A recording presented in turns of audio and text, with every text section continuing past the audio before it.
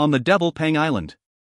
After Qin Yu and his two sworn brothers messaged each other last time, Hou Fei and He Yu have decided to rush to the chaotic astral ocean to meet Qin Yu, and he has also decided to leave the Devil Pang Island to go and meet them again. At the moment, Qin Yu is bidding farewell to the three masters of the Devil Pang Island and also Lian Chong.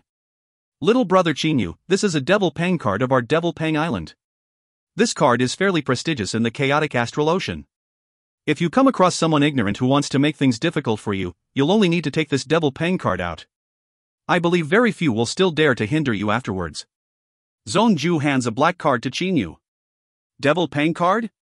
Having this card in the chaotic astral ocean is almost the same as having a protective talisman.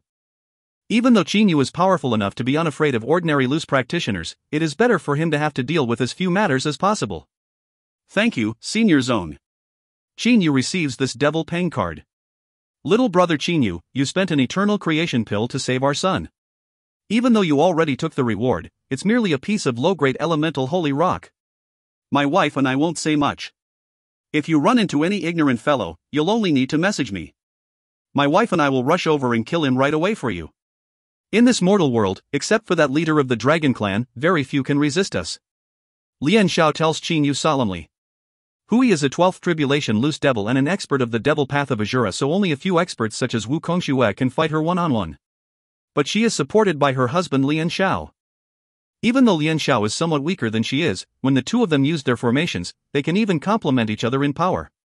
If the two of them join forces, they will be so strong that not even the likes of Wu Kongxue will dare to take them on. This is also the reason why the two of them are called the double Azura devils. Chonger, you see little brother Qin Yu off on our behalf. Hui says to her son. Yes, mother. Lian Chong looks at Qin Yu again. Let's go, brother Qin Yu. Qin Yu and Lian Chong then fly out of the Devil Pang Island. While flying northeast, they talk with each other. They have not known each other for a long time, but a strong bond has been developed between them. At this moment. Hey, brother Lian. A voice comes from the distance. Immediately afterwards, a figure dressed in flowing white clothes appears in front of Qin Yu and Lian Chong. This individual has an air of wildness about him. Xiao Yao, it's you? A hint of happiness appears on Lian Chang's face. Brother Qin Yu, let me introduce you two to each other. This is Xiao Yao, the disciple of the Flowing Cloud Island's master. He gets along with people exceptionally well. Xiao Yao, this is. Xiao Yao says smilingly, no need to tell me. I also know that this is your good brother Qin Yu, who you can give your life for. Even though I live on the Flowing Cloud Island, I've heard that you've got a good brother who even saved your life. It's nice to meet you, brother Qin Yu. I am Xiao Yao, who likes roaming about freely and making friends the most. From now on, you're also considered a good friend of mine. Xiao Yao says to Qin Yu enthusiastically. As soon as Qin Yu hears that, he figures out some information about the person in front of him. Roaming about freely and making friends? This Xiao Yao should have lots of friends in the chaotic astral ocean. Judging from his temperament, he shouldn't be the vicious type. He also accepts this person's good intentions. He then looks at Lian Chong. Brother Lian Chong, you've been seeing me off so far. There's no need to go further. Lian Chong is startled, then immediately pats Qin Yu on his shoulder, saying, Good brother, I also know you're impatient to meet your two brothers, so I won't hinder you.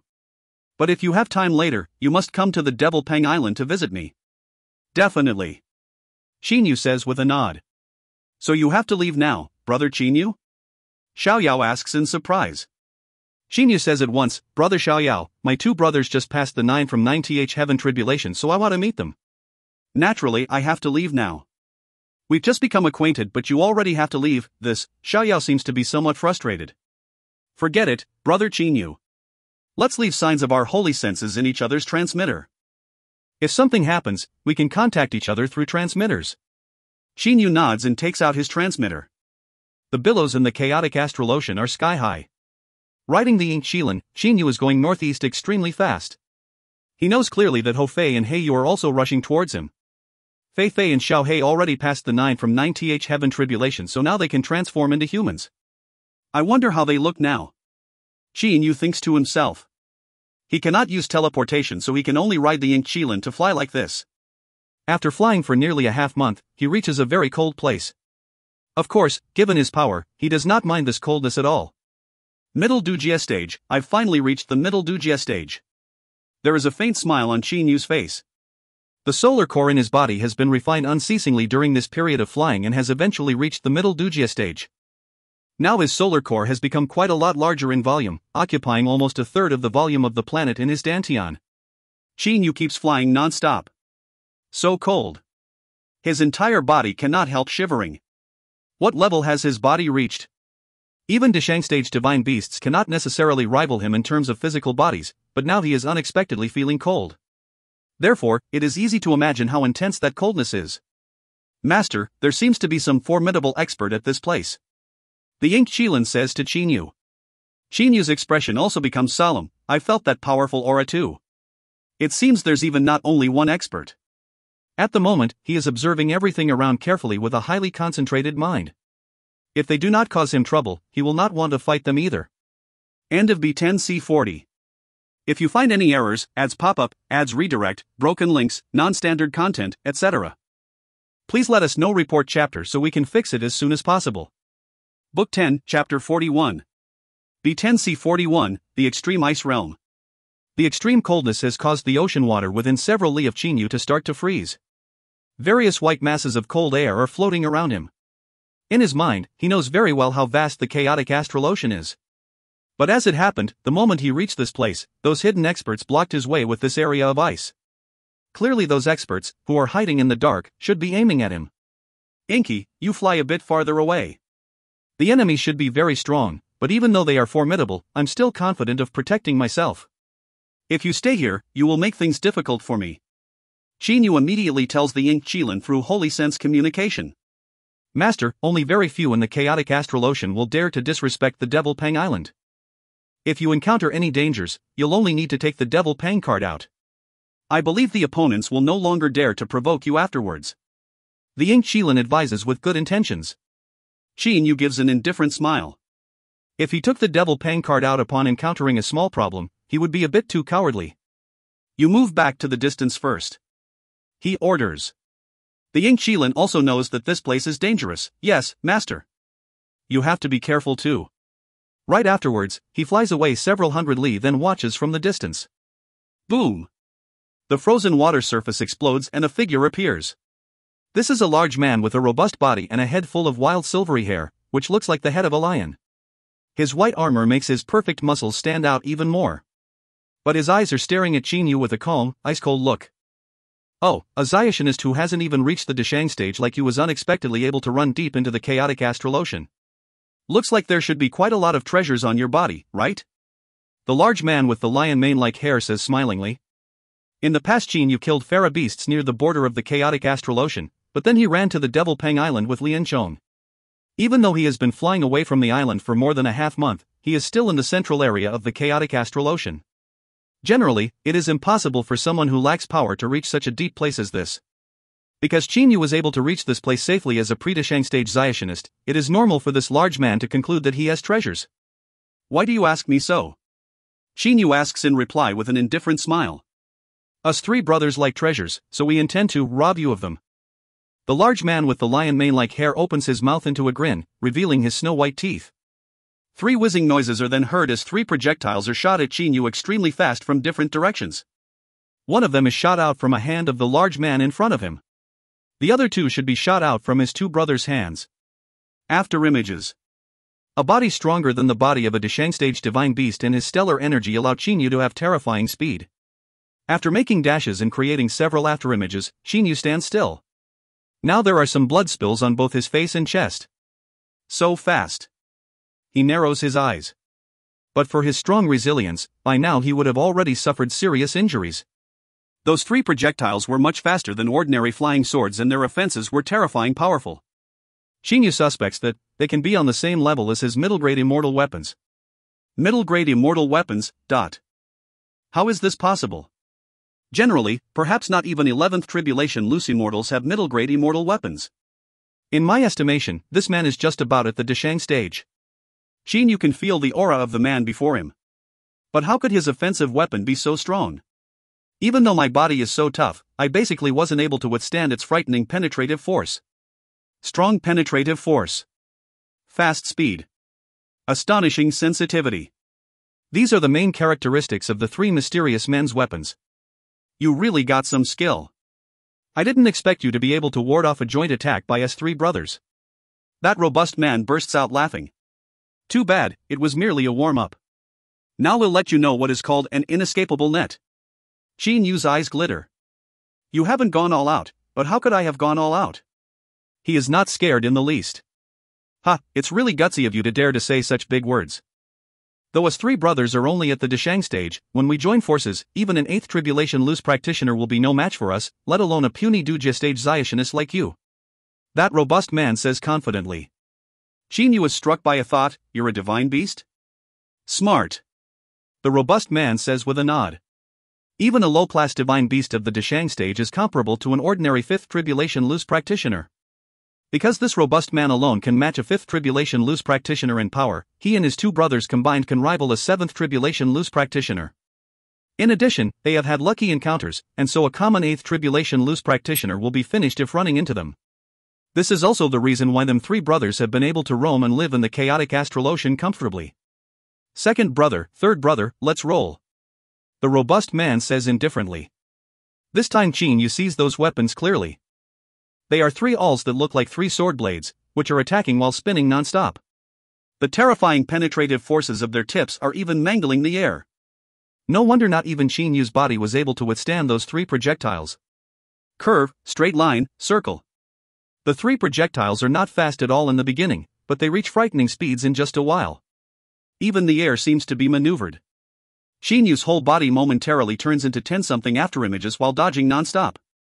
Even though he is not as fast as these three special projectiles. The robust man and his two brothers were only able to obtain the projectiles through good luck. They are even faster than Qin Yu's middle-grade immortal sword. Qin Yu's reactions are very quick, but he still suffers puncture wounds at times. He can only try his best to keep his vital parts from getting hit. As long as the vital parts are not damaged, given his recovery ability, his wounds can heal completely in the blink of an eye. If not for my recovery ability, perhaps I would have been killed long ago. When these three projectiles join forces, even Deshang stage divine beast will probably be killed in an instant. For the first time Qin Yu has a bit of a headache, but his body is still dodging extremely fast simultaneously. He has a headache. Those three Deshang stage divine beasts have an even bigger headache. Big brother, even though our sword blade alls are just low-grade immortal weapons, when we use them, they should be as powerful as middle-grade immortal weapons. Why haven't we been able to injure this Dujia stage brat now? A voice rises in the robust large man's mind. Big brother, I saw this brat get injured with my own eyes. Why is he still unharmed now? Another voice rises. This robust man ponders, then says through his holy sense, in my opinion, this brat's got a treasure on his body and it allows him to heal his injuries quickly with its powerful life force. Plus, him being so fast should have to do with the profundity of his technique. A treasure that can restore things? Both the second and the third brothers are shocked. They certainly understand the implications of a treasure of this kind.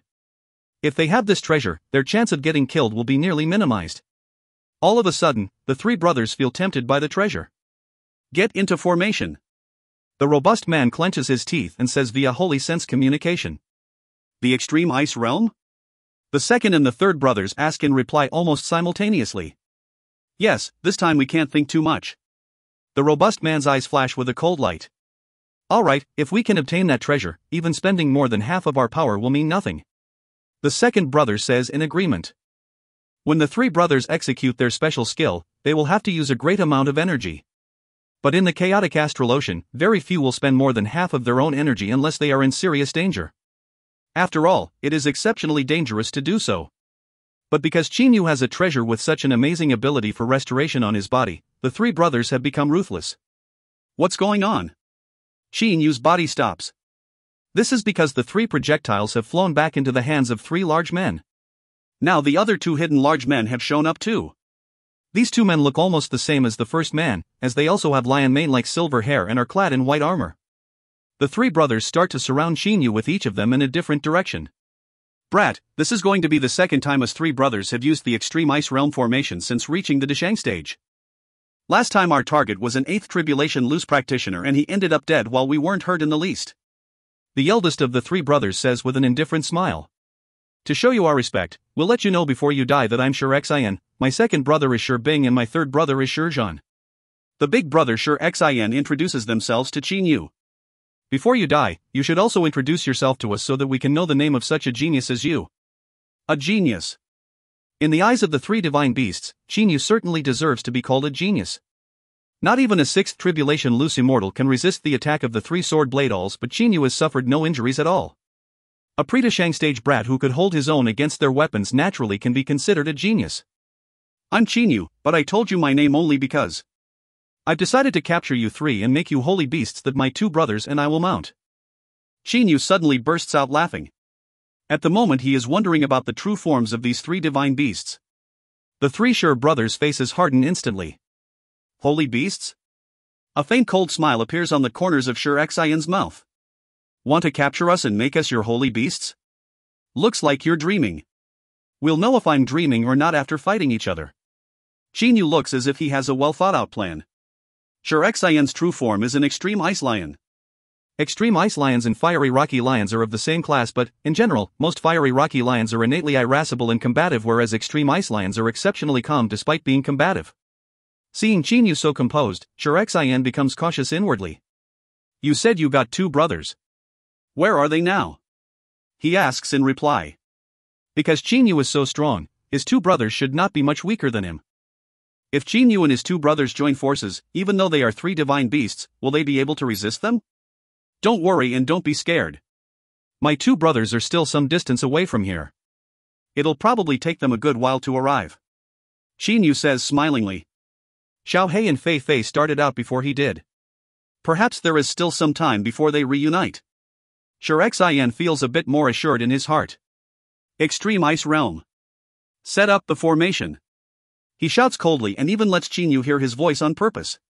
Chinyu immediately becomes careful inside and pays close attention to his surroundings. Other people set up formations in very complex ways, but these three divine beasts set up their formation in an exceptionally strange and simple manner. The three Sure brothers only turn their face upwards and roar. Their roars resound through the sky. Meanwhile, various bluish-white beams of light shoot out from inside their bodies. Those bluish-white beams of light then begin to flash around non-stop. In just a while, a huge spherical area is formed and the edge of this area is full of those bluish-white cold currents. Mysteriously complex talismanic seals are moving on the smooth edge, which is giving off a terrifying aura. This large formation seems to have engulfed a whole area, creating an isolated field. The temperature inside this field is frighteningly low. So cold. Chinyu's entire body even quivers. With brightening eyes, he observes this so-called extreme ice realm carefully. Sure Xian, Sure Bing and Sure Zhan are standing in the extreme ice realm, their faces filled with enjoyment. Their true forms are extreme ice lions, so they like the conditions in the extreme ice realm the most. This kind of environment coupled with the mystic eyeballs inside their bodies can allow them to have an offense twice as good as normal. The three of you definitely can't set up this formation by yourselves. Chinyu says firmly while looking at the three Sure brothers before him. The formidability of this extreme ice realm can be noticed with just a simple observation. Such a cold environment, such profound talismanic seals and such an extremely terrifying aura. Chinyu simply does not believe that Shang stage divine beasts can set it up. You're smart. Sure Xian says with a smile. This formation comes with the mystic eyeballs. In the past, us three brothers discovered a precious place in the chaotic astral ocean and obtained the sword blade alls and the mystic eyeballs. After swallowing the mystic eyeballs, we can form the extreme ice realm formation just by slightly activating them. The three Sure brothers only need to spend their energy to activate this formation because the formation is maintained with the energy of the mystic eyeballs. Even so, Sure Xian and his brothers still have to use quite a lot of energy for the activation. I forgot to tell you that the mystic eyeballs not only can set up the extreme ice realm, they also give us the extreme ice armor. Given your power, you definitely can't break our defense. In addition, our offense is greatly improved in this environment while your power is reduced. You will die for sure. Sure Xian says confidently. At the same time, he makes a swaying movement with his body, turning into a huge lion that is 5 to 6 m long and 2 to 3 m tall. This lion has a single horn and is covered in snow-white hair from head to toe. This is none other than a divine beast, extreme ice lion. A bluish-white light then shines on the stomach of the extreme ice lion. In an instant, the bluish-white light forms a hard silvery suit of armor on the surface of the lion's body. Being completely white, the extreme ice lion looks so majestic. The mystic eyeballs? One of them seems to be the treasure that sent out the bluish-white light from the stomach of this divine beast. Is the white armor formed by this mystic eyeball really very strong? Chinyu simply does not believe that he cannot break the opponent's defense. At the same time, two other extreme ice lions have also appeared in the other two directions. End of B10C41. If you find any errors, ads pop-up, ads redirect, broken links, non-standard content, etc., please let us know. Report chapter so we can fix it as soon as possible. Book 10, Chapter 42. B10C42, A Battle of Fields. The talismanic seals and markings are moving non-stop on the edge of the extreme ice realm while various white misty masses are floating inside this realm. As soon as Chinyu's body touches those white misty masses, the touching parts go numb as if they have been frozen stiff. Roar following a lion roar, Shurexin alone flies up and rushes towards Chinyu like lightning. At the same time, the white misty masses around his extreme ice lion body become exceptionally thick. Chinyu dodges away immediately with a movement of his body. I didn't expect it to be this cold. He has avoided the extreme ice lion strike, but the white misty masses sent out by the extreme ice lion's body have invaded and are attacking his whole body, causing it to tremble uncontrollably. The energy of the solar core in his dantian immediately spreads throughout his body, repelling that numbing sensation right away. Suddenly, gusts of wind blow on Chinyu's body. Despite dodging away immediately, he still feels a wave of pain. A wound that is 3 cun long has appeared on his back, but it heals completely in just a while. To be exact, it has healed in the blink of an eye. Ha, brat, you really got a treasure. The three extreme ice lions' eyes all glitter. Such a recovery ability is really too amazing. The extreme ice lions do not believe that someone's natural recovery ability can be so strong. Perhaps not even super divine beasts are so formidable.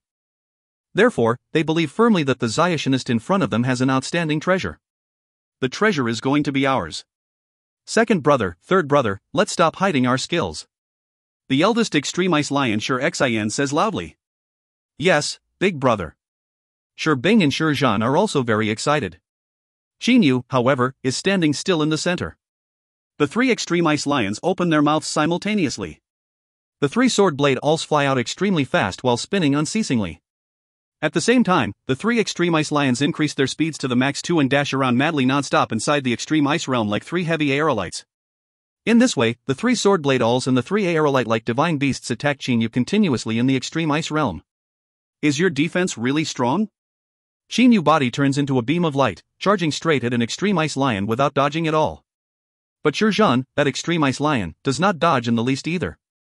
He is even looking forward to this. Hardness clashes with hardness. A small aerolite and a big one collide head-on. The fierce collision makes Chinyu feel his internal organs shake violently. His body is sent flying away involuntarily and his blood flows out from the corners of his mouth. But the three sword blade alls and the other two extreme ice lions immediately come at him. Chinyu's body does several somersaults, avoiding the two extreme ice lions' sharp claws and a sword blade all in quick succession. Of the other two sword blade alls, one pierces through his thigh and one scrapes his face, but his wounds all heal fully in just a while. I still don't believe your defense is so strong. Touring into a beam of light again, Chinyu rushes at an extreme ice lion. You're seeking your death. The extreme ice lion named Bing is not scared at all.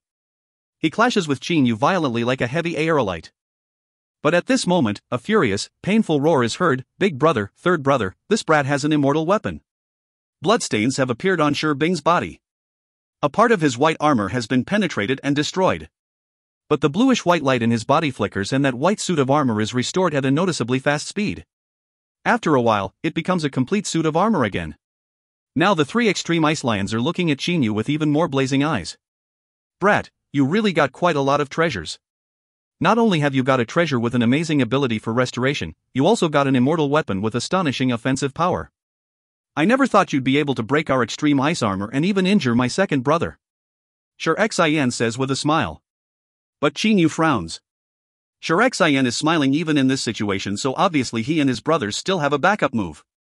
Moreover, the defense of the opponent's extreme ice armor is really very strong and may rival that of immortal items. Most importantly, even if he does his best to break the extreme ice armor, the mystic eyeballs inside the bodies of those extreme ice lions will automatically restore it to normal in just a while. Now Chinyu finally has a headache. Brat, don't you think that we can't capture you because you got a treasure with an amazing ability for restoration? Shurexin says with an indifferent smile. Various seal-style markings then begin to float out from the three extreme ice lions' stomachs. Each marking is radiating a peculiar light. These markings look very similar to the markings on the edge of the extreme ice realm.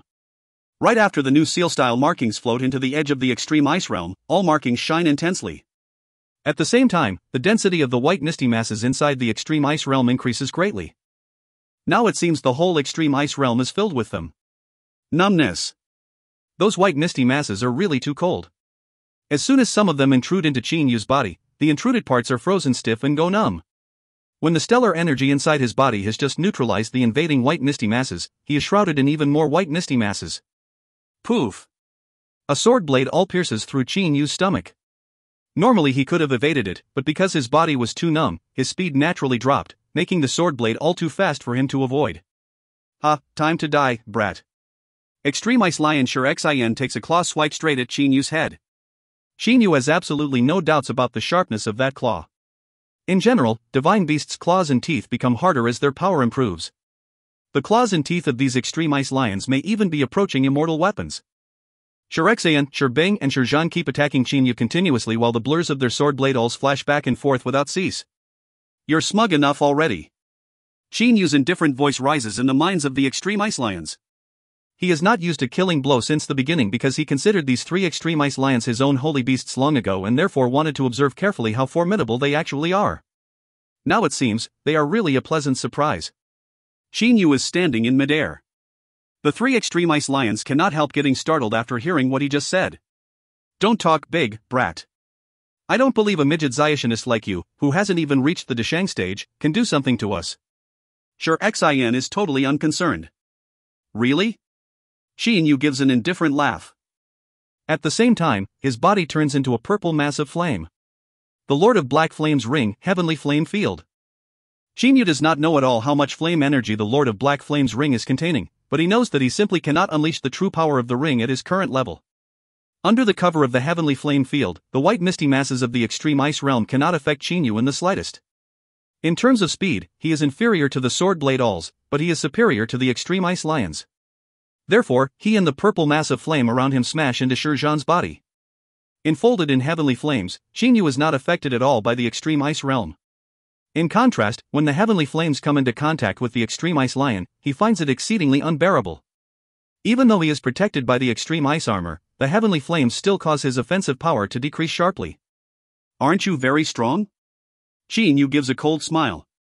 The heavenly flame field around him unexpectedly expands quite a lot in an instant, almost enfolding the entire body of the extreme ice lion. Not only the extreme ice lion's torso, even his head, his eyes, and his tail are shielded completely on the outside by a white layer of armor too. That mystic eyeball is indeed marvelous, as it can form the extreme ice armor. In addition, it can form the armor at any place on the extreme ice lion's body without even affecting his offense at all. The heavenly flames and the extreme ice armor come into contact with each other. One is extremely hot, the other extremely cold. They cancel each other out. At this moment, Chinyu lands a series of fierce punches on the face of the extreme ice lion, his fists covered in heavenly flames and looking like illusions.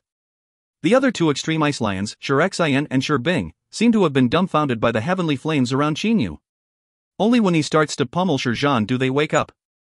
Letting out furious roars, they immediately charge at him. Thanks to the heavenly flames, Chinyu is not affected by the extreme ice realm, but Shirzhan's body is being surrounded by the heavenly flames, so the amplification effect of the extreme ice realm is basically useless to him and his offensive power has even dropped because of this instead. Given Chinyu's strong physical body, it is not difficult at all for him to handle a Dashang stage divine beast. In the blink of an eye, extreme ice lion Shirzhan is knocked out by several hundred heavy punches. Good, this is the first. Chinyu makes a wave of his hand. A black rope ties the extreme ice lion up right away. He immediately throws the lion straight into the Chinyu Immortal Mansion with a thought. As the owner of the Chinyu Immortal Mansion, Chinyu naturally can put someone else in it. Of course, this can only be done on condition that this someone does not resist. Now extreme ice lion Shirzhan has been knocked out by several hundred quick and fierce punches and has been tied up. How can he possibly resist? After coming into the Chinyu Immortal Mansion, perhaps even golden immortals will have to listen to Chinyu's orders. Where's third brother? Both Shirbing and Shurexin roar furiously almost at the same time. They have just seen their third brother disappear suddenly just like that with their own eyes. This is really too unbelievable. Your third brother? Chinyu looks astounded, but then he bursts into laughter immediately. He's waiting for you in a very beautiful place. He charges at another extreme ice lion. This time his target is Shirbing. The Lord of Black Flames ring, Heavenly Flame field. When the heavenly flames touch his body, even though Sherbing is protected by the extreme ice armor, he still loses his composure because extreme ice lions hate flame the most. The same move is used. A bombardment of heavy punches. However, Sherbing already saw his third brother get knocked out by this move and then get tied up, so he uses his own sharp claws to attack Qin Yu like crazy. Answering attacks with attacks? This is most welcome to Qin Yu. The wounds inflicted on him by the claws heal in the blink of an eye, but Sherbing's injuries become more and more serious. Get lost. The eldest extreme ice lion Shurexin rushes over. But now Qin Yu has already turned the Black Origin into a rope again and is about to tie Sherbing up. Noticing that Shurexin is charging at him from behind, he only gives a smile. The Lord of Black Flames ring gravitational field. The entire body of Shurexin, who a moment ago was rushing over extremely fast, sinks abruptly as if he is being pressed down by a great mountain. Naturally, his attack fails to reach Qin Yu. Qin Yu leisurely ties Sherbing up and throws him straight into the Qin Yu Immortal Mansion. You're the only one left. He looks at Shurexin and says with a smile. End of B10C42.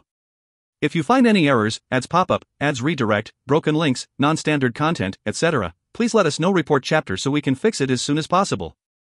Book 10, Chapter 43. B10C43, Hofei and Heiyu. What did you do to my second and third brothers? You haven't killed them. If you had killed them, where would their bodies be now? Spit it out, where did you send them to? At the moment, Shurexin appears extremely furious. He has already changed into his human form. The three brothers were born of the same parents and have been practicing and struggling for survival in the chaotic astral ocean together. All of them were lucky enough to pass the 9 from 9th heaven tribulation to reach the Deshang stage. They are already no longer far from achieving ascension, but this time they have run into a Zionist who is a wolf in sheep's clothing. This is a Zionist who has not even reached the Deshang stage, but he has defeated the three of them completely. Even though they are divine beasts and have the sword blade alls and the mystic eyeballs, one being low-grade immortal weapons and the other being natural treasures, they have still been defeated by a mere pre-Deshang stage Zionist. Your second and third brothers? Oh, don't worry. They're not dead yet. Qin Yu now says casually. The extreme ice realm has not been maintained by the mystic eyeballs since he threw Sherbing and Shurjan into the Qin Yu Immortal Mansion, so it has already started to melt gradually and the white misty masses have also started to vanish slowly. The only one left is Shurexin, so Qin Yu can definitely catch him with ease. They're not dead, then where are they now? Shurexin asks anxiously. Very simple, if you let me capture you without putting up a fight, I'll take you to see them. Qin Yu says with an indifferent smile. Shurexin's face hardens. Zionist, do you think I'm an idiot? Letting you capture me without putting up a fight? You say you haven't killed my two brothers, but who knows if that's true? Who knows if you're trying to fool me? Shurexin, do I still need to fool you? Qin Yu asks in reply. Shurexin is startled. He recalls how formidable Qin Yu was, a Zionist who has not reached the Deshang stage and yet can control the heavenly flame, which is feared by even standard immortals. If not for them being three divine beasts and having the mystic eyeballs, which can form the extreme ice armor, perhaps the heavenly flame alone would have been enough to destroy the three of them. In addition to the heavenly flame, Qin Yu even has a treasure with an astonishing ability for restoration, an immortal weapon which was able to break through the defense of the extreme ice armor and that pressure, which appeared at the last moment all of a sudden. All these things cause Shurexin to find the Zionist in front of him so mysterious. Just the combination of Qin Yu's ability to control the heavenly flame, his body, which can almost be called imperishable, and his speed, which is far superior to Shurexin's, is already enough to make it absolutely impossible for Shurexin to run away. Of course, this body can only be called imperishable on condition that Qin Yu's soul is not attacked. For example, an expert of Zhong Ju's caliber will probably blow Qin Yu's head to pieces directly before he can even dodge, destroying his soul. At that time, his recovery ability will be useless no matter how amazing it is. When the soul is shattered, he will definitely die. But Shurexin does not have the ability to destroy Qin Yu's soul in an instant yet. Right, you don't need to fool me. The three of us joined forces in the extreme ice realm, but you were still able to capture my two brothers. Now I don't have the extreme ice realm or my brother's help, so I can't even run away. Shurexin says with a forced smile. Okay, I agree to let you capture me without fighting back. He looks at Qin Yu. I hope you aren't fooling me and will let me see my two brothers. Don't worry. I'm certainly not fooling you. Qin Yu makes a wave of his hand. A black rope automatically lengthens and ties Shurexin up firmly right away. This black origin is a top-grade holy weapon after all, and it can take all kinds of forms, so not even Shurexin can break it by struggling with his current power. Besides, the rope has wound around him in a great many loops, so even if he goes all out to break a loop, there will still be many more left. And the black origin can even wind more loops around him. Shurexin has let Qinyu tie him up at will using the rope without resisting. Now meet your two brothers. With a thought, Qinyu also throws him straight into the Qingyu Immortal Mansion. As the three divine beasts have been sucked into the Qingyu Immortal Mansion, naturally the original area of ice now begins to melt away. Gradually, the frozen water surface is shattered by the water pressure, and this area reverts to being an area with sky-high billows. There is a faint smile on Qinyu's face. He is really very happy at the moment. In the past he obtained 4 holy beast collars in the treasure-storing tower. One of them was used to tame the Inked Shilin, so now there are still 3 unused holy beast collars, which are just enough for the 3 extreme ice lions. Master. The Inked Shilin has quickly flown up to Qinyu. Master, you have handled those enemies, haven't you? I've handled them. Qinyu says with a smile. Let's go into the Immortal Mansion, Inky. After subduing the Inked Shilin, Qinyu has also taken him into the Qingyu Immortal Mansion, so he is aware of the existence of the Qingyu Immortal Mansion. As the owner of the Qingyu Immortal Mansion, Qinyu can let anyone else enter it. But if he himself wants to go into the mansion, he will have to take it out and put it on a certain place to be able to do so. When the mansion is still in his body, he cannot go into it. This Qingyu Immortal Mansion is very wonderful, being able to enlarge or shrink just like holy items or immortal items. To a certain extent, it indeed can be considered an immortal item, only this immortal item took an exceedingly shocking amount of materials to make. Qinyu puts the shrunken Qingyu Immortal Mansion in a corner at the bottom of the ocean. At the same time, he controls the illusionary spells, making the Qingyu Immortal Mansion look like a submerged rock. His body then goes straight into the mansion like a blue wisp of smoke. The Inked Shilin was already sent into the mansion even before he took it out. In a garden of the Qingyu Immortal Mansion. Qinyu is sitting in a chair made of elemental holy rock looking at the 3 dumbfounded extreme ice lions before him. The Inked Shilin is laughing on one side of him. The Inked Shilin certainly knows what the 3 extreme ice lions are thinking in their minds. When he first came into this immortal mansion, he was also scared stiff by the fact that it is made entirely of elemental holy ore. Even all the elemental holy rock of the deposit on the Devil Pang Island is a smaller amount than the elemental holy rock of this immortal mansion. Moreover, this whole mansion was carved out of a massive chunk of elemental holy ore. Shurexin, Bing, and Zhang look at each other, their eyes full of fright. The 3 of them have seen elemental holy rock. They even killed an 8th Tribulation loose practitioner just because of a piece of elemental holy rock, and a low-grade one at that. Having been living in the chaotic astral ocean for a long time, these 3 extreme ice lions know very well how valuable elemental holy rock is here. Good heavens! How can this place have so much elemental holy rock? Shurexin and his brothers have been shocked completely. On one side, Qinyu is in no hurry. He is only drinking spring water. On the Qianlong continent, when some rustics go into big cities such as capitals, most of them have pretty much the same expression as the 3 Shur brothers. They are all so shocked and overwhelmed with disbelief. Gentlemen, Qinyu finally says. Only now do the Shur brothers wake up. The big brother Shurexin says first, you already amazed the 3 of us a lot in the extreme ice realm. Who could have thought that what you showed wasn't everything you got? This mansion. Where did you get this much elemental holy rock? No, all parts of this mansion seem to be a whole. This should be impossible. He immediately lies prone on the ground to observe carefully. A chunk, could it be this whole mansion is made of a huge chunk of elemental holy rock? Shurexin feels a dizzy spell. This is really too shocking. Bing and Zhang are totally shocked too. Where did such an enormous chunk of elemental holy rock come from? No, how can there be such a huge chunk of elemental holy rock? This is elemental holy ore. Only, it is of such exceptionally high quality that it shows almost no signs of impurities. Qinyu says smilingly. The 3 Shur brothers are Deshang stage divine beasts, after all, so they calm down in a while. Why did you take us to this place?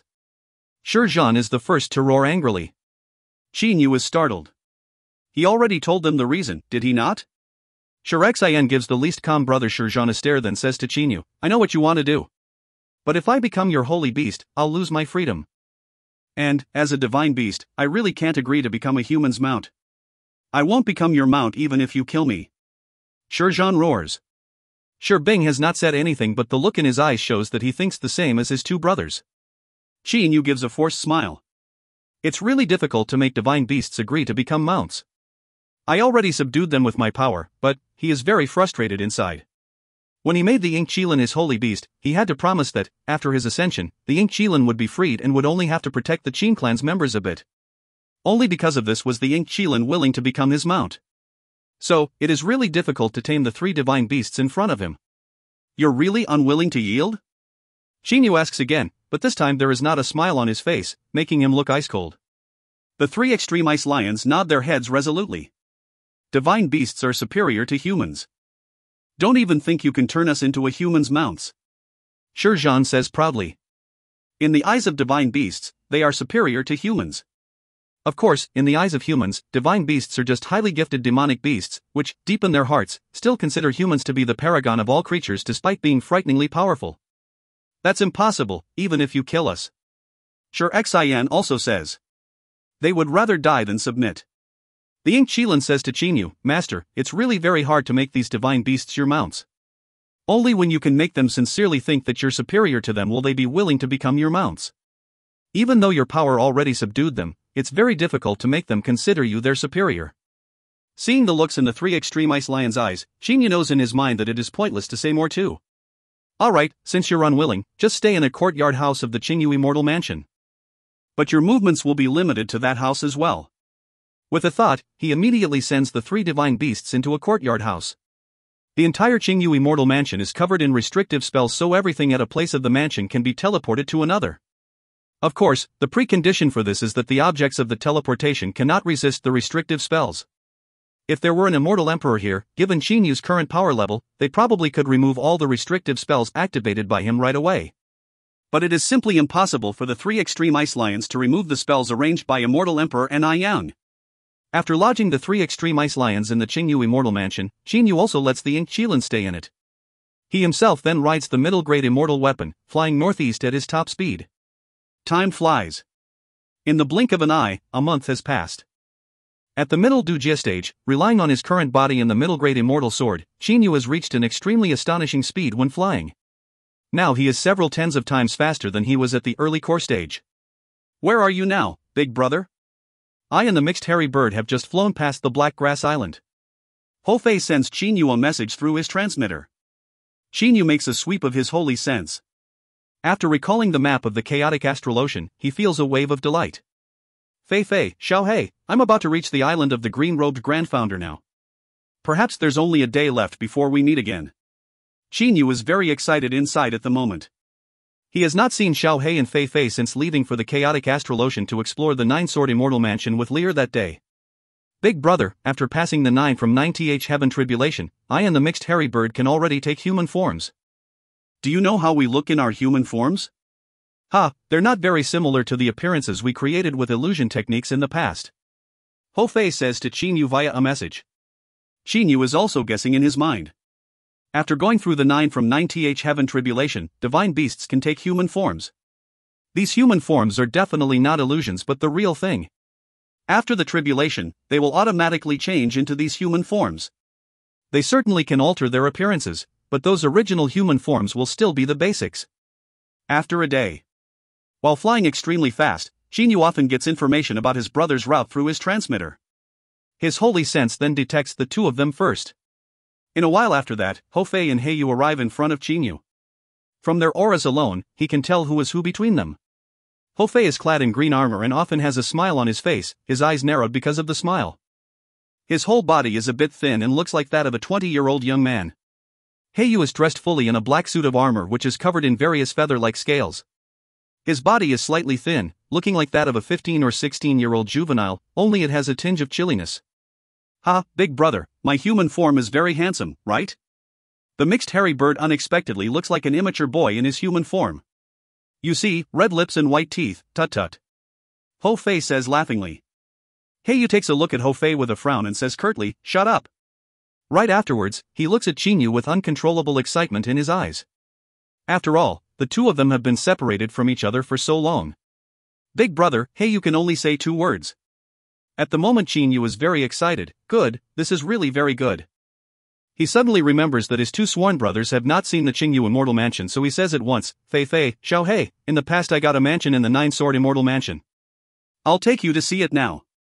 After saying so, he pulls his two brothers down into the chaotic astral ocean simultaneously. End of B10C43. If you find any errors, ads pop up, ads redirect, broken links, non-standard content, etc., please let us know. Report chapter so we can fix it as soon as possible. Book 10, Chapter 44. B10C44, Shaking. Clouds and mists are drifting in the Qingyu immortal mansion as usual. At the moment, Qingyu and his two brothers are gathering in the East Garden. He is on one side and is talking about where he obtained this Qingyu immortal mansion from and about some characteristics of the mansion. Big brother, this is the immortal mansion you obtained? Hou Fei's eyes pop out of his head. He looks at the perfectly sophisticated Qingyu immortal mansion with a face full of disbelief. Beside him, Xiaohei also has a completely astonished expression. Oh my, big brother, who could have thought that nine-sword immortal mansion would have so many treasures? If I had known this earlier, I would have gone and plundered it. Hou Fei appears to be somewhat disappointed, but Heiyu still looks grim. Obviously he cares very little about what Hou Fei says. Heiyu looks at Qingyu, saying, Big brother, can you tell us a bit about what you encountered in the nine-sword immortal mansion? Hou Fei immediately looks at Qingyu too. Alright, then I'll tell you carefully. That day. It takes Qingyu almost an hour to give a thorough account of what he encountered in the nine-sword immortal mansion and how other experts intrigued against and fought each other. The Ni Yang realm? Big brother, when even the nine-sword immortal mansion had so many treasures, the Ni Yang realm must have a lot more stuff. Humph, you've got the map, haven't you? Let the three of us join forces and go to plunder it together and bring everything back. What do you think? Hou Fei says excitedly. Heiyu, however, says coldly, go to seek your death? What did you say? Hou Fei is angered at once. Monkey, didn't you hear what Big Brother said? Even the nine-sword immortal mansion was so dangerous.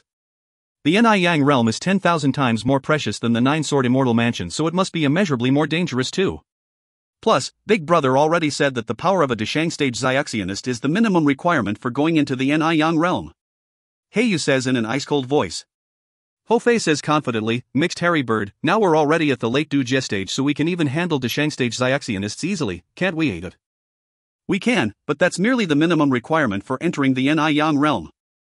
I really don't think the comers who barely meet the minimum requirement will be able to get many treasures. They will be lucky if they can protect their little lives. Heiyu always criticizes Hou Fei. Hou Fei is so angry that he is speechless. Qingyu says smilingly, alright, what Xiaohei said makes a lot of sense. I've also thought it over carefully. The message this immortal Emperor Ni Yang left behind for me in the Lord of Black Flames ring says that only those with at least the power of a Deshang stage Xiaoxianist can go into the Ni Yang realm. But that's merely the entrance test for the Ni Yang realm. Most probably there are more tests even more dangerous inside the Ni Yang realm. I'm afraid the power of a Deshang stage Xiaoxianist is still insufficient. Besides, I think it's impossible for a hideout of a super immortal emperor not to have some terrifyingly powerful restrictive spells. So, we better go in together with some experts. When those 12th tribulation loose immortals and loose devils hurry on ahead, we'll just follow them. If we can obtain any treasures, that will be great, but if we can't, that won't be a problem either. After all, now we still lack power, so in fact it's already extraordinary that we've got the Qingyu immortal mansion. He knows himself very well. After all, he has not even reached the level of standard immortals and standard devils. In the immortal world, generally only experts of the mystic immortal stage can have immortal mansions like the Qingyu immortal mansion. Even if they cannot compare with immortal Emperor Ni Yang, they are level 1 mystic immortals at the very least. Hou Fei ponders for a while, then nods. What you said makes sense, Big Brother. That Ni Yang realm must be exceptionally dangerous. Let those 12th tribulation loose practitioners rush ahead. We'll take advantage of them at the back. He bursts into strange laughter. Fei, Xiaohei, in the past Uncle Lon took you to a mysterious place for you to undergo special training. It's been just several years since then, but you both have even passed the 9 from 9th heaven tribulation. Tell me, what mysterious place could be so formidable? Now Qingyu has always been very curious about this. In the beginning they were only at the early Dongxu stage, but now they have surpassed the Kongming stage and have even overcome the 9 from 9th heaven tribulation to reach the late Dujie stage. A normal Xiaoxianist will need at least several thousand years to achieve that, but they needed only about 2 years. Their power could be improved rapidly, but how could their soul levels be improved so fast too? Both Hou Fei and Heiyu frown. Big Brother, in fact we don't know where that place is either. Heiyu says. Seeing Hofei's and Heiyu's expressions, Xingyu knows that his two brothers really do not know where that place is. At the time, Uncle Lan took us away with him directly using teleportation. After the teleportation, we arrived in a mysterious place that we'd never heard of. The holy energy in that place was even 100 times thicker than the holy energy outside. We trained in there for more than 100 years and reached all the way up to the middle Dujia stage. Uncle Lan then took us to leave that place and put us on an islet within the territory of the Stellar Tower so that we could wait for our tribulations. After the tribulations, we went directly from that islet to look for you. Hofei says carefully. More than 100 years? Xingyu is in disbelief. When I went into the Nine-Sword Immortal Mansion, you also left with Uncle Lan. It's been only a short time since then, just about 2 years, but. Hofei and Heiyu look at each other, their eyes full of frustration. We don't know either. We've been doubtful about that in our minds too.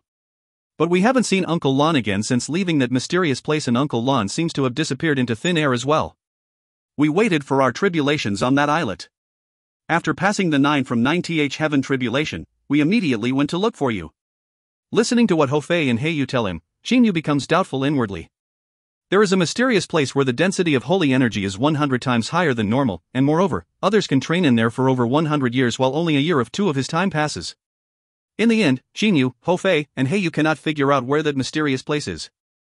They can only conclude that this miraculous place is different from the outside world and its density of holy energy is also different. Perhaps it is a certain special, secret place. Holy beast mounts? Ha, big brother, so you can't subdue them? Humph, let me try. After hearing Xingyu talk about holy beasts and holy beast collars, Hofei volunteers to go and tame those 3 extreme ice lions. That's fine. Let me see your skills, both of you. With a thought, Xingyu moves the 3 extreme ice lions directly from their courtyard house in front of the 3 brothers. After seeing the 3 extreme ice lions, Hofei and Heiyu cannot help exchanging a smile. How long have you been practicing? Heiyu asks indifferently. Shirexayan, Shirbing and Shirzhan immediately feel a faint air of dominance about Heiyu's and Hofei's bodies. That is the air of dominance which superior divine beasts specially possess. Divine beasts are very haughty.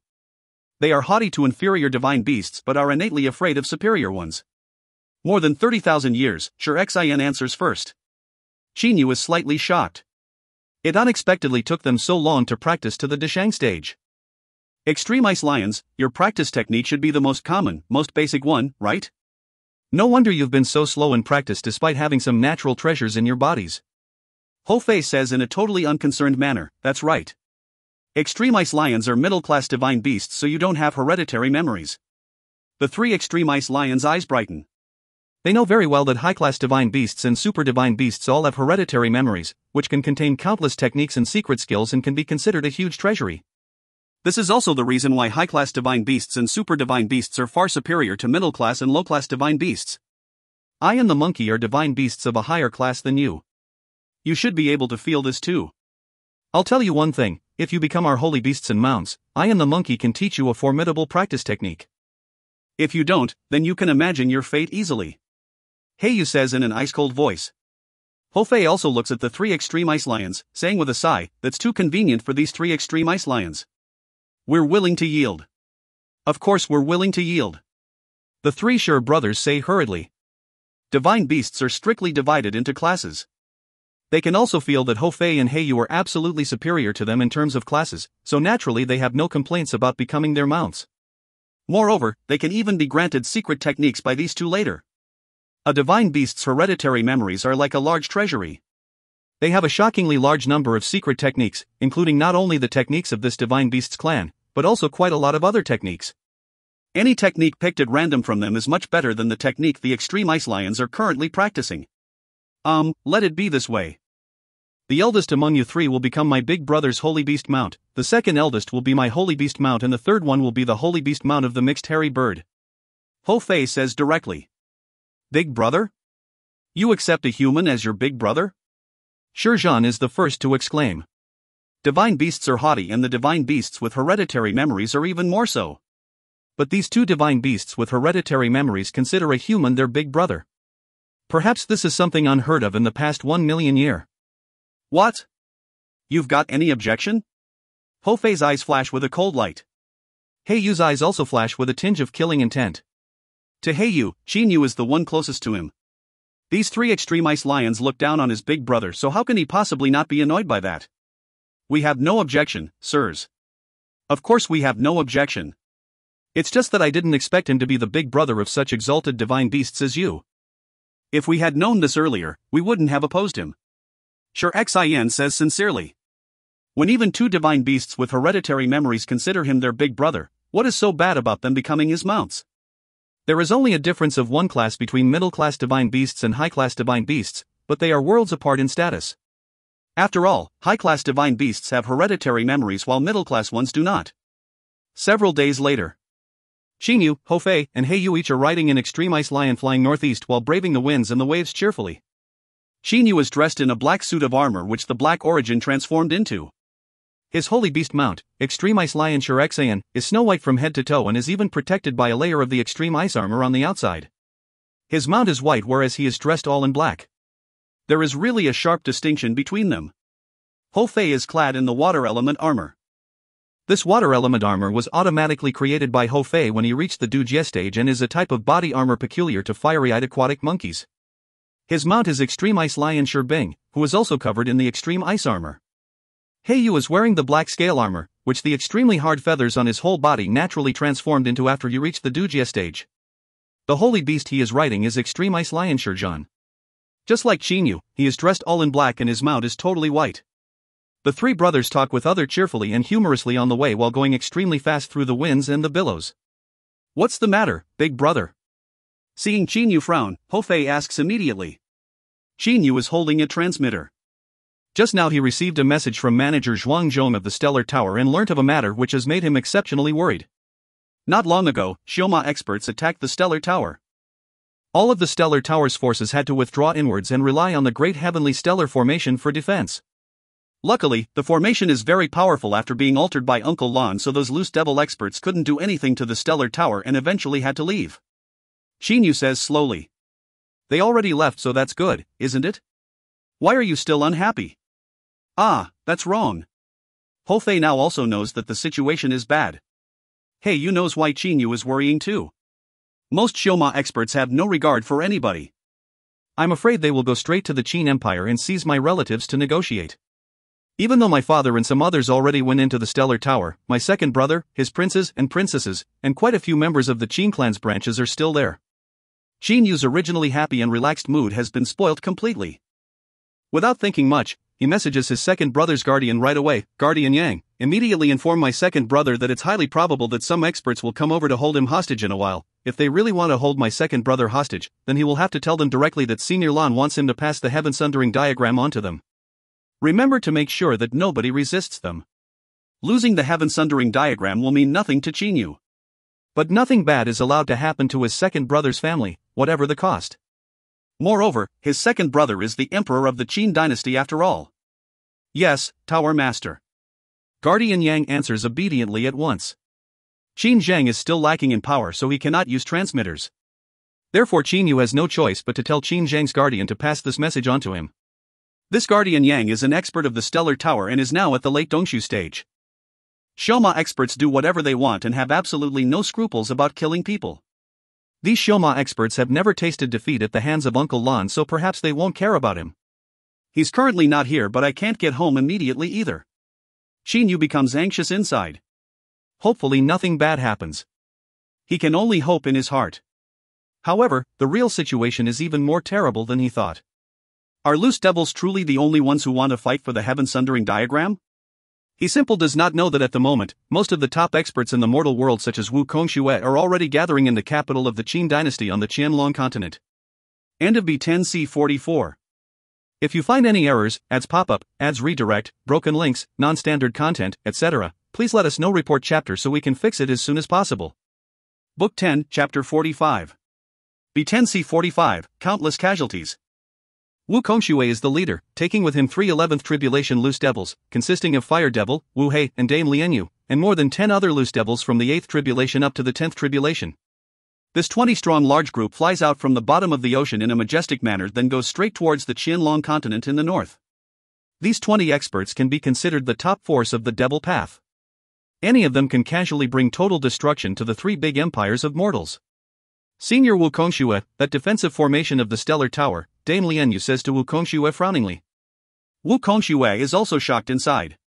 This time they came to the stellar tower with the intention of catching the Qinyu and snatching his treasure. But the defensive formation of the stellar tower is really too powerful. Even when Wukongxue and some other powerful experts launched a joint attack, they could not even shake the great heavenly stellar formation, which had been modified by Uncle Lan previously. Looks like the rumors are most probably true. That loose immortal behind this stellar tower is indeed very capable. At least I've never known anyone who can rival him in setting up formations. Wukongxue says seriously. The hearts of Fire Devil, Dame Lianyu and Wu Hei also sink. But, though he's formidable at setting up formations, this doesn't necessarily mean he himself is very powerful. Even in the entire chaotic astral ocean, there are very few who can defeat me. Unless his true form is a super divine beast, how can I possibly be afraid of him? Wukongxue is full of confidence again. The strained expressions of Dame Lianyu and the other two relax. The 10-something loose devil experts behind them also relax. If someone can set up formidable formations, does that necessarily mean their power is also formidable? According to our intelligence, that Qinyu's experiences are really legendary. But there's one thing. He values his family a great deal. Now we'll go to the Qin dynasty on the Qianlong continent, seize his relatives directly and use them to coerce Qinyu into handing over his heaven-sundering diagram. This will surely succeed, won't it? Dame Lianyu says in a loud and clear voice. This plan was drawn up by Dame Lianyu. Given the influence of Xioma experts, it was relatively easy for her to gather information about Qinyu. The stellar tower is several million li away from the Qianlong continent, but these experts of the Devil Path need even less than a half day to cover this short distance and go into the territory of the Qianlong continent. They then fly straight to the capital of the Qin Empire. Not far behind Wukongxue, there is an indistinct pale silhouette, which is none other than Reverend Ming Liang. Reverend Ming Liang's stellar ignition art is a formidable practice technique in the immortal world and is very special. After someone starts to practice it, the energy in their whole body becomes exceptionally refined and internally restrained. When they attack, their energy is also concentrated in one point, making their attacks extraordinarily powerful. Thanks to this technique, Reverend Ming Liang can match Wukongxue in fighting capability. Moreover, because he practices this technique, generally experts of his level cannot detect his presence. Just as I expected, that Senior Lan is indeed very powerful. In the past this defensive formation couldn't even withstand the attack of the likes of Shan Shu, but now it can easily ward off the joint attack of 4 powerful loose devils including Wukongxue. Humph, Wukongxue, keep attacking at will with your underlings. When that Senior Lan comes out, you won't even have enough time to cry. Reverend Ming Liang says with a calm, cold smile. Can that Senior Lan be an immortal who descended from the immortal world? Is he a golden immortal or a mystic one? He thinks to himself, guessing in his mind. At the same time, he takes out a transmitter. Junior brother, you and the others lead everybody to the Qianlong continent quickly. Those Xioma experts have already reached the Qianlong continent. In my estimation, they are probably going to the capital of that Qin dynasty to seize Qinyu's relatives. The mantis stalks the cicada, unaware of the oriole behind. Reverend Ming Liang and his subordinates want to be the oriole, but can they really be the oriole? The wilderness is divided into the outer area, the inner area and the central area. The outer area only has some most basic Zuyuyoists. The Zuyuyoists of the inner area can be considered the backbone of the wilderness, but only the central area is the greatest power on the Qianlong continent. In this place, loose demons are counted by the 10,000. There is a huge, luxurious city in the central area of the wilderness with quite a lot of loose demon experts living in it. The loose demon experts who can live in this city have all at least passed the 6th tribulation. The mansion right in the center of the city is the residence of the wilderness's central ruler. The central ruler is a 12th tribulation loose demon called Yu Liang. The servants in the mansion all know that not long ago Yu Liang left the wilderness with the 3 big demons under him to handle some affair, and that since his return, the temperament of this central ruler, who is also the real king of the whole wilderness, has changed. Now he has become a silent individual, or a gloomy one to be exact. Despite playing with a goblet in his hands, Yu Liang is replaying that frightening scene in his mind. He and the 3 big demons under him executed a joint attack. This attack was so terrifyingly powerful that he believed even the number 1 expert of the chaotic astral ocean, Zheng Ju, would not necessarily be able to take it. But that kind-looking middle-aged man took it with ease and then sent the 4 of them falling face down to the ground with a wave of his hand. Too strong. He is simply on a whole different level. An all-out joint attack by 3 11th tribulation divine beasts and me unexpectedly couldn't hurt him one bit. Luckily, the demon emperor in the demon world is still reasonable enough not to force my hand. Yu Liang lets out a sigh. He simply does not know that before he led his subordinates to the Stellar Tower to snatch its inkwash painting according to an order by the Demon Emperor last time, Shan Chu and 3 other Shan generation experts of the Qingshu Temple had just attacked the Stellar Tower, and so when he and his subordinates arrived, Uncle Lan was still in the Stellar Tower. With a wave of Uncle Lan's hand, the 4 experts immediately fell flat on their faces. Despite being the venerable ruler of the wilderness, Yu Liang immediately ran back in shame and no longer dared to aim for that inkwash painting again at all. Oh! He turns his hand over. A transmitter appears. Xioma experts have arrived in the capital of the Qin dynasty? His eyes brighten. The sender of the information he just received is one of the 3 big demons under him, Divine Beast Hydra Kong Chao, who is his #1 subordinate. Even though Kong Chao is an 11th tribulation expert, his soul level is about the same as that of Yu Liang. In the past, after failing to snatch the inkwash painting, Yu Liang drew a lesson from this painful experience and dispatched Kong Chao to the Qin dynasty to keep watch on everything. He does not dare to go and snatch the inkwash painting under coercion from Uncle Lan, but if the loose immortals or loose devils can obtain the painting by force, he and the other experts of the wilderness will fight them for the painting in their hands, in which case that mysterious Senior Lan most probably will not be able to blame the experts of the wilderness. Kong Chao, you must remember not to get into action or hurt anyone of the Qin clan. Even if those fellas from the Tang Long continent kill people, it will be none of our concern. What we have to do is wait for them to get the inkwash painting and snatch it from their hands. Yu Liang immediately gives his subordinate an order. They are totally scared of that mysterious Senior Lan, but they are not afraid of facing the loose practitioners from the Tang Long continent at all. In this world, perhaps only the Dragon Clan leader and the #1 expert of the chaotic astral ocean, Zhongju, can make Yu Liang flinch. Yes, my lord. Kong Chao is keeping watch in the capital. Given the distance between the central area of the wilderness and the Qin dynasty's capital, an expert from the central wilderness can reach the capital just by teleporting several times. Therefore, Yu Liang simply does not have to worry that his forces will arrive late. Qin Zhang is amending memorials to the throne in the imperial study. Even though Qin Yu ordered Guardian Yang to inform Qin Zhang about matters concerning the heaven-sundering diagram, he is not worried in the least. He thinks that if he gives the heaven-sundering diagram to the enemies and frightens them a bit by mentioning Uncle Lan, they most probably will take the diagram without doing anything to him. Phew, Qin Zhang gives his sluggish waist a stretch. All those thick memorials to the throne have finally been amended. Luckily, Qin Yu has base building pills, so even someone with little talent for cultivation like Qin Zhan was able to reach the Xiantian level. As a Xiantian expert, not sleeping for several days and nights is just a small matter to him. Big Brother already reached the Jindan stage earlier. Third Brother has even reached an amazing level in power. I'm the only one who had to rely on Third Brother's base building pills to reach the Xiantian level. But there'll still be a lot of time later. When Guaner has matured, I'll pass the imperial throne to him. At that time, I'll be able to focus on practicing too. Thinking about Qin Guan, his son, and also the current crown prince, Qin Zheng feels very happy in his heart. Qin Guan is very merciful and, unlike rigid people, has an extremely flexible mind. Qin Zheng believes that after the Qin Empire has unified the whole Qianlong continent, if he lets his son rule such a big empire, his son will definitely make it reach new heights and even surpass the Qin Empire established by Qin Shi Huang 1,000 years ago. Are you the Qin dynasty's emperor, Qin Yu's second brother? A voice comes in from outside the door of the imperial study. Shocked, Qin Zheng raises his head to take a look. The imperial palace is heavily guarded and the imperial study in it is even much more so. But now nearly 20 people are unexpectedly standing outside the imperial study without waking up any of the guards. They each have an aura which is so terrifying it is suffocating about them. Cold sweat is coming out non-stop on the foreheads of all the guards at the door of the imperial study. This is too terrifying. Those auras alone make these guards feel as if doomsday has come. They feel as if dark clouds have blotted out the sky and enveloped the imperial palace, leaving them no way out, and are terrified by this. None of the guards can utter a sound. Guardian Yang has reached the late Dongxu stage and is the emperor's secret protector, but even he has been scared stiff too. You are, Qin Zheng says. Fortunately, these experts are not suppressing him with their auras. After all, they still have to question him. Dame Lian Yu says coldly, don't ask. I only want to ask you where your third brother Qin Yu went. Wu Kongxue also says, his heaven-sundering diagram is the only thing we want. Tell me where your third brother is.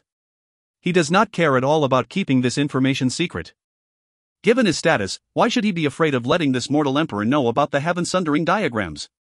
Heaven-sundering diagram? So it's them. Qin Zheng calms down inside. He was informed of this beforehand by Qin Yu, so naturally he already has a well-thought-out plan. Seniors, I am Qin Zhang, the emperor of the Qin dynasty. Senior Lan entrusted me. Hearing Qin Zhang introduce himself, the impatient people such as Fire Devil want to shout abuse at him, but when they hear the word Senior Lan, they immediately keep listening to him. Senior Lan entrusted me with the task of handing this heaven-sundering diagram over to those who come to look for me. You are most probably the people mentioned by Senior Lan. He really has wonderful foresight. Qin Zhang says with a smile, his words containing respect for Uncle Lan. Wu Kongxue is startled. Dame Lianyu, Fire Devil, Wu Hei, and the other 10-something loose devils are all astounded inwardly. That mysterious Senior Lan unexpectedly wants to give them the heaven-sundering diagram submissively? Not only them, even Reverend Ming Liang, who is already hiding behind a wall of the Imperial Study, is also astonished. What's going on? Why doesn't this Senior Lan get into action and teach these loose devils a lesson? Why does he give them the heaven-sundering diagram instead? Reverend Ming Liang simply cannot believe this. From the sentence, "But I know the little golden pang," he has speculated that this Uncle Lan is a super expert. However, now everything seems to be wrong. I don't care. It doesn't matter what's going on. Senior Lan said to give this heaven-sundering diagram to those who came to look for Qin Zhang, but he didn't say clearly to give it to Wu Kongxue. Looks like anyone can seize it, so why should I keep being timid? Reverend Ming Liang suppresses his aura completely and prepares to spring into action. At this moment, Qin Zhang takes the heaven-sundering diagram out from his bosom. Ladies and gentlemen, this is the heaven-sundering diagram left behind by Senior Lan. Wu Kongxue and the other loose devils exchange a look. The heaven-sundering diagram in Qin Zhang's hands looks very similar to the one obtained by Dame Yanji. Perhaps it is the real thing. Dame Lian Yu says clearly, Senior Lan is really high-minded. I admire him for that. Since he doesn't care about the location of that immortal mansion, we'll take this heaven-sundering diagram with us. When we have a chance later, we'll definitely return this great debt of gratitude. Right after saying those superficial words, she wants to go and receive the diagram. However, at this last moment, a blur appears beside Qin Zhang. Teleportation. After taking hold of the heaven-sundering diagram with a grab, the blur disappears immediately. But when the blur is about to escape, Wu Kongxue is the first to get into action. Who among the loose devils at the scene is not an expert? In the blink of an eye following Reverend Ming Liang's appearance, they come to realize that someone has snatched their treasure. The heaven-sundering diagram was snatched when it was about to fall into their hands. This is unacceptable.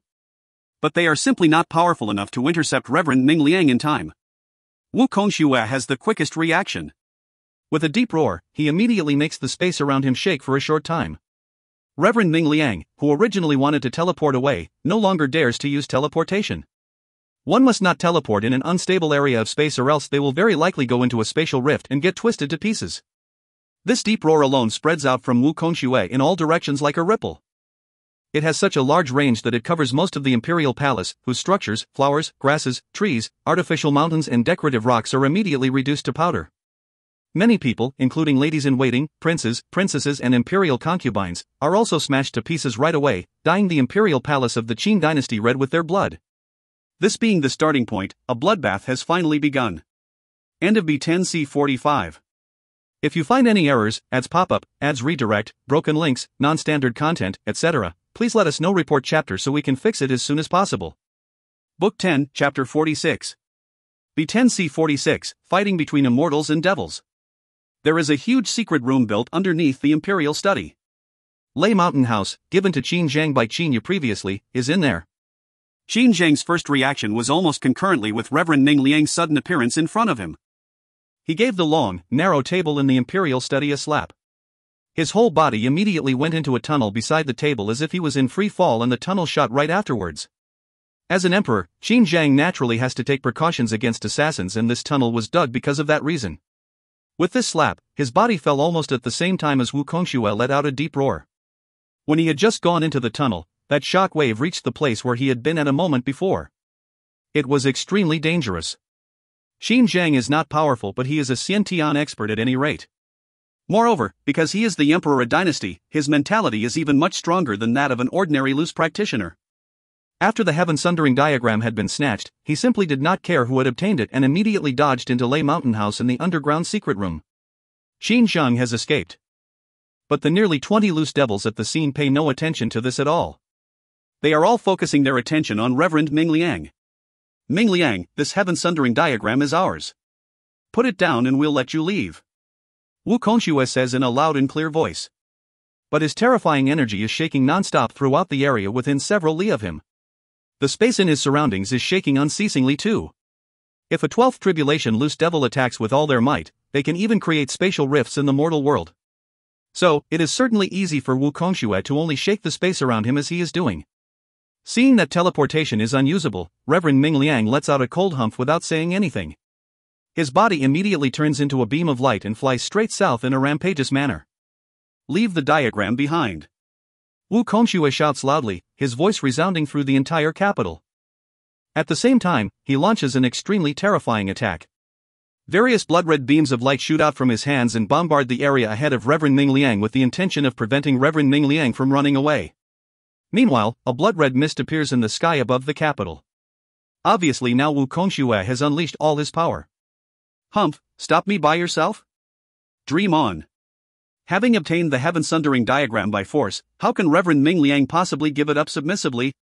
Because Wu Kongxue is going all out to hold him down like that, it is basically impossible for him to escape.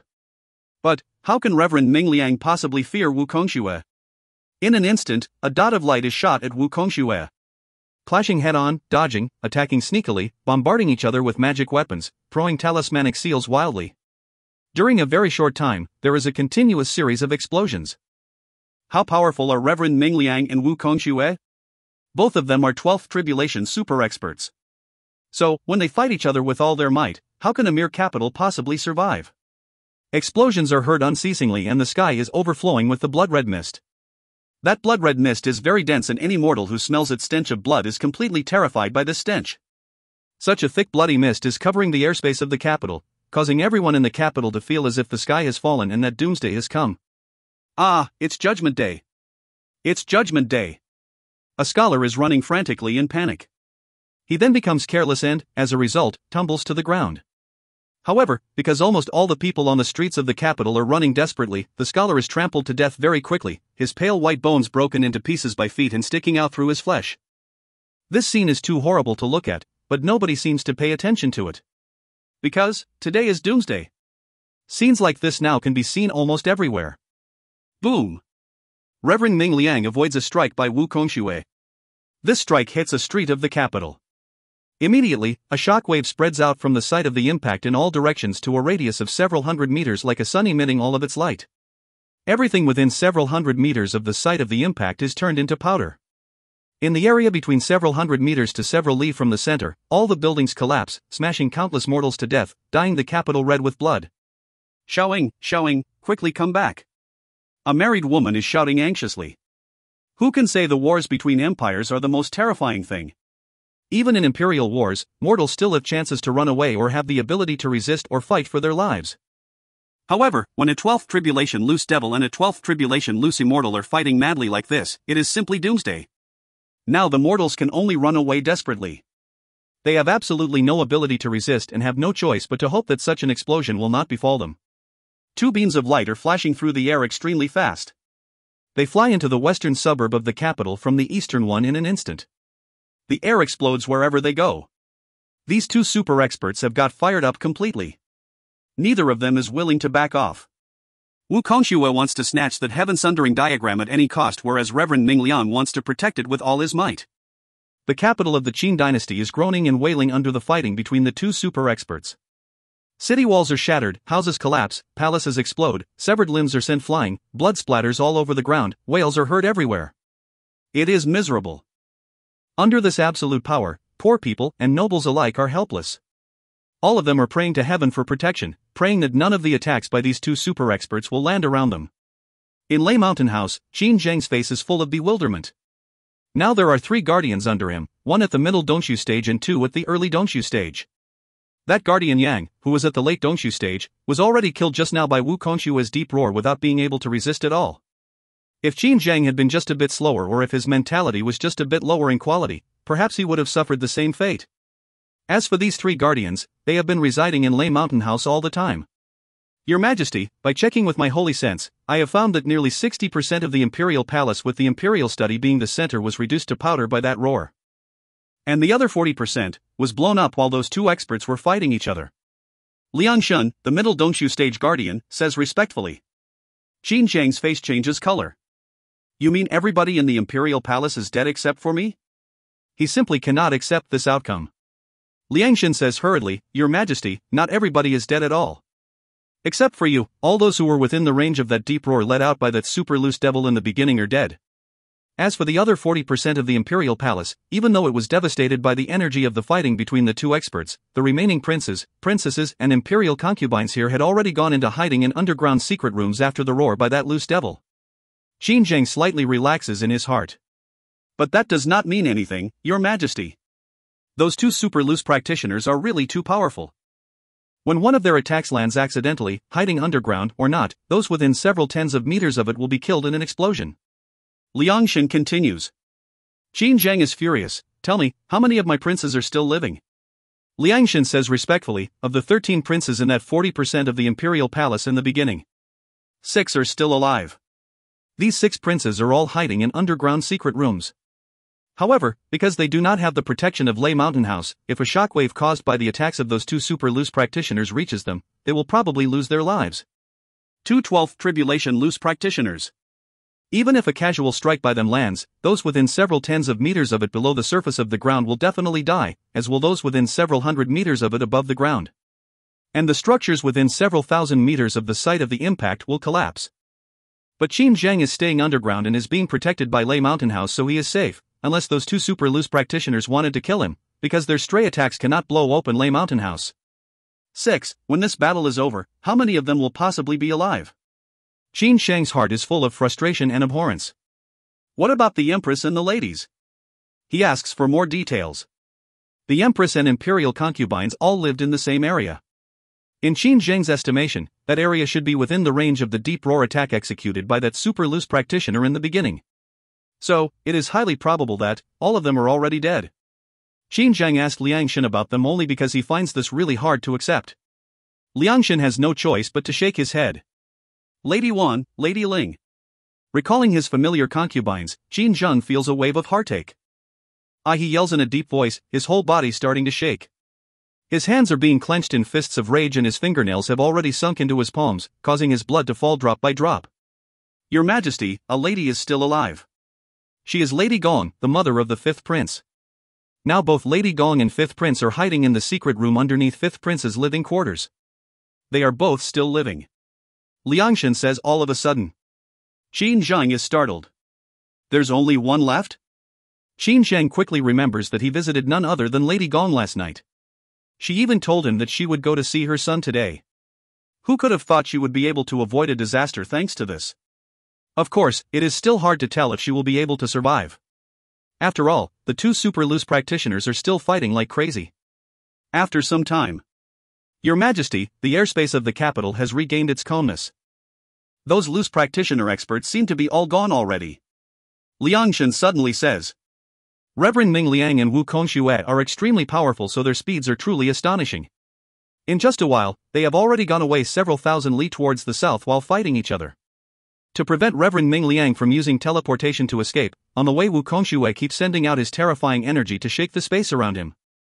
All structures are turned into powder while mortals and Xiationists alike are smashed to pieces wherever the two of them fly past. A path of blood. This is definitely the first time Wu Kongxue and Reverend Ming Liang have gone all out to fight each other since they reached their current level. How can they possibly care about the collateral damage to mortals? They started the fighting in the capital of the Qin dynasty, then immediately started moving south at high speeds while continuing to fight each other. They then go through several tens of cities. Even though most of these cities are not damaged so badly as the capital of the Qin Empire, their structures are still destroyed almost completely and they each lose at least half of their populations. From the Qin Empire's capital to the Ming Empire's Lanshan city. The several tens of thousands of li fighting path is a path of blood. The mortal casualties along this path amount to tens of millions, which is even much larger than the number of people dying in a war. Several tens of cities have been destroyed, causing the economic loss to reach a shockingly high level. Ha ha! Wu Kongxue, this heaven-sundering diagram is definitely ours. It's time you all quit dreaming. Reverend Qi Yang, an 11th tribulation loose immortal of the Ziyang school, says with arrogant laughter. The hidden forces of Xiaxionists have eventually appeared. Now Reverend Ming Liang, a 12th Tribulation Loose Immortal, is supported by 4 11th Tribulation Loose Immortals, consisting of Reverend Ning Shan, Reverend Lan Bing, Reverend Qi Yang of the Ziyang School and Shui Yuyang of the Lanyang School. Among the latter 4, Shui Yuyang of the Lanyang School is the most powerful. Reverend Ming Liang fights Wu Kongxue. Shui Yuyang of the Lanyang School fights Wu Hei. Reverend Qi Yang fights Fire Devil. Reverend Lan Bing fights Dame Lian Yu. Reverend Ning Shan leads the other 10 8th Tribulation, 9th Tribulation and 10th Tribulation Loose Immortals to fight the other 10-something loose devils of the enemy. This fiercest battle between the Devil Path and the Immortal Path in the mortal world is simply world-shaking. They have been fighting from the capital of the Qin Empire to the southernmost city of the Ming Empire, Lanshan City. Now the forces of both sides are fighting in the sky above the boundless ocean desperately. A tinge of ruthlessness appears on Reverend Ming Liang's face. He raises his right arm until it is horizontal. An extremely glaring point of light then emerges from the tip of this hand's forefinger. It is dazzling like the sun. At this moment, even the sun's luminosity seems to be eclipsed by this one point of light. Wu Kongshue's face changes color.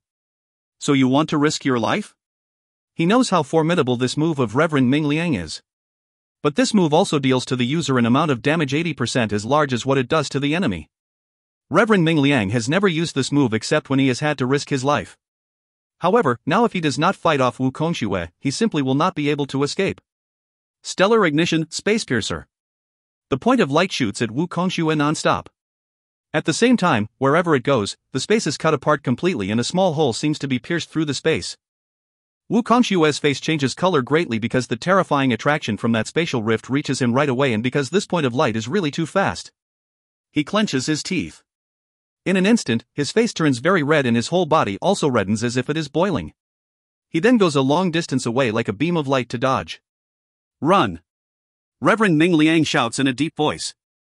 With a swaying movement of his body, he immediately arrives in a stable area of space, uses teleportation without delay and disappears.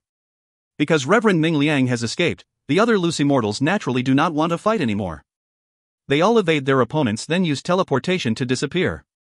During this battle between the Devil Path and the Immortal Path, all the 11th Tribulation experts only suffered injuries of different degrees. But quite a few 8th Tribulation, 9th Tribulation and 10th Tribulation experts were killed as both sides were fighting each other desperately. Wu Kongxue, Dame Lian Yu, Fire Devil, Wu Hei and the other loose devils all have a grim expression. These lowlifes, Fire Devil is extremely furious. Wu Kongxue says coldly, "Let's return to the Tanglong continent immediately. Whatever happens, we must settle this score." Humph, Ming Liang. He has never suffered such a humiliation. The heaven-sundering diagram was unexpectedly snatched by someone else when it was about to fall into his hands. How can he possibly not be furious at this? Let's go. Wu Kongxue gives an order. All the loose devils immediately use teleportation to rush to the Golden Tree Island at their top speeds. A while after their disappearance, several figures appear in the area of sky above ocean where the battle was being fought just now. The leader is none other than the central ruler and also the king of the wilderness, Yu Liang. End of B10C46. If you find any errors, ads pop-up, ads redirect, broken links, non-standard content, etc., please let us know. Report chapter so we can fix it as soon as possible. Book 10, Chapter 47. B10C47, Towering Fury. His body is very thin but his skin is beautiful like jade. His eyes are not large but there seems to be flashes of lightning gathering in them. This is Yu Liang, a 12th Tribulation loose demon and the number 1 expert of the wilderness.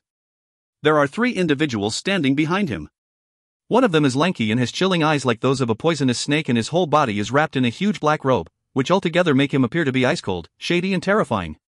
This is an expert second only to Yu Liang and is the head of the 3 big demons under Yu Liang 11th Tribulation loose demon, Divine Beast Hydra Kong Chao. Another individual is similar to Yu Liang in stature but the muscles of his body are streamlined and his skin is dark, looking like black satin. This is one of the 3 big demons under Yu Liang 11th Tribulation loose demon, Divine Beast Electro Leopard Xingshou. The last individual has a doughty expression and is clad in red tight-fitting warrior clothes which look like flames. His whole body's muscles seem to be carved out of rock. This is the last of the 3 big demons under Yu Liang 11th Tribulation loose demon, Divine Beast Fiery Rocky Lion Wushan. Loose demons are exceptionally powerful. These 3 big loose demons are only 11th Tribulation experts but because they are divine beasts, they are clearly stronger than ordinary 11th Tribulation loose devils and loose immortals. Any of them is almost equal to Wu Hei in power. Sir, that inkwash painting has already been taken away by Reverend Ming Liang. Now Xingshou asks quietly. Wu Shan's deep strong voice rises. Xingshou, those loose immortals and loose devils are much weaker than us. Don't think too much. Won't it be better if we just go straight to the Tanglong continent and rob them? Kong Chao says nothing and only looks at Yu Liang. Yu Liang nods slowly and says gently, generally there's nothing great about the individual power of loose immortals and loose devils. But this Reverend Ming Liang and Wu Kongshuat are exceptions. They are comparable to me. Perhaps there's little difference between us in power. However, I'm still confident of having the upper hand over them. Remember, after reaching the Tanglong continent, all of you must not be too arrogant. Loose immortals and loose devils are weaker than us when it comes to individual power, but they're good at setting up formations. When several loose immortals join forces and set up a formation, their collective power will double. Yu Liang says sternly. Hearing him say so, the three big demons under him all understand that he has decided to head for the Tanglong continent. In the wilderness, most Zuyugoists are either running beasts or flying beasts, with the running beasts being the most powerful group among them. Zuyugoists are divided into three main categories: running beasts, flying beasts, and scaled beasts. The overall power of the wilderness is definitely not weaker than that of the Dragon Clan. Make preparations and tell the 18 guardians to get ready to gather. This time the 4 of us and the 18 guardians will go to the Tanglong continent. Phew, it's already been over 3,000 years since I last came to the Tanglong continent. I really look forward to this. A faint smile appears on the corners of Yu Liang's mouth. At the same time, his handlebar mustache is also raised. Yes. The three big demons bow and take the order. They all know that this time they are going to put up a big show. It is very extraordinary that all the top forces of the wilderness are going to depart. The loose devils and the loose immortals are fighting each other while the wilderness's loose demons are preparing to head for the Tanglong continent to kick up a huge storm. But what about the Dragon Clan, which has always been hiding in the dark without taking any action despite being powerful? The chaotic astral ocean is the strongest power thanks to having large numbers of loose demons, loose devils, and loose immortals. But it is not part of any side and has no method for communicating with the higher world either. In addition, the Tanglong continent, the Dragon Clan and the wilderness have all been concealing the information about the heaven sundering diagrams. Therefore, the chaotic astral ocean still knows absolutely nothing about the secret of the heaven sundering diagrams. If it knows, it will surely get involved in the situation, which will cause even more chaos. But no matter how chaotic the situation will be, now the Qin Empire and the Ming Empire on the Qianlong continent have already suffered unprecedented blows. 2 12th Tribulation loose practitioners attacked each other mercilessly, destroying several tens of cities and countless towns and villages of the two empires in the process. Several tens of millions of people were killed.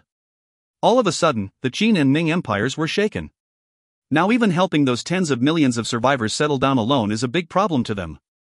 The Qin Empire had it the worst.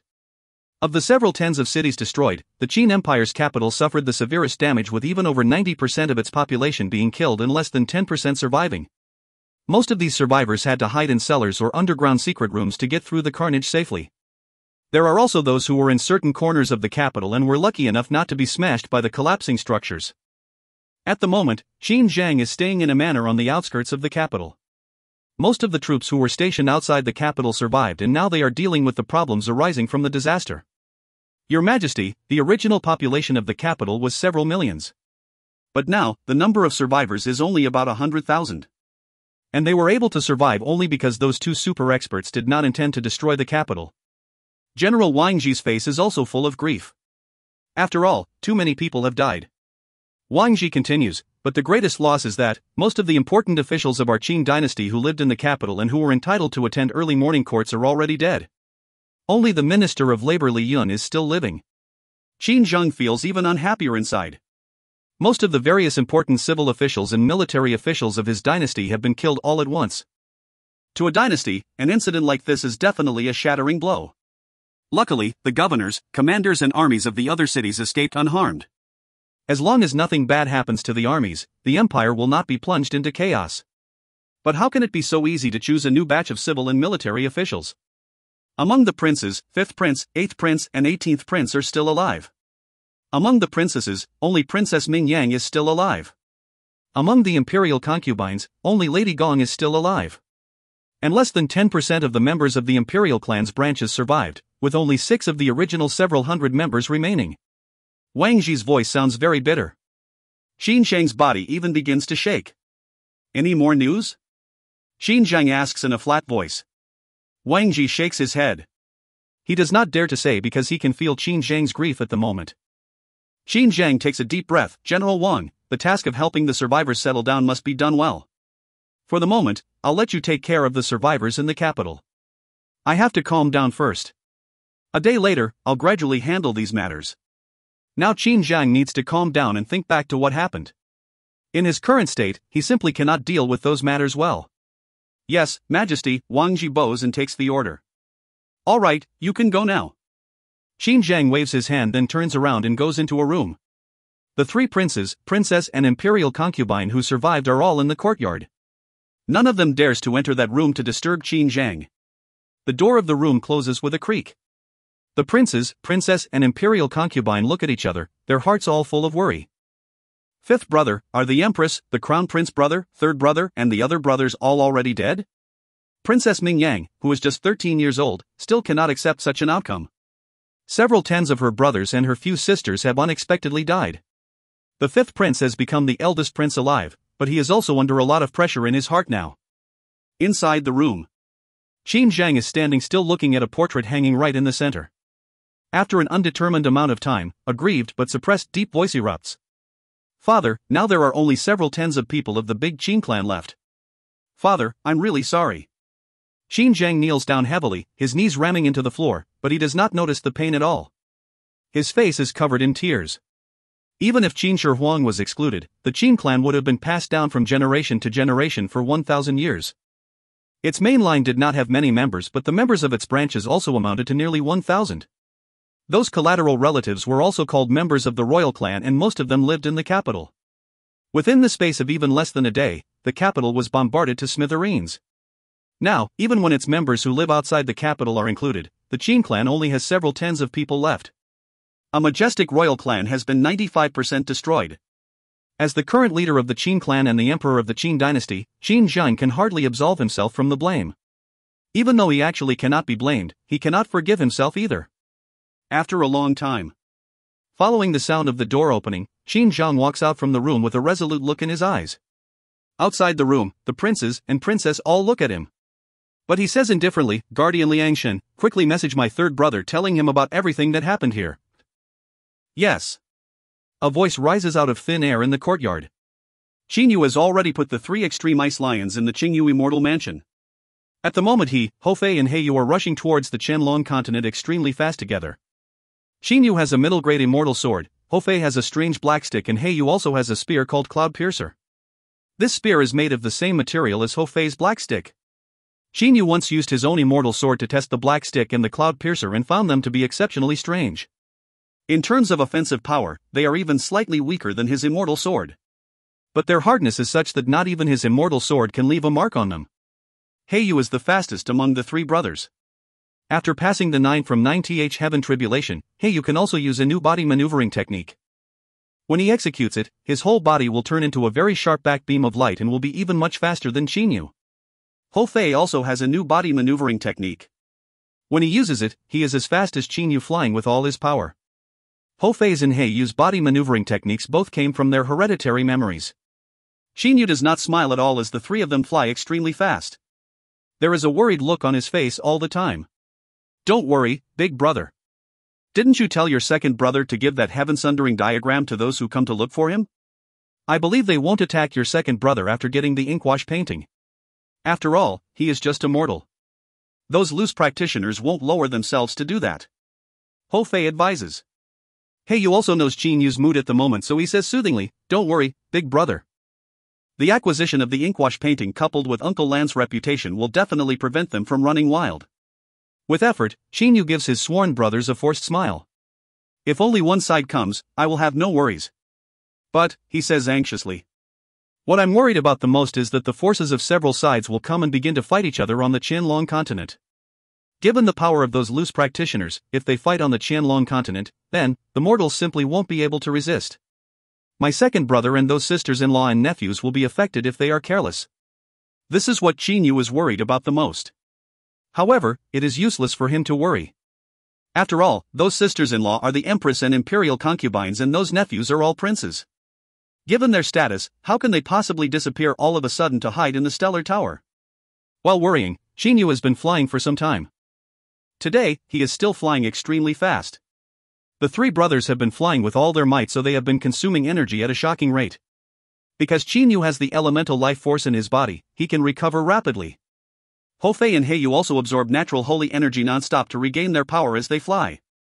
Even so, in just the last few days, Xinyu's two sworn brothers each have taken an eternal creation pill. Oh! Xinyu's heart leaps. This is because he feels that a message has been sent to his transmitter. He immediately takes out the transmitter.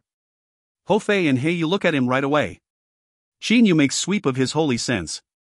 Tower Master, that day, the Emperor did what you had told him by giving the heaven-sundering diagram to those who came to look for him, but when he was handing it over, an expert appeared out of thin air. That person should have used a magic power called teleportation. A loose practitioner who had come earlier was afraid that this person would run away after snatching the diagram, so they executed a sonic attack, which immediately reduced 60% of the Imperial Palace to powder. At this point, his expression immediately becomes unsightly. He can guess the level of those two experts. It is very likely that they were 12th Tribulation experts. When two 12th Tribulation experts fought each other, what would be the outcome? Moreover, just now he even heard a sonic attack mentioned. Xinyu's heart trembles. A sonic attack spreads out from the user in all directions. At the time, his second brother should not have been far from the user of that attack. Given that his second brother only had the power of the Xiantian level, how could he possibly have withstood a sonic attack by a 12th Tribulation loose practitioner? What happened to my second brother? Xinyu asks hurriedly. Tower Master, the Emperor is all right. He had already set up a mechanism to guard against assassins in the Imperial study earlier. His reaction was very quick.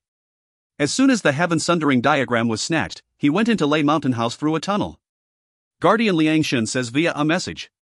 Xinyu heaves a sigh in his heart. But those two loose practitioners were really too powerful.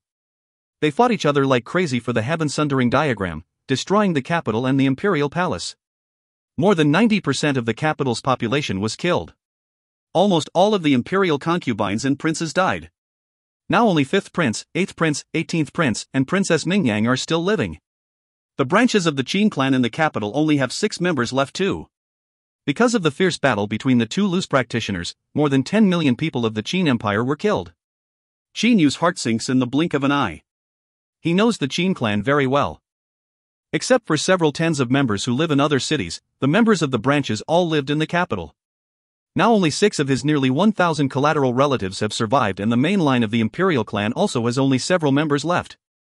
At this moment, various figures emerge in his mind.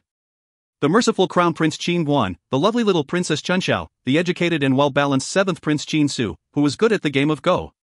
The ladies-in-waiting who attended him in Prince Yu's mansion, that manager who often dozed off. And the most important members of his clan. Died, all died. Xinyu can only feel his heart wrenching. More than 10 million people died. My Qin clan was almost destroyed. Good, good. His eyes redden.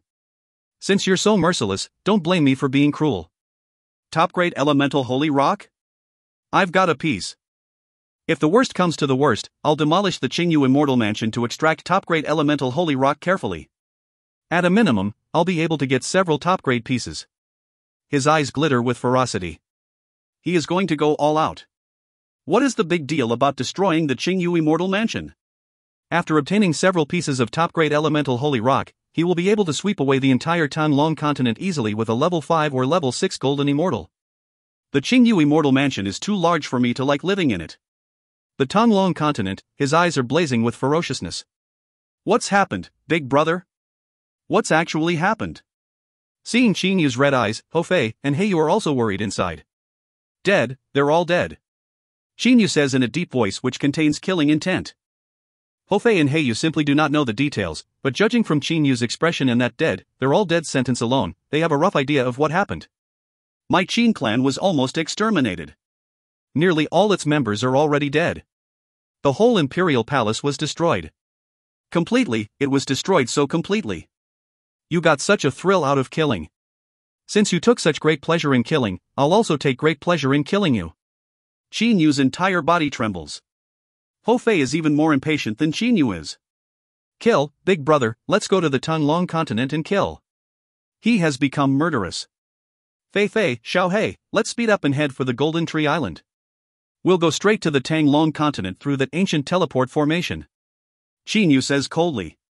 The Qin clan was almost destroyed, nearly all of its members were killed and over 10 million people of the Qin Empire died. How can he possibly let the culprits of all these things get away easily?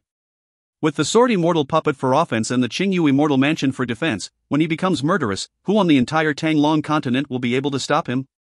Go! The three brothers immediately rushed towards the Golden Tree Island extremely fast like three beams of light. In the eyes of Reverend Ming Liang and Wu Kongxue, mortals are worthless and killing several tens of millions of mortals means nothing. But they simply do not know that because they had no qualms about killing, they have brought about a monster that will terrify the Tang Long continent. End of B10C47. If you find any errors, ads pop-up, ads redirect, broken links, non-standard content, etc., please let us know. Report chapter so we can fix it as soon as possible. Book 10, Chapter 48. B10C48, Targets. In the discussion hall of the Dragon Clan, there are only 4 individuals at the moment, consisting of the clan leader 5-clawed golden dragon Fall Tian, the number 1 expert of the Yin family 12th tribulation silvery dragon Yen Shan, and 2 elders of the Ao family 11th tribulation black dragon Ao Su and 11th tribulation golden dragon Ao Yen. These 4 individuals are the top echelons of the Dragon Clan. Leader, not long ago, Wu Kongxue led some loose devils to attack the Stellar Tower, but they couldn't break the defensive formation of the Stellar Tower at all, says Ao Yen, who was sitting in the first seat on the left-hand side. The Dragon Clan leader Fall Tian frowns. Not even Wu Kongxue and this bunch of loose devils could break the Stellar Tower's defensive formation? Are you sure? He certainly knows Wu Kongxue's power. In the entire mortal world, except for him and the Devil Pang Island Zhongju, there is nobody who can defeat Wu Kongxue for sure, so it is easy to imagine how powerful Wu Kongxue is. But even Wu Kongxue coupled with a group of loose devils failed to break the Stellar Tower's defensive formation. What kind of formation is that? I'm sure of that, leader. I was also doubtful at first, but that's a fact. I already told my subordinate to communicate with the Azure Dragon Palace in the Northern Territory through a transmitter. The infiltrator planted in the Stellar Tower by the Azure Dragon Palace had reported so as well. Ao Yen says with absolute certainty. Even he was shocked upon receiving this information, but it is true after all. The number 2 expert of the Dragon Clan, Yen Shan, says slowly, Leader, I think we might have underestimated that loose immortal behind the Stellar Tower. Even if he himself is only an ordinary 12th tribulation loose immortal, he can truly be called the number 1 expert at setting up formations in the mortal world. The number 1 formation expert in the mortal world. If he really did set up a defensive formation that Wu Kongxue and his group could not break despite joining forces, he deserves to be called the number 1 formation expert in the mortal world. In the whole mortal world, the number 1 formation must be the 10 development illusionary formation around Heavenly Palace on Mount Qingshu on the Tang Long continent. According to legend, this formation is an esoteric formation from the immortal world. Except for me and Zhongju, nobody in this world can break through and destroy this formation with force. Fang Tian says indifferently, his voice naturally containing a note of lordliness. His saying so positively that nobody aside from him and Zhongju can succeed shows his confidence. He also has the power to be confident. A 12th tribulation super divine beast is definitely not something the likes of Wu Kongxue and Reverend Ming Liang can compare with. The 10 development illusionary formation is an illusionary formation while the formation of the Stellar Tower belongs to the absolute defense type. Since the combined effort of Wu Kongxue and other loose devils couldn't break it, even if I get into action, I'm afraid I won't have much chance of breaching it either. Fang Tian says frowningly. He is powerful and confident of himself, but not to the point of arrogance. If a defensive formation was able to withstand the joint attack of Wu Kongxue and a bunch of other loose devils, how can it be so easy to break? Right, what did Wu Kongxue and his underlings do after failing to destroy the Stellar Tower's defensive formation? I don't believe they would go home. Fang Tian says with a smile. Ao Yen says smilingly with a nod, it was exactly as you say, leader. Wu Kongxue and his underlings couldn't breach the defense of the Stellar Tower, so they headed for the capital of the Qin Empire. In my estimation, they should have wanted to seize Qin Yu's brother, the emperor of the Qin dynasty Qin Zhang, to threaten him. They really stop at nothing. Ao Su and Yen Shan both say with disdain. The Dragon Clan is a clan of divine beasts, so naturally they are exceptionally haughty. If they want to snatch a treasure, they will do it openly.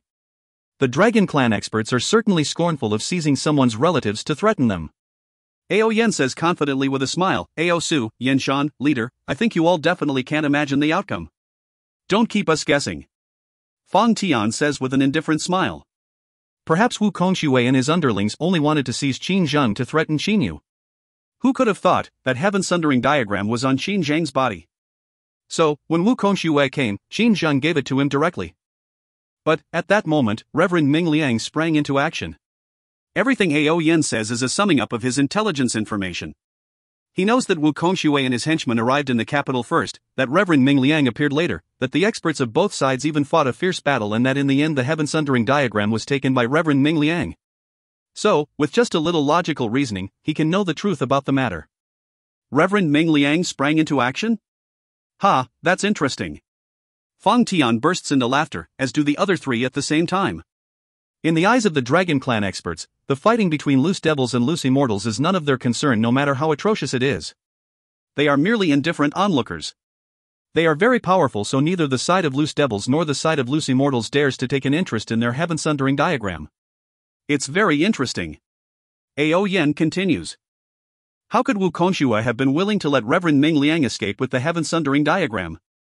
So, he and Reverend Ming Liang fought a fierce battle all the way from the capital of the Qin Empire to the ocean. Oh my, the Qin-Long continent lost countless people and even several tens of cities as well. Fang Tian and the others can imagine what it was like when the two super loose practitioners fought each other desperately. In that situation, those mortals would be like mere fish on a chopping board, would they not? Reverend Ming Liang's subordinates then also appeared in the sky above the ocean. The forces of both sides fought each other fiercely and lost quite a few formidable loose practitioners. The several top experts were all injured, but eventually Reverend Ming Liang was still able to run back to the Tang-Long continent with the heaven-sundering diagram. Ao Yen says smilingly. The other three top experts of the Dragon Clan listened to him telling them all of this intelligence information as if listening to a play. Fang Tian considers for a while and says, there's no hurry. I think Wu Kongshui definitely won't leave the matter at that. Besides, based on the message from the Dragon Sovereign in the demon world, I can conclude that the loose devils and loose immortals aren't the only sides interested in this heaven-sundering diagram. The wilderness's loose demons want it too. The wilderness's loose demons. The expressions of Ao Su, Ao Yen, and Yen Shan all change. The wilderness is a place where a lot of loose demons whose true forms are running beasts gather. In terms of overall power, the wilderness is definitely comparable to the Dragon Clan. The wilderness's loose demons have never had a heaven-sundering diagram. They must have received an order from the demon world too. They will surely go and fight for the diagrams, but now that they still haven't got into action, I think, an extremely interesting play is about to be performed on the Tang-Long continent. A faint smile appears on the corners of Fang Tian's mouth.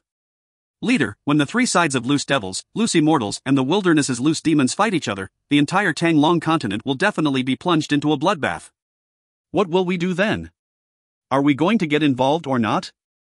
Ao Yen asks. Ao Su and Yen Shan both look at Fang Tian as well. Fang Tian is not a member of the Ao family or the Yin family, but he is a five-clawed golden dragon, so he has an absolutely revered status in the Dragon Clan. To dragons, the clan is important, but the individual is even more important than the clan. Five-clawed golden dragons are the most privileged, followed by silvery dragons and black dragons, while azure dragons, blue dragons, red dragons, and so on are of the most common class. There's no hurry. We won't get into action for the moment. We'll just watch the show. And if a chance presents itself, it won't be late to take action then. Fang Tian's eyes glitter. The three elders all smile. They are going to be onlookers. If an opportunity arises, they will get into action, but if not, they will just watch other people fight each other. The Tang-Long continent has begun to shake. Several days ago, the Qingshu Temple gathered the several hundred most elite Xiuxian schools and held a big meeting in the Qingshu Temple. Right after the meeting, these schools all let their senior members go and stay in the Qingshu Temple. Therefore, the number of loose immortals in the Qingshu Temple has been increasing at a terrifying speed. In just 3 days, there are already over 5,000 loose immortals gathering in the Qingshu Temple. And they are only a part of the senior members of the several hundred most elite Xiuxian schools on the Tang-Long continent. In the chaotic astral ocean, the Devil Pang Island alone has 3,000 loose practitioners from the 6th tribulation up. The total loose immortals of the Xiuxian schools here can definitely be counted by the 10,000. Perhaps, within a half-month, the number of loose immortals gathering in the Qingshu Temple will surpass 10,000. In comparison, the Inuit Palace also gathered the several hundred most elite Xiuhua schools. Following a grand meeting, one loose devil after another began to go and stay in the Inuit Palace, increasing the number of loose devils in the Inuit Palace rapidly as well. The whole Tang-Long continent now seems to be caught under an unprecedentedly terrifying pressure. The Devil Path and the Immortal Path have finally gone all out. On Mount Qingshu. There are not many loose immortals in Heavenly Palace at all, but they have all at least passed the 6th tribulation. All those under the 6th tribulation are now staying at the other places of the Qingshu Temple. Even some senior members of the Qingshu Temple who originally lived in Heavenly Palace have had to move out. In the main hall of Heavenly Palace, several tens of loose immortals from the 10th tribulation up are carousing to their heart's content. Outside the main hall, over 1,000 loose immortals from the 6th tribulation up to the 9th tribulation are also carousing. Ladies and gentlemen, this time I, fellow Taoist Chui Yuyang of the Lanyang School, Reverend Qi Yang of the Ziyang School, my junior brother Ming Shan and fellow Taoist Lan Bing led more than 10 other fellow Taoists to head for the Qianlong continent. In the end, our trip was successful and we were able to obtain this heaven-sundering diagram. Sitting in the master seat, Reverend Ming Liang says in loud and clear voice, which resounds through Heavenly Palace. The other over 1,000 loose immortals are all listening attentively. The Immortal Emperor in the immortal world ordered us to obtain the heaven-sundering diagrams at any cost, and now we have finally obtained one of them. Let us drink a toast to this achievement. Reverend Ming Liang raises his cup. Immediately, all the other loose immortals raise their cups. For a while, congratulations can be heard without end. Reverend Ming Liang's expression then becomes solemn. However, those of the Devil Path definitely won't leave the matter at that. From now on, we must protect this heaven-sundering diagram well. When the herald of the immortal world descends, all of those who contribute to this will be rewarded, and the seniors of the Xiuxin schools of our Tanglong continent in the immortal world will also benefit thanks to us. Reverend Ming Liang continues with an indifferent smile again, but there's no need to worry yourself too much, everybody. Even if Wu Kongshui of the Devil Path comes here, he won't be able to break open the 10 development illusionary formation around my heavenly palace. So, your task isn't difficult at all. It's just that we only have a diagram now. If we can obtain another one, the Immortal Emperor in the immortal world will definitely be very happy. You are right, Reverend. We have the 10 development illusionary formation for defense, but those fellas of the Devil Path are far inferior to us when it comes to formations. Let's grab a chance and snatch that heaven-sundering diagram too. Humph, these diagrams are such valuable treasures, how can those loose devils possibly be entitled to have them?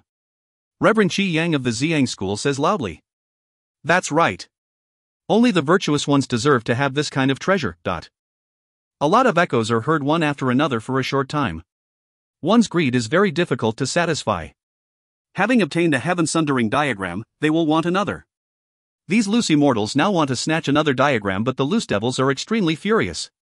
The diagram which was about to fall into their hands was taken away by Reverend Ming Liang, so naturally Wu Kongshui and his subordinates have been enraged. They also want to snatch this diagram from the loose immortals' hands. Only, there are a large number of expert loose practitioners gathering in each side's headquarters at the moment, so once they begin to fight each other, perhaps blood will flow in rivers on the entire Tanglong continent. It takes Qin Yu and his sworn brothers some time to reach the Golden Tree Island from the chaotic astral ocean. They are currently inside the ancient teleport formation on the Golden Tree Island. In just a while after they channel their internal energy into this formation, the whole formation starts to shine. At the same time, the space around it starts to shake. A light then flashes and the three of them immediately disappear from the Golden Tree Island. In the southern territory, there is a similar island, the Snowfish Island. This island is covered in snowflakes all year round. There is a lake at the very top of a small mountain on the island. This lake has a special kind of fish which is totally white. Because of this and the fact that the island is covered in snow, it is called Snowfish. On the Snowfish Island, there is an ancient teleport formation not far from the shore of that lake Snowfish. A light suddenly flickers in the formation for a short time. When the light disappears, three young men appear in the formation. They are none other than Xinyu, Hou Fei, and He Yu. Big brother, do you know who those killers are? He Yu asks. Xinyu forcefully suppresses the grief and fury in his heart, saying with a shake of his head, I don't know at all. But, it'll only take me a while to find out who they are. After saying so, he takes out a transmitter. Dame Yanji, I'm Xinyu. That day I listened to my uncle Lan's order by leaving my heaven-sundering diagram with my second brother. I just found out that the diagram had been taken away by someone. Do you know who took it and where it is now? The first target of Qin Yu's inquiry is none other than Dame Yanji. Little brother Qin Yu, that day, Lord Wu Kongshui and other experts went to the Qianlong continent. Your second brother knew his place very well, so he handed that heaven-sundering diagram over to Lord Wu Kongshui. Who could have thought that Reverend Ming Liang would suddenly appear and snatch the diagram? Even though Lord Wu Kongshui fought a fierce battle with Ming Liang, he still couldn't take the diagram back. Humph, Lord Wukonshue and my school's Dame Lien, you both are extremely furious. Now over 10,000 loose devils are already gathering in my Inuit palace. Lord Wukonshue and the other experts will definitely snatch the diagram back. Dame Yenji keeps no secret at all. In fact, this information is basically not a secret on the Tanglong continent. Nearly all the loose immortals and loose devils of both sides know it. Because of this, the side of loose immortals is in a festive mood, whereas the side of loose devils is in a towering fury. Dame Yenji does not keep this information a secret from Qinyu because she thinks that there will be absolutely no problem after she tells it to him. Now Qinyu has found out what he wanted to know. Wukonshue, Ming Liang, so it was the loose devils and loose immortals, just about as I expected. He already knows his targets. End of B10C48. End of Book 10. If you find any errors, ads pop up, ads redirect, broken links, non-standard content, etc., please let us know. Report chapter so we can fix it as soon as possible. Book 11, Chapter 1. Book 11, Pierce Through the Sky. B11C1, The Xinyang School. Little brother Qinyu, it said that this time Lord Wukonshue seemed to attack your stellar tower only to fail to break even the defensive formation of the stellar tower. Is that defensive formation really so formidable? Dame Yenji asks. Now that there are over 10,000 loose devils from the 6th tribulation up in the Inuit palace, she is merely a common loose devil, except for having the honor of being the one who obtained a heaven-sundering diagram. Therefore, she is very curious about Wukonshue failing to break the defensive formation of the stellar tower. Struck by a thought, Qinyu answers immediately, Yenji, that defensive formation was set up by my uncle Lan personally. It's called the Great Heavenly Stellar Formation. Even in my school, it's one of the relatively formidable formations. This formation is formidable because it doesn't have high requirements for the controller. Your school? Dame Yenji becomes curious in her heart. After suffering a defeat at the hands of the Stellar Tower's defensive formation, the top loose devils such as Wukonshue began to pay close attention to the loose immortal behind the Stellar Tower. If Dame Yenji can gather some information about Uncle Lan, will this not be a deed of meritorious service? Brother Qinyu, what's the name of your school? Dame Yenji asks Qinyu through her transmitter. An idea springs to Qinyu's mind. He casually comes up with a name. Our school is called the Xinyang School. Uncle Lan is none other than my uncle master. The Xinyang School. Who is your master? Have you still got any other uncle masters in the mortal world? Have you got any schoolmates? Dame Yenji asks several questions continuously. Qinyu answers through his transmitter, my master already ascended long ago. In the mortal world, I've got several uncle masters and naturally even more schoolmates. Dame Yenji's heart skips a beat. Not only Reverend Ming Liang, even Wukonshue is very eager to know the mysteries of Qinyu, his school, and the loose immortal behind the Stellar Tower. But Dame Yenji feels that she herself is about to find out the truth. The Xinyang School, brother Qinyu, I think those protective treasures in the possession of that junior sister of yours are at least middle-grade immortal weapons, right? Having such treasures in that great heavenly stellar formation, your Xinyang School must be a big school. But why has nobody ever heard of it? Dame Yenji asks. A faint smile appears on the corners of Qinyu's mouth. Yenji, this is a big secret of my school. How can I possibly tell it to an outsider at random? Dame Yenji's heart tightens. She says hurriedly via a message, Brother Qinyu, what's the big deal about telling me? Nobody knows where your Xinyang School is and I won't ask you about your school's power either. It will be okay if you only give me some general information. Qinyu ponders for a long time. Alright, Yenji, I'll tell you some general information. Actually, my Xinyang School didn't originate from this planet. It was a Xiozhen school in another space. Only, a senior of my school accidentally went through a spatial rift to arrive in this space, then landed on this planet and established the Xinyang School here. My school has been passed down for over 100,000 years since then. Yenji, as for the location of my school, I really can't tell you. Otherwise, my seniors in the school will definitely put me in confinement. He is laughing in his mind. It was only thanks to the knowledge left behind by Master Lei Wei did he become aware of the concepts of planets and spaces. And now he has casually fabricated a story with them. His story only serves to make him appear even more fathomless in the eyes of outsiders. Not originating from this planet, coming from another space. Yenji is totally dumbfounded. In general, most loose practitioners know that the world where they live is an extremely large planet and that there are ultra-winds and ultrabolts, on the highest level of the sky. Any loose practitioner who is relatively powerful can pass through this layer of ultra-winds and ultrabolts to enter the boundless outer space. However, in the outer space, there is an extremely long distance between two planets. There have been loose practitioners who flew away from their planets, but it is very easy to go astray with teleportation in the outer space because even if two planets appear to be not far from each other, the distance between them is in fact frighteningly great. An 11th tribulation loose immortal will need 100 years to fly from the planet of the Tang Long continent to the nearest planet. Even if they use teleportation sporadically, it will still take them an extremely long time. Moreover, a loose practitioner once reached the nearest planet only to discover that it was simply a desolate place with absolutely no signs of any life forms. Brother Qinyu, that senior of your school was really formidable. The distances between the planets and the universe are frighteningly great. It's very slow to rely on teleportation alone to fly in the boundless outer space, but your senior was even able to travel through the universe. I once heard Dame Lianyu of my school say that an expert can only do that starting from the Devil King or Golden Immortal stage. Dame Yanji marvels. Qinyu laughs in his mind. Because he obtained some secret books on the second floor of the treasure-storing tower in the Nine Swords Immortal Mansion, naturally he knows that, in general, the ranges of teleportation are not very long at all. Teleportation is fairly effective on a planet, but it is not very useful in the boundless outer space. Only those who have reached the level of Devil Kings, Demon Kings, or Golden Immortals can use the magic skill called Grand Teleportation to travel between planets. Master Lei Wei didn't have the Grand Teleportation skill or even the Teleportation skill. He had to rely on science and technology to travel between planets. Qinyu certainly knows where his master came from, a planet in a universe where the path of Shojin was secondary to science and technology. The space leaping technology is definitely comparable to the Grand Teleportation skill. Of course he is happy that Dame Yanji is thinking in a wrong way.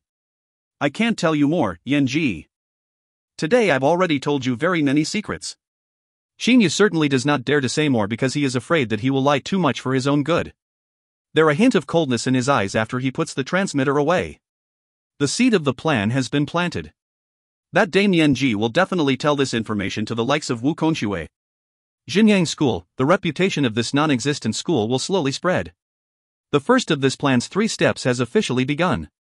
Qinyu takes a deep breath. In addition to the massacre of over 10 million citizens of the Qin Empire, his Qin clan was almost destroyed with great numbers of his second brother's children and wives killed. He will not settle this score easily just by going on a killing spree. He wants to strike terror into the hearts of the 2 super schools and countless loose practitioners. He can rely on the Qingyu Immortal Mansion, the Lord of Black Flame's ring and the Sword Immortal puppet powered by only a single piece of top-grade elemental holy rock. What he has to do is to make use of them effectively to achieve the best result. Qinyu, Hofei, and Heiyu fly south straight from the Snowfish Island. This ocean is even more massive than the ocean of the Northern Territory. After flying for several whole months, the 3 brothers finally see a continent in the distance.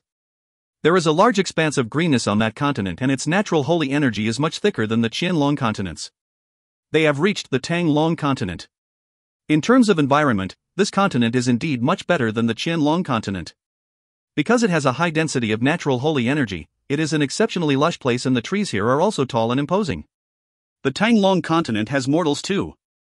The number of mortals on the Tang Long continent is far greater than that on the Qianlong continent. Mortals are the basis of Xiationists. Only 1 in 1,000 mortals can successfully become a Xiationist.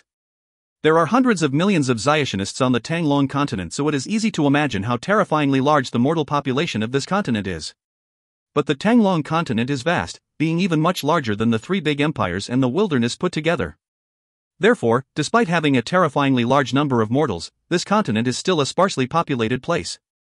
Qinyu, Hofei, and Heiyu are flying on clouds. Because they have arrived in the Tang Long continent, they do not have to fly desperately anymore. Even though this continent is massive, given the 3 brothers' current power levels, they can reach any location on the continent very quickly just by riding on clouds. Big brother, this place has really many mortals as well as very many Xiationists. We've been flying for just a while, but I've already seen several tens of thousands of Xiationists. Only, none of them is above the Dongshu stage. It's too weak. Hofei sighs while shaking his head. Qinyu gives an indifferent smile. Not weak at all. It's just that experts don't walk around outside for nothing. Most of them are in their own schools.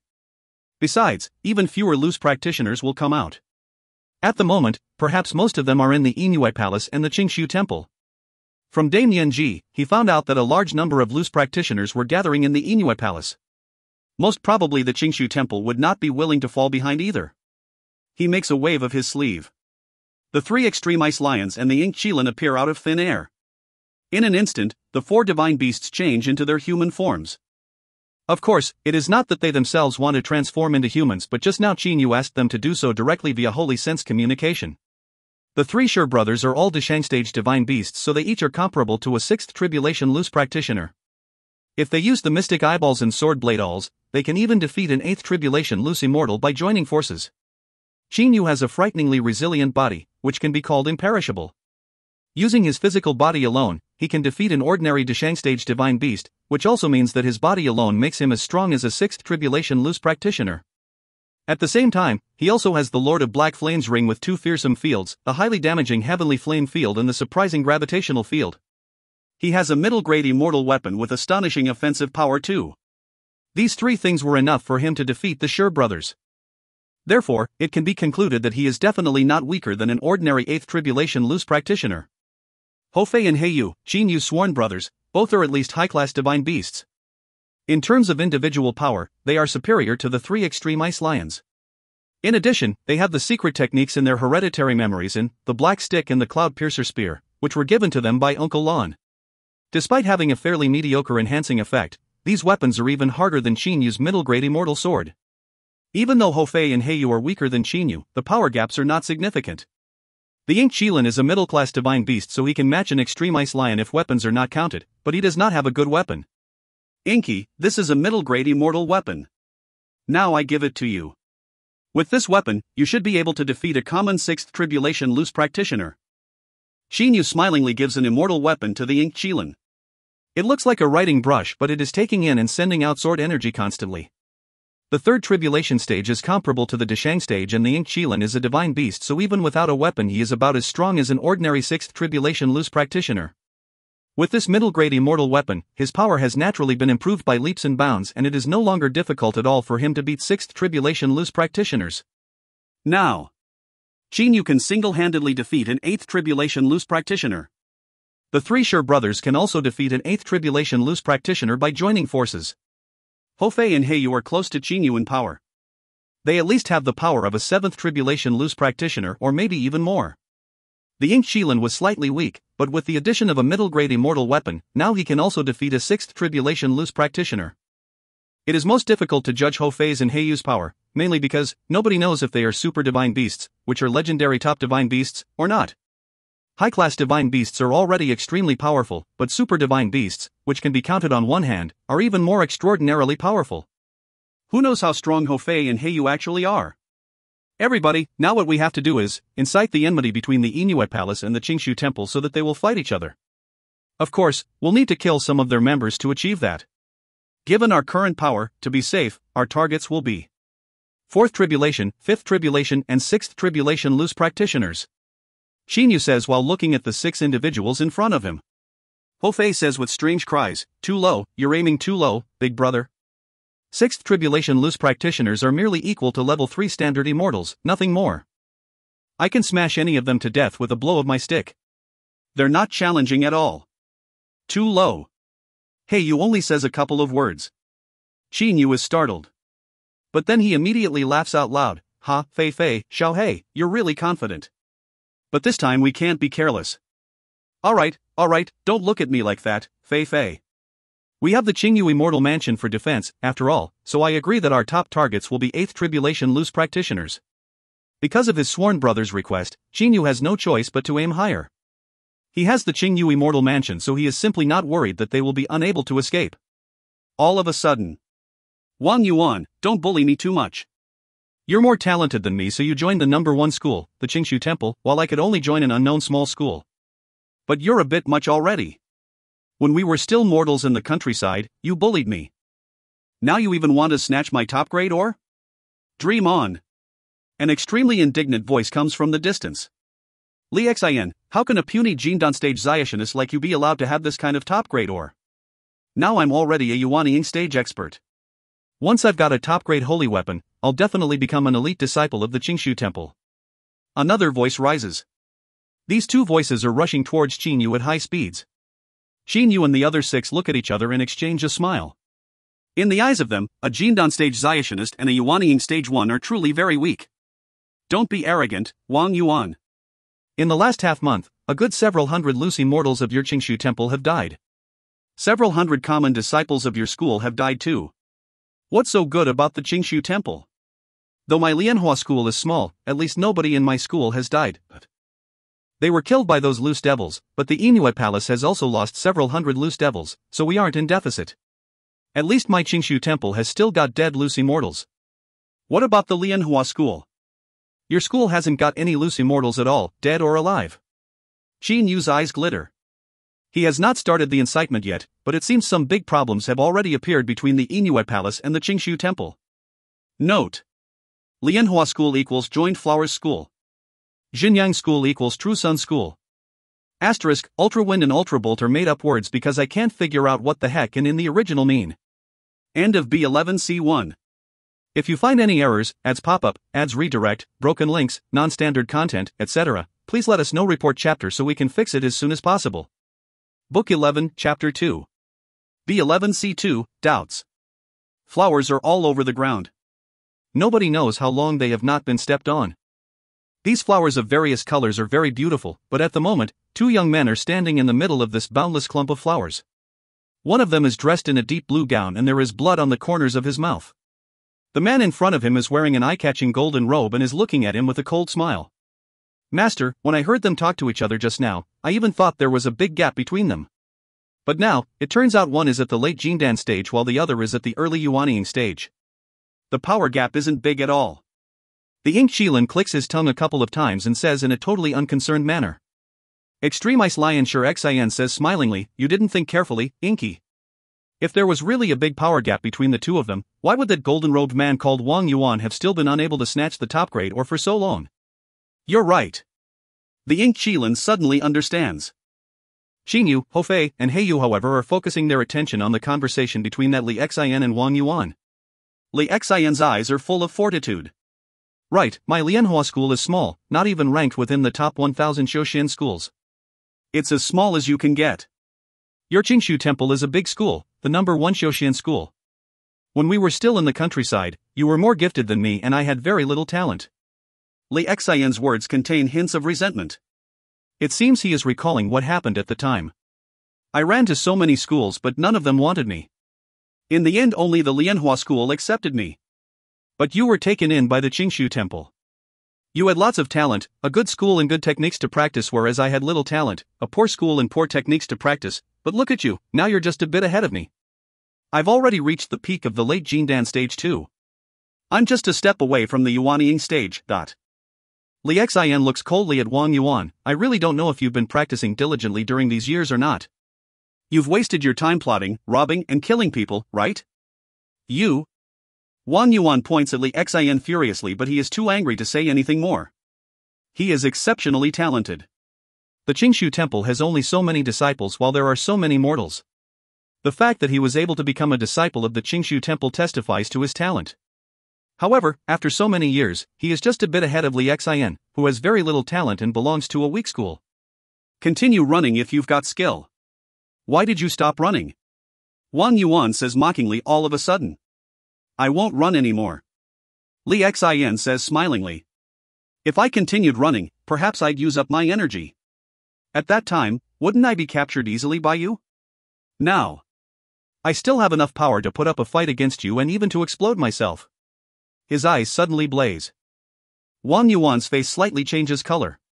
He is only a level above Li Xin, so if Li Xin self-destructs at the most crucial moment, he will probably lose his life too. After all, the Yuanying of a Yuanying stage disciple still cannot leave their body. After watching all of this from afar, Xinyu has a good opinion of Li Xin. In his view, talent and techniques are important to the path of practice, but mentalities are also very important. Li Xin has experienced all kinds of hardships so his mentality has already become exceptionally doughty. In contrast, it has all been smooth sailing for Wang Yuan so his mentality is not up to much. No wonder he is only a bit ahead of Li Xin. Li Xin. A voice rises very suddenly. Both Li Xin and Wang Yuan, who are in deadlock, get a shock inside. They cannot help looking towards the place where the voice comes from and see a black-robed cold man fly down from the sky. Wang Yuan's heart skips a beat, expert. His aura is even stronger than Master's. Wang Yuan's master has nearly reached the late Dongshu stage so naturally there is a massive gap between him and Xinyu. Li Xin, I want to ask you something. Xinyu looks at Li Xin and says. the latter is delighted inside. He certainly can tell that this man is far more powerful than him and Wang Yuan, so he bows and says at once, "Senior, I am being hunted down by this thief. He is attempting to take my top grade ore by force. When this thief is still standing here, it is really very difficult for me to calm down and answer your questions." Qin Yu only looks at Wang Yuan. Wang Yuan racks his brains and says, "I am a disciple of the Qingshu Temple. A few days ago, I was lucky enough to obtain a chunk of top-grade ore. Who could have thought it would be snatched by this brat on the way? Senior, I hope you can redress the balance for me. I shall forever be grateful to you for that, Adat." Wang Yuan takes a bite at Li Xian in return, but he simply does not know that just now Qin Yu heard everything from a distance. "You're so shameless," Li Xian says coldly. Wang Yuan, however, says sternly, "Li Xian, this top-grade ore was extracted by me personally, wasn't it? But you even want to frame me. I really have never seen anyone so shameless as you. You even want to call white black. Noisy." Qin Yu makes a wave of his hand. A golden beam of energy from the solar core immediately enfolds Wang Yuan's body, reducing it to nothingness. Li Xian's heart leaps. He never thought that Wang Yuan would die in this way after reaching the Yuanying stage. "Senior, please feel free to ask me about whatever you like. I will tell you everything I know without reserve." Li Xian bows and says very respectfully. Qin Yu suddenly says, "Listen, some time ago, the Inuit Palace and the Qingshu Temple started to muster loose practitioners from every place and let large numbers of loose practitioners gather in their territories. What has happened since then? I seem to hear you mention the deaths of several hundred loose immortals. What has happened actually?" "Senior, you should have just come back from overseas, right?" Li Xian says smilingly. "For some reason, the side of loose devils and the side of loose immortals unexpectedly began to gather in the Inuit Palace and the Qingshu Temple, but afterwards, these two schools began to kill each other." Qin Yu frowns. "In the beginning, only common disciples died. As time passed, loose immortals started to die too. A lot of first tribulation, second tribulation and third tribulation loose immortals have been killed, and even quite a few loose immortals from the fourth tribulation up have been killed as well. Not only the Qingshu Temple's loose immortals, even many loose devils of the Inuit Palace have also been killed." Li Shi suddenly frowns. However, the deaths of these loose immortals were very strange. Some just disappeared into thin air while some died while fighting loose devils. Anyway, it looks like a great many of them died because both sides have started to test each other out. Test each other out? Qin Yu asks another question. Li Xian explains, "This is very simple. Why have the Inuit Palace and the Qingshu Temple gathered so many loose devils and loose immortals? Could it be so that they can waste time stuffing themselves with food and drink? They are certainly going to attack and fight each other. Now they are merely testing the water. Humph, only several hundred have died, but the Inuit Palace and the Qingshu Temple each have mustered over 10,000 loose practitioners." Do several hundred really mean anything? Li Xian says with a cold laugh. "I think blood is going to flow in rivers on this Tanglong continent soon." Qin Yu nods his head. "Do you have a map of the Tanglong continent? Give me one," he says coldly. Li Xian looks at the senior before him while wondering in his mind why he does not even have a map. But he says nothing at all and respectfully hands a jade slip over to Qin Yu. Right after receiving it, Qin Yu makes a sweep of his holy sense and finds out clearly the main features of the Tanglong continent. Very good.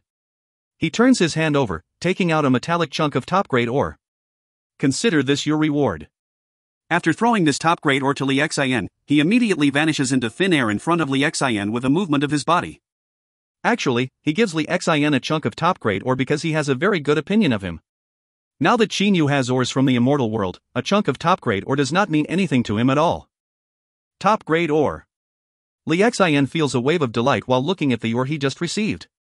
When he looks up again, Qin Yu has already disappeared. Qin Yu, Hofei, Heiyu, the three extreme ice lion brothers and the Ink Qilin are flying in midair. "Big brother, I reckon that Jean Donstage brat was right. The side of loose immortals and the side of loose devils should be testing each other.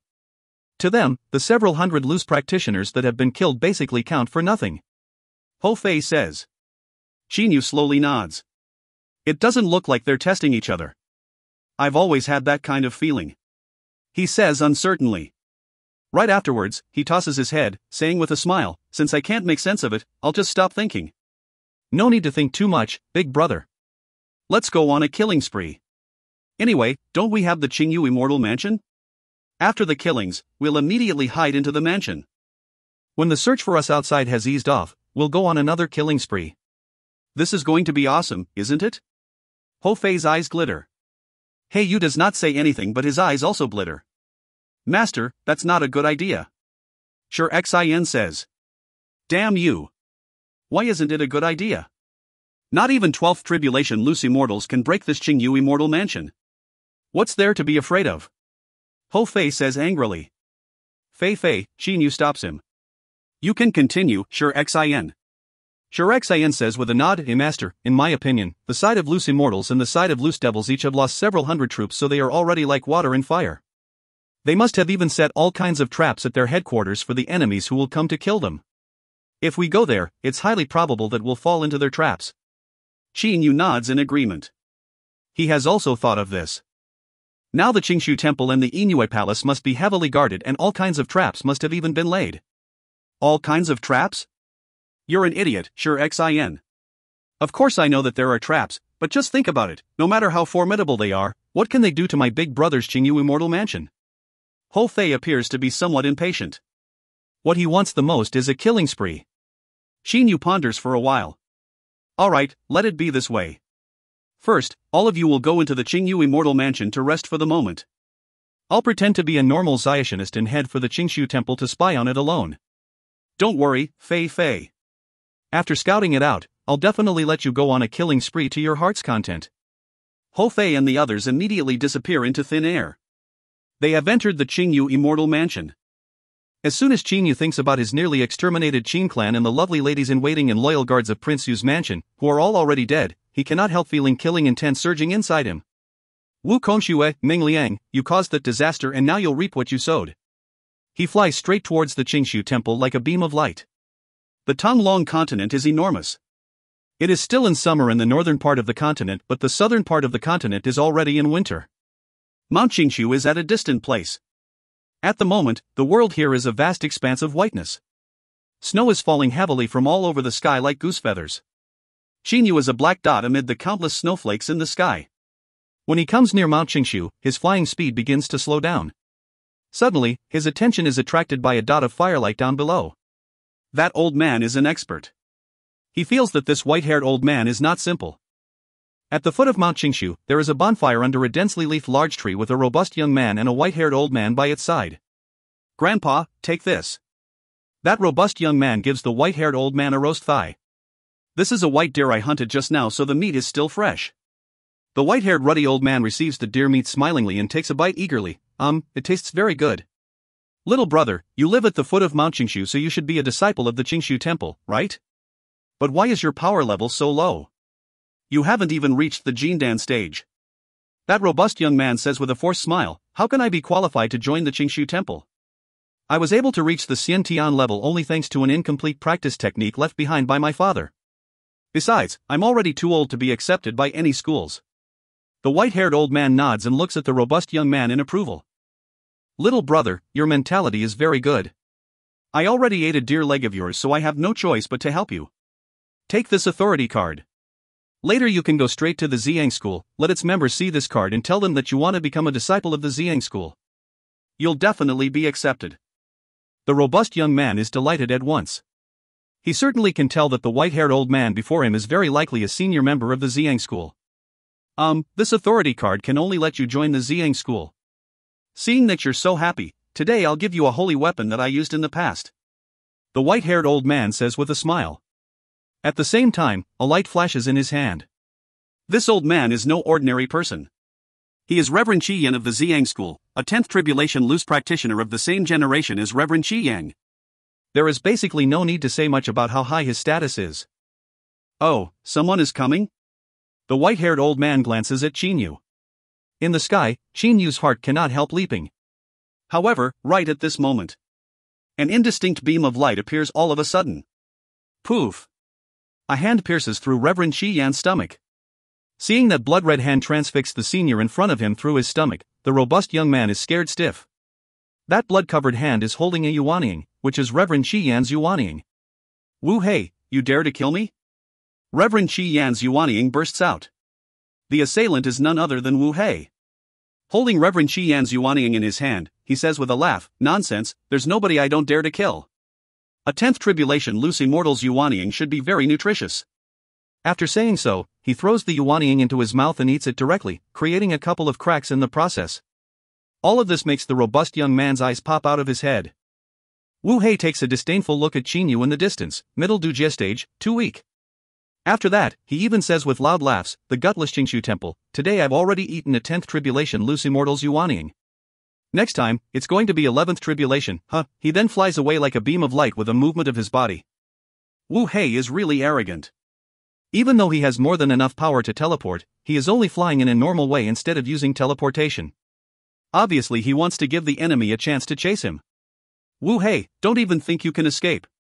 A furious voice roars on Mount Qingshu. A crimson beam of light then shoots down. The snow on Mount Qingshu is completely melted wherever it goes. Watching everything from the horizon, Qin Yu frowns. What's going on? Why has the situation been developing differently from how I expected to? It shouldn't be like this. Wu Kongshui and Ming Liang should know the secret of the heaven-sundering diagrams so they won't act so silly. But what's going on with this Wu Hei? End of B11C2. If you find any errors, ads pop up, ads redirect, broken links, non-standard content, etc., please let us know. Report chapter so we can fix it as soon as possible. Book 11, Chapter 3. B11C3, Conflict breaks out. Mount Qingshu, Heavenly Palace. In the main hall, there are only Reverend Ming Liang, Reverend Ming Shan, Reverend Lan Bing and Shui Yuyang. These four people are all looking at the entrance of the main hall. Wave after wave of killing intent coming out from his body, Reverend Qi Yang runs furiously into the main hall of Heavenly Palace while cursing with his mouth. Wu Hei, one day I'll definitely kill you with my own hands to avenge junior brother Qi Yan. He raises his head to look at Reverend Ming Liang, who is sitting on the higher part of the main hall, saying angrily, Reverend Ming Liang, I really can't stand it anymore. In just the last half month, several hundred loose immortals have been killed. Besides, the enemy has specially chosen powerful ones to kill. My junior brother Qi Yan was a 10th tribulation loose immortal, but he was still killed by Wu Hei.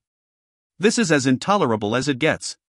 Reverend Ming Liang, we must teach those loose devils a lesson. Calm down, Reverend Qi Yang. Reverend Ming Liang says indifferently. Hearing Reverend Ming Liang still say so, Reverend Qi Yang finally can no longer control the fury in his heart. Calm down? Calm down my arse. Your junior brother wasn't killed, so of course you can stay calm. If I calm down yet again, who knows how many loose immortals my Xiang school is going to lose? You see, in the last half month, only several of the loose immortals killed were members of your Qingshu temple, but most of them belong to our school. Reverend Qi Yang's fiery energy surges forth from his whole body. Reverend Ming Liang frowns, his eyes flashing with coldness. On one side, Reverend Ming Shan stands up and says, Reverend Qi Yang, you shouldn't let hatred cloud your mind. Could it be you don't know the secret of the heaven-sundering diagrams? Only the few of us know this secret. As you already know the secret, you should know what to do. No loose immortals other than the few at this place know about the relationship between the heaven-sundering diagrams and the Ni Yang realm. Those many ordinary loose immortals know that the heaven-sundering diagrams are important, but they do not know why the diagrams are important. The Lanyang school Shui Yuyang, whose eyebrows are snow white, also says, just think about it carefully, Reverend Qi Yang. These heaven-sundering diagrams are related to the Ni Yang realm. To open the Ni Yang realm, the three diagrams must be assembled. As long as we have a heaven-sundering diagram, we'll absolutely have a share in entering the Ni Yang realm, so it's simply not worth risking the lives of countless loose practitioners to get another diagram. Of course I know this. Reverend Qi Yang says angrily. But why have those loose devils always sent experts over to kill our loose immortals? Reverend Lan Bing says frowningly, Reverend Qi Yang, not long ago, someone from the Inuit palace came and said that you had also gone and killed their people. Did you do that? I didn't. Reverend Qi Yang says angrily. I'm not so ignorant. They slandered me. The other people say nothing at all. They know Reverend Qi Yang's temperament.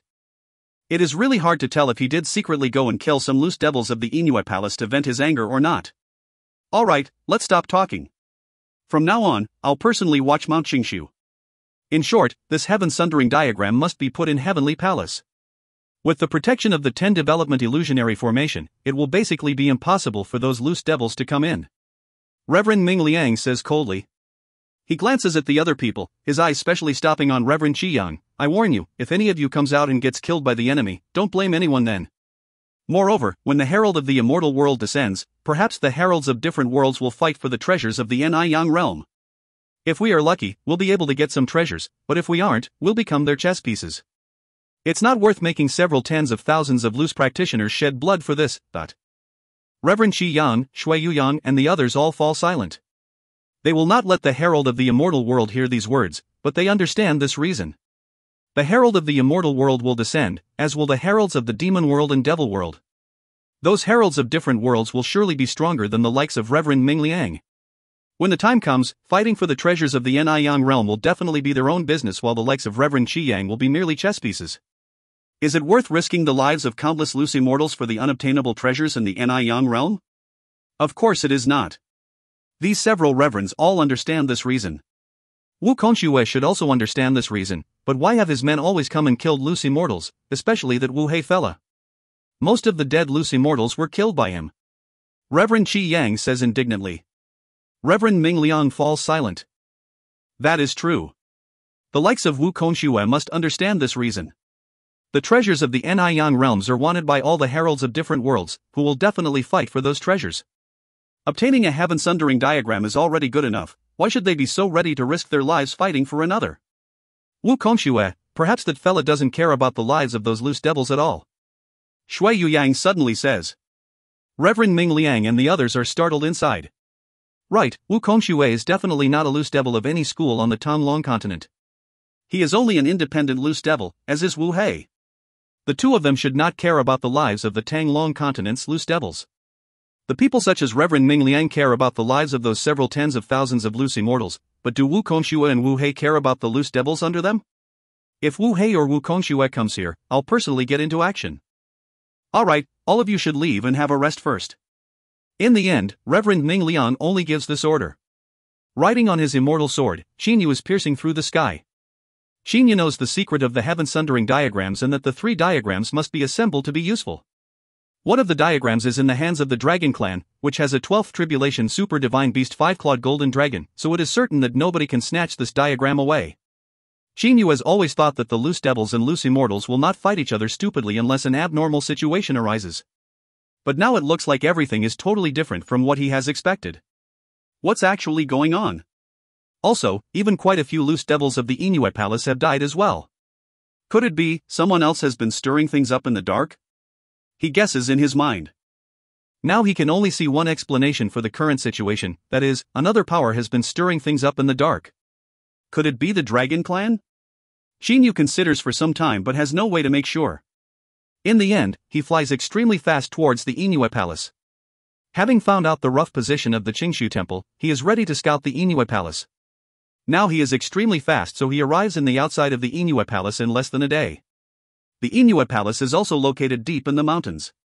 Now it is sending out a terrifying aura that can be felt from afar. That is the combined aura of countless loose devils gathering together.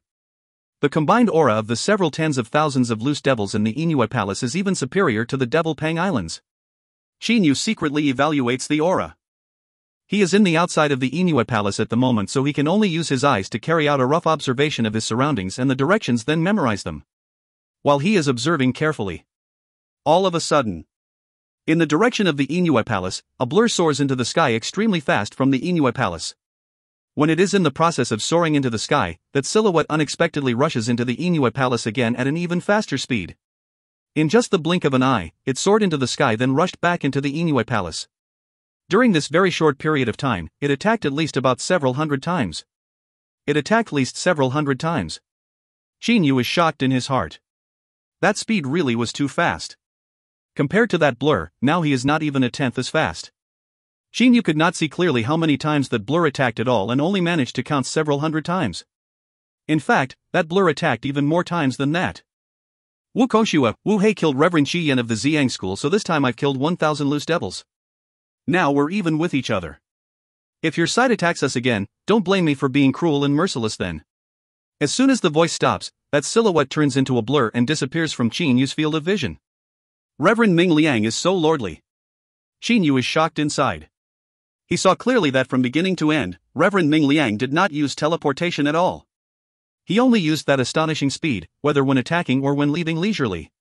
Xinyu is totally unaware that generally very few loose immortals use teleportation in combat, because if the enemy causes the space to shake while they are teleporting, perhaps they will teleport directly into a spatial rift, which will kill them for sure.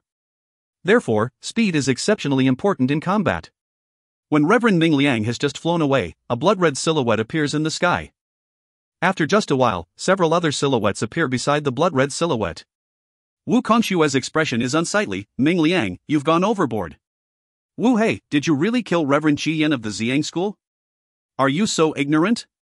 It's not worth making tens of thousands of loose practitioners engage in bloody fighting for the heaven-sundering diagrams. Wu Kongshue looks angrily at Wu Hei. Fire Devil also looks at Wu Hei. The latter says furiously, I didn't kill Reverend Qi Yan. Wu Kongshue, you're stronger than me, but you went a bit too far by concluding that I had killed Reverend Qi Yan based on just a sentence said by that Reverend Ming Liang. Dame Lianyu also says, Wu Kongshue, not long ago, Big Brother Wu Hei and I were with each other. We chatted all the time. Big Brother Wu Hei didn't go to the Qingshu temple to kill people at all. Could it be he was framed? Fire Devil says with a cold laugh. Dame Lianyu's eyes flash with coldness. Perhaps someone has been secretly stirring things up. That Wu Hei was actually an imposter. Plus, this Reverend Ming Liang is very likely an imposter too. Fire Devil bursts out laughing as if he has heard a big joke or something. His laughter sounds so arrogant. Imposter? Ha ha. Lianyu, are you out of your mind? Reverend Ming Liang practices the stellar ignition art, so his energy is extremely concentrated and his speed is extremely fast too. In terms of speed alone, even Lord Wu Kongshue is a bit slower than him. Wu Kongshue nods. If I only rely on speed without trying every means to hinder him, I'm a bit slower than Reverend Ming Liang. Lianyu, did you hear that? Given Reverend Ming Liang's speed, in the whole mortal world, I can only see two individuals who can outpace him, one being the Dragon Clan leader and the other being Zhongju of the Devil Pang Island, who is known as the #1 speedster, but... Fire Devil looks at Dame Lianyu while laughing coldly. Lianyu, you wouldn't think such two big shots as the Dragon Clan leader and the master of the Devil Pang Island have been doing such a shady thing as stirring things up in the dark, would you? Dame Lianyu opens her mouth but does not know what to say. The Dragon Clan leader and the master of the Devil Pang Island hold revered positions. How can they possibly do such a shady thing? Just now you guys already experienced that Reverend Ming Liang's speed. None of us was able to keep up with him. So, that fellow was Reverend Ming Liang for sure. Fire Devil says positively. Right at this moment, 7 or 8 loose devils of the 9th tribulation and 10th tribulation stages fly over. Lord Wu Kongshue, we can't keep restraining ourselves. Several hundred loose devils had already died before. But this time that Reverend Ming Liang even personally got into action and killed 1,000 more in a short while. If this continues, how can those loose devil brothers feel secure enough to stay and protect the Inoue Palace? A 10th tribulation loose devil says hurriedly. That is true. If this continues, those loose devils will definitely be frightened and may leave the Inoue Palace directly. Another 10th tribulation loose devil flies up from down below and says respectfully to Dame Lianyu, Milady, just now several tens of loose devils said they wanted to leave the Inoue Palace. We are trying to persuade them to stay. Indeed. Loose devils have been killed again and again, so some who are not powerful have been scared. After all, the Inoue Palace does not have a formation as formidable as the Qingshu Temple's 10 development illusionary formation. Her eyes flashing with coldness, Dame Lianyu says coldly, Lord Wu Kongshue, I think we shouldn't remain silent. That Mount Qingshu has the 10 development illusionary formation so they can defend it. But we don't have a defensive formation of the same caliber.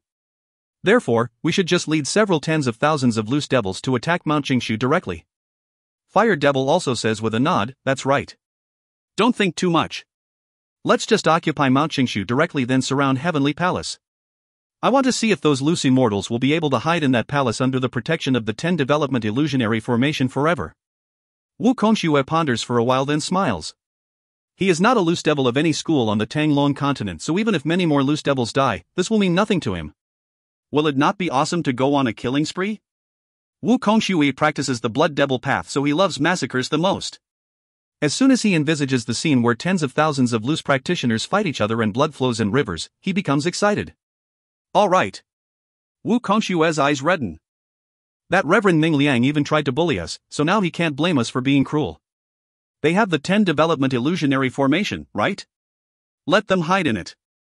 We'll kill the common disciples of the Qingshu Temple outside the formation first, even all of them. I want to see if Reverend Ming Liang will still be able to sit tight then. The other big loose devil's eyes all glitter with ferocity. They already have enough of the suppressed grievance during this period of time. As loose devils, they are very malicious. Xinyu can see those several big loose devils discussing with each other from a distance, but he cannot hear what they are saying at all because Wu Kongxue already set up a small restrictive spell around them right at the beginning of the discussion. After taking orders from Wu Kongxue, those 10th tribulation loose devils fly down directly. In just a while, various harass and bloodthirsty yells rise on the whole mountain where the Inui Palace is located. All of these loose devils are very murderous, so the sneak attacks and killings done by loose immortal experts during this period of time have already filled them with rage. Now, knowing that all of them are going to go and attack Mount Qingshu, they become excited. It should have been this way long ago. Kill them all, huh? Prepare to be massacred, Mount Qingshu. Various loose devils are yelling excitedly like crazy. Various voices rise in the Inui Palace one after another. Hearing these words from the distance, Xinyu now knows what is about to happen. A big war is going to break out? I don't even need to stir things up at all. Perhaps someone already did it. Whatever happens, the prelude to the first step of the plan has been successful. Xinyu looks at the Inui Palace. In his eyes, the Inui Palace seems to be set alight by monstrous flames. End of B11C3. If you find any errors, ads pop up, ads redirect, broken links, non-standard content, etc., please let us know. Report chapter so we can fix it as soon as possible. Book 11, Chapter 4. B11C4, Blood Flows in Rivers. Both Reverend Ming Liang and Wu Kongxue forget about another power, the loose demons of the wilderness on the Qianlong continent. Because the forces of the wilderness seem to have rarely got into action, the loose immortals and loose devils of the Tanglong continent know basically nothing about them. At a place of mortals on the Tanglong continent, there are 4 people in a house. One of them looks exactly like Reverend Ming Liang. With a swaying movement of his body, this Reverend Ming Liang turns into the ruler of the wilderness's demons, Yu Liang. Lord Yu Liang, after you killed 1,000 loose devils in a breath, now everything is indeed the same as you expected. Those loose devils can't stand it anymore.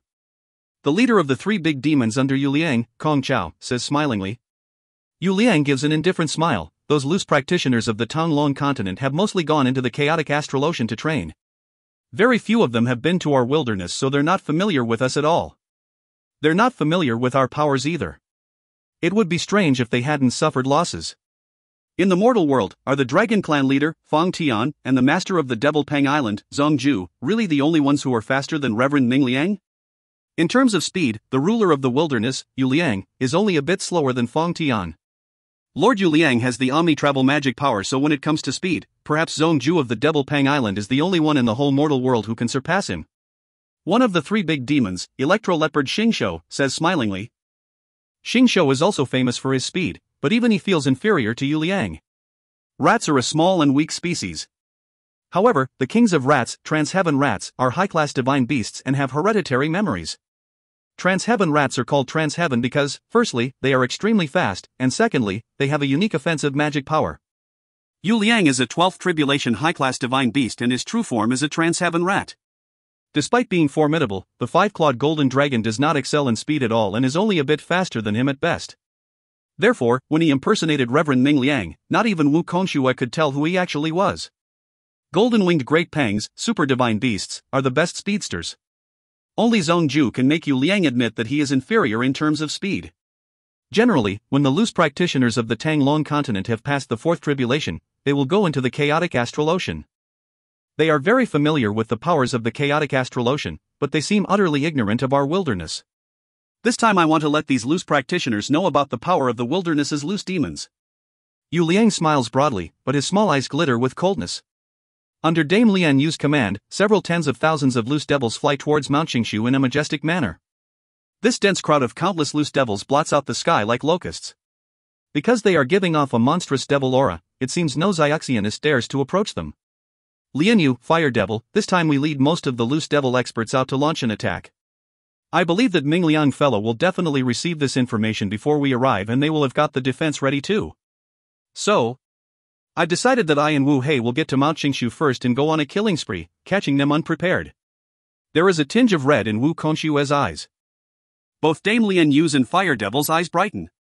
This is a good idea. If Lord Wu Kongxue and Big Brother Wu Hei use teleportation, I believe both of you will be able to reach Mount Qingshu soon. By that time, they definitely won't have been ready. You can go on a killing spree first. When there's no longer any advantage, Lord Wu Kongxue and Big Brother Wu Hei will go back and join everybody. Dame Lian Yu approves of this idea a lot. Wu Hei and Wu Kongxue exchange a look. Their eyes both flash with a hint of ruthlessness. Immediately, both of them disappear into thin air. The three main devil paths of the devil world, Black Devil Path, Blood Devil Path and Devil Path of Azura, are all extremely murderous practice methods. At the moment, Qin Yu is on the way to Mount Qingshu. Right after hearing the cheers of those loose devils, he understood that this large army of loose devils would definitely go and attack Mount Qingshu. And so he acted ahead of them. Fei Fei, Xiao Hei, Sure Xin, it's time all of you came out. There's something good to watch. With a thought, Qin Yu takes Ho Fei and the others out of the Qingyu Immortal Mansion. Ho Fei says with brightening eyes, something good to watch? What's that? Hei Yu also looks at Qin Yu. The side of loose immortals and the side of loose devils are going to go to war soon. Do you think it's good to watch? Qin Yu says smilingly. Each side has tens of thousands of loose practitioners, so it's going to be a large-scale war. Ho Fei's eyes open wide. Several tens of thousands of loose immortals are going to fight the same amount of loose devils? Let's go, big brother. Where's the battlefield? Let's go quickly. It is thrilling just to think about the battle. When a number of loose practitioners that can blot out the sky and cover the ground fight each other, that scene will be incalculably more shocking than any tribulation. Even Hei Yu and the Sure brothers become excited inside. The battlefield is on Mount Qingshu. Follow me. After saying so, Qin Yu takes the lead in flying to Mount Qingshu. Ho Fei, Hei Yu, the Ink Qilin and the others all follow Qin Yu, flying to Mount Qingshu. Qin Yu thinks that because he set off beforehand, he should be able to reach Mount Qingshu before the fighting starts. But when they are still very far away from Mount Qingshu, the snow-covered Mount Qingshu has already lost its usual snow-white color. Now it is blood-red instead. A thick layer of blood clouds is covering Mount Qingshu and anguished cries are heard unceasingly too. Wu Kongxue is too powerful. In the Qingshu Temple, the loose immortals inside Heavenly Palace and the 10 Development Illusionary Formation are from the 6th Tribulation up, but those outside the formation only consist of some common disciples and some loose immortals under the 6th Tribulation. These loose immortals are totally defenseless in front of Wu Kongxue. The disciples who have not reached the Deshang stage are all turned into liquid blood instantly wherever the countless blood clouds float past. And those from the Deshang stage up can only withstand them for a short while. Anguished cries, yells, furious roars. Wu Hei, who has already transformed into a 5 to 6 m tall giant, is raising a black great axe and running amok like a moving fortress. He rams into everything, whether it is humans or structures. In a short time, countless people have been killed by him. Palaces collapse, flowers and grasses burned black, severed limbs covering the ground. Blood is even flowing through the entire Qingshu temple like running water. In just a while, the number of dead people has reached a terrifying figure. Wu Kongxue, Wu Hei, you've gone too far. Reverend Ming Liang, who was calm all the time, has just discovered the miserable situation on the lower part of the Qingshu temple and is immediately enraged. From Heavenly Palace, he rushes straight towards Wu Kongxue, who is killing wantonly. Reverend Ming Shan, Reverend Lan Bing, Reverend Qi Yang and Shui Yuyang also rush out one by one. This is just the welcome gift. The real battle will come later. With a dash, Wu Kongxue dodges away. It seems he does not want to fight Reverend Ming Liang at all. Wu Hei, let's go. Wu Kongxue and Wu Hei immediately fly away from Mount Qingshu. When Wu Kongxue and Wu Hei join forces, it is almost impossible for the likes of Reverend Ming Liang to pin them down. Moreover, he still remembers what Wu Kongxue just said. The intelligence was correct. The loose devils are really going to wage a war. Reverend Ming Liang is furious inside. But right at this moment, Shan Nian flies up to him with a solemn expression. Uncle Master, in a short time just now, our Qingshu temple lost nearly 20,000 disciples and several thousand of those low-level loose immortals died too. 20,000. Reverend Ming Liang only feels pain in his heart. The Qingshu temple has always been strict about admitting disciples, so it has always had much fewer disciples than the Ziyang school and the Lanyang school have, only 60,000 to 70,000 in total. Losing 20,000 in a short time just now means it lost a third of its disciples, no less. These basic disciples are the future of a school. If the base is damaged, that school will die out soon. Listen to my order, Shan Yen. Take the 10,000 elite disciples of our Qingshu temple into the 10 Development Illusionary Formation. Squeeze them into the vacant land in front of Heavenly Palace. Yes. Shan Yen is delighted. The range of the 10 Development Illusionary Formation is only so large. Because there are already a large number of loose immortals from the 6th Tribulation up in the formation, if 10,000 more people are squeezed into it, it will really become overcrowded. Reverend Ming Liang has no choice but to do this. Nothing bad is allowed to happen to his Qingshu Temple's elite disciples at all costs because they are the future of the school. The people such as Reverend Qi Yang say nothing. After all, when the 10 development illusionary formation belongs to the Qingshu Temple, what gives them the right to criticize the Qingshu Temple's decision to do so? Reverend Qi Yang, fellow Taoist Shui Yuyang, the army of the Loose Devils is coming to attack us. How should we deal with them? Reverend Ming Liang asks Reverend Qi Yang and Shui Yuyang. In addition to being strong, Reverend Qi Yang and Shui Yuyang are the #1 experts of the Ziyang School and the Lanyang School respectively. This is the only reason why Reverend Ming Liang decided to ask them about what to do. Shui Yuyang says frowningly, the enemy is coming with a lot of force.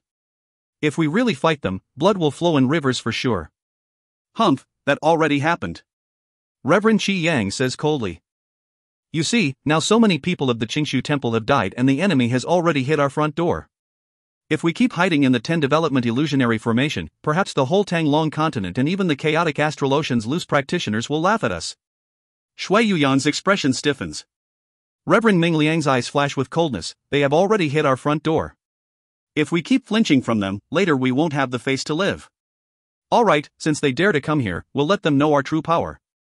Qin Yu and the other 6 are on a small mountain 1,000 li away from Mount Qingshu. Given their power, they can certainly observe everything that happens at Mount Qingshu using their holy senses. At the moment, not only Qin Yu and his group, many other Zayashinists, whether weak or strong, and some reclusive experts are also watching the show from the distance, including Yu Liang and his subordinates. Several tens of thousands of loose immortals facing several tens of thousands of loose devils. Many loose practitioners have never seen such a thrilling scene in their lives, so it is not strange at all that this battle has attracted a large audience of Zayashinists.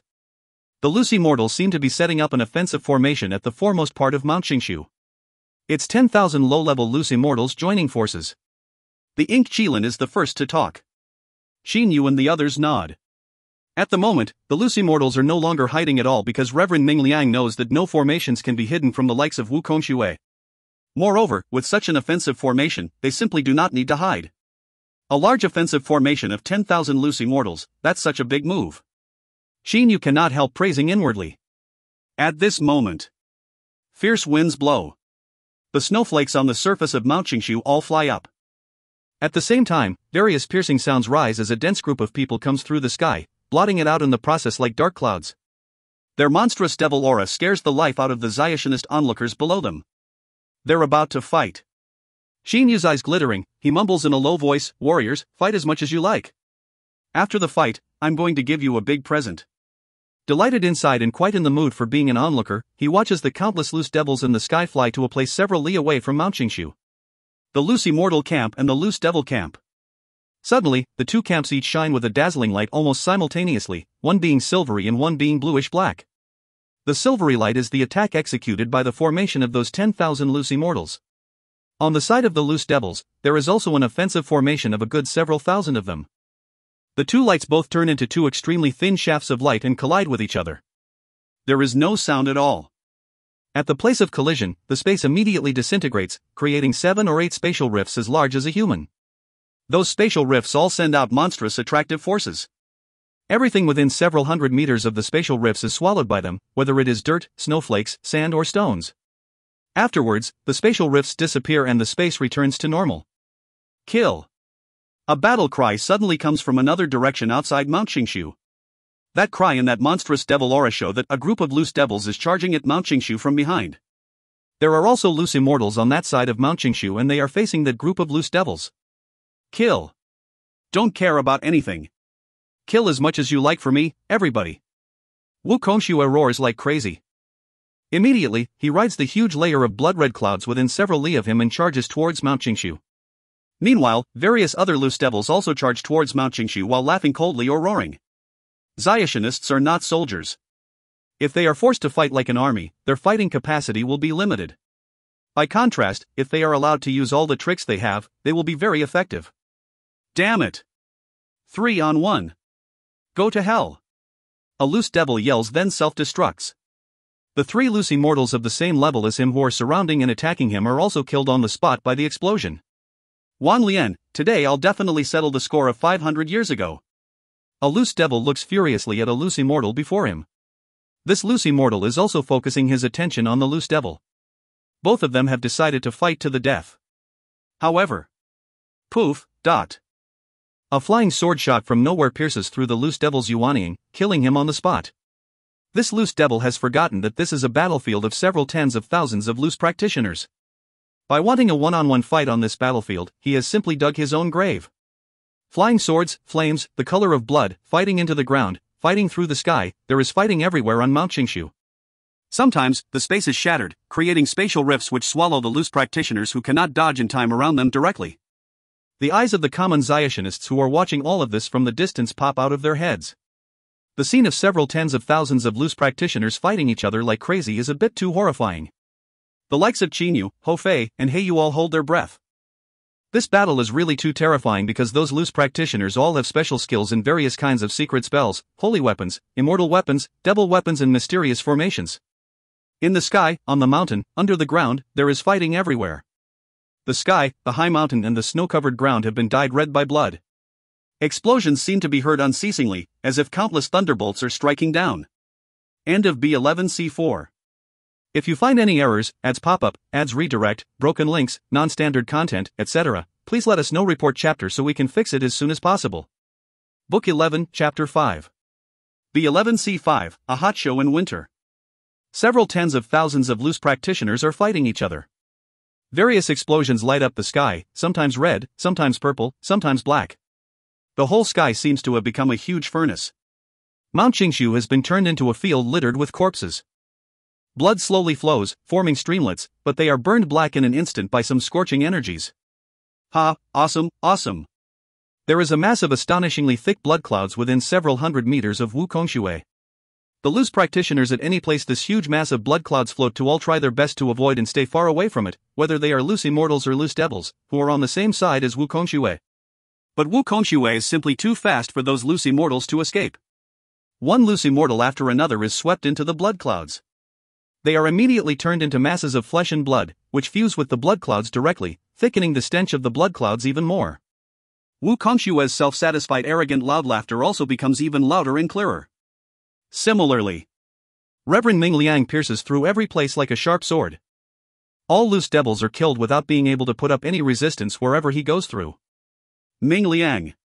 Wukongshui's voice, which is seething with killing intent, rises. That huge mass of blood cloud stops in front of Reverend Ming Liang. At the same time, it begins to shrink slowly. In the end, it turns into a large blood-red robe wrapping around Wukongshui's body. Wukongshui looks at Reverend Ming Liang, his eyes blazing with fighting spirit. Wukongshui. Reverend Ming Liang's eyes turn cold. What do you actually want by doing this? I asked myself and found that I hadn't done anything serious to your side of loose devils. Why did you mobilize all the loose devils to come and attack Mount Qingshu? Could it be you want to risk your life like this for that Niyang realm, which basically doesn't belong to us? It would have been better if he had not said anything. As soon as he says so, Wukongshui is enraged even more. You didn't do anything? Just a half day ago, you went to the Inuit palace and killed 1,000 loose devils in a breath. Then you even said we were even with each other because Wu Hei had killed Reverend Shi Yan before. Wukongshui's anger begins to surge. You had the guts to do that, but now you don't even dare to admit doing that? Reverend Ming Liang has never been accused wrongly, so he immediately feels annoyed inside. All of a sudden, he is struck by a thought. Wukongshui, can you prove that what you said is true, that a half day ago there was really a Reverend Ming Liang who killed 1,000 loose devils of yours? Reverend Ming Liang questions closely. Wukongshui gives a cold laugh, of course. How can I possibly tell a lie? Ask any loose devil of the Inuit palace and you'll know the truth. Ah, I get it now. Someone stirred things up. Someone definitely stirred things up. Reverend Ming Liang is very clear-headed at this moment. Wukongshui, both our sides didn't want to fight for the Niyang realm, which doesn't belong to us, but someone wanted us to fight each other. Now it looks like someone must have stirred things up in the dark. Wukongshui's heart leaps. He remembers Wu Hei denying that he had killed Reverend Shi Yan. But who killed Reverend Shi Yan? Someone secretly stirred things up? Wukongshui also arrives at this conclusion in his mind. However, with a glance, he sees that countless people are fighting each other all over the sky in Mount Qingshu. He knows that perhaps the battle has already become unstoppable by now because all the loose devils have probably become bloodthirsty and the enemy has killed quite a lot of their close friends. It is the same with the side of loose immortals. A large number of loose immortals have been killed too, so the living loose immortals have nothing but intense hatred for the loose devils in front of them. They are already dead. It's none of my concern. Wu Kongxue laughs coldly in his mind. He still remembers how he practiced in the past. At the time, he was a lone, cruel and bloodthirsty Xiamoist who often robbed and killed people and was chased by everyone. Luckily, he eventually obtained a valuable book of the Blood Devil Path and was able to become a titan of the Devil Path rapidly only thanks to this. There's nothing I can do about the dead senior loose practitioners of these schools. Perhaps their deaths will cause the large Shoma schools on the Tanglong continent to suffer big drops in status. Many small schools will possibly rise. The Tanglong continent can't always be controlled by those large schools either. There should be a change already. Reverend Ming Liang looks at Wu Kongxue, hoping that he will agree to a ceasefire. Because of the fighting, more than half of the structures on Mount Qingshu have been destroyed. As time passes, more and more disciples of the Qingshu temple die. The only calm place on the entire Mount Qingshu is the area of the 10 Development Illusionary Formation. Stirring things up? Ming Liang, I never expected you, a 12th Tribulation Loose Immortal and the current #1 Loose Immortal expert, to flinch from admitting to what you did. When you killed those 1,000 loose devils and ran away, I saw your speed with my own eyes. In this world, who can keep up with you when it comes to speed? Perhaps only the master of the Devil Pang Island and the Dragon Clan leader can. But given their status, how could they possibly have impersonated you? Ming Liang, it's time you stopped resorting to sophistry. Wu Kongxue's words have crushed the only reason for a ceasefire directly. Kill. This is the moment Wu Kongxue has been waiting for. Even if more loose devils die, it will be none of his concern. As long as nothing happens to that heaven-sundering diagram, when the herald of the devil world descends to the mortal world, he will be credited with a deed of great merit by handing it over. Wu Kongxue, you're such an idiot. Reverend Ming Liang is extremely furious. Wu Kongxue says with a cold laugh, you're too noisy. If you want to fight, then let's fight. Why talk so much nonsense? Afterwards, his body begins to radiate a dazzling blood-red light which then gathers in the palm of his right hand. Reverend Ming Liang utters a cold humph. His whole body also radiates a dazzling silvery white light. At the same time, that light gathers on the index finger of his right hand. Blood Devil, Crescent Blade.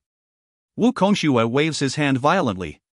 An extremely thin, small and even indistinct blade looking like a blood-red crescent moon shoots out, cutting through the air. Wherever it passes, the space there begins to shudder then shatters. Stellar Ignition, Space Piercer, dot. Reverend Ming Liang uses the same special skill with which he forced Wu Kongxue to retreat above the ocean of the Qianlong continent in the past. An extremely small and concentrated point of light shoots straight at Wu Kongxue from his index finger. In the sky above Mount Qingshu. That red light and that silvery white light gently collide with each other. At the same time, they disappear as if they never existed. But in just a moment, fierce winds start to blow within several hundred meters of the point of impact. Wu Kongxue's and Reverend Ming Liang's faces change color greatly. Without prior consultation, both of them run away in opposite directions like crazy. Boom! The space within several hundred meters of the collision shatters like glass, creating a massive black hole which is several hundred meters long and a good several meters wide. The attractive force of such a huge spatial rift is simply extremely great. Ah! Various anguished cries are heard. Over 1,000 loose practitioners within several kilometers of the spatial rift are swallowed by it directly without being able to resist at all. Through that black hole, one can even see all chaotic kinds of energy of different colors within the spatial rift. It is useless to cut a stream with a knife. Even though the space has been shattered, in just a while, that black hole vanishes extremely fast and the space returns to normal. The durability of the mortal world space is only so strong. Therefore, when two 12th Tribulation super experts fought each other with all their might, it is not strange at all that they created a spatial rift. Reverend Ming Liang, nearly 20,000 loose immortals have died by now. Almost 20% of the loose immortals from the 6th Tribulation up have died too. Shui Yuyang flies up to Reverend Ming Liang and says, he really cannot bear watching so many loose practitioners die one by one. Seeing that the loose devils and loose immortals in the surroundings are fighting desperately, Reverend Ming Liang clenches his teeth fiercely and has a rare outburst of anger. Wu Kongxue is such a bastard. He's not a loose devil of the Tanglong continent, so he just doesn't care about the lives of these loose devils. He doesn't care, but we do. Order all the living loose immortals to go into the 10 Development Illusionary Formation. I'll personally take charge of the formation. But, it'll be a bit difficult for so many loose immortals to come in because the space within the formation is limited. So, each room of Heavenly Palace will have to be shared by several more loose immortals. A room with one loose immortal staying in it originally will now be occupied by 4 or 5 loose immortals. At this crucial moment, we can't take so many things into consideration. If there's still not enough room, let those loose immortals stay on the vacant land or in the sky within the formation. Reverend Ming Liang is very frustrated at the moment. The 10 development illusionary formation is only so large, so he has no choice but to jam those loose immortals into it. As the order is spread, the loose immortals all fly straight into the 10 development illusionary formation in an organized manner. The formation is being controlled by Reverend Ming Liang directly, so as soon as a loose immortal comes in, they will be teleported to the inner area, but any loose devil that comes in will surely be killed. Ha, a bunch of cowards, I want to see if you can hide in the 10 development illusionary formation for life. Standing in front of the 10 development illusionary formation, Fire Devil shouts loudly. On the side of the loose devils, excited roars begin to resound through the sky. Having pushed all the loose immortals back into the 10 development illusionary formation, these countless loose devils are very excited and happy. On the Tanglong continent, the side of loose immortals and the side of loose devils have always been about the same in power. Since when has the side of loose devils been able to gain the upper hand and force the loose immortals into a formation like this? The blood clouds around Wu Kongshui have already turned into a blood-red robe which is flowing in the wind. Standing in midair, he says loudly and clearly, Ming Liang, you brat, just stay in the 10 development illusionary formation for life if you have enough patience. My loose devil brothers and I have decided to stay on Mount Qingshu. Ha, the arrangement of Mount Qingshu was really good. It has gone through such a battle, but only 40% to 50% of it has been destroyed. Too bad, from now on, Mount Qingshu is going to be our territory. Inside the 10 development illusionary formation, Reverend Ming Liang is so angry that his whole face becomes very red, but he forcefully restrains himself. Mount Qingshu has been the headquarters of the Qingshu Temple for 1,000,000 years. In all those years, all kinds of restrictive spells and formations have been set up on Mount Qingshu by countless senior experts of his. The mountain is also protected by all kinds of secret processes. Therefore, even though the loose immortals and the loose devils have just fought a fierce battle here, some most important places on Mount Qingshu have not been destroyed. The Zayashinists who have been watching this historic battle from beginning to end in the distance now start to leave stealthily in disappointment. But Qinyu, Hou Fei, and He Yu can no longer be seen at their original place. The three brothers already left long ago. What do you want to do, big brother? Why do you want us to rush to the Inuit Palace when the battle isn't over yet? Hou Fei is very doubtful. Qinyu gives a mysterious smile. It'd be no good if we waited till the end of the battle. We must take advantage of this period of time when they are still fighting to make this show even more thrilling. What do you mean? Not only Hou Fei, even He Yu, the Ying Qilin and the three Shi brothers also look at Qinyu doubtfully. Qinyu looks at the Inuit Palace in the distance. Fei Fei, Xiao He, my Qin clan has been passed down for 1,000 years. Even when the Qin dynasty established by Qin Shi Huang in the past collapsed, my clan was still able to preserve itself very well. But in my generation, my clan was almost exterminated because of its connection with me. Now how can I possibly go and face my father? So many children and wives of my second brother died. How can I possibly go and face him too? Everything happened because of me. If I hadn't got that heaven-sundering diagram, none of this would have happened. He looks at the mountain range where the Inuit Palace is located, his eyes blazing with killing intent. The loose devil side and the loose immortal side fought each other in the Qin dynasty's imperial palace without giving a damn, almost destroying my Qin clan. Then I'll also put them through an experience they'll never forget. Qinyu flies straight into the airspace of the Inuit Palace like a beam of light. In the distance, Hou Fei, He Yu, and the others are all astounded. They still do not know what he wants to do. Who's that? An angry voice rises down below as a loose devil soars into the sky. Who? The destroyer of the Inuit Palace. Qinyu shouts furiously. At the same time, his body is immediately enfolded in a monstrous heavenly flame, which fills the area within almost 10 m of him. Through the heavenly flame, Qinyu's eyes glitter with ruthlessness. The Inuit Palace, I'm going to let you have a taste of the heavenly flame's power, but... The heavenly flame around Qinyu then unexpectedly turns into various masses of heavenly flame, which move away from his vicinity directly and, at the same time, shoot down at the mountains below him where the Inuit Palace is located.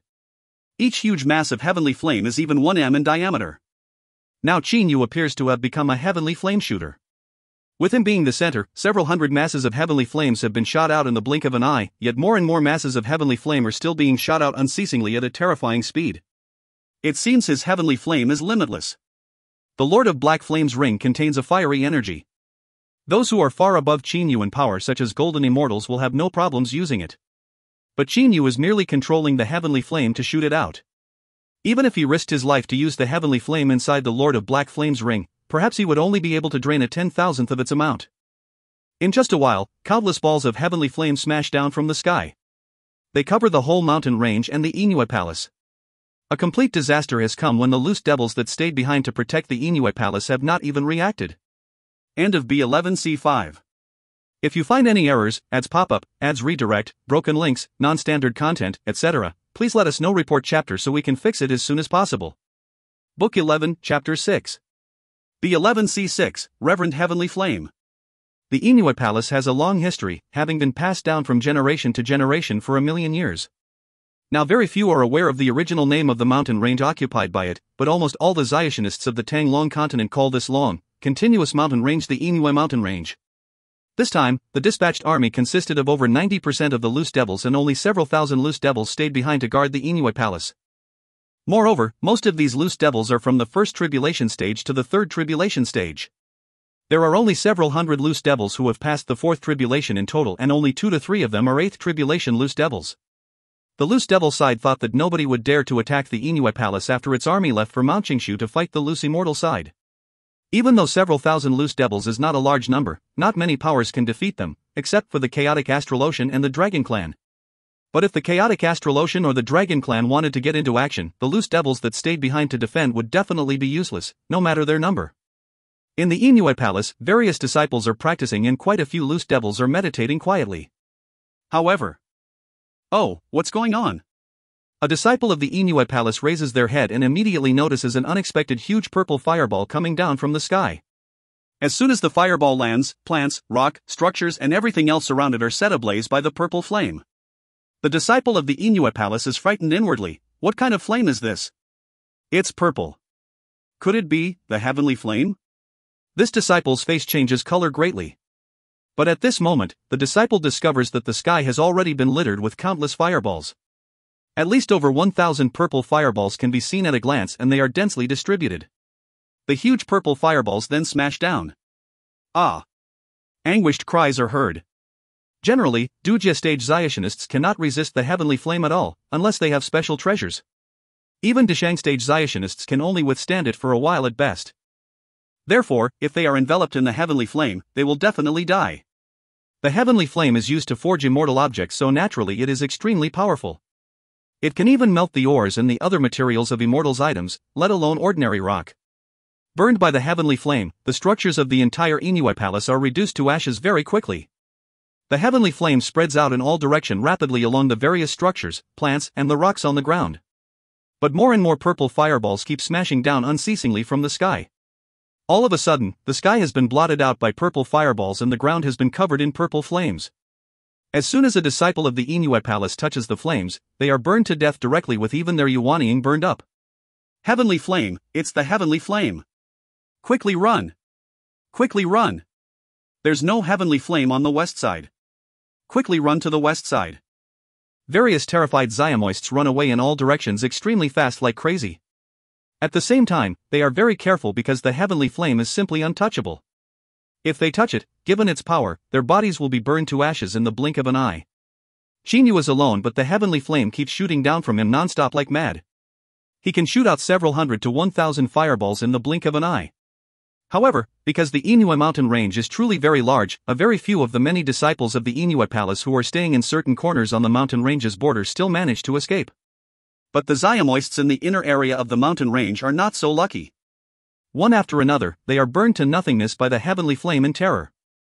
Because the heavenly flame is blotting out the sky and covering the earth, even fourth tribulation loose devils must rely on their luck to escape. In the past, Dame Yunji was only able to withstand several heavenly flames at most. Now heavenly flames are all over the sky and the earth, so it is highly improbable that a fourth tribulation loose devil can run away without touching any of them. Nearly 99% of those weaker than a fourth tribulation loose devil are killed. At the same time, the main body of the entire Inuit mountain range is burned down. In just a while, the height of the mountain range has decreased by 3 or 4 whole meters. These 3 or 4 meters of rock have already been reduced to ashes, but the heavenly flames are still burning. Only when they have run out of energy will they stop burning. However, the Inuit Palace still has several hundred loose devils from the fourth tribulation up. A senior brother, our school has been passed down for 1,000,000 years, but now it's been totally destroyed, utterly destroyed. Loose devil Qiao Lian is so angry that he goes mad, his eyes very red. In just a while after these experts noticed the heavenly flame coming down, the whole mountain range started to be burned. Given the heavenly flame's power, the surface of the Inui mountain range had already been burned up even before the loose devils could act. Trees? Structures? Lakes? Flowers and grasses? They are already gone, all of them. The entire Inui mountain range has become a bare place which is even being covered in a layer of purple flame. That flame is terrifyingly powerful because it is the heavenly flame. In the blink of an eye. The base that has been passed down from generation to generation for 1,000,000 years of a school has been destroyed. There is simply no need to say much about how important a base is to a school. Furthermore, nearly all of the disciples in the base of the Inui palace have been killed. Perhaps only those who were staying on the border of the Inui mountain range and those who were handling affairs outside in the beginning were able to protect their lives. We've always destroyed other schools.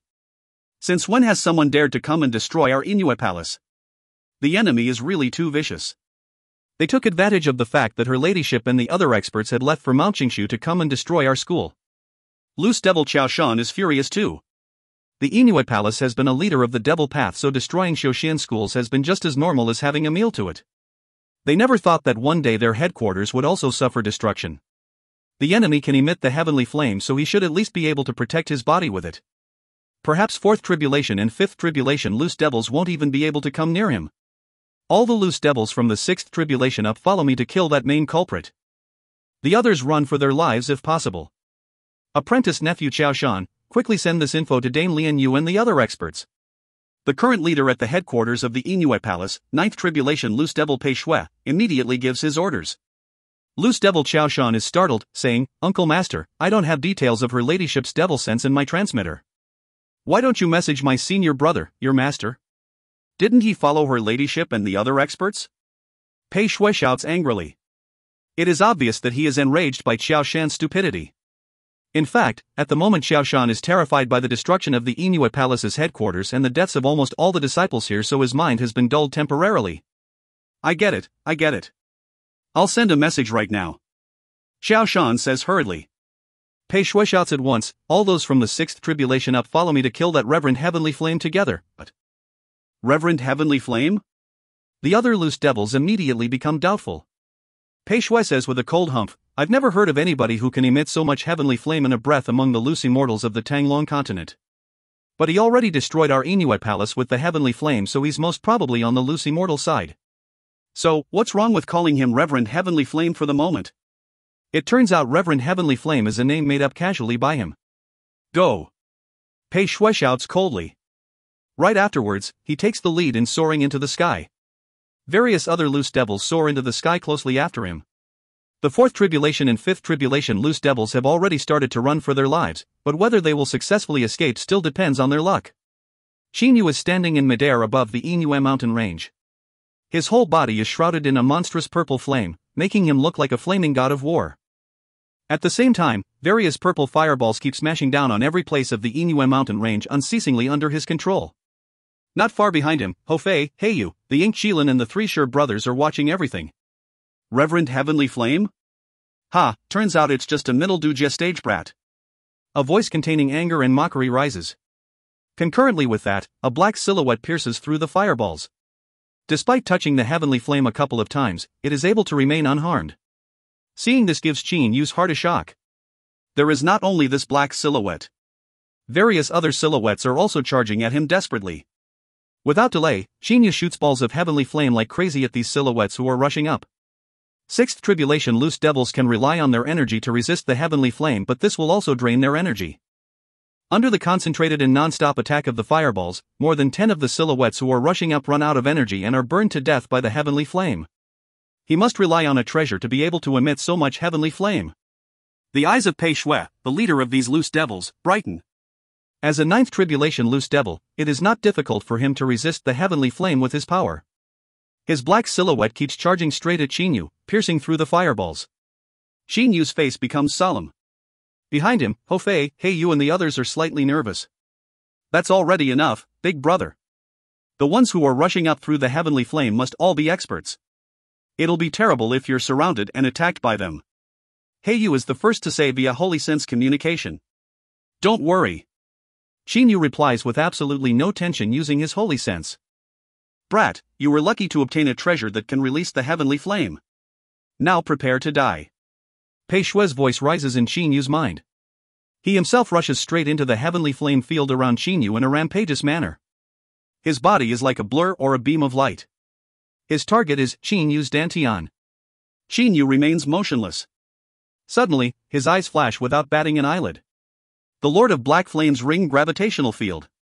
Pei Shui's body sinks abruptly and uncontrollably to a place below Qin Yu as if a great mountain has smashed down on him ruthlessly out of the blue. At this moment, Qin Yu springs into action. With a somersault, he dives down fiercely and attacks at the same time. Middle-grade immortal weapon. Poof! A noise of flesh getting penetrated is heard. Qin Yu's middle-grade immortal sword has already pierced into Pei Shui's stomach. But at this moment, Pei Shui looks at Qin Yu with a cold smirk and opens his mouth. An immortal sword which is being ridden by a Yuanying unexpectedly thrusts at Qin Yu. Struck by a thought, he removes the gravitational field instantly. Pei Shui has used a great amount of energy to cancel out the effect of the gravitational field, but because Qin Yu withdraws it in the blink of an eye at the most crucial moment, this killing blow by him quickly slants up and then pierces through Qin Yu's chest.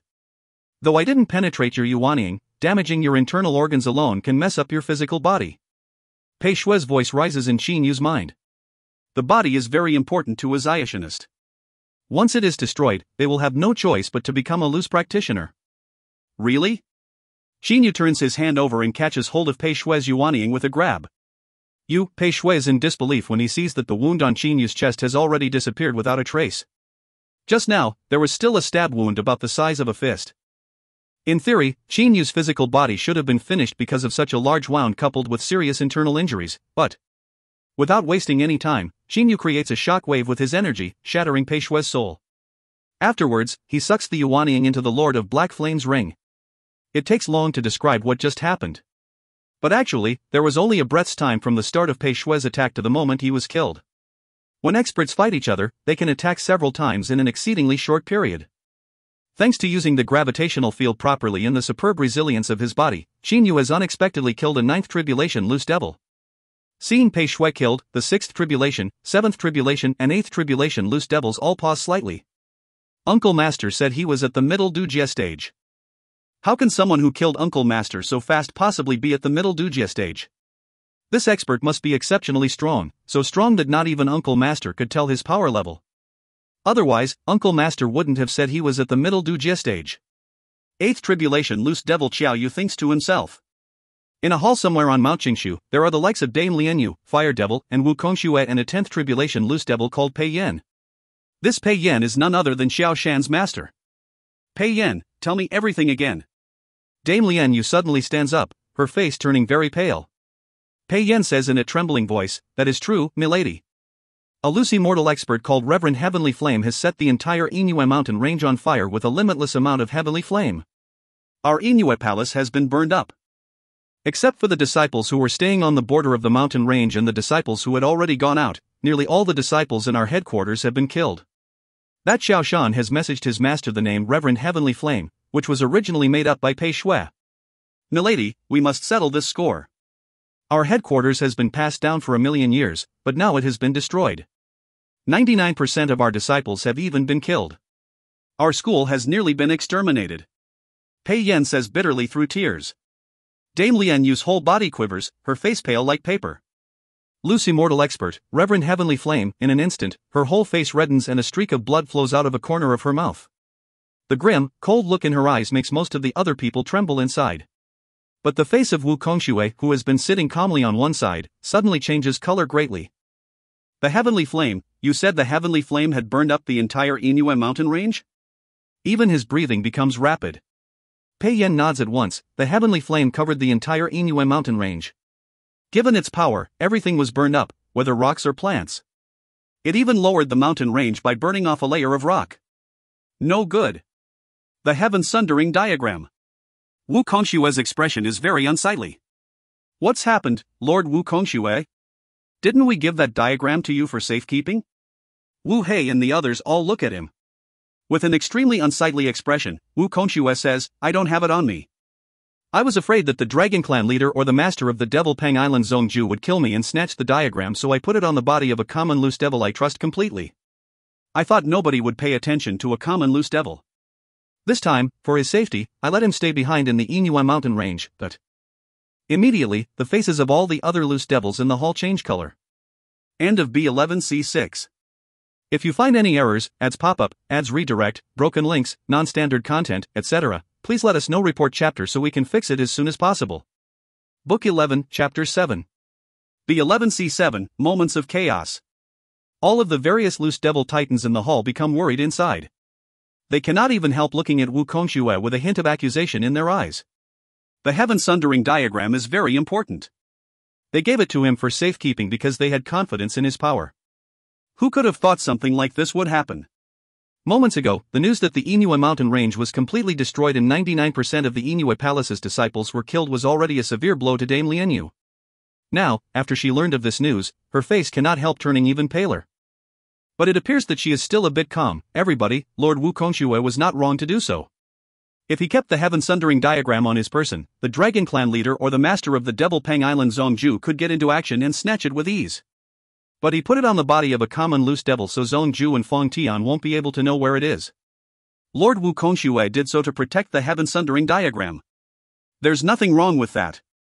After hearing Dame Lianyu help him explain, Wu Kongxue has a slightly better expression. Lianyu looks at Wu Kongxue again, asking, Lord Wu Kongxue, what is the level of the loose devil you gave the diagram to? He's not on a high level, just a fourth tribulation loose devil. Wu Kongxue gives a forced smile. At the time I had to rack my brains, trying to pick someone who could protect the heaven-sundering diagram. Eventually I came across this loose devil while strolling in the Inui Palace. I found him reliable so I made him take an oath and put restrictive spells on him before giving him the diagram. Fourth tribulation loose devil. Only fourth tribulation? The heavenly flame is extremely powerful. A fourth tribulation loose devil can only withstand 2 or 3 heavenly flames at most. But according to the news we received, the amount of heavenly flame released by that mysterious Reverend Heavenly Flame was able to cover the whole Inui mountain range. Big brother Wu Kongxue, perhaps the common loose devil you chose couldn't resist it. Fire devil is worried. Wu Kongxue is frustrated. If I had known that someone would set the entire Inui mountain range on fire with the heavenly flame, I would never have given the diagram to a fourth tribulation loose devil, no matter what. At the time I thought that there's little difference between the loose devils from the 4th tribulation to 6th tribulation or even the 8th tribulation in the eyes of the experts such as Reverend Ming Liang, the Dragon Clan's Feng Tian and Zhongju of the Devil Pang Island. Besides, there were a very large number of 4th tribulation loose devils so I gave the diagram to him because this would make it even harder for the likes of Zhongju to find out who he is. The other loose devils all sigh in frustration. They cannot see anything wrong with Wu Kongxue's reason. To those super experts, there is indeed no difference between a 4th tribulation practitioner and a 6th tribulation one. Therefore, hiding the diagram on the body of a 4th tribulation loose devil, who is more unnoticeable, would definitely make it even more difficult to find out who he is. But who could have thought that someone would be able to set the entire Inui mountain range ablaze with the heavenly flame? Alright, Wu Kongxue's face hardens. It's already too late no matter what we say now. But there's one thing we must do, that is, to find the heaven-sundering diagram. Fire devil and several 10th tribulation and 9th tribulation loose devils follow me. We'll teleport back to the Inui mountain range first. Dame Lianyu says with a nod, very well, you go back first. I think this matter definitely can't be hidden from Reverend Ming Liang so we'll follow you closely right away. Wu Kongxue nods his head. Immediately afterwards, he, Fire Devil, 4 10th tribulation loose devils and 6 9th tribulation ones disappear into thin air in the hall directly. They have started to rush back to the Inui mountain range at their fastest speeds with the intention of reclaiming the heaven-sundering diagram at any cost. A layer of purple flames is burning on the surface of the Inui mountain range. Only, at the moment the purple flames are already much weaker than they were in the beginning. But the height of the mountain range has decreased by 10 whole meters. The countless flowers, grasses, trees and rocks originally present in these 10m have all been reduced to ashes. From the way things look at the moment, these residual heavenly flames can still burn off a layer of rock that is at least 2 to 3m thick. It is as if a 10m thick layer has been shaved off the Inui mountain range. All the palaces and the other structures on it have vanished. However, a fierce battle is being fought in the sky above the mountain range. Don't come near Reverend Heavenly Flame. He's exceptionally good at close quarters combat. Loose Devil Xiaoyu shouts loudly. After paying the price by losing an 8th tribulation loose devil and a 7th tribulation one, these loose devils have finally noticed the strange thing about Qin Yu's close quarters combat. And so they begin to use all kinds of spells, talismanic seals and even flying swords to attack him from a distance. Consequently, the 2 fields of Qin Yu's Lord of Black Flame's ring are now almost useless. After all, both the heavenly flame field and the gravitation field are limited in range. All those loose devils are outside the ranges of the field, so naturally Qin Yu cannot affect them. In close quarters combat, relying on the two fields and his body's superb recovery ability, he was even able to kill a careless ninth tribulation loose devil. But he has difficulty facing even just an 8th tribulation loose devil if they use long-range attacks. There are very many loose devils in the surroundings. Ho Fei's and He Yu's situations are a bit better than Qin Yu's because they both have strange body maneuvering skills and their Cloud Piercer spear and black stick are unbelievably hard. Ho Fei can even shatter a low-grade immortal weapon with a smash of his stick. However, when the two of them are surrounded by more than 10 7th tribulation loose devils using formations, their hands are immediately tied. No good, Qin Yu's expression is somewhat unsightly. Close quarters combat is Fei Fei's, Xiao Hei's, and my strongest point. We're way faster than the other experts on our levels, but we don't have a big advantage over 8th tribulation loose practitioners when it comes to speed. If these loose devils go all out, they can seriously injure us for sure, but they are stalling for time. Qin Yu now totally understands in his mind. Those loose devils started to surround and attack him moments ago only because they want him to focus too much attention on the fighting to think about the situation at the scene carefully. If he guesses correctly, Wukongxue must have been messaged about what happened to the Yingyue mountain range. Fighting Wukongxue? I've got just a piece of top-grade elemental holy rock. If I go all out and use it, I can definitely kill Wukongxue, but how can I possibly kill Reverend Mingliang later? So, I have no choice but to keep restraining myself for some time. Hopefully things will develop as I expect them to. With a glance, Qin Yu grasped the situation at the scene in the palm of his hand. Fei Fei, Xiao Hei, get ready to go into the Qingyu Immortal Mansion. Xian, you and your brothers must not resist the attraction of the mansion either. He tells the other via holy sense communication. As for the Ink Qilin, he already sent him into the Qingyu Immortal Mansion right at the beginning, which even immediately confounded those loose devils. After hearing what Qin Yu said, Ho Fei knows that he cannot keep fighting like this because if he does, it is probable that he will really be captured by the enemy. Damn it! Take a blow of your grandpa's stick. Ho Fei takes advantage of the last moment of the battle to unleash his strongest fighting capacity. His black stick is swung fiercely at a 7th tribulation loose devil with a tremendous force, cutting through the chaotic air. That loose devil flies backwards without even thinking. All these loose devils now already know that they will not gain any benefit from engaging in close quarters combat with this group and that only long-range attacks are effective against these opponents. With a deep shout, Qin Yu suddenly charges at the loose devils that are surrounding and attacking Ho Fei and He Yu like a huge fireball. Those loose devils all fly backwards because they know that they must not come near this Reverend Heavenly Flame at all costs. Even now they still do not know Qin Yu's real identity. Go! Qin Yu flies up to his two brothers' faces and sends them into the Qingyu Immortal Mansion directly with a thought. When those loose devils see their two big enemies disappear all of a sudden just like that, their faces are full of disbelief. It should be known that the space of the battlefield is currently very unstable because so many loose devils are taking part in the fighting. Using teleportation in this situation is no different from committing suicide. Seeing Ho Fei and He Yu vanish, the loose devils even think that they have teleported away. This time, Xian, Shi Bing and Shi Zhan have been fighting very well. The mystic eyeballs in their bodies naturally form the extreme ice armor, which has a frighteningly strong defense. In addition, the mystic eyeballs can naturally form the extreme ice realm. Generally, whoever is surrounded by the three Shi brothers in the extreme ice realm will suffer a sudden decrease in offensive power because of the peculiarity of the extreme ice realm. But as extreme ice lions, the three brothers become stronger thanks to the environment in the extreme ice realm. Having the extreme ice armor for defense, the advantageous environment provided for them by the extreme ice realm and the astonishing penetrative power of the low-grade immortal weapons called sword blade alls, the three extreme ice lions have unexpectedly been able to surround 5 or 6 7th tribulation loose devils in the extreme ice realm and slowly harass them to death. But they have also suffered injuries.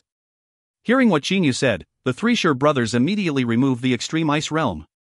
As soon as they do this, Qin Yu comes rushing extremely fast like a fireball. Go! He shouts in a deep voice. Not resisting the attraction of the Qingyu Immortal Mansion in the least, the three Shi brothers disappear into thin air. These three also don't want to live anymore? Those loose devils are dumbfounded. Because of the fighting, the space of the battlefield has been so chaotic. Never mind that 2 of their opponents used teleportation moments ago, now 3 others have unexpectedly teleported away. Are they seeking their own deaths? That Reverend Heavenly Flame is the only one who isn't a fool among them. Xiao Yu and the other loose devils all think so in their minds. Don't let Reverend Heavenly Flame escape. If those seniors don't see a culprit when they return, it will be terrible for us. Xiaoyu tells the others loose devil using his devil sense. Immediately, they start to attack again by launching all kinds of spells and talismanic seals. But Qin Yu naturally does not want to fight them anymore. Without delay, he rushes down with a dive. Clearly he wants to run away by doing this. However, all those loose devils know that Qin Yu is good at close quarters combat, so they are unwilling to fight him at close range and only chase him at a distance. But when Qin Yu is running away and the loose devils are chasing him, a massive aura suddenly pushes down from all over the sky. Whose reverend heavenly flame? A deep voice containing fury resounds through the heavens. At the same time, the sky above Qin Yu is blotted out by blood clouds. Their bloody stench makes Qin Yu feel rotten when it goes into his nose. No good, with so many blood clouds, this should be the legendary number 1 loose devil Wukongxue. If he catches up with me, I'll have absolutely no chance to run for my life. Judging from that aura alone, Qin Yu has concluded that he is definitely no match for Wukongxue and that the gap between them is too big. At this moment, loose devil Xiaoyu immediately says through his devil sense, Lord Wukongxue, that man who is running away is Reverend Heavenly Flame. It only takes him a thought to do this, so Wukongxue's attention is instantly focused on Qin Yu, who is running away. Running away? You're seeking your own death. Wukongxue makes a wave of his sleeve. A blood-red beam of light is shot at Qin Yu like lightning. It is simply inconceivably fast. Even though Qin Yu's reaction is quick, he is still shot through by that blood-red light. In the sky, Wukongxue gives a confident smile, his eyes having a hint of bloodthirstiness. His 10 fingers then shoot out various blood-red beams of light simultaneously. They make the space around Qin Yu begin to shudder. At the same time, 2 of them pierce through his body. Wukongxue believes that Reverend Heavenly Flame has surely died after getting hit by him with this move. Qin Yu is currently falling down powerlessly like a broken kite. The space around him is still in an extremely shaky state. Big brother Wukongxue, where is he? Now Fire Devil and the 10th Tribulation and 9th Tribulation loose devils all come rushing. They have got back a bit later than Wukongxue. He's already dead. He's over, Wukongxue points confidently to the place where Qin Yu just landed on. But now there is nobody at that place. Wukongxue is dumbstruck. How could someone who was already dead for sure vanish? Xiaoyu says immediately, Lord Wukongxue, just now I saw that Reverend Heavenly Flame fall to the ground after taking a hit from you. But then he disappeared into that mountain forest with a tumble. Disappeared? Now the space is shaking, so using teleportation will definitely kill him. He must be hiding in a certain place. But he's wrong if he thinks he can escape my devil sense. Wukongxue gives a cold laugh. His devil sense spreads out in all directions rapidly. Because he is a 12th Tribulation loose devil, his devil sense has an extraordinarily large range. He does not believe that anyone can fly out of the area covered by his devil sense in such a short time. There's no one. Wukongxue's face changes color. He searches again in disbelief, but the result is still the same. That Reverend Heavenly Flame has unexpectedly disappeared just like that in front of him. Wukongxue simply does not know that not far from the place where Qin Yu landed on, there is a certain broken stone amid countless other broken stones. It looks the same as the other stones, but it is actually the Qin Yu Immortal Mansion. Inside the Qin Yu Immortal Mansion. Too powerful. When Qin Yu thinks about what just happened, a wave of fear sweeps through his heart. If he had not tried his best to dodge at that crucial moment, perhaps the last blood-red beam of light would have probably pierced a hole through his dantian. He does not know the consequences of the planet in his dantian being penetrated at all. As for his serious internal injuries, they have healed completely thanks to his superb resilience. Are you okay, big brother? Ho Fei, Hey You, and the others rush up to him. Qin Yu says solemnly with a slight shake of his head, I'm alright. But now we can't go out as the experts of the loose devil side have already returned. Wukongxue alone can kill us with ease. And there are also 10th Tribulation and 11th Tribulation experts. We'll be in great danger if faced with any of them. End of B11C7. If you find any errors, ads pop up, ads redirect, broken links, non-standard content, etc., please let us know. Report chapter so we can fix it as soon as possible. Book 11, Chapter 8.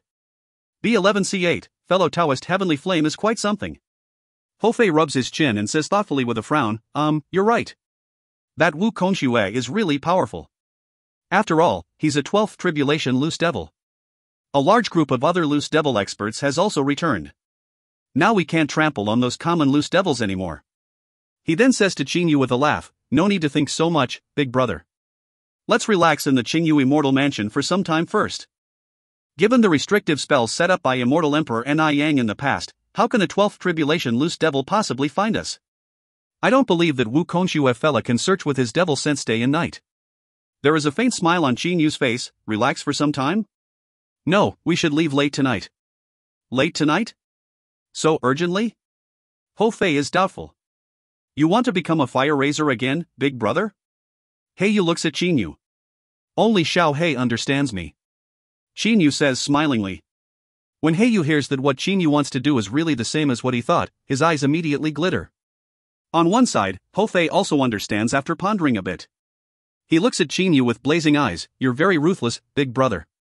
Qin Yu gives an indifferent smile. Very ruthless? This is not ruthlessness. Ho Fei is not a member of the Qin clan, so he does not know at all how important the Qin clan is to its members. When he was little, he already knew how heavy his father's responsibilities were as the leader of the Qin clan. All of this is for the sake of the Qin clan. Qin Yu is largely to blame for the Qin clan suffering so many losses this time. Wu Kongxue, Reverend Ming Liang. His eyes glitter with coldness. The younger generation suffered countless casualties. Over 90% of my clan's members were killed.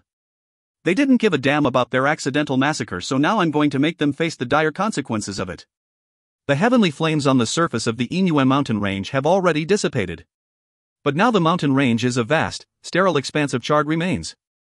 In the sky above the Inuan mountain range, Wu Kongxue is glancing down with a grim expression. Below him, a large group of loose devils is searching carefully on the surface of the Inuan mountain range.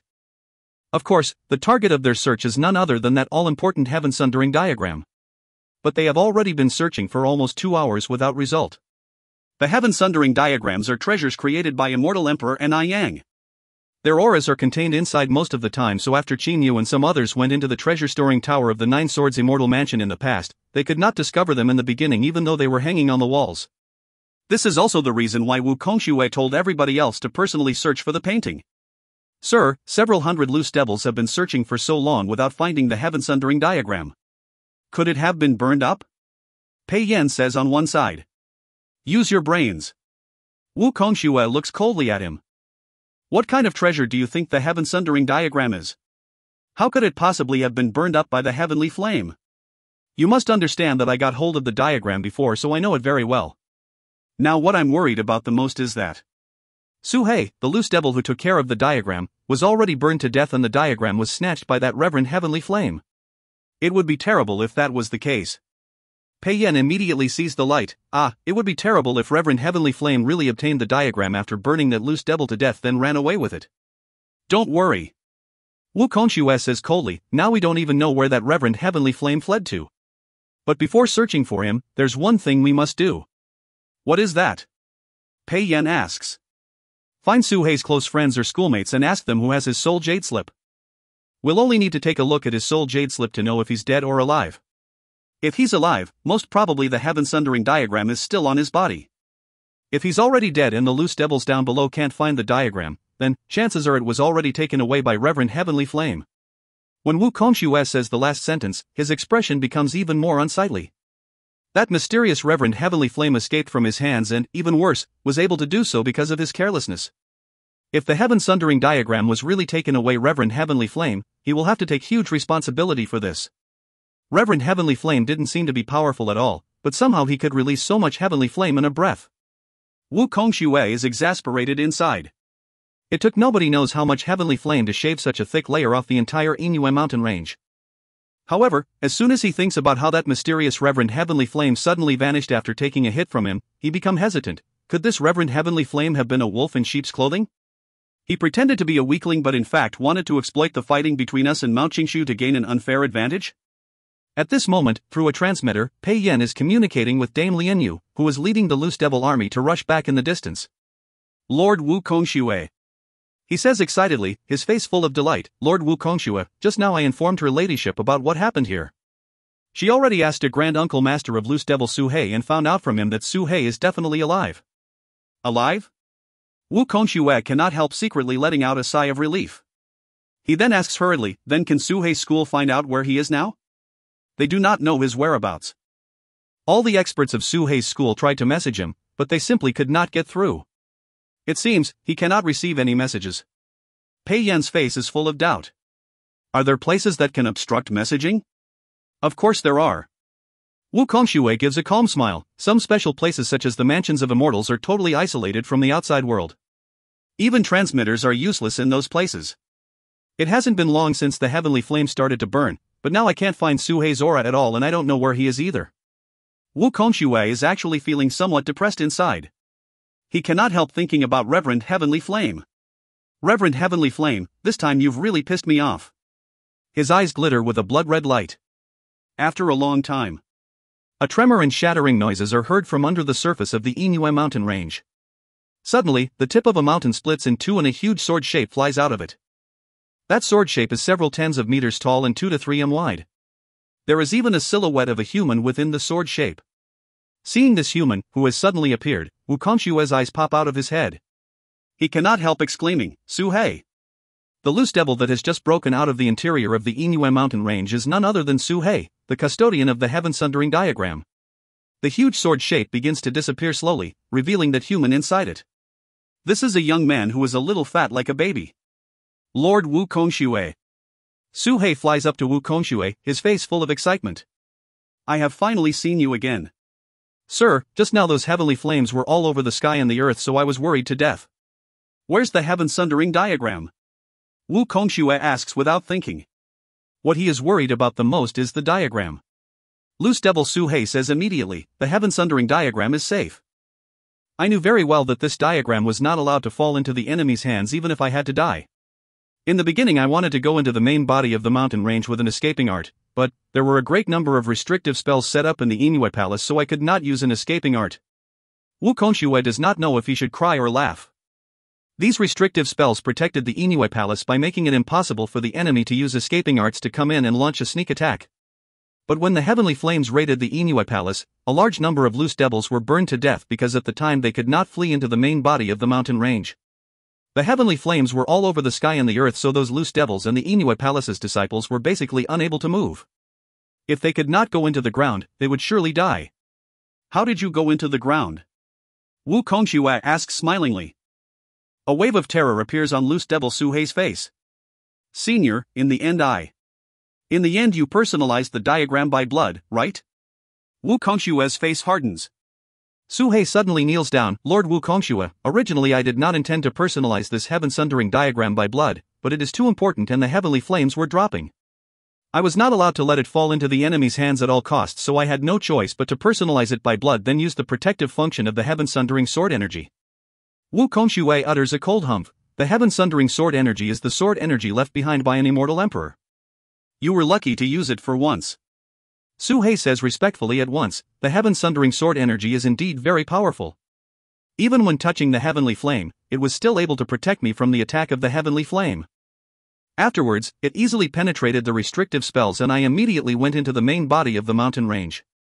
Wukong Shui certainly knows what happened later, nothing but Suhei hiding inside the main body of the mountain range until coming out just now. He is actually very shocked inside. That heaven-sundering sword energy is really fantastic. The Suhei fella isn't strong, but after activating the protective sword energy, his whole body seemed to be isolated completely from the outside world. Not even my devil sense could detect his aura at all.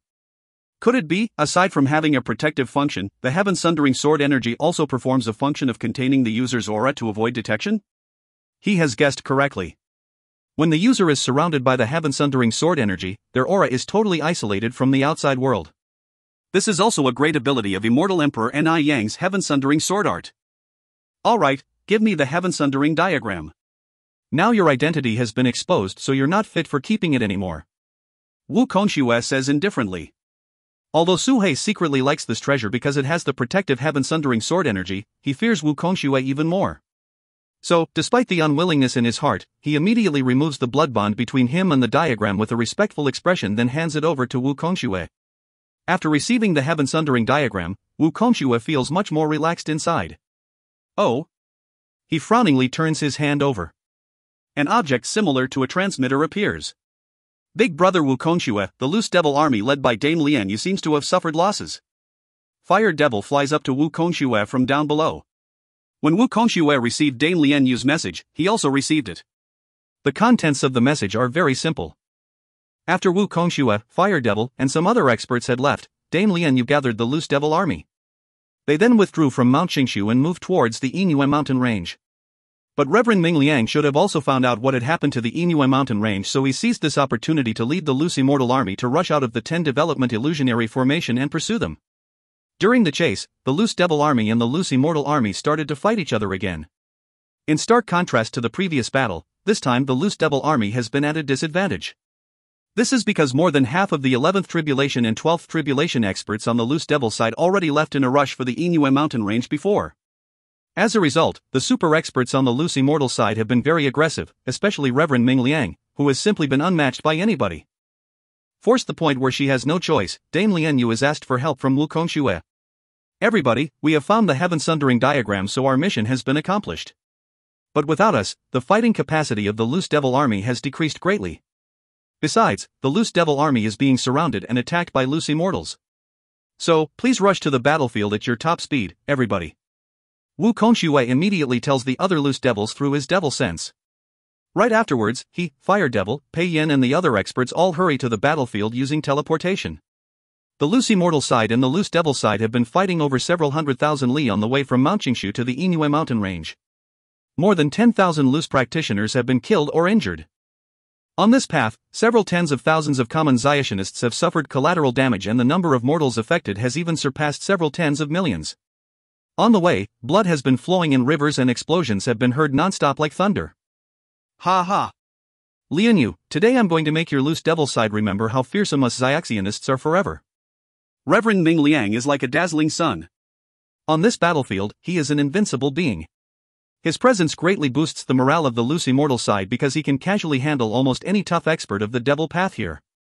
Wu Hei is the only one on the loose devil side who has managed to resist him. Ming Liang, don't be too arrogant. The shouting of a furious voice drowns Reverend Ming Liang's loud laughter. It resounds through the entire battlefield, which is several thousand li in extent. At the same time, a terrifying bloody stench quickly spreads throughout the place as a blood-red beam of light shoots over from the horizon in the distance. Its target is none other than Reverend Ming Liang. Various other beams of light also shoot over, following that blood-red beam of light closely. Lord Wu Kongxue has come. It's Lord Wu Kongxue. The power of the loose devil side is greatly improved right away. Humph. Reverend Ming Liang utters a cold humph. His whole body turns into a dazzling white beam of light, charging at the blood-red beam of light. Countless other loose devils and loose immortals can only see the blood-red light and the white light bombard each other, get entangled with each other and cause explosions unceasingly. In short, nobody dares to come within several tens of li of the place where the two beams of light are fighting. But the space has not been shattered yet. So strong, Wu Hei cannot help narrowing his eyes. He can see clearly that Reverend Ming Liang and Wu Kongxue do not waste any excessive energy when attacking each other. Their control of their energies in every move is extremely accurate. It is only because of this that the space has not been shattered. After a while, the two beams of light move apart. The blood-red one turns into the number one expert of the devil path, Wu Kongxue, whose blood-red robe is flapping. The white one turns into the number one expert of the immortal path, Reverend Ming Liang, who is dressed in a pale blue robe. Qin Yu has quietly appeared in a remote mountain forest on the Inyue mountain range alone. If I guess correctly, when such a big incident occurred in the Inyue mountain range, Reverend Ming Liang's intelligence network must have learned of it. He most probably should have also figured out that some experts of the loose devil side had returned in advance. If he hadn't seized this opportunity to wreak havoc on the loose devil side, he would be a real fool. Qin Yu glances at the already desolate Inyue mountain range. There is a faint smile on his face. Right afterwards, riding his middle-grade immortal weapon, he rushes towards Mount Qingshu at his fastest speed. Everything is in the palm of his hand. After flying for a while, he sees the loose devil side and the loose immortal side fighting in the distance and immediately takes a detour. The fighting is really fierce. I wonder how many loose practitioners have died. He has been flying at least 100,000 li and have been surprised to see countless severed limbs and dried, black pools of blood on the way. Most of the dead here were probably common mortals, but quite a few loose devils must have been killed. Reverend Ming Liang is really ruthless. He has been pursuing the loose devils all the way over a distance of several 100,000 li. This time he has really been enjoying himself, but, falling to the bottom of a ravine from the top of a mountain, this is the most agonizing kind of experience. Before long, Qin Yu arrives at Mount Qingshu. Because the loose immortals already left to chase the loose devil side, the Qingshu Temple's disciples have all come out of the 10 development illusionary formation and started to tidy up their post-war school. The Qingshu Temple is now in a much better situation than the Inuit Palace. Its elite disciples and very many experts hid in the 10 development illusionary formations, so it suffered very few losses. At the moment, Mount Qingshu is buzzing with activity. Various Xiationists can be seen clearly raising huge rocks one-handed, starting to construct their dwelling places. Senior brother, those loose devils were really disgusting. They unexpectedly destroyed most of our school structures. That beautiful scenery is all gone. These thieves of the devil path should be exterminated. A disciple of the Qingshu Temple is chatting with his senior brother. The senior brother says with a cold humph, Reverend Ming Liang of our Qingshu Temple already went into action by personally leading several tens of thousands of loose immortals to pursue the loose devils. They will destroy those formidable schools and experts. Afterwards, we'll get into action and destroy the small schools. The Qingshu Temple has always been the #1 school of Xiaxianists. Its disciples have often bullied other schools' disciples, but this time its headquarters was almost reduced to rubble by other people, so all the living disciples are extremely furious. What's that, senior brother? Purple flame. The junior brother raises his head looking at a mass of purple flame which is falling down extremely fast from the sky and says doubtfully. The senior brother also pauses. Ah, it's the heavenly flame. His face turns very pale in the blink of an eye. Immediately after the first mass of heavenly flame lands, over 100 huge purple fireballs shoot down at Mount Qingshu. In just a while, the entire airspace of Mount Qingshu has been filled with countless falling purple fireballs. All of a sudden, the mountain is turned into a sea of heavenly flames. The loose devil side and the loose immortal side have finally agreed to call a truce. But the super experts such as Wu Kongshui and Reverend Ming Liang are still taunting each other. Who's that Reverend Heavenly Flame, Ming Liang? He destroyed my Inuit Palace's headquarters and the Inuit mountain range. Dame Lian Yu says coldly. Ha, of course Reverend Heavenly Flame is an extraordinary expert on our loose immortal side. Destroying evil and upholding justice are what we should do as loose immortals. Fellow Taoist Heavenly Flame really did so to the satisfaction of everyone. Reverend Ming Liang is very complacent. When he was still in Heavenly Palace and received the news from common Xiaxianists outside that the Inuit mountain range had been destroyed by heavenly flames, he was immediately delighted and knew that the chance to strike back had come. At the moment, he is still very grateful to that mysterious Reverend Heavenly Flame in his heart.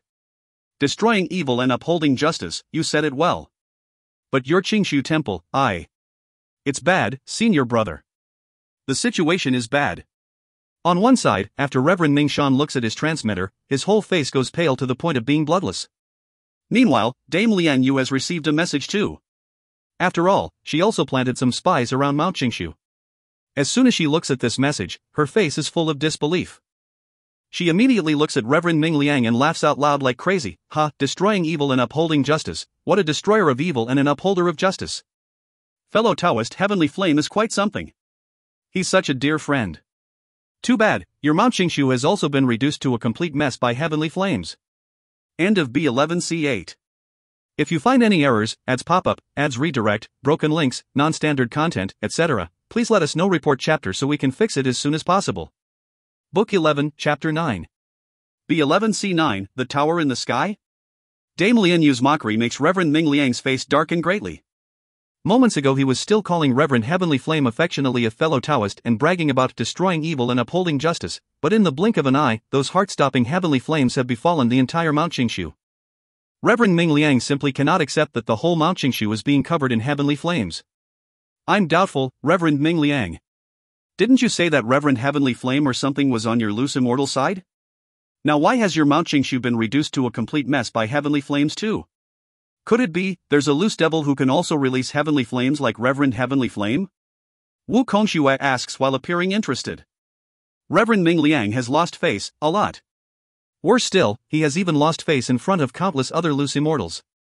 Reverend Heavenly Flame, from now on, how can that fiend still deserve to be called Reverend? Reverend Ming Liang says with a cold humph. At first I thought he was a loose immortal. But now looks like he's probably just a loose devil like you. Do you really think loose devils rarely slaughter each other? It's perfectly normal that a devil lord of the heavenly flame destroyed your Inuit mountain range. With just a few words, Reverend Ming Liang has pushed Qin into the camp of the loose devil side. Bullshit. Wu Kongshui says disdainfully. That fire raiser even dared to burn down the entire Inuit mountain range, how can he possibly be a loose devil? Both the loose devil and the loose immortal sides don't acknowledge him. This person is really evil. Wu Hei says laughingly on one side. He and Wukong Shui are independent loose devils and are simply not senior figures in those Shoma schools of the Tanglong continent, so they do not care if the loose immortals and the other loose devils will live or die either. It's wrong to call him Reverend Heavenly Flame or the Devil Lord of the Heavenly Flame, so let's call him the Evil Lord of the Heavenly Flame for the moment. But I want to ask you something, Reverend Ming Liang. When we were attacking Mount Qingshu, quite a few disciples of your Qingshu temple hid into the 10 development illusionary formation, right? Now have those elite disciples all come out? If they have, then when the heavenly flames of that evil lord of the heavenly flame came down from the sky, those disciples of your Qingshu temple, Wu Hei gives several taunting laughs. As soon as Reverend Ming Liang thinks about those elite disciples of the Qingshu temple, he becomes anxious. Those elite disciples are the future of the school. If they are all burned to death, he himself will probably become the worst sinner in the history of the Qingshu temple. Ming Liang, Mount Qingshu has been burned down, why haven't you returned yet? Fire Devil says gloatingly. Reverend Ming Liang frowns. Return? Of course he wants to return and kill that bastard who released the heavenly flames. But will the loose devils in front of him such as Wukong Shui, Wu Hei, Fire Devil and Dame Lian you be kind enough to let him go back? I think, if I go back, the few of you will start to attack our loose immortal army wantonly, right? Reverend Ming Liang says with a cold laugh. Wukong Shui smiles broadly, you're smart. This is indeed what I want to do. Just think about it. When my Inua mountain range was burned down by that fella called the Evil Lord of the Heavenly Flame, I led some experts to rush back to the Inua mountain range. At the time, didn't you also seize the opportunity to lead an army to pursue my loose devil army over a distance of several 100,000 li? This is what is called courtesy demands reciprocity. You pursued us first, so if you go back, we'll do the same by pursuing your loose immortal army. Wukong Shui explains the matter openly. He has made it very clear that if Reverend Ming Liang returns, he will pursue the loose immortal army. But without returning, Reverend Ming Liang will have to watch all the disciples of the Qingshu temple get burned to death by that evil lord of the heavenly flame. Senior brother. Reverend Ming Shan communicates with Reverend Ming Liang using his holy sense. Senior brother, you have a revered status. Not only are you the #1 expert in the loose immortal army, you're also the leader of all of us loose immortals. If you leave, nobody will be able to match that Wukong Shui and we will suffer a big drop in morale too. So, you can't go back, no matter what. Reverend Ming Shan is very clear-headed at the moment, you can't go back, but I can. I'll lead several 10th Tribulation loose immortals to rush back. I believe this should be enough to protect some disciples.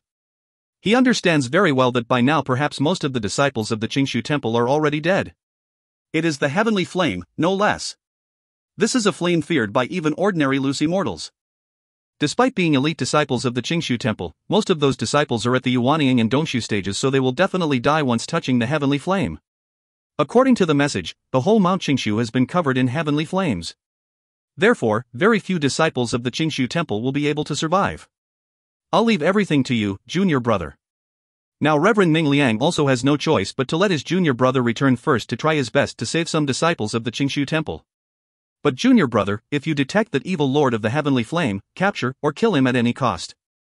This man has nearly destroyed the entire headquarters of our Qingshu temple. If he's not killed, I won't be able to rest easy for life. Reverend Ming Liang's eyes turn grim. Don't worry, senior brother. Even if you didn't ask me to, I'd still kill this evil lord of the heavenly flame. Reverend Ming Shan's heart is also filled with hatred. Right afterwards, quietly, he flies into the camp of the loose immortal army, then leads 4 or 5 10th Tribulation loose immortals to leave using teleportation. On the top of a small mountain not far from the battlefield of the loose immortal side and the loose devil side, there are currently 4 individuals. They are none other than the 4 experts from the wilderness on the Qianlong continent, consisting of the ruler of the wilderness, Yu Liang, and the 3 big demons under him, Kong Chao, Wu Shan, and Xing Shou. With his hands behind his back, Yu Liang is looking in the direction of the battlefield of the loose immortals and loose devils. Sir, by now the loose immortal side and the loose devil side have fought each other several times and lost several tens of thousands of loose practitioners too. When should we get into action? Xing Shou asks behind him. Yu Liang shakes his head with an indifferent smile, there's no hurry. The time hasn't come yet. Though 40,000 to 50,000 loose practitioners have died, most of them were low-level loose immortals and loose devils. Only a small part of them were from the 6th Tribulation up. In terms of quantity, the loose immortal side and the loose devil side each have lost nearly 40% of their forces, but in fact, they have only lost 20% to 30% of their power. Yu Liang's eyes glitter. Besides, we're not the only party that is hiding in the dark. Sir, is someone else also hiding in the dark? Fiery Rocky Lion Wu Shan asks doubtfully. Hydra Kong Chao says, Wu Shan, have you forgotten that expert who can release heavenly flames? He was able to burn down the Inui mountain range using heavenly flames in a short while. You should know that the heavenly flame is both formidable and rare, but this individual can release so much heavenly flame in a breath. Most probably not even our Lord is capable of this. Yu Liang says with a nod, indeed. I think even Fong Tian and Zhong Ju, two invincible experts, can't release so much heavenly flame, let alone I myself. I think that mysterious individual should have a certain treasure that can release heavenly flames. He has guessed very correctly. Xing Yu indeed has the Lord of Black Flames ring. Without this ring, who can release so much heavenly flame in a breath? I don't believe that Fire Razor is a certain independent expert. Yu Liang says indifferently and confidently. If he was an independent expert, why would he have been so crazy that he dared to destroy the whole Inuit palace in one whack? I think there must be a big power behind him. Yu Liang's analysis is commonsensical. Normally, nobody will dare to do that to the Inuit palace. But Qin Yu only wants revenge. Moreover, he also has a life-saving treasure, the Qing Yu Immortal Mansion, and the Sword Immortal Puppet, which he has never used. Other than this mysterious man, there's also the Dragon Clan, which has always been hiding in the dark without taking any action. When Yu Liang mentions the Dragon Clan, his eyes flash with coldness. You must remember that only the dog that has never bitten people is the most frightening one. At the moment, the Dragon Clan is merely hiding its teeth in sharp claws. I think, when it gets into action, this will be the most horrifying, dangerous moment. The three big demons nod their heads. There are many clans of demons, but the Dragon Clan alone is already an extremely great power among demons. Only when the countless divine beasts of the running beast category assemble can they contend against the Dragon Clan. Thus, it is easy to tell how powerful the Dragon Clan is. The opportunity hasn't come yet, so we can only keep waiting. Yu Liang says indifferently. The three big demons behind him all nod, their eyes looking towards the battlefield of the loose immortals and loose devils in the distance. Mount Qingshu used to be a vast expanse of white snow. However, it has now been turned into a massive volcano, and a volcano of blazing heavenly flames at that.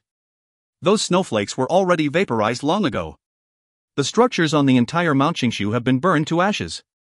A thick layer of the whole mountain has been burned away too. In terms of extent, Mount Qingshu is much smaller than the Inui mountain range.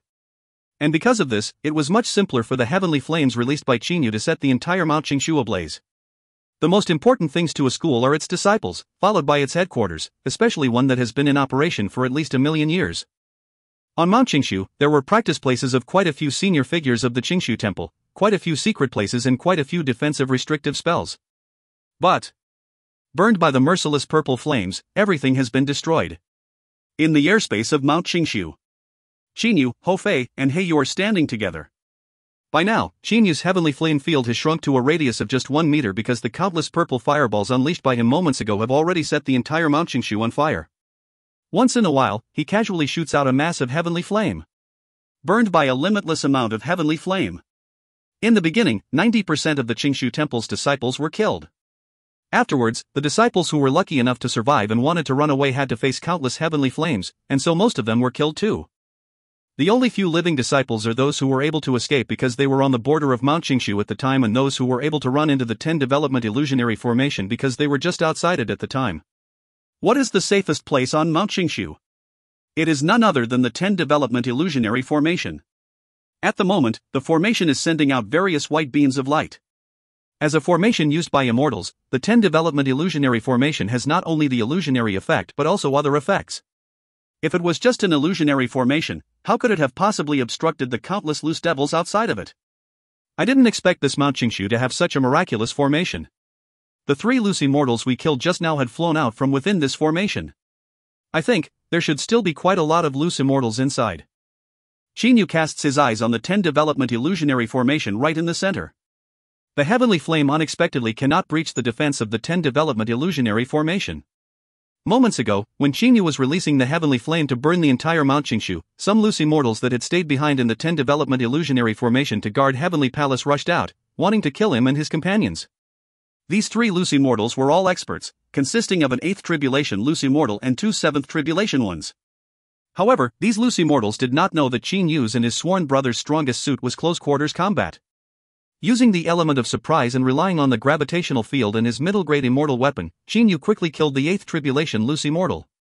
this Lucy mortal was really unlucky to die. He was caught totally unprepared by the sudden appearance of the gravitational field and then was immediately killed by Chinyu with a sword blow. The other two Lucy mortals were killed very simply by Hofei and Heiyu with a stick blow and a spear blow respectively. Since the deaths of these three, nobody has dared to come out of Heavenly Palace anymore. Hofei says laughingly, "Big brother, looks like all the Lucy mortal army already went out to pursue the Loose Devil army. The Lucy mortals that stayed behind to guard this place are pretty weak.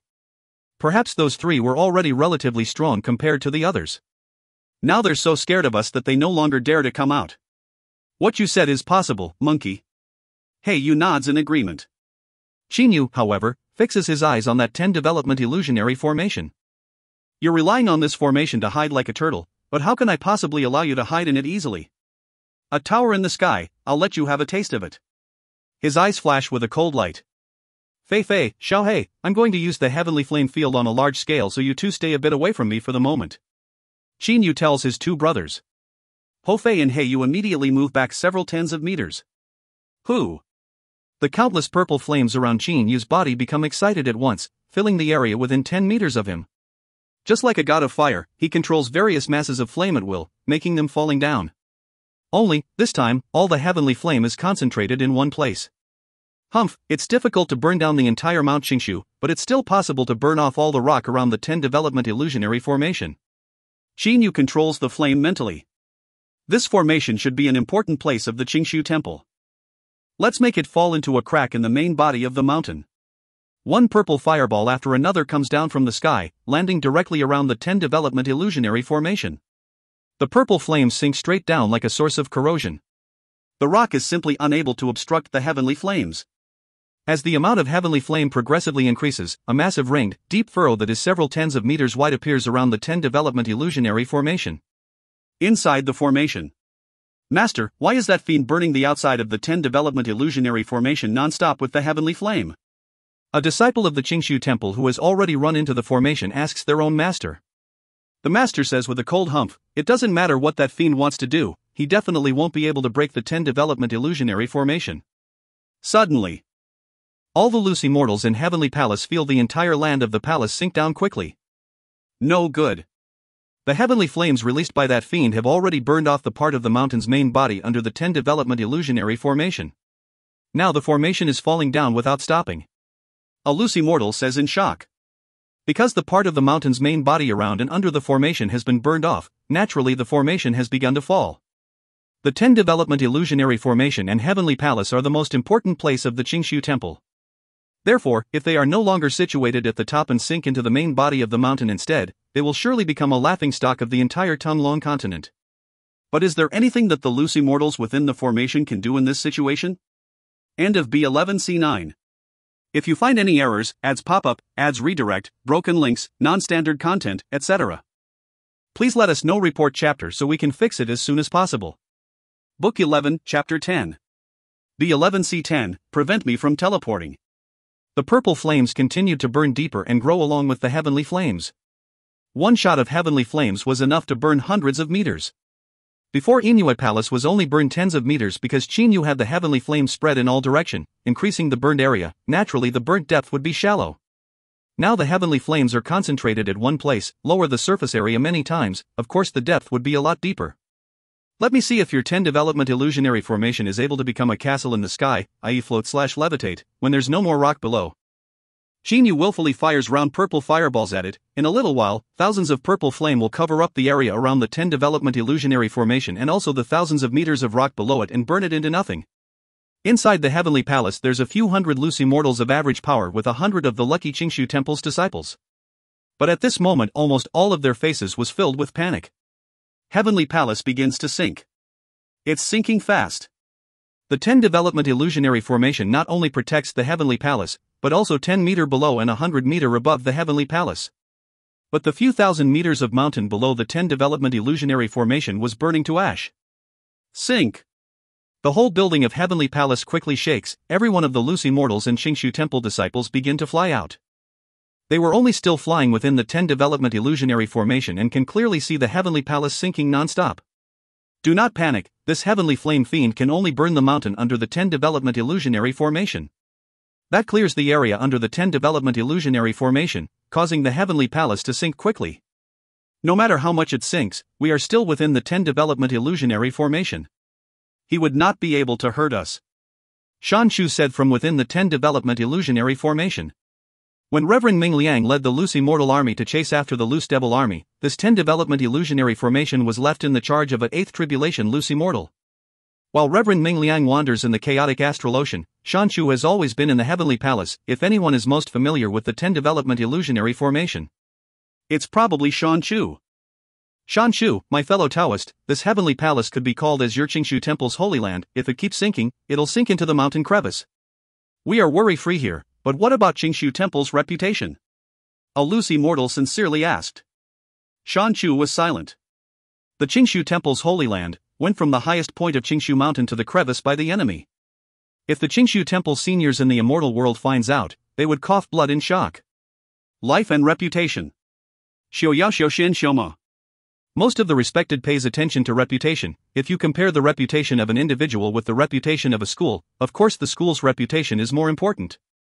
Because of the school's reputation, many Zionist are willing to die. That's how important the school's reputation is.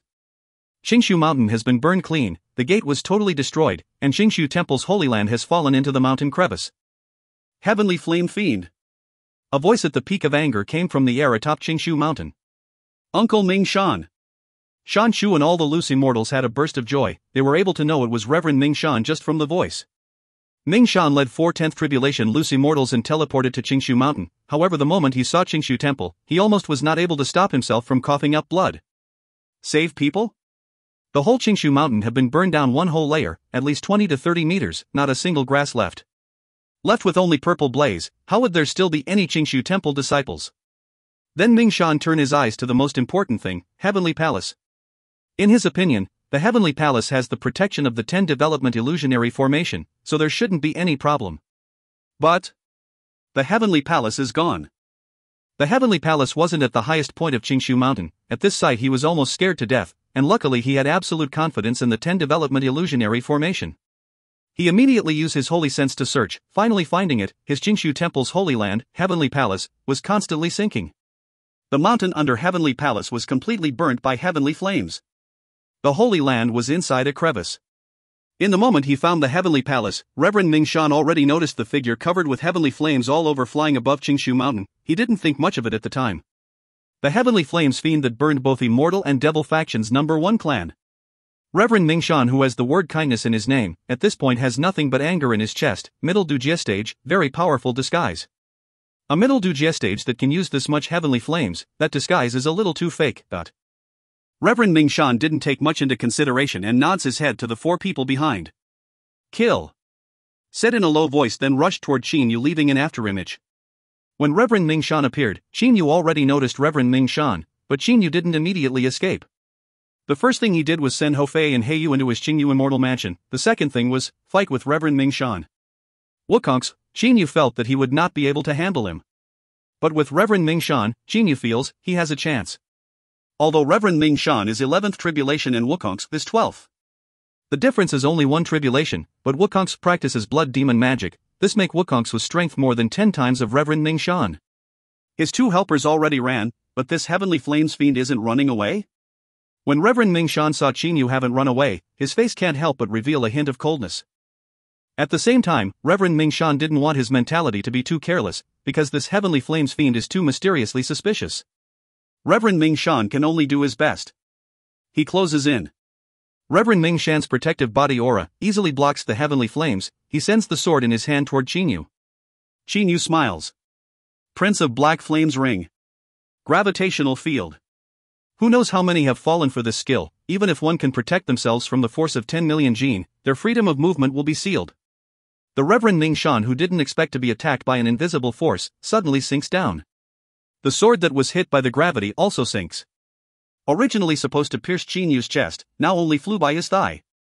At this moment, the distance between Qin Yu and Reverend Ming Shan is only 10 meters. To the 2 of them, the distance of 10 meters can't even be considered distance. Inside the gravitational field, Qin Yu isn't affected by it. A swipe of his right hand. A sharp sword pierce into Reverend Ming Shan. Unusual magic. Reverend Ming Shan was surprised, he was able to defend in time. Reverend Ming Shan's body glows in a bright light, which is his protective body aura. Qin Yu's immortal sword pierced into Reverend Ming Shan's protective aura, but was only able to pierce through several inches with no way to go deeper. Middle-grade immortal weapon is great, but the user's strength is also very important. Qin Yu can't help but think if he didn't have Prince of Black Flame's Rings 2 fields, a middle-grade immortal weapon, and a nearly invincible body, his own strength would only be equal to a 4th Tribulation Loose Immortal. With an immortal body, 2 great power fields, a middle-grade immortal weapon, Qin Yu is around the strength of 8-9th Tribulation Loose Immortals. Currently in the face of a 11th Tribulation Loose Immortal. With Qin Yu's star stage only being this strong, even when combined with a middle-grade weapon, still has no way to kill 11th Tribulation Loose Immortals. Retreat! I can't kill him this way, time to run. A flash of Qin Yu's figure and he's gone. TL. I translated wrong, but I don't know what else makes sense. At this moment, Reverend Ming Shan became scared. Too unusual. What magic does this Heavenly Flames fiend have? How can there suddenly be this heavy of a pressure? If I hadn't used all my powers on the protective body aura, today could have been the day I die. But he wasn't able to kill me this way, that means his attack power isn't that high. Best he could do is break through the defense of a 9th or 10th tribulation, it has no use against me. Reverend Ming Shan felt his confidence took a huge leap. Seeing Qin Yu run, Reverend Ming Shan immediately used his holy sense to tell the 4th Tribulation Loose Immortals, this Heavenly Flames fiend attacks unusually, if you're not careful, you'll lose your head. I think, when you attack him, don't engage in close combat. The 4th Tribulation Loose Immortals just watched Reverend Ming Shan fight with Qin Yu, who would still dare to engage close combat. Chase! Reverend Ming Shan ordered. Immediately, led by Reverend Ming Shan, 5 big loose immortal experts hunted Qin Yu together. While they're on the hunt, Reverend Ming Shan and the others unleashed attacks non-stop. Their goal is to disturb the area around Qin Yu to prevent him from teleporting away. But they didn't know that Qin Yu wasn't able to teleport. Even if someone told them, they would not believe it. An expert that can fight against Reverend Ming Shan and not die, but is not able to teleport it. Qin Yu's flying is very fast, but in front of 11th or even 10th Tribulation Loose Immortals, Qin Yu's proud speed cannot match Reverend Ming Shan and the others. After all, the difference in strength is rather large. Reverend Ming Shan and the others quickly close in on Qin Yu. I'm not gonna rush into Qin Yu Immortal Mansion for now. They are obviously unleashing attacks to disturb the space, worried that I would teleport away. An amused smile appeared on Qin Yu's face. Using my enemy's own hands to kill my enemy, it's interesting. Qin Yu used his holy sense and found a Xiaxianist clan a few thousand li away. For this clan to be so close to the Qingshu temple, its position within the Xiaxianist clan should probably be high. Qin Yu immediately begins to fly toward that clan. While Qin Yu flies to there, Reverend Ming Shan and the others' attacks explode on the forest. Heavenly Flames fiend, accept your death. Reverend Ming Shan finally came near Qin Yu. At that moment the gravitational field that Reverend Ming Shan experienced before appeared again. Even with him being prepared for it, his body still stiffen up. Qin Yu, without a slightest effect on his body, easily turned and shaked Reverend Ming Shan off. Your speed is faster than mine, but catching me within the gravitational field, dream on. At that moment, a plan started to form in his mind. Qin Yu can't help but have a smile on his face. Yanfeng School is high-ranked school within the Xiaxianist faction and near the Qingshu temple. Of course their relationship is good. Suddenly, a shadow swooped down from the sky and flew through Yanfeng School like a meteor. Reverend Ming Shan, this is Yanfeng School's gate. Said a 10th Tribulation Loose Immortal beside Reverend Ming Shan via holy sense. They clearly see Qin Yu went into Yanfeng School. If they continue to disturb the space, they will obviously cause damages to Yanfeng School. Coldness flashed in Reverend Ming Shan's eyes. Heavenly Flames fiend can't get away, don't mind it. Yanfeng School might be a high-ranked school, but compared to the number 1 school, Qingshu Temple, the difference is too big. Only hearing the roar of constant explosions, as long as it's a place Qin Yu flew over, attacks from the 5 big loose immortals covered it. But in fact, Reverend Ming Shan and the others' attacks were not powerful. In no way can they kill Qin Yu. Reverend Ming Shan only did it to disturb the space. But to be powerful enough to disturb the space, normal buildings simply can't withstand and turn to powder. Who comes and wreak havoc in my Yanfeng School? Shouted an angry voice. 5th Tribulation Loose Immortal? Reverend Ming Shan felt with his holy sense an enormous was just released for a moment and all the experts of Yanfeng School was silent. The strongest at Yanfeng School doesn't exceed 5th Tribulation Loose Immortal currently, and Yanfeng School have several seniors joined the Loose Immortal army. But, Heavenly Flames fiend burned all of Qingshu Temple. To kill Heavenly Flames fiend, Reverend Ming Shan don't care about a few buildings. So ruthless, but I like it.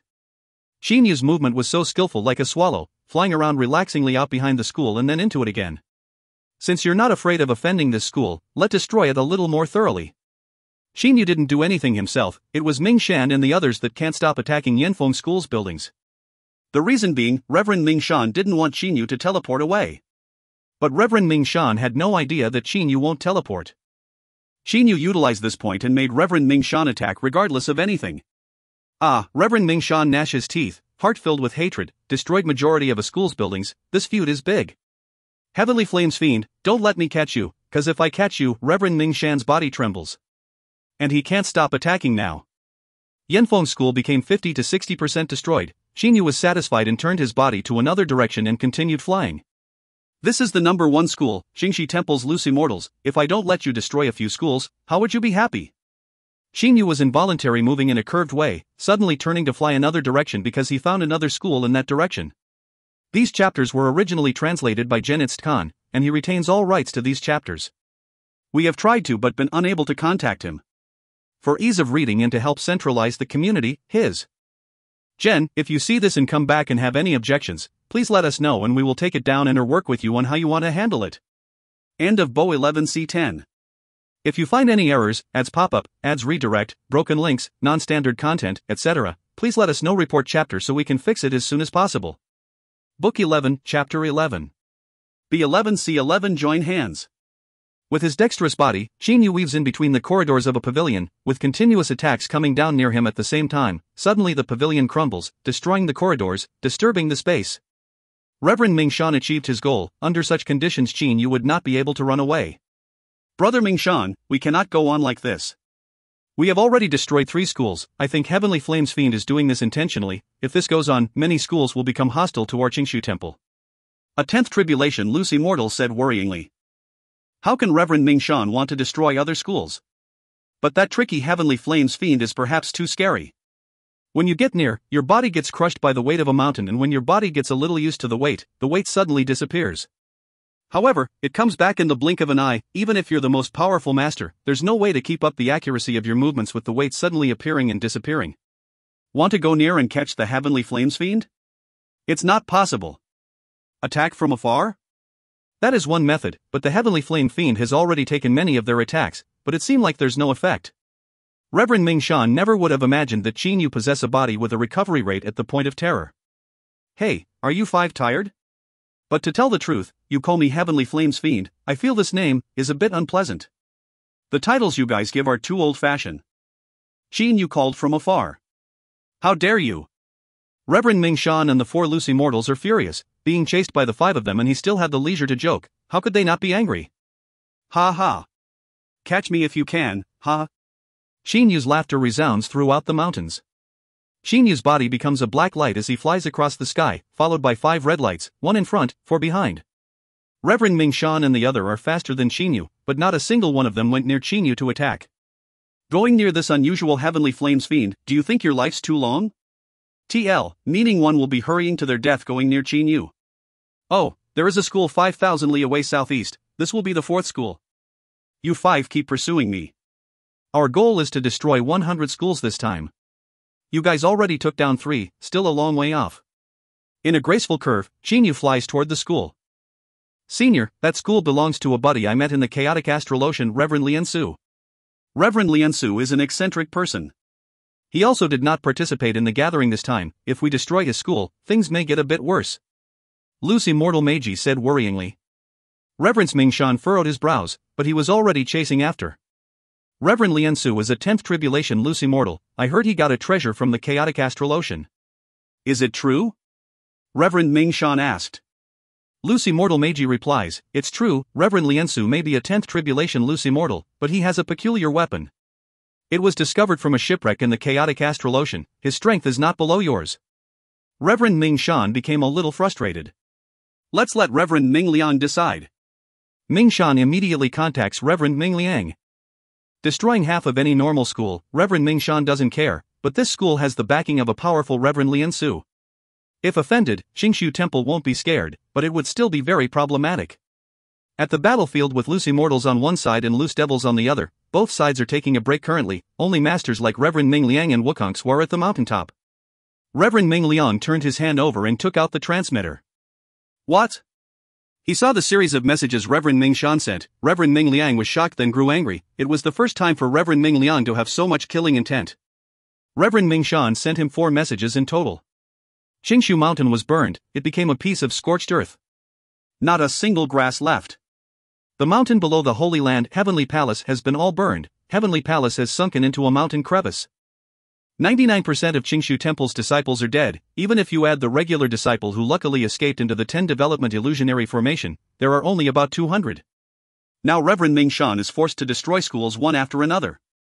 Destroying other schools, that creates a very big enmity. But if Reverend Ming Shan didn't disrupt the space, what would we do if the Heavenly Flames Fiend escapes? Can we let him escape? Junior, nothing else matters, just don't let Heavenly Flames Fiend get away. I'm aware of this, Reverend Lian Su. If his school gets a bit destroyed, then it can't be helped. Worst case scenario, I'll personally go and have a small chat with him. Reverend Ming Liang said. Remember, don't let him get away no matter what. If he doesn't die, when I reach the immortal world, I won't be able to look my Qingshu Temple seniors in the face. Looking at the whole mortal world. Within the loose immortals, there is nobody that Reverend Ming Liang fears. This strange-tempered Reverend Lian Su may have some power, but in face of Reverend Ming Liang, he shouldn't be much trouble. After he sent an order to his juniors, Reverend Ming Liang starts to grow anxious. His juniors chased the culprit for so long and still have not caught him. If this goes on, they will be forced to destroy schools one after another. Destroy a few schools, Reverend Ming Liang is not afraid. Destroy dozens, he can still handle. But destroy hundreds? Even if he's more powerful, he would be completely surrounded. It's too difficult to fight that number. Ming Liang, what happened? You don't look too good. Have you caught the Heavenly Flame Fiend? Wukongsu questioned at Reverend Ming Liang's darkening face. Reverend Ming Liang didn't say anything but glanced at Wukongsu. Suddenly, Reverend Ming Liang's mind clicked. This Wukongsu doesn't care about the life or death of the Tanglong continent. He might not care, but Dame Lianyue does, not to mention that Heavenly Flame Fiend ruined Dame Lianyue's school. Their enmity is also great. Reverend Ming Liang didn't say anything, just send a message to Dame Lianyue using Holy Sense. Lianyue, I know your Inue Palace was destroyed by Heavenly Flames Fiend. My Qingshu Temple was also burned clean by him. Reverend Ming Liang came out with his own tragedy. He admitted for their common enemy. Dame Lianyue glanced at Reverend Ming Liang and replied via Devil Sense, "Oh, why are you bringing this up?" Reverend Ming Liang felt a bit of hope. Lianyue, this Heavenly Flames Fiend has some strange powers. Not even Wukongsu was able to catch him that day, which shows how capable his ability to escape is. Currently my juniors are currently chasing after him. Although they have not caught him, they are following behind him. I think, if both our sides join together, we'll catch him for sure. Reverend Ming Liang proposed. Dame Lianyue thought for a moment. You're suggesting for our two sides to cooperate? We both have killed so many, can we still cooperate? Dame Lianyue has a bit of doubt. Reverend Ming Liang continued, I know for our two sides to cooperate is unrealistic. But I'll say it now, we're only cooperating on the issue of catching Heavenly Flames Fiend. After he is caught, then we'll decide if we still want to fight. How about it? Dame Lianyue starts to think. That Wukongsu isn't from your Inue Palace, he doesn't care about your vengeance. But you're the number one of Inue Palace. Inue Palace has been destroyed and lots of disciples have been killed. If you don't kill Heavenly Flames Fiend for revenge, how would you face your school seniors when you reach the Devil World? Dame Lianyue's heart flutters. Heavenly Flames Fiend, how could she not hate him to the core? Last time, he burned Inue Palace, this time he burned Qingshu Temple. Both Devil and Immortal Factions number 1 schools are burnt, I think he must be satisfied. If he gets away this time, he might not show up again, miss this and there may never be a chance for revenge again. Reverend Ming Liang's last phrase shook Dame Lianyue awake. Right. The 2 big schools of Immortal and Devil Faction have been burned, this mysterious Heavenly Flames Fiend could be satisfied and go into hiding. When he escapes, how would she face her Inue school seniors? Okay, I agree. Dame Lianyue said via Devil Sense, but we're only cooperating on catching Heavenly Flames Fiend. That's only natural. Reverend Ming Liang smirked. Finally, he opens his mouth to talk. Just then he was using Holy Sense to communicate secretly, now he can discuss this openly. Wukongsu. Isn't that Heavenly Flames Fiend's ability to escape is quite formidable? Reverend Ming Liang asks jokingly. Wukongsu remembers all of that time and nods. That Heavenly Flames Fiend took one of my attacks and abruptly disappeared, not even my Devil Sense was able to find him. Not to mention the space was disturbed at the time, I still have no idea how he was able to escape. Reverend Ming Liang comments, now that Heavenly Flames Fiend burned my Qingshu temple, he is being hunted by my junior Ming Shan. My junior has not caught him yet, but is following closely behind. I think our two sides should cooperate and catch him first. The corner of Wukong's mouth raised into a little ironic smile and was about to say something when Dame Lianyue interrupted. Okay. Dame Lianyue's eyes flashed with hatred, said in an angry tone that Heavenly Flames Fiend destroyed my Inuit palace and killed 99% of the disciples. I, Lianyue, and him are absolutely irreconcilable. Unless I catch this Heavenly Flames Fiend, I would not be able to face my school's seniors. Dame Lianyue added, Ming Liang, you listen here, I am only agreeing to cooperate in the issue of catching Heavenly Flames Fiend.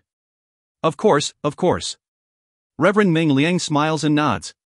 Wukong's Darren, this Heavenly Flames Fiend and my Inuit palace have an enmity. I have agreed to cooperate with Ming Liang. Wukong's Darren won't mind, right? Although Wukong's was a little angry, Dame Lianyue's position within the devil contingent is not below his. Even though Wukong's strength is powerful, he is one person by himself. While Dame Lianyue is the leader of Inuit Palace and the Devil Emperor also personally ordered Dame Lianyue to manage any problems related to the Heaven Sundering diagrams, so of course her position is high. And Wukong's wanna kill that Heavenly Flames Fiend too. Of course I don't mind, Reverend Ming Liang, if the two of us join hands, pretty sure that Heavenly Flames Fiend is as good as dead. Wukong smiles at Reverend Ming Liang, oh, it seems like, this may be the first time the two of us join hands. Reverend Ming Liang nods, indeed it's the first time. Now that the top ranks of both sides reached an agreement, they issued a ceasefire for the moment. At the same time, led by the two great masters Reverend Ming Liang and Wukong, Dame Lianyue, Fire Devil, Reverend Lanbing, Shui Yuyang and supplemented by a camp of masters moved out together. Both sides' camp sent out their strongest masters, they are putting all they got on one hit. In a snow-covered plain, there is one black light followed 5 white lights one by one. Now Qingyu has already flown millions of li, destroyed more than 30 schools. Within the 30 schools, there was the school of one of the 5 loose immortals that's after Qingyu. Reverend Ming Shan has agreed to offer many kinds of treasure as an apology to that loose immortal. Heavenly Flames Fiend, stop running away. Not only is it Reverend Ming Shan, but the 4 other loose immortals are getting furious. Chasing all this way, the 4 loose immortals destroyed quite a few schools, even accidentally killing a few Xiaxianists. Even all the schools Qingyu chose were Xiaxianist schools, they have noticed he was doing it intentionally. Ha ha. Catch me if you can, what use is yelling? Qingyu's laughter sounded, however he stopped laughing halfway through. Laugh again, Heavenly Flames Fiend, laugh again. A familiar evil voice sounded. A large blood cloud floats in the sky, bloody gases disperse about, the blood cloud rapidly collapsed together and formed a blood-red robe. Devil Faction's #1 Master Wukong stands midair, smiling coldly at Qingyu. He looks at him like a lamb waiting for slaughter. So you're the Heavenly Flames Fiend. Another voice coldly sounded. With a moonlight white robe, a pair of deep peaceful eyes, the imposing manner around him is concentrated to the peak. He and Wukong were both extremes of the opposite ends. One is wild, one is calm, one carries a violent and arrogant air, one carries calm and collected air. This is Immortal Faction's #1, Reverend Ming Liang. He looked at Qingyu with a never-before-seen killing intent. Almost at the same time, shadows appear one after another. The seductive noble Dame Lianyue, the savage-mannered Wu He, and Fire Devil with his blaze-like passion. The elegant Reverend Lanbing, the cool-looking Shui Yuyang, and Reverend Qi Yang steaming with killing intent. Loose immortals and loose devils on both sides have gathered at the same place, in this place filled with ice and snow. Everyone's attention are all focused on one person. The mysterious person that dared to burn Devil and Immortal Faction's #1 school. Heavenly Flames Fiend. These chapters were originally translated by Genitz Khan, and he retains all rights to these chapters. We have tried to but been unable to contact him. For ease of reading and to help centralize the community, his. Jen, if you see this and come back and have any objections, please let us know and we will take it down and or work with you on how you want to handle it. End of B11C11. If you find any errors, ads pop up, ads redirect, broken links, non-standard content, etc., please let us know. Report chapter so we can fix it as soon as possible. Book 11, Chapter 12. B11C12, Let the More Violent Come. With loose immortals on one side and loose devils on the other, many masters all around watched him. Qingyu was not a single bit worried. Instead, with a calm laugh-like look, he said, "How was I able to make both loose immortals and loose devils to not care about their hatred toward each other and instead gathered together here? Heavenly Flames Fiend, you're brave." Wukong said with a smile.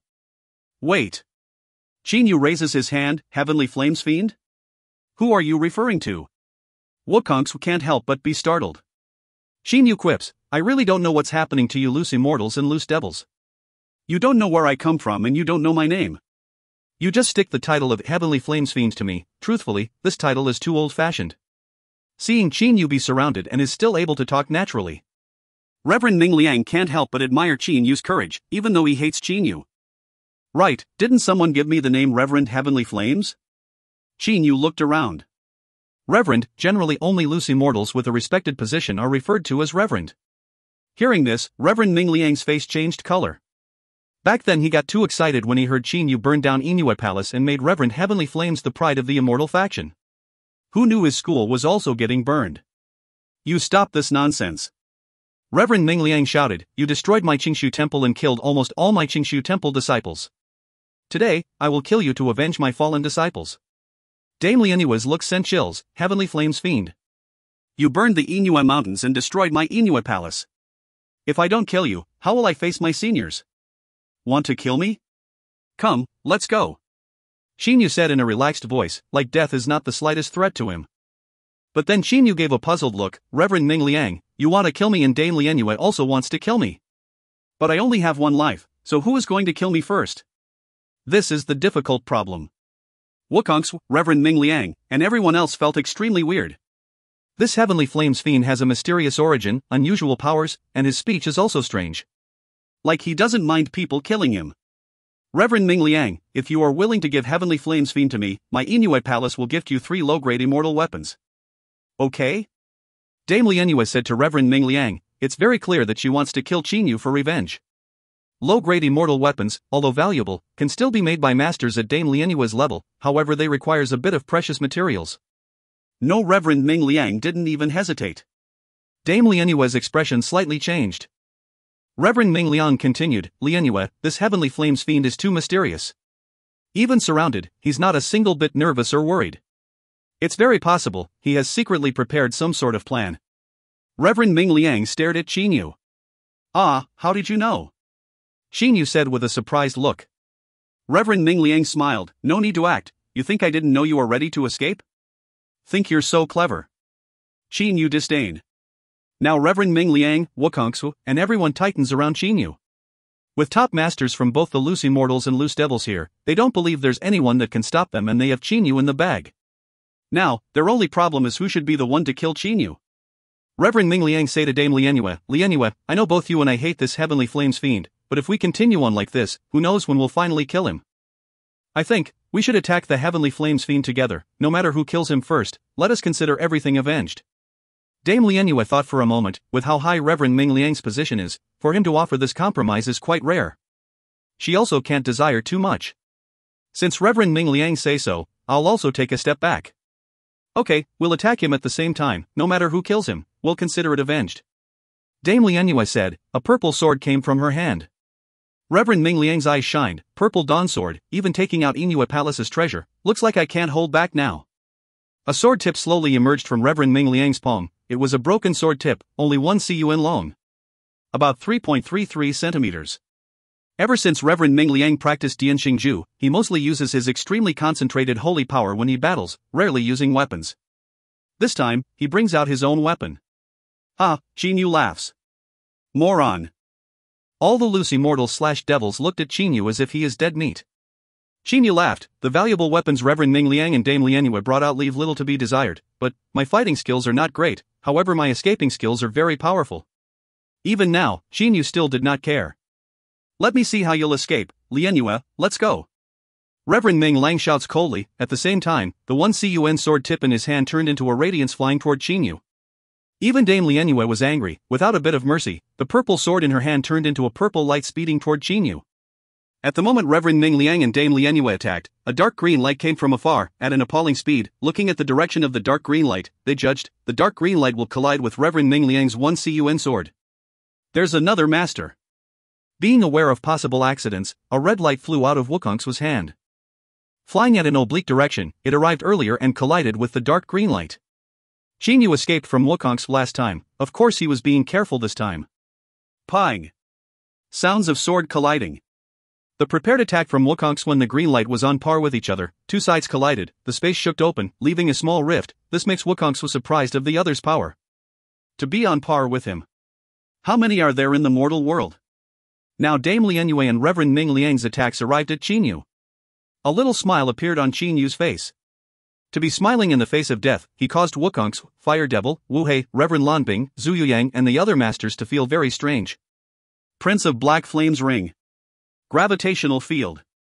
More than 10 meters around Qinyu have already been under the effects of the gravitational field. When the 1CUN sword and the Purple Dawn sword enter the field, the directions of the attacks can't help but be affected and Qinyu moved his body up to dodge. The Purple Dawn sword pierced Qinyu's thigh and the 1CUN sword pierced his waist. Originally, Reverend Ming Liang and Dame Lianyue were aiming for Qinyu's dantian. Pang! Qinyu's waist and thigh exploded, showing 2 gaping holes. Fresh blood stained all over his body like a broken sandbag. Qinyu falls powerlessly down into the snowy plains below. Look at you die. Dame Lianyue and Reverend Ming Lian watched as Qinyu falls to the top of the snowy plains and prepares to attack again. However, at that moment, Dame Lianyue, Wukongsu, Reverend Ming Liang and the others noticed that as Qinyu was falling down, he had a huge grin. No! Wukongsu felt something was not right. Seeing the moment Qinyu hits the snowy plains, his whole body was completely gone, only leaving a bit of fresh blood at the spot where he fell. His whole body completely vanished. In front of so many masters, he vanished. He escaped. Wukong's, Dame Lianyue, Fire Devil, Reverend Ming Liang and the other masters searched, using their holy/devil senses. 12th Tribulation Masters have an incredibly far holy/devil senses. He absolutely did not teleport. When I fought that mysterious master back then, the space is still disturbed, he could not have teleported. But where could he have run off to? Wukong's looked all around carefully. Reverend Ming Liang and the other masters could not believe. From under their eyes, that heavily injured Heavenly Flames fiend disappeared. Wukong's, what happened? How could that Heavenly Flames fiend escape? Even if I was under this situation, I would not be able to escape so silently. Now the space is still disturbed, leaving no way to teleport, so how could he escape? In this short time, how could he escape out of my holy sense range? Reverend Ming Liang goes crazy. Dame Lianyue have a killing aura. How did this Heavenly Flames fiend run away? Wukong's gave a wry smile, helplessly said, "You guys don't know this, but last time that Heavenly Flames fiend took my attack and fell to the ground, in a blink of an eye, he was gone, just like now, I was not able to find him." Wu Hei was surprised. He has such magic? No wonder he said his escaping skills was high. Suddenly all the loose devils remembered Qinyu's words. Ha, everyone, didn't I say my escaping skills are very powerful? Qinyu's voice echoed throughout. It's the Heavenly Flames fiend. Dame Lianyue shockingly said.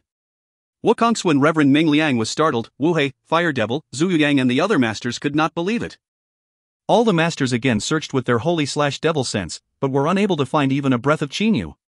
No need to search, it's impossible for you to find me. In fact, Reverend Ming Liang, Dame Lianyue, I really don't like the sight of you loose immortals and loose devils, so this time I went and burned your schools. Now that I'm satisfied, from today onward, I would not appear anymore. Qinyu's voice echoed with a sense of laughter. Wukong's, Reverend Ming Liang, and the other loose immortals/devils' mind flared with impatience. They clearly hear the Heavenly Flames fiend's voice, but can't find him. Never coming out? Dame Lianyue became anxious. Does that mean I'll never be able to have my revenge? Reverend Ming Liang is also filled with anger. Smart.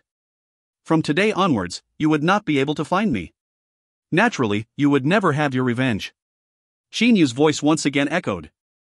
Okay, I don't have any more time to waste with you all, I have lots of things to do, everyone, goodbye. Finishing, Qinyu's voice disappeared from around them. From when Qinyu began speaking, all the loose immortals/devils masters kept searching with their senses, but still not a single breath of Qinyu. He left, there's no way to find him. Wukong's shook his head. Back then, when Wukong's was chasing Qinyu, it was the same situation. Heavenly Flames fiend, run if you can, Lianyue swears. Even if I can't have my revenge, my Inuit Palace disciples will forever remember this great shame. There will be a day, my Inuit Palace will pay you back with interest. Dame Lianyue shouts with hysteria. Unless you never come out, like a cowering turtle, otherwise, Reverend Ming Liang's face was livid. Haha, okay. Since you guys said such harsh words, if I don't show up, others would say I'm timid. Qinyu's voice once again sounded. Reverend Ming Liang and Dame Lianyue can't help but smile a bit. Their biggest worry was if that Heavenly Flames fiend disappears like this, how could they exact revenge? Looks like their force strategy worked. Okay. Qinyu smiled coldly. Reverend Ming Liang, Dame Lianyue, you two are fighting for so long because of the heaven-sundering diagrams. But you haven't announced the secret of the heaven-sundering diagrams yet. Why are you not announcing it? Reverend Ming Liang, Dame Lianyue and all the other masters who knew the secret shook a bit. Can the existence of Niyang realm be revealed? Once disclosed, mortal world's most powerful force, chaotic astral ocean, could join in. Once that ill-tempered invincible master Zhongju joins, that would be terrible. Whether it is Wukong's or Reverend Ming Liang, they both need to step aside for Zhongju. Niyang realm, the home of a level 8 mystic immortal, the treasures inside should be earth-shattering. Qin Yu's voice sounded again. How did he know? Dame Lianyue and the others asked in shock. Weren't you guys threatening me? Okay, I used to think burning the immortal/devil faction's #1 school was enough, but now it seems, Tanglong Continent is not in chaos enough. Let me add another factor in. Punhua Island Zhongju and me are friends. I'll tell him this news. I'm sure Tanglong Continent will get a little more rowdy then. It'll only be a bit more violent than a reign of terror. Qin Yu's laughter gradually dissipates. Dame Lianyue, Reverend Ming Liang and the others became quiet. The strongest, chaotic astral ocean joining and also that Zhongju. Tanglong Continent will face a never-before-seen reign of terror. Knowing the strength of the chaotic astral ocean, Reverend Ming Liang felt a bit of regret. His and Dame Lianyue's forced strategy seems to have backfired in the end. Wukong's looked solemn. Remember when we tried to kill Heavenly Flame's fiend and there was a dark green light? The power of the one who attacked is not below mine. Suddenly, Reverend Ming Liang thought of the dark green light. A master with powers not below Wukong's. Who is it? The most powerful chaotic astral ocean and the invincible Zhongju. At the same time, the dragon clan that's hiding in the shadows hasn't showed their hand, the one referred to as the invincible Fongwan. Also that mysterious Heavenly Flames fiend and the mysterious master who shot that dark green light.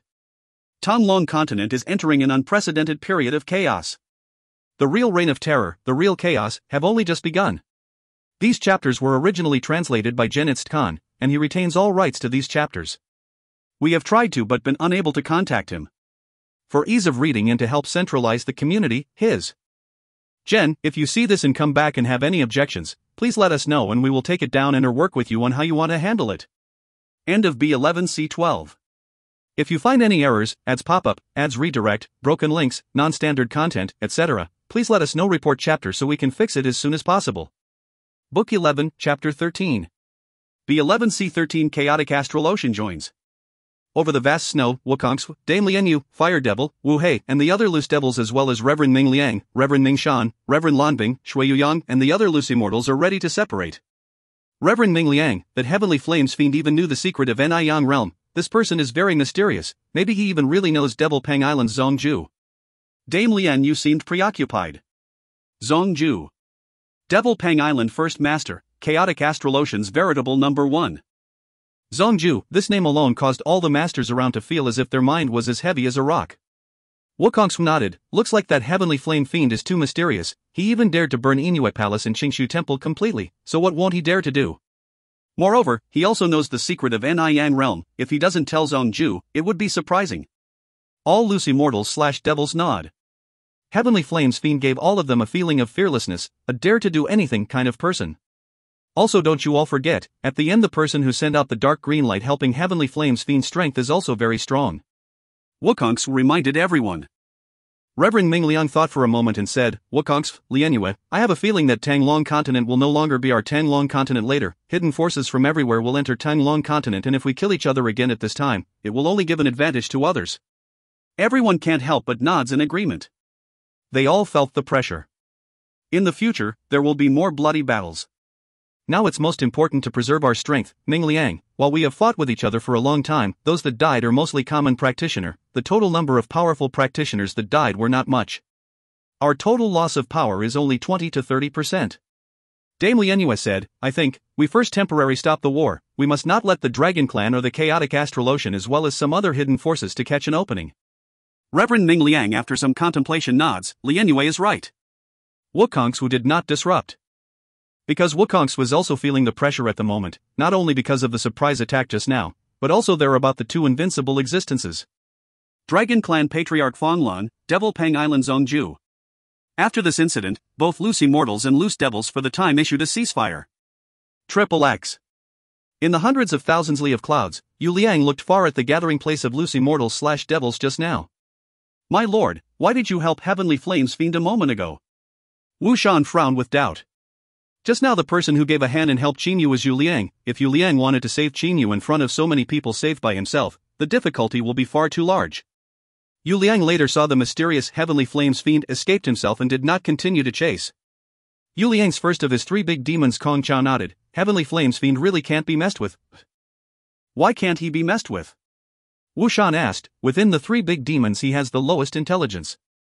Xingqiu, another of three big demons, answered. Can't you notice that although this Heavenly Flames fiend's combat capability is not strong, his ability to escape is definitely the best in the world, and he also the unique skill of releasing heavenly flames. If you provoked him, he'll burn your lair with a bunch of heavenly flames. You would not even be able to catch him. How could he be trifled with? Wu Shan realizes, the Heavenly Flames fiend really can't be messed with, he can't be chased, and if you anger him, he sends heavenly flames to burn your home. Well, at least his power is nothing, but still is a person who can't be messed with. Yu Liang nodded. At first, I wanted to save Heavenly Flames fiend and use that to make him my subordinate, but with his ability to escape, I think, to recruit that person would be very difficult. To appear as intimidating to others, you do not necessarily need a ton of attack power, as long as you have a remarkable ability that others are helpless against. After Yingyue Palace and Xingqiu Temple was burned to ruins, all of Tanglong Continent's Scientionists know the Heavenly Flames fiend name, regardless of faction. In the list of people one should never offend is now Heavenly Flames fiend. If even Wukongsu, Reverend Ming Liang, and the others can't catch him together, who can? He can burn your school with one blast of heavenly flames. Who would dare to provoke? Therefore Heavenly Flames fiend has become a legendary figure of Tanglong Continent. He is best known for his mysterious ability to escape, as well as controlling the heavenly flames. Triple X. In the vast snow, there are countless snowflakes. Below the snow there's some moist soil, and one of the mud spot was Qingyu Immortal Mansion's changed appearance. Inside the Qingyu Immortal Mansion, in a small courtyard, three brothers, Qingyu, Hofei, and Heyu are drinking wine, and Shi Bing, Shi Rexayan, Shi Zhan, and Ink Kalin, the four holy beasts in a nearby courtyard, are also feasting. Big brother, you really are sinister. You said you have escape ability. In reality, it's just hiding in Qingyu Immortal Mansion, huh? But it's also a wonderful way to escape. How was Reverend Ming Liang and Wukong's supposed to know we were here? Hofei seems proud. Qingyu does not have any injuries at the moment. Ultra-strong restoring power have created a near-immortal body, is really abnormal. What I said just now was just to scare them. They really stopped fighting. Qingyu indifferently smiles. With him being the master of Qingyu Immortal Mansion, outsiders have no way to probe the inside of the mansion, but Qingyu can easily know everything that happened outside. Like the talk between loose immortals and loose devils just now, Qingyu heard everything clearly. Heyu frowning slightly. Big brother, are you really going to tell Devil Pang Island about the existence of Neon Realm? Hofei also looks at Qingyu. That is, of course, if Chaotic Astral Ocean joined up, wouldn't that be more interesting? Qingyu laughed. What's more, Chaotic Astral Ocean, Devil Pang Island's three master and I have a very deep relationship. This Neon Realm may be dangerous, but it is also a great opportunity. Letting friends join is better than enemies enter into Neon Realm, right? In the future, Qingyu three brothers will also enter Neon Realm. When that time comes, the more friends entering Neon Realm, the safer Qingyu and they will be. Three brothers laughing and joking, Qingyu took out a transmitter and transmit Devil Pang Island's Mazer Zongju. Although Qingyu Immortal Mansion is endowed with communications blocking functions, but Qingyu is the master of Qingyu Immortal Mansion, so of course he is not subjected to this restriction. Chaotic Astral Ocean, a piece of the endless sea. Who knows how many loose practitioners are in there? Chaotic Astral Ocean, most powerful of the three islands. Devil Pang Island is always quiet. No one would dare to come to Devil Pang Island in arrogance, and not just because the Devil Pang Island has 3,000 loose practitioners strong, nor because of the two Azura devils. The most important factor is the legendary invincible Zongju. Chaotic Astral Ocean genuine number one person. Inside the Golden Wing Palace, Zongju turns his hand and took out a transmitter. Well, it turns out to be Brother Qingyu. Senior Lan said Brother Qingyu will bring me good luck, just don't know when. Zongju with a smile began transmitting to talk with Qingyu, but only started talking for a moment. Zongju's indifferent expression changed. Qingyu, is what you say really true? Niang Realm, a level 8 mystic sword immortal, Emperor Ni Yang's home? At the moment Zongju seemed exactly like a poor man seeing an endless golden hill. Immortals are divided into three classes: Immortal, Golden Immortal, and Mystic Immortal. Each class has 9 levels. Level 8 Mystic Immortal can already look down upon the entire immortal world. And this Emperor Ni Yang is also a sword immortal. This kind of master is definitely at the top of the immortal world, devil world, and demon world. Wonder what kind of treasure he leaves behind. Senior Zong rest assures. Junior is 100% sure that is the home of a level 8 mystic sword immortal. And the treasures inside are ranked at an alarming level. Xinyu message made Zhongju heart to move with excitement. There could be artifacts. Zhongju said, becoming mildly excited. Being a super divine beast, Golden Winged Pang, Zhongju knows many secrets, like Immortal World, Devil World, and the Demon World existing in the same space, and that they just each occupy a part of the space. The top existences in the three worlds all have artifacts.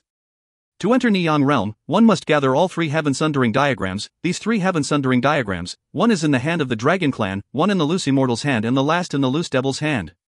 Trying to get them will have a certain degree of difficulty. Xinyu carefully explains everything. What, 3 Heaven Sundering diagrams? Zhongju frowned slightly. While watching as Xinyu sent all the information about the Heaven Sundering diagrams, Zhongju had a bit of thought for a moment, after Zhongju and Xinyu carefully discussed many details of the problem. Senior Lan was right, Xinyu really did bring me good luck. Zhongju with shining eyes suddenly stood up from his seat. For so many years I haven't done anything, my hands are getting itchy. A glimmer of light flashed in Zhongju's eyes. Golden Winged Pang is a fierce bird, its fierceness is very scary. Before Zhongju met Uncle Lan, he was an overbearing man covered with killing intent, but having been together with Uncle Lan, Zhongju have trained his mind and restrained himself. But the fierceness is in his bones, he could only put it in the depths and bear with it. A dog that bites does not bark, this meaning. The usual calm Zhongju compared with the murdering Zhongju in the past is even scarier. Ermei, Lian Xiao, quickly come over here. Zhongju directly transmitted. In just a moment, 12th Tribulation Loose Devil Hui and her husband Lian Xiao arrived. Big brother, what's the urgency? Hui said with a smile, ever since her older brother and Senior Lan got along for a while, her big brother had calmed down a lot and is seldom agitated. Big, joyous event, huh? Zhongju couldn't help but laughed. Hui and Lian Xiao looked at each other and began to wonder. Exactly what can make her older brother so happy? Do you remember? When people reported to me that many loose practitioners that belonged to the Tanglong continent went back, and Tanglong continent's loose immortals and loose devils are fighting battles with each other for a Heaven Sundering diagram? Zhongju asked. Hui and Lian Xiao nods. Of course I remember, but it's just a diagram, is there anything extraordinarily? Hui lightly laughs. Knowing the loose immortals and loose devils are fighting for it, this Heaven Sundering diagram appears to be valuable, but because the chaotic astral ocean's masters did not know what exactly about the Heaven Sundering is valuable and did not bother to participate. The Heaven Sundering diagram relates to a treasure, the home of a level 8 mystic sword immortal. Zhongju smiled. Level 8 mystic immortal, dot. Hui and Lian Xiao had almost been shocked stiff. Big brother, did you say it wrong? Level 8 golden immortal is already a marvel, but a level 8 mystic immortal's home? Hui and Lian Xiao could not believe it. And this mystic immortal is the one with the strongest attack, sword immortal, a level 8 mystic sword immortal. Zhongju involuntarily said, Hui, Lian Xiao. Those 3 Heaven Sundering diagrams contains the map leading to that mystic immortal's home. Hui and Lian Xiao's eyes couldn't help but lit up. They may stand at the top while in the mortal world, but once they rise to the next world, they would hardly be anything. If they can get some treasure from inside the level 8 mystic immortal's home and go to the next world, then to become some kind of nobility would not be difficult. No matter where you are, power is the most important. Hui immediately informed the 2 brothers, Cloud Islands Fuyunzi and the Black Wind Island Shihua, and use my order to call all great masters of chaotic astral ocean to my Devil Pang Island. We, the chaotic astral ocean, do not usually set out, but when we do set out, they must be obtained. Zhongju's eyes shined with light. Yes, big brother. Hui is also thrilled. Just the strength of the 3 big islands in the chaotic astral ocean is very strong, while from the 3 islands will also have lots of experts. Once gathered together, they would be a force to be reckoned with. Haven't personally handled anything for a long time, probably many people have already forgotten about me. Zhongju took a deep breath and peered over Golden Wing Palace's doors into the distance. Zhongju is the spiritual pillar of chaotic astral ocean and worshipped by many. With Zhongju's order, chaotic astral ocean's 3 major islands, as well as the top 10 most powerful masters, gathered one by one at Devil Pang Island. Devil Pang Island's master Zhongju's order, who dare to disrespect? The normally chaotic ocean, because of Zhongju's single command, had brought up an unprecedented unity. In terms of masters, Tanglong continent's loose immortals and loose devils even combined could not be compared with the chaotic astral ocean. The vast chaotic astral ocean have given birth to many masters, and their leader is the invincible existence of the mortal world. Zhongju. These chapters were originally translated by Genitz Khan, and he retains all rights to these chapters. We have tried to but been unable to contact him. For ease of reading and to help centralize the community, his. Jen, if you see this and come back and have any objections, please let us know and we will take it down and or work with you on how you want to handle it. End of B11C13. If you find any errors, ads pop up, ads redirect, broken links, non-standard content, etc., please let us know. Report chapter so we can fix it as soon as possible. Book 11, Chapter 14. Stellar Transformations. Book 11, Chapter 14, The Ascended Realm Emissary. Tens of thousands of loose devil troops flew towards the vast and mighty Inu Palace Mountains, since the loose immortals and loose devils had already stopped fighting, thus the loose devils had no more necessity to keep fighting. The loose immortal army was being led by Wukong Shui, Dame Lianyu, Wu Hei, and Fire Devil. Wukong Shui, now that we have already stopped fighting with the loose immortal army, the time of the devil realm emissaries' descent to the mortal realm is nearing. Are we just going to protect the heaven sundering diagram like this until the emissaries' arrival? Dame Lianyu says via holy sense. Wukong Shui is startled. A devil realm emissary descending to the mortal realm, when are they coming? Why did I not know? Wukong Shui apparently seems very interested in the descent of the devil realm emissary. TL, not sure how to translate. Dame Lianyu says via holy sense, naturally, between the people of the devil realm and our mortal realm there is a special way to communicate, and in regards to the time of arrival, even I am not sure. I only know a little, the approximate distance for the devil realm emissaries' descent to the mortal realm. Wukong Shui nodded. Dame Lianyu, you must know of how devil realm people descend to the mortal realm. According to what I know, to pass through the barrier between two realms is extremely difficult. Wukong Shui retorts inquisitively. Dame Lianyu contemplates for a moment. Wukong Shui, I also know that going from one realm to another the difficulty level is absolutely high. However, the devil realm devil sovereign has guaranteed me that a devil realm emissary will be descending to the mortal realm. Since the sovereign said so, of course I would not be doubtful. However, the descent is of a very high difficulty level, thus the emissary as of now has yet to arrive in the mortal realm. Dame Lianyu guesses. According to what Dame Lianyu thinks, if descending to the mortal realm was easy, the devil realm devil sovereign would have sent people much earlier based on how highly the devil realm devil sovereign seems to value an Yang immortal emperor's treasure. In the previous days, the devil realm has ordered me to protect the heaven sundering diagram. The emissary's day of arrival is not far. Dame Lianyu sighs. In regards to those who stand at the peak of the mortal realm, facing an emissary from the ascended realm, in fact is one unbearably difficult task. Let's not bother with the emissary's descent right now. Right now what we must do is rebuild the Inu Mountains. This is not only for the Inu Palace, it is for all the various loose devil residents. Wukong Shui said as his brow wrinkled up. Overall they should not leave the loose devils to live in the wild, but now Inu Mountains are still undergoing construction. Are the Inu Mountains still a suitable place for the school? Lianyu is extremely frustrated. TL, wasn't sure how to translate, gate? So I have it as school. To be burned by heavenly flames into the current state, the rocks have been completely scorched and all the soil is no more. In this state, is it still possible plant trees, grow plants, or even build a school? For millions of years the sect has been here, but to be trashed like this. Who isn't angry? Heavenly flame evil king. Lianyu couldn't help but grit her teeth as she thought of the culprit. In the wake of flying forward, the loose devil army finally arrived at the Inu Mountains. Dame. Something really bad has happened.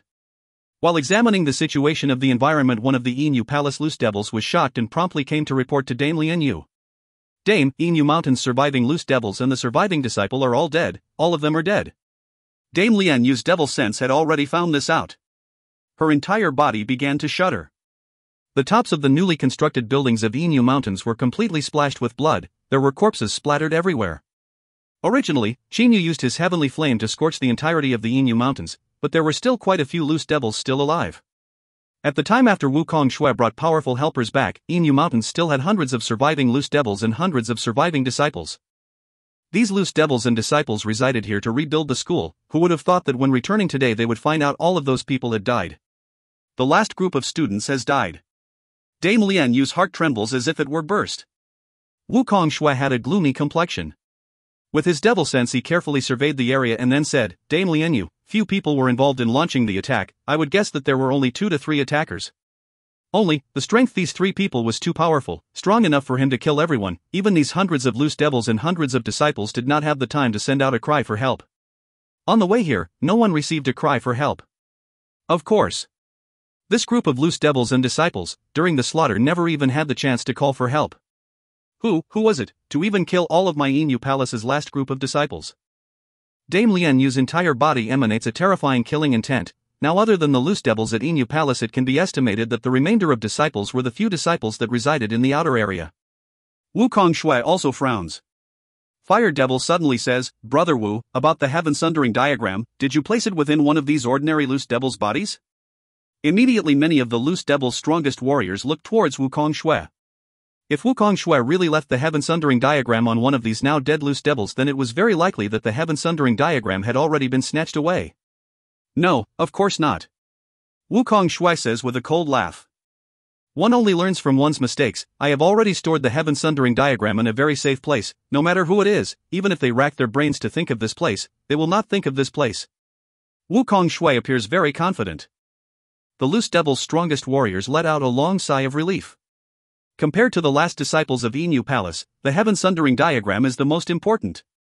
Dead disciples are dead disciples. As long as the Inu Palace elders are still around, then they can once again accept new disciples. Only for these new disciples it would take a really long period of time to train them. How unlucky. I still thought Wukong Shui would have left the heaven sundering diagram on one of those loose devil disciples. Who would have thought that massacring all of them would not yield the heaven sundering diagram? Wu Shan of the three great divine beasts of the wilderness groans. TL, not sure how to translate. Slaughtering the remaining survivors of the Inu Palace was Wu Shan's idea. This was a rare occurrence of Wu Shan trying to use his brain, he thought. Maybe that Wukong Shui would once again leave the heaven sundering diagram on one of the ordinary loose devils or the disciples. Wu Shan brought the idea up to Yu Liang. Yu Liang surprisingly agreed. Yu Liang actually didn't have much expectations, merely he had a small hope for success and nothing could go wrong even if they tried. Therefore Yu Liang sent his subordinates, the three great divine beasts, to commit the act, but Yu Liang himself did not do any of the killing. Wu Shan, don't mention it. If it were easy to obtain the heaven sundering diagram, then I would be very surprised. Yu Liang lets out a quick laugh. Nevertheless, we must prepare to act in accordance with the original plan. Qingsu Mountain's upper level unexpectedly had countless plants and trees growing there. Half a month earlier, Qingsu Mountain was completely bare, but now at Qingsu Mountain there was little difference with its former state. It is still that beautiful. Even the Qingsu Temple's heavenly palace was once more at the summit of the Qingsu Mountain. TL, I think I screwed up somewhere. In fact, this was due to Reverend Ming Liang mobilizing tens of thousands of loose immortals to utilize their magical powers to directly transplant large lumps of soil onto the top of Qingsu Mountain. Such a surplus of dirt that even large trees could be directly planted on top of Qingsu Mountain. TL, questionably translated. With the help of tens of thousands of loose immortals, barely one day has passed, Qingsu Mountain has been restored to its former state. Heavenly Palace, 9th floor. Reverend Ming Liang was standing in the center of the 9th floor's central formation. Ming Liang, as of now both the Devil Sovereign and the Demon Sovereign are preparing for their subordinates' descent to the mortal realm. Even Sovereign Yu is inviting powerful allies to prepare to open the barriers between the Ascended Realm and the mortal realm, but the difficulty level of opening the barrier is extremely high. Furthermore, crossing the barrier is also exceedingly difficult. Those coming to the mortal realm are people of exceptional skill and power. Alas, speaking more of this with you now will be worthless. Martial Elder, I wonder what instructions you have today since you have contacted the mortal realm. Reverend Ming Liang asks. TL, Martial Elder, definitely not right. It's something ancestor. The person conversing with Reverend Ming Liang is his Martial Elder. Qingsu Temple's power cannot compare to that of the immortal realm, merely an ant and nothing more. However, due to Qingsu Temple's acquisition of a heaven sundering diagram, their standing in the eyes of the elders in the immortal realm has risen. This Martial Elder was specially arranged to communicate with Reverend Ming Liang. In the eyes of the Sovereign Yu, Reverend Ming Liang's elders are not as valued as Reverend Ming Liang himself. This time I am contacting you because I need to tell you that approximately within a month, an immortal realm emissary will descend to the mortal realm and the location of arrival should be Qingsu Temple. When the time comes, your temple must make welcoming arrangements. Reverend Ming Liang's Martial Elder entrusts him with this task. Rest assured, Martial Elder, when have I ever let you down? Reverend Ming Liang chuckles. It's only welcoming the people coming from the immortal realm, a trivial matter. Reverend Ming Liang's Martial Elder laughs, saying, yes, since countless before you are the most outstanding disciple of Qingsu Temple, and it is because of you that the countless elders of the temple have been able to bring about massive changes in the immortal realm. Ming Liang, let me tell you, Sovereign Yu's standing in the immortal realm is very high. If you closely follow him, you absolutely can't go wrong. Your student understands. Reverend Ming Liang nods.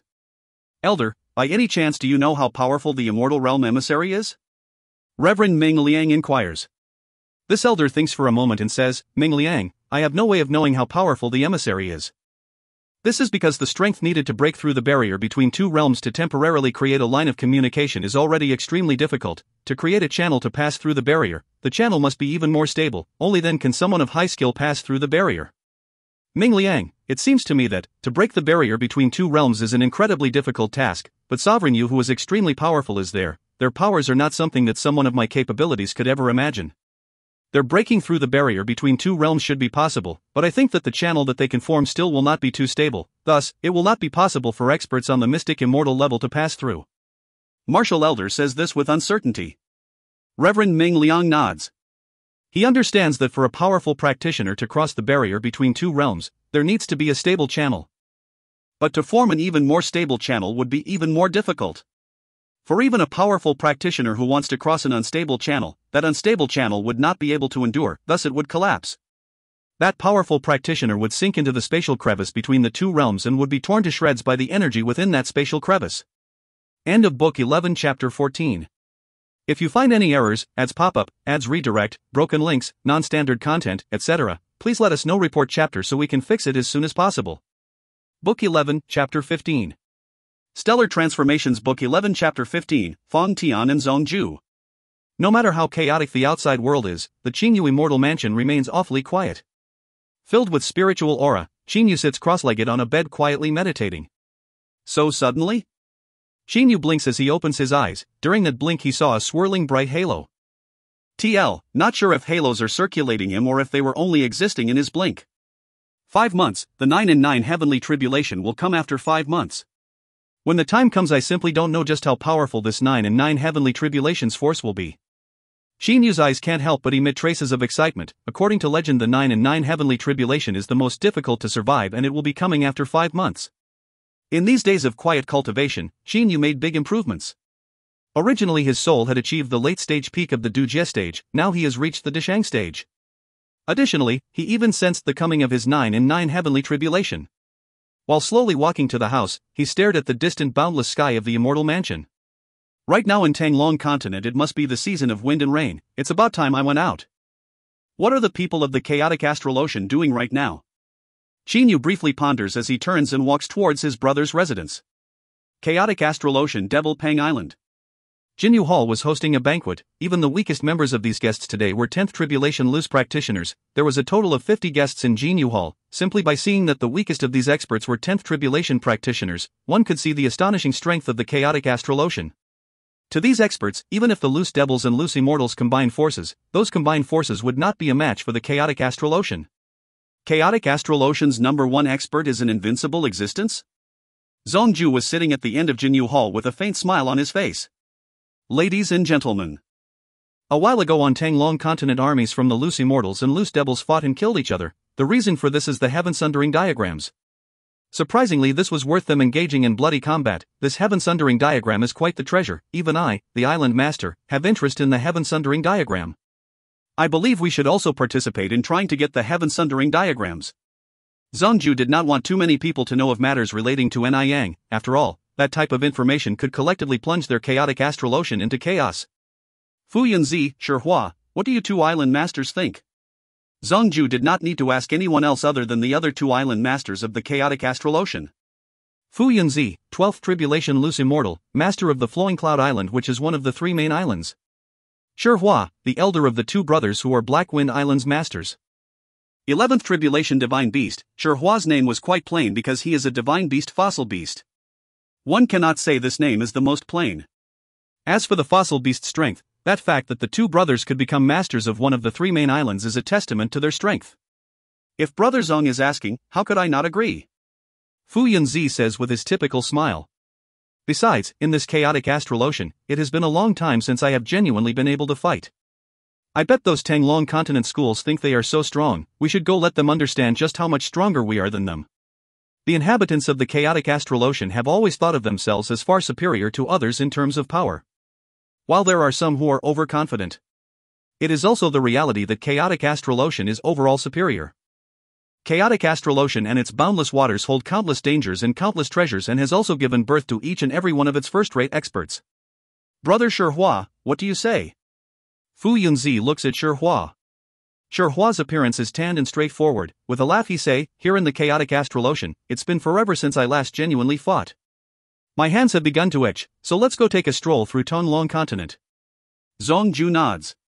Even Devil Pang Island's second master Hui with a smile loudly says, "I typically don't fight if I don't want to, but when I do want to fight then for sure I will make sure everyone is shocked by my power." That heaven sundering diagram is comprised of 3 parts. One part is in the hands of the Dragon Clan. To acquire their part will be exceptionally difficult. The 50 people in the large hall all nod. The Dragon Clan's head, that's an unrivaled expert that is on par with Zhongju. TL, I believe that in the original text there is a typo. It says Wu Shi, but I actually think it is Wu Shi. For the other 2 parts the difficulty to obtain them is much lower. One is held by the loose devils and the other is held by the loose immortals. Hui says this, causing some of the loose devils that are present to start talking. Tonglong Continent's loose devils and loose immortals? Couldn't we just waltz in and take their 2 parts of the heaven sundering diagram? Suoli, who is a 12th tribulation loose devil is the leader of the 8th ranked power of the chaotic astral ocean, says as he laughs out loud. Suoli, you think it would be that easy to take? If the loose devils and loose immortals for some reason did not know of the treasure's values, I think they would definitely not place these treasures in the hands of their respective experts. That would just be too simple.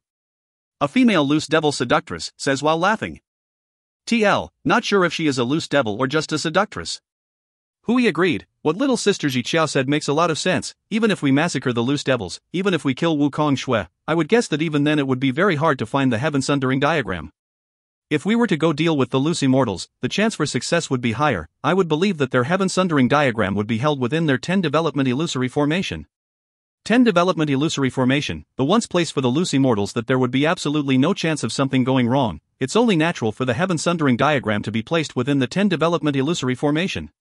What second sister said makes sense. Our first war must succeed. To go to Qingsu Mountain's heavenly palace there is the 10 development illusory formation. If we want to break it open that would be quite difficult. This 12th tribulation loose demon is called Yi Zhang in the entire chaotic astral ocean. He is another top-ranked individual. Zhongju's face turns cold. Oh? You think that even I can't destroy the 10 development illusory formation? Zhongju retorts inquisitively. Yi Zhang's heart turns cold. He quickly says, "Of course not, brother Zhong, who would ever doubt your power? A moment ago I made a silly mistake, only now have I managed to think clear-headedly. To people of my level, this 10 development illusory formation is quite formidable, but in front of brother Zhong it naturally does not amount to much." Zhongju faintly nods his head. Chaotic astral ocean has 5 12th tribulation loose practitioners, Hui, Fu Yunzi, Suoli, Ji Qiao, and Yi Zhang. Of course, other than Zhongju, the strongest 5 are not totally comprised these 5 12th tribulation loose practitioners, for example 11th tribulation divine beast Hua, in regards to fighting power. Other than Hui who can barely win over Hua, the other 4 are not even close to being able to defeat Hua. Indeed there are very many high-caliber generals that serve under Zhongju. Well. Zhongju, who is sitting at the end of the large hall, wrinkles his brow. Suddenly Zhongju says aloud, "Ladies and gentlemen, please enjoy the meals and eat as much as you like.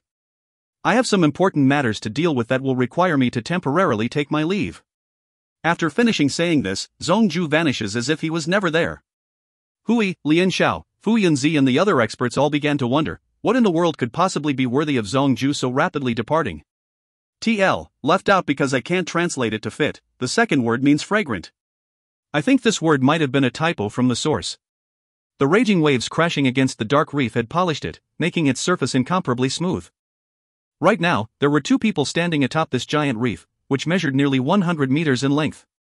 A noble aura emanates from a faintly smiling, golden-robed man. The other man is wearing a deep blue robe embroidered with a gold color. A faint hint of lone wolf could be seen in his face. TL, last line is questionably translated. These 2 individuals are the 2 unrivaled experts who stand at the pinnacle of the mortal realm. 12th tribulation loose practitioners are already extremely powerful, but these 2 individuals are not only 12th tribulation loose practitioners, they are also divine beasts, and amongst divine beasts they are of the most noble and rare? Superior divine beasts. Even in the ascended realm, the amount of superior divine beasts was pitiful, not to mention the mortal realm. Why would these 2 unrivaled experts be standing here having a meeting? Fong Tian. Such a rare opportunity, you actually personally came to find me, exactly why have you come? Zhongju inquired. A moment ago at the banquet, Zhongju received a transmission from Fong Tian, the Dragon Clan's head, and so, Zhongju immediately left the banquet specifically to come and have a chat with Fong Tian. Fang Tian looks at Zhongju with a smile and says, Zhongju, would it not be okay if I say it is because I want to reminisce with an old friend? Zhongju also laughs and says, of course you can say that, but knowing your personality, I am a bit doubtful. You really understand me. Fang Tian gently laughs. My meeting with you today is in regards to a really important matter. I have received news that you have called up a large group of the most powerful chaotic astral ocean loose practitioners, and those powerful experts have all gathered at Devil Pang Island. What is the motive for this? Zhongju's complexion turns cold. Yes, could it be you want to obstruct my convention of expert practitioners? No. Fang Tian says. Of course not, I only wish to ask you if your current convention of experts is due to your knowledge of the heaven-sundering diagram secret. What if I know? What if I don't know? Zhongju looks at Fang Tian. Fang Tian stares blankly, then suddenly bursts out in laughter. Oh Zhongju, you're still as proud and aloof as you were in the past. Looking at your aura from a moment ago, you must have seen that I have made great improvements to my temperament. Now that I look at your temper, there is no change from before, it's still just as proud and aloof. How can one change what is built into their very body, just like you, a five-clawed golden dragon, always a noble-looking figure? Zhongju curls his lip. Alright, let's not talk about that anymore. I really want to know, do you already know of the heaven-sundering diagram secret? Fang Tian earnestly asks. Seeing how serious Fang Tian looked, Zhongju smiles, nods, and then says, yes, I do know the heaven-sundering diagram secret. It's something that involves the Ni Yang realm. Fang Tian lets out a bitter smile after hearing the three words Ni Yang realm. He says, those loose devils and loose immortals know of the secret, however I didn't care because I have never thought them worthy of my attention. I only hope that you did not know this secret because I know that once you know of anything involving the Ni Yang realm secret, knowing your personality, you would definitely participate. Fighting with you, that would really give me a headache. In the entire mortal realm, there is only one person that could rival Fang Tian. That person is Zhongju. Zhongju is extremely difficult to deal with, and Fang Tian understood this quite clearly. Zhongju's speed is something that Fang Tian could never keep up with. In terms of defense, Fang Tian is slightly stronger.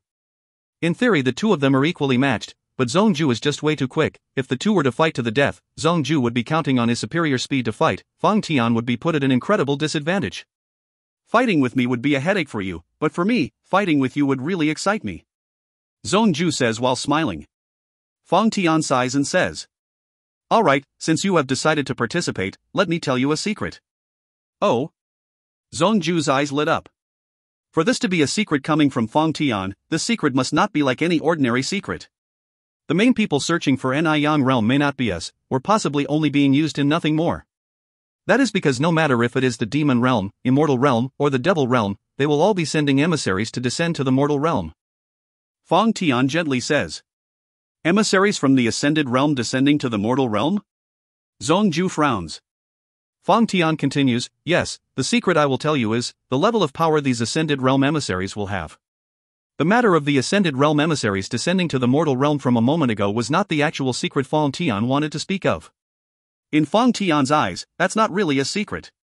The strength of the ascended realm emissaries, now that is a real secret, and it's a big secret. You also know that? Zhongju is startled. Fang Tian laughs and says, Zhongju, you probably don't know this. Even if the emissary sent by the Dragon Clan is more powerful than me, they must still be respectful to me. Why is that so? Zhongju inquires. Fang Tian stares at Zhongju for a moment. He sees that Zhongju is quite startled. Fang Tian continues and says, I really don't know how you are a superior divine beast. You don't have a contact in the ascended realm, so of course you don't know of the situation in the ascended realm. In the demon realm, there is only a pitiful amount of superior divine beasts. Each and every one of the superior divine beasts is extremely well respected. So, even if the demon realm Dragon Clan emissary is more powerful than myself, since I am a five-clawed golden dragon, he has to be respectful to me. Zhongju's heart clearly understood. Superior divine beasts really are scarce. In the demon realm Dragon Clan, the status of any superior divine beast is extremely high. I am also the reason why I know the ascended realm emissary's power levels. Fang Tian confidently says. TL, for clarity, when he says he is the reason why he knows, he is most likely referring to his high status. As a superior divine beast five-clawed golden dragon, once ascended to the demon realm, his position in the Dragon Clan would be extremely high. Even those demon realm experts that communicate with Fang Tian must answer his every question because those people also know that Fang Tian's future status will most definitely be quite high. What will be the ascended realm emissary's power levels? Zhongju pushes his inquiry. Fang Tian smiles and says, before tell you that, I must let you understand some logic. In order to send an emissary to the mortal realm, the first step is to break open the barrier between two realms and create a temporary channel. The ones who will do this will be 8th stage mystic immortals and 9th stage mystic immortals, even then it will be extremely difficult. But, the demon realm, immortal realm, and the devil realm each have their experts devising a way to break through the barrier between two realms, but it seems that the channel they can create won't be all too stable. TL, you can probably replace channel with portal. The channel won't be that stable? Zhongju wrinkles his brow. So what you're telling me is that this channel will not be able to withstand extremely powerful experts coming through? This is just like a bridge. A small bridge can only withstand so much weight. If the weight is above the bridge's capacity, the bridge will collapse. TL, they aren't simply talking about weight, they're talking about the weight of cars on top of a bridge. But I removed it because it really doesn't matter that they're talking about cars. The same logic applies here. A not too stable channel can only support a certain level of experts. If the expert is too powerful, the channel will collapse. According to what the Ascended Realm expert estimated, the experts descending to the mortal realm will be on the level of 1st or 2nd stage Demon King, Devil King, and Golden Immortal. It's just that on these experts will be terrifying immortal weapons that won't be too different, just different users. Furthermore, these experts descending to the mortal realm will be of the utmost elite. Fang Tian says with seriousness. Even Zhongju's heart felt a portion of the pressure. Even though these experts will not be that much more powerful, they were still sent here as emissaries due to the status of the channel. These experts might not be that powerful, but their immortal weapons will be of the highest grade and spirit pills will be the best of the best, and they will have a lot of these treasures. Their cultivation methods will also be the most powerful methods, worthy of being classified as the highest grade elites. Don't worry, they aren't coming till later, even more so they have yet to descend to the mortal realm. Who actually knows how powerful those Ascended Realm emissaries will be? Alright, I must ask you, what is the objective of your first attack? Fang Tian inquires. The target of our first attack? Zhongju laughs. Qingsu Mountain's heavenly palace. Fang Tian's eyes light up, a faint smile can be seen on his face. End of Book 11 Chapter 15. If you find any errors, ads pop up, ads redirect, broken links, non-standard content, etc., please let us know. Report chapter so we can fix it as soon as possible. Book 11, Chapter 16. Stellar Transformations. Book 11 Chapter 16, Setting Foot on Qingsu Mountain. Ha, Zhongju, I finally understand what they mean by great minds think alike. Fang Tian seems quite happy. Heroes? Looks like you're quite modest. Zhongju faintly laughs. Based on your words, it looks like your Dragon Clan's objective is also Qingsu Mountain's heavenly palace? Fang Tian solemnly nods and says, correct, my Dragon Clan has yet to take action, not because of fear of the Tinglong Continent Xiationists. In reality, Wukong Shui and Reverend Ming Liang aren't worthy of my attention. The real reason is that, having one piece of the heaven-sundering diagrams, to us that's already enough. Since it's already enough, then why does your Dragon Clan want to deal with Qingsu Mountain's heavenly palace? Zhongju asks in response. Both parties let out a heavy sigh. After Fang Tian muttered to himself for quite a while, he says, Zhongju, how high do you think the chances are for a superior divine beast to appear in the mortal realm? Zhongju hesitates and contemplates for a moment before saying, very low, sometimes even in many tens of thousands of years even one may not. Why do you ask this? Fang Tian continues and says, even in the Dragon Clan of the Demon Realm, 5-clawed golden dragons are rare and terrifying individuals. For a superior divine beast to appear in the mortal realm is quite the rare occurrence. A 12th Tribulation superior divine beast is by far superior to any ordinary 12th Tribulation expert in terms of power. Also, it is because of this very reason that in the mortal realm there are only us two that are capable of breaking into the 10 Development Illusionary Formation. 10 Development Illusionary Formation is just too powerful. Other than myself, even a 12th Tribulation high-class divine beast can't expect to be able to break in. Once the two of us ascend, there will be no one capable of destroying the 10 Development Illusionary Formation. Fang Tian's face turns serious. Once the time comes, Qingsu Temple will still be able to utilize the 10 Development Illusionary Formation as a weapon, then they would have the ability to provoke anyone they want to. Thus, I will definitely not allow an unfair situation to arise. Fang Tian is thinking about this for the sake of the Dragon Clan's future. Due to the Dragon Clan having Fang Tian, there was no need to worry about the 10 Development Illusionary Formation. Unfair? Zhongju sneers and says, it is unfair. Fang Tian, let me ask you something. That Stellar Towers Formation, the Great Heavenly Stellar Formation, is even more powerful than the 10 Development Illusionary Formation. What will you do about that? Stellar Tower? Fang Tian's face turned stiff. Looking at Zhongju's expression, Fang Tian was able to guess that Zhongju must have some sort of connection to that stellar tower. I too have heard of the stellar tower's defensive formation. That formation is the one that very many experts tried their collective hands at destroying, but ultimately ended in failure. Even if I wanted to try and destroy it, I also do not have the ability to. The will is there, but the strength is not. Fang Tian helplessly says. Then that's good. Zhongju says with a cold snort, Fang Tian, don't blame me for not warning you. Stellar Tower's back, Senior Lan is in my favor. His power is much, much greater than yours or mine. If you provoke him and end up dying, don't blame me. Much, much greater than you and I? How is that possible? Fang Tian's face expresses how hard it is to believe this. Zhongju doesn't need to say much more and says, I have already told you the situation, if you believe it or not, that's up to you. I can only capable of telling you that is it best not to anger Stellar Tower's people. In these past years, that Stellar Tower has been the #1 most mysterious power, but... Fang Tian nods without saying anything because he has already memorized and placed what Zhongju said deep within his heart. Alright, I will be leaving first. After 15 days, chaotic astral ocean will storm Changsu Mountain. I won't mind if your dragon clan wants to join in. After Zhongju finishes saying this, he vanishes into thin air. Fang Tian stood alone atop that dark reef as the raging waves crashed on it, his robes fluttering in the wind. A fluttering sound could be heard. Stellar Tower, seems like it is even more mysterious than I previously thought. 15 days till the attack on Changsu Mountain. Well, it's a good day. Fang Tian thinks aloud, then he vanishes from atop the dark reef. Still, the sound of crashing waves does not change at all. Boundless snow blanketed the ground. A long while back, the top experts of the Loose Devils and Loose Immortals had surrounded the Heavenly Flame Evil King here. Only now, that battlefield has turned into a field of snow. The bloodstains from the battle had already been buried underneath a blanket of snowflakes. Unexpectedly, on top of this snowy field, 3 young men suddenly appeared. Among the 3, one appeared to only be a juvenile, and from the looks of it this individual was either 16 or 17 years of age. The other 2 appeared to be either 21 or 22 years of age.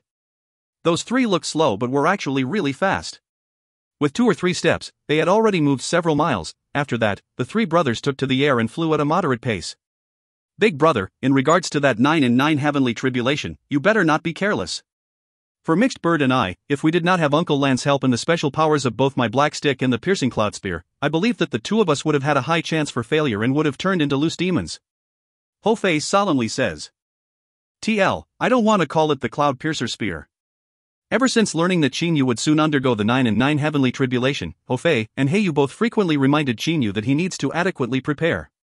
Relax, the black stick and the piercing cloud spear in terms of hardness really are amazing, but I am your big brother. I, too, have many powers at my disposal. That 9 and 9 heavenly tribulation, even if it is terrifying, if it wants to take me down, I estimate that won't be very likely. Qin Yu says as he lightly laughs. Although saying this with a dull intonation, Qin Yu really was absolutely confident. If someone with such an extraordinarily rapid recovery ability is unable to pass the 9 and 9 heavenly tribulation, how could anyone else in history pass the 9 and 9 heavenly tribulation? While this statement is a bit exaggerated, it truly is a fact that Qin Yu's extraordinarily rapid recovery ability is on par with being immortal. Even the largest of energy consumptions are rapidly recovered from. This allows Qin Yu to face each and every one of the heavenly tribulation's lightning bolts with his body in its best condition. Royal brother, have you heard? A mysterious group infiltrated the heart of the Innu Mountains and enacted a tragic massacre which has caused the current Innu Mountains to quake incessantly, and has turned the place into nothing more than foul wind and bloody rain. The distant voice left Qin Yu momentarily startled. Innu Mountains has started to fight again? Qin Yu says with doubt in his heart. According to what he overheard and what he personally thought, the Loose Immortals and Loose Devils should have already stopped fighting. Why would they suddenly start fighting again? By the time Qin Yu could even have a moment to think, the sound of the distant voice had already faded away. Ho Fei's flying speed was comparatively much faster than Qin Yu's. By the time Qin Yu began to speed up and catch up, Ho Fei had already flown ahead to the person who called out. Hey, tell me. What is the world has happened at the Innu Mountains? Ho Fei said a moment ago before Qin Yu and He Yu arrived besides the 2 Xiamoists. These 2 Xiamoists weren't very powerful, one Dongshu middle stage and one Dongshu late stage. In comparison to the current party of Qin Yu and his brother, the gap between their power levels was quite massive. The Xiamoist holding a black long sword was struck with fear the moment he saw Ho Fei. The pressure given off by Qin Yu's group was just way too much. Compared to the sect he came from, this pressure was much more terrifying. The terrified Xiaomoist says, Senior, this junior has only heard some hearsay and the reality of the situation is unknown. However, this junior does know that the current Inu Mountain is currently fighting, furthermore, the death count is very, very high. After finishing what he had to say, the terrified Xiaomoist continued to look at Hou Fei. His greatest worry was that Hou Fei would kill him at once because Hou Fei's aura appeared to be very brutally murderous. Don't worry kid, I wouldn't lower myself to the level of killing you. Hou Fei nonchalantly says and then looks towards Qin Yu. Let's go check out the Inu Mountains. The current Qin Yu's appearance has been altered and he has released his Northern Darkness ability. After becoming the Master of Stellar Tower, Qin Yu rarely ever released his Northern Darkness. But, when he was acting as the Heavenly Flame Evil King, Qin Yu leaked out a bit of his aura. The three brothers turned into 3 rays of light as they rushed towards Inu Mountain. On the way to Inu Mountain, while still very far away, they could feel a dense aura reeking of blood. Fairly many loose devils have died. Qin Yu after one sweep of the area using his holy sense felt his heart rapidly beating. The entirety of Inu Mountain was stained with blood, body parts scattered everywhere. At that time, in the sky, there were 2 people frantically fighting. One of them was the loose devil's #1 expert Wukong Shui. From how the situation looked, Wukong Shui unexpectedly looked to be in a vulnerable state. To be more terrifying than Wukong Shui, what in the world type of person is this? Qin Yu exclaims. The loose devils looked like they were in a complete state of vulnerability. A lean man was fighting Wukong Shui. Wu Hei was fighting a tall, thin man, the two were evenly matched. Additionally, Fire Devil and Dame Lian Yu were barely winning over their 2 opponents. They were only winning due to the support of their loose devil allies. The loose devils as a whole were barely holding their own. How fast? Astonishingly fast. A cold sweat permeated from Wukong Shui's forehead. Wukong Shui never thought for one moment that this seemingly ordinary man that showed up would be able to pressure him such that he was on the defensive. The difference in speed between the two was too great. This mysterious person's speed was much faster than Wukong Shui's. Even his attacks were not weaker than Wukong Shui's. Wukong Shui looked completely vulnerable, if it were not for the devil's bloody clouds encompassing his surroundings. If his opponent were to have found a way though, Wukong Shui would have been killed long ago. The sound of a tear. A piece of flesh was torn from Wukong Shui's body. His body was torn open. Wukong Shui's body was completely covered in blood. His body wasn't even entirely intact. Wukong Shui of the Blood Devil's path, normally his body would be dyed in his enemy's fresh blood, but today, he was in fact dyed in his own fresh blood. Ha ha. Wukong Shui, your strength is not bad. In order to kill you I needed to use considerable effort. Today I am in a good mood so I will spare your life and temporarily leave that heaven-sundering diagram with you here. But next time, I will come again to take it. Kong Chao, Wu Shan, Xing Shou, let's go. Following loud laughter. TL, for clarity, the 4 dudes are laughing. The 4 mysterious individuals floated away. Wukong Shui's entire body is covered in blood. Even whilst in a difficult situation, he still fiercely stares at Julian who was leaving in the far-off distance. Wukong Shui. Dame Lian Yu flies over. Even Dame Lian Yu is currently heavily injured. With a miserable voice, she says, I feel that our opponents only came today to toy with us, specifically that man I was fighting with a moment ago. If he really wanted to kill me, I estimate that I really would have died. Dame Lian Yu's opponent was Xing Shou. Xing Shou's strength is near that of Wu Hei's. Killing Dame Lian Yu would not be difficult at all. Regardless of the enemy's motives, from this day on, we must never be separated. Wukong Shui says with hatred. Everyone nodded their head. Everyone at the scene today, each and every one suffered a big loss. Far away from Inu Mountain, countless Xiaotionists were observing. In the midst of these observers were Qin Yu and his 2 brothers. Those 4 people were very terrifying. Qin Yu exclaims with heartfelt astonishment. That leader was capable of suppressing Wukong Shui, the strength of the one fighting Wu Hei was about equal, and the other 2 men were also close to Wu Hei's strength. Much higher than both Fire Devils and Dame Lian Yu's power level. In a fight to the death between the experts, even with very powerful loose devils supporting them from their sides, the results of the bout would still not be obvious. Well. Qin Yu looks at the transmitter in his hands, his eyes light up. Fei Fei, Xiao Hei, the real show is about to begin. Come with me to Qing Su Mountain. Qin Yu says with excitement in his voice. What's the matter? Hou Fei and Hei Yu say this with disbelief. Qin Yu hands the transmitter over to them. Hou Fei and Hei Yu listen to it. Little brother Qinyu, want to see how Changsu Temple's 10 development illusionary formation gets blown apart? Then hurry over to Changsu Mountain within the hour. If you're late, you'll never get to see Changsu Mountain's 10 development illusionary formation ever again. This is a transmission sent to Qinyu by Zhongju. 1 hour. Such a short period of time. Ming Shan, the Immortal Realm emissary, will descend to the mortal realm within these few days. They may even arrive today. Go make sure everything around the Heavenly Palace is in order, and go make Changsu Mountain a bit more beautiful. Reverend Ming Liang urges. Reverend Ming Shan immediately smiles and says, "Don't worry, senior brother, many loose immortals are currently hard at work trying to make Changsu Mountain more beautiful. I trust that the Immortal Realm emissary will be pleased." Reverend Ming Liang smiles and nods. Immortal Realm emissary, more importantly, its sovereign Yu's emissary, who must be an important figure. If he can leave a lasting good impression on this type of expert, then if he ascends to the Immortal Realm, naturally he will have a meteoric rise in status, so much that he may be able to bring the Changsu Temple's elders in the Immortal Realm to higher ranking positions. But during this time, Senior Uncle, something bad is happening. Senior Uncle, dozens of experts have appeared in the sky and they are flying directly towards the Heavenly Palace. Shan Chu directly transmits over.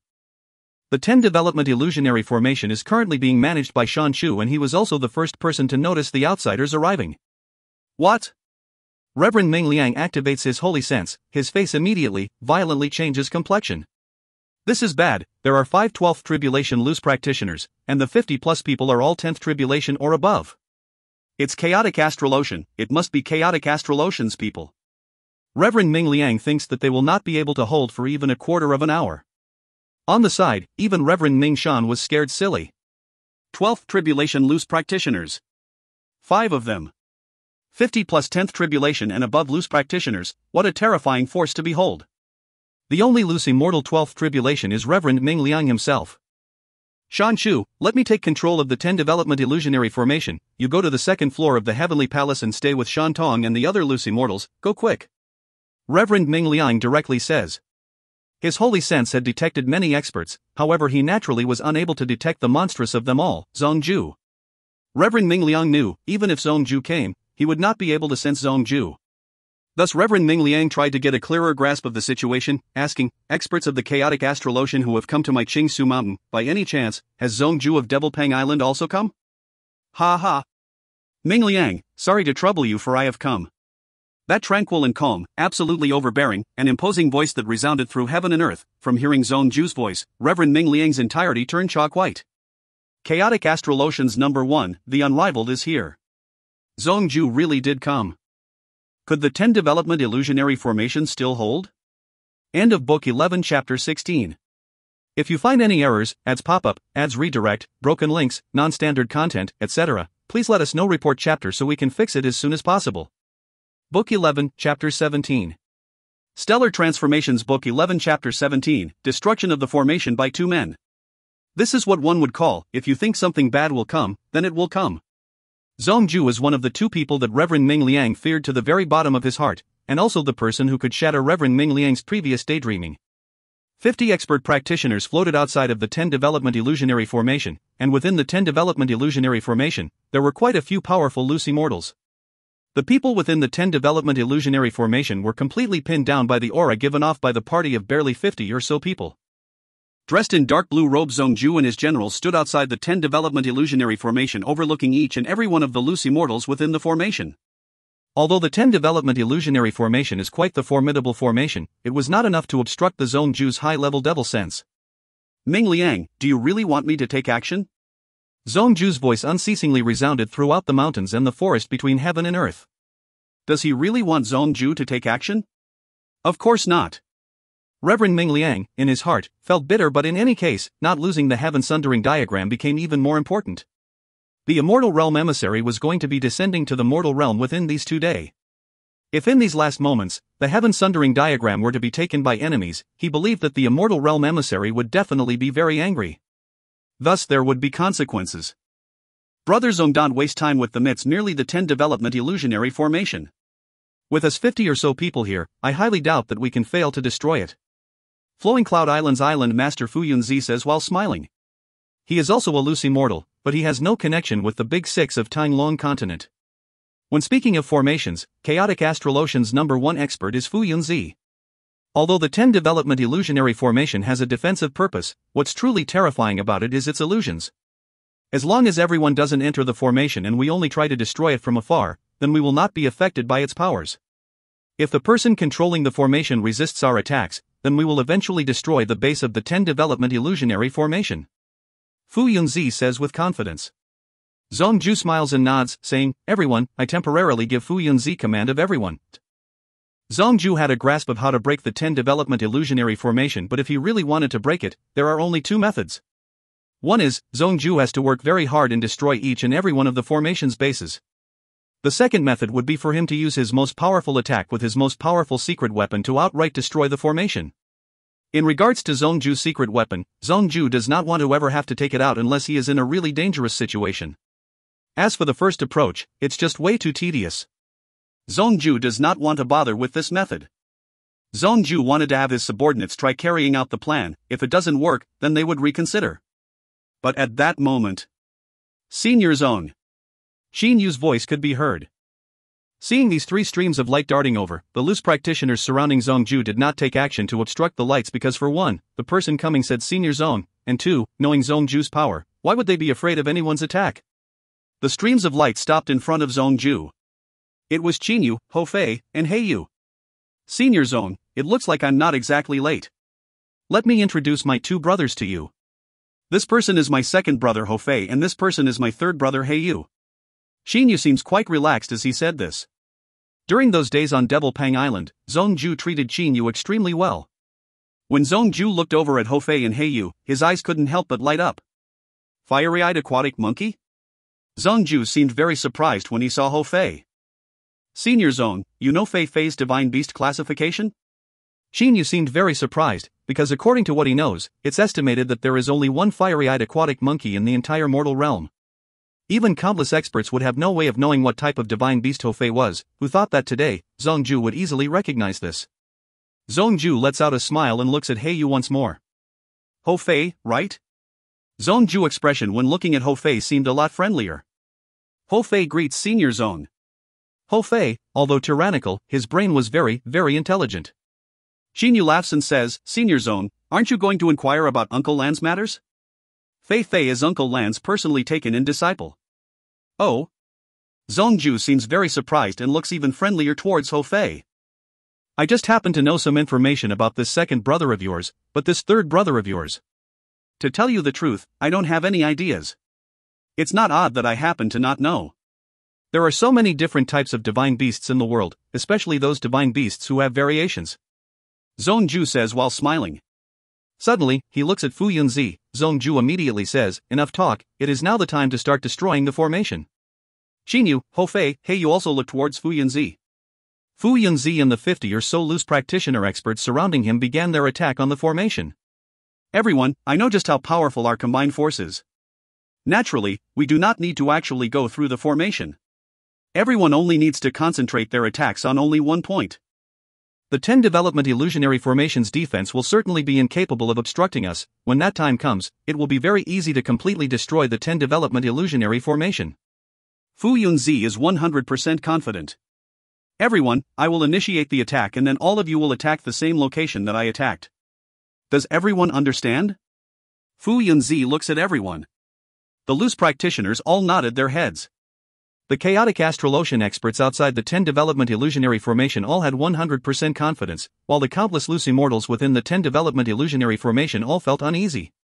Especially Reverend Ming Liang, who was managing the formation, he felt like an ant on top of a snail. It's hard not to feel nervous. But regardless, Reverend Ming Liang's only option was to persevere. For the 10 development illusionary formation, a different controller meant a different level of power. With Reverend Ming Liang controlling the formation, its power was far more terrifying than when Shan Chu was controlling the formation. Phew! It was like the space was torn apart.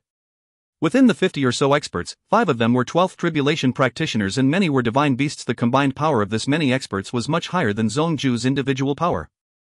Furthermore, the 50 experts' combined strength was all being directed at the same exact location. The space at the location on the formation that was being attacked began to tear. The 10 development illusionary formation violently shook. These 50 or so masters were just too powerful, even a spatial tear appeared and there were spatial quakes as well. A large portion of the combined power was being absorbed by the spatial tear, the other portion of the attack continued to shoot into the formation. Reverend Ming Liang appeared quite solemn, his body emitting dazzling rays of light. The sun defending the 10 development illusionary formation said, "The opponents are too strong. 10 development illusionary formation strength is its illusions, not its defensive power. Even with me controlling the formation, I have no way to completely resist their attacks. I can't stop them and thus have to let some through." The 50 experts spread out around the formation. This time, the chaotic astral ocean experts no longer attacked at the same individual point, their attacks now landed away from one another's attacks. But even though they did not combine their forces, they achieved a result that was much better. This is because their attacks no longer created a spatial tear, now the attacks exploded on the formation at the same time but at different areas. No good. Reverend Ming Liang clearly felt that for a brief moment, the formation was pushed to the very limits of its tolerance. Immediately, Reverend Ming Liang let out a burst of power, letting some of the attacks get inside the 10 development illusionary formation. Mud splashed everywhere within the 10 development illusionary formation. Outside of Heavenly Palace, there was a bunch of powerful loose immortals. These loose immortals were very distant from one another, thus they were still able to dodge. There was mud exploding and gravel flying. Each and every one of the loose immortals panicked and ran in all directions to find shelter. Ha ha! Suddenly, this loud laughter resounded through heaven and earth. At this moment a golden shadow was darting towards the location from far away, and behind him there were dozens of shadows following closely. "Zhongju, your speed really is fast enough." Having heard this, Reverend Ming Liang's face turns pale. In the mortal realm, only one other person would dare to address Zhongju by name. The only other unrivaled expert, the Dragon Clan's clan leader, Fang Tian. Even though your speed is quick, till now, you have yet to destroy the 10 development illusionary formation. You haven't destroyed it yet, so let me have a try. As the golden silhouette was saying this, its entire body instantly transformed into that of an immense golden dragon. The golden dragon measured a terrifying 1 kilometer in length. Each of the golden dragon's golden scales left its beholders feeling a terrible pressure. The immense draconic body gave off an aura of dominance and the two eyes of this dragon gave off an arrogant air, as if looking down on the entire realm. Divine Dragon Thrashing Tail. TL, do you prefer Divine Dragon Thrashing Tail or Divine Dragon Pendulum Tail? Merely the thrash of a tail seemed like a movement that could collapse an entire field. Crash, dot. The entire 10 development illusionary formation instantly violently quaked.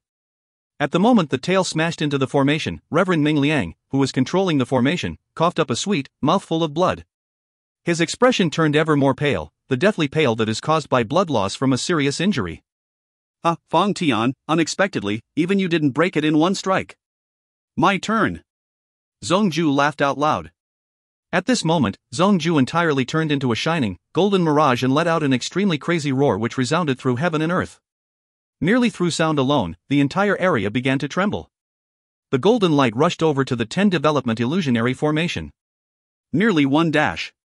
Poof! A sharp and clear sound echoed throughout. The golden mirage had unexpectedly already arrived within the 10 development illusionary formation. The extreme degree of speed produced an equally terrifying attack. Fang Tian, the formation has already been destroyed by me, looks like you are still not my equal. Zhongju heartily laughed. The shining golden mirage reverted back to Zhongju's appearance. Crash! The divine golden dragon once more, hatefully thrashed its tail onto the already damaged 10 development illusionary formation. The entire formation shattered as it were made of glass. Each and every one of the formation's bases continually exploded, the formation was thoroughly destroyed. The divine golden dragon disappeared and Fang Tian's figure appeared. Keep boasting. Fang Tian smiled. Although this Reverend Ming Liang's strength is nothing special, with him controlling the 10 development illusionary formation, if I at first did not deal him a serious injury, do you still believe that you would so easily destroy the formation? You just took advantage of his precarious position. Zhongju did not care, say that all you want, this formation was broken by me. Reverend Ming Liang appeared completely pale as he looked at Fang Tian and Zhongju standing in front of him. Fang Tian, Zhongju, you two, in spite of your statuses, combine forces to destroy my Qing Su Temple's 10 development illusionary formation. Reverend Ming Liang's heart was full of anger. In the presence of these two unrivaled experts, if only one were to attack, Reverend Ming Liang would still be incapable of retaliating. But, unexpectedly, these two anomalies combined forces to attack. How could this not cause Reverend Ming Liang to feel extremely indignant? Even more so, the 10 Development Illusionary Formation is Qing-Su Temple's most important formation. Losing the formation to the future of Qing-Su Temple was an unprecedented setback. Oh? Zhongju's face turns cold. With ice-cold eyes, he looks towards Ming Liang and says, "Is my name something you are even qualified to casually say?" Fang Tian's face turned equally as cold. Although Zhongju and Fang Tian joke and laugh with one another, the two do not care if they call out one another's name playfully, but when someone else has the audacity to casually say their names, both of their faces turned ice-cold. Reverend Ming Liang? To Fang Tian and Zhongju, only one hand would be needed to kill him. Even whilst relying on the formation, nearly one of Fang Tian's divine dragon thrashing tail strikes left Reverend Ming Liang seriously injured. If not for the 10 Development Illusionary Formation, Reverend Ming Liang would not be able to withstand even one move from Fang Tian. Superior divine beasts not only hold an extremely respected status, their strength relative to other practitioners of the same level is the utmost highest. Senior Zone, the Heaven Sundering Diagram's location must be known by Reverend Ming Liang. Why not ask him? Xinyu says with a smile. At this same moment, Xinyu, Hofei, Heyu all flew over directly to Zhongju's side. Fang Tian, when looking at Xinyu and his two brothers, locked his gaze on a Hofei. Fiery-eyed aquatic monkey? Fang Tian looked very surprised and simultaneously looked at Zhongju. Zhongju smiles and says, "Don't be surprised, this gentleman is Xinyu. Knowing your intelligence, you probably already understand, this Hofei is Senior Lan's disciple and these three are brothers." Stellar Tower surely is mysterious that Senior Lan surprisingly accepted a fiery-eyed aquatic monkey as his disciple. Incredible, truly incredible. Fang Tian thought to himself. I believe that he is thinking to himself. I am not sure though. Zhongju abruptly says, "Fang Tian, your dragon clan already has one piece of the Heaven Sundering Diagrams. The Lucy Mortal's Heaven Sundering Diagram belongs to me." While saying this, Zhongju reached his hand out towards Reverend Ming Liang. What? The Dragon Clan holds a share in destroying the 10 Development Illusionary Formation. Furthermore, for the Heaven Sundering Diagram, isn't it better to have more pieces of it?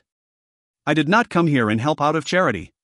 As he was speaking, Fang Tian reached a hand out towards Reverend Ming Liang. Reverend Ming Liang's face momentarily turned crimson red. Zoom. A red stream of light, Reverend Ming Liang immediately appeared several hundreds of meters in the air. The Lucy Mortal's piece of the Heaven Sundering Diagram is our Lucy Mortal's piece. Even if I die, no matter how hard you try, you will not get it. Reverend Ming Liang's radiated with hatred. Fang Tian and Zhongju blankly stared. Soon after one more glance, they both simultaneously began laughing out loud. "Ha, how funny, in front of me you're still thinking of death. If I don't let you did, how can you die?" Fang Tian's voice resounded throughout heaven and earth. Fang Tian and Zhongju suddenly disappeared with a mere flash of effort. Zhongju already grabbed hold of Reverend Ming Liang's neck. He laughs while looking at Fang Tian and says, "Fang Tian, in terms of speed, you are not as fast as me. Looks like this piece of the Heaven Sundering Diagram belongs to me." End of Book 11 Chapter 17. If you find any errors, ads pop up, ads redirect, broken links, non-standard content, etc., please let us know. Report chapter so we can fix it as soon as possible. Book 11, Chapter 18. Stellar Transformations. Book 11, Chapter 18, The Location of the Heaven Sundering Diagram. The golden-winged Great Pang, amongst divine beasts, there are extremely few that can compare with its speed, which is classified as the fastest in the world. One or two flying-type divine beasts can compare in speed, but for mammals or lizards, in terms of speed they are far from being as fast as a golden-winged Great Pang. Fang Tian felt troubled. Reverend Ming Liang had already fallen into Zhongju's hands. There was not even the slightest chance for them to fight over who gets Ming Liang. He had no qualm with Zhongju, but there were many Dragon Clan experts present, but even more chaotic Astral Ocean experts present. Ha ha. Zhongju, in terms of speed, you still far surpass me. Fang Tian laughs out loud, acting as if he didn't mind, but still, today, I contributed to the destruction of the 10 Development Illusionary Formation. If you reaped all the benefits, how could my Dragon Clan's disciples ever feel content? Zhongju didn't feel like dragging this out, saying, "What exactly are you trying to say? If you want Reverend Ming Liang, that is absolutely impossible. The Heaven Sundering Diagram is definitely mine." Zhongju says once more, with a tone of unconditional aggression, leaving no leeway for compromise. Suddenly, Hui, Lian Xiao, Fu Yanzi and his brother, Shi Bian and his brother, Yi Zhang, and each and every chaotic Astral Ocean expert arrived at Zhongju's side, coldly staring in the Dragon Clan's direction. In terms of individuals, the Dragon Clan is quite powerful, but in front of the chaotic Astral Ocean, they are still weaker. The chaotic Astral Ocean expert's attitude says it all. The heaven-sundering diagram along with Reverend Ming Liang was absolutely theirs for the taking. Big brother, it looks like a fight is about to break out. Ho Fei says with excitement radiating from his eyes. Xinyu looks curiously at Heiyu. Xiao Hei, from the time you saw Zhongju till now, it seems like you've been quite absent-minded. You're always looking towards Zhongju, what is the matter? I am not sure. Heiyu is also muddle-headed. After seeing Zhongju, I felt a sense of familiarity towards him. Maybe this is because we are both bird-type divine beasts. Heiyu could finally only let out this excuse. Xinyu nodded his head and did not ask any further questions. At this moment Fang Tian was faced with Zhongju's power. Without minding this, Fang Tian smiles and say, Zhongju, since Reverend Ming Liang has been captured by you, I will not take action to fight over him. I merely want to say one thing. Hearing that Fang Tian wouldn't fight, Zhongju nods and says, what's the matter? Speak. Fang Tian smiles and says, the exact location of the heaven-sundering diagram, this Reverend Ming Liang definitely knows. Now that Reverend Ming Liang is in your hands, if you can get the location of the heaven-sundering diagram out of him, I will absolutely not obstruct you. But, if you can't, give Reverend Ming Liang to me for interrogation. If I get the location of the heaven-sundering diagram from him, you must definitely not obstruct me. Fang Tian makes his wager. Wagering that Zhongju would fail his interrogation. Zhongju, Fang Tian, you people should stop dreaming, it's wishful thinking that you think you can get the location of the heaven-sundering diagram from me. Reverend Ming Liang coldly states. His body violently shook at this moment. Suddenly, a surge of energy coming from Zhongju's palm enters Reverend Ming Liang's body. Reverend Ming Liang suddenly returns to normal. Zhongju says coldly, wanting to kill yourself? While in my hands, you still think of suicide? Keep dreaming. Without first telling me your secret location for the heaven-sundering diagram, why would I let you die? A moment ago Reverend Ming Liang tried to kill himself, but Zhongju momentarily rendered Reverend Ming Liang unable to move. Fang Tian, I agree to what you have said. If my interrogation fails, I will surely hand him over. Should your interrogation succeed, I will naturally not seize the heaven-sundering diagram. Zhongju says with a smile. Fang Tian nods his head with satisfaction. I won't seize it, but it's not certain that others won't seize it. You should still be careful. Zhongju says with a smile. This is, of course, based off the chance that I fail my interrogation. It's only Reverend Ming Liang, how could I possibly fail the interrogation? Fang Tian calmly says, as long as you attempt to seize it, other people? They don't deserve my attention. Done. Fang Tian casually glances at his surroundings. Regardless if it's Hu Yi or Fu Yunzi's level of experts. In Fang Tian's presence, they have no choice but to be humbled. Just now, Fang Tian transformed into a five-clawed golden dragon, its power was still fresh in everyone's minds. At the scene, no one would dare oppose Fang Tian. Ming Liang, I'm too lazy to do anything special, tell me the heaven-sundering diagram's location to me, and I will spare your life. Zhongju calmly said.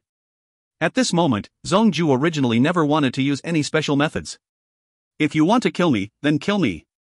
Keep dreaming if you think you'll get the heaven-sundering diagram. Reverend Ming Liang coldly smiles. Currently, Reverend Ming Liang's energy was sealed, thus killing himself would be impossible. But, Reverend Ming Liang was clear on one notion. If he handed over the heaven-sundering diagram, the immortal realm emissary descending to the mortal realm would undoubtedly kill him. Not just that, but it would also affect his sex elders in the immortal realm. He would become a sinner condemned by his sex history. Handing it over is death, not handing it over is also death.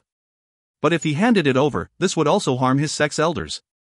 You really are a fool. Zhongju says with a laugh. At this moment, Zhongju looked at Reverend Ming Liang, hallucinatory rays of light shot forth from Zhongju's eyes. Hypnosis technique. TL, not sure what that really is, but hypnosis technique should be pretty close. Reverend Ming Liang, when seeing Zhongju's eyes, began feeling sleepy. He also began to feel that the Zhongju in front of him was much more familiar, much more reliable. Just like his own closest loved ones. What is your name? My real name is Yang Shan, the name given to me by my master is Ming Liang. How many years have you been practicing?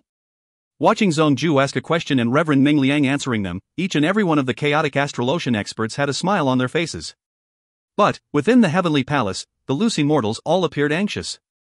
No one dared to come out because there were two unrivaled experts right outside. During Zhongju's interrogation, on the side, Fang Tian was furrowing his brow. He did not expect Zhongju's special technique to be so powerful. Where is the heaven-sundering diagram? Zhongju had finally made enough step-by-step progress to ask this. At the beginning, he started by asking irrelevant questions, but finally, he now asked about the actual important issue at hand. The heaven-sundering diagram is. Ah! Heaven-sundering diagram. Reverend Ming Liang, as if he were struck by lightning and split in half, his entire body shook, his eyes momentarily blinking to regain focus, he unexpectedly regained clear-headedness. Reverend Ming Liang coldly looked at Zhongju, saying, "Such a powerful technique. I almost fell for it." Zhongju's smile turned stiff. He says with praise, "Your willpower indeed persevered, but still, I do not believe that I cannot get it out of you." Zhongju's body moved, and appeared again in the same spot as if he had never moved. Except now, Reverend Mingshan was now in Zhongju's hands. The Lucy mortals began a ruckus. The 10th tribulation, 11th tribulation Lucy mortals gathered together. The Lucy mortals within the large hall of the heavenly palace once more became cautious and timid. At the same time, there was a feeling of if the rabbit dies, the fox grieves. Unexpectedly, just a moment ago, right beside everyone, Zhongju quickly grabbed Mingshan and dragged him back to where Zhongju originally was. "Ming Liang, according to my devil sense search, this man is your Qing Su temples, and is an expert second only to yourself." Zhongju smiles. Immediately, with great seriousness, Zhongju's eyes fell on Reverend Mingshan. Reverend Mingshan's willpower was much weaker than his seniors. To him, this moment felt like forever. "Tell me. Where is the heaven-sundering diagram?" Zhongju directly interrogates him about the location of the heaven-sundering diagram. Reverend Mingshan, like a machine, lifelessly says, "The heaven-sundering diagram is protected by my senior brother. As for where the heaven-sundering diagram has been placed, other than my senior brother, nobody knows."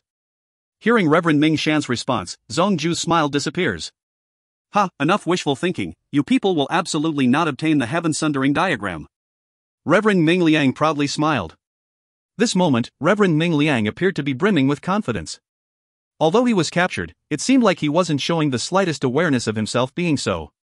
Instead, he was demonstrating haughtiness.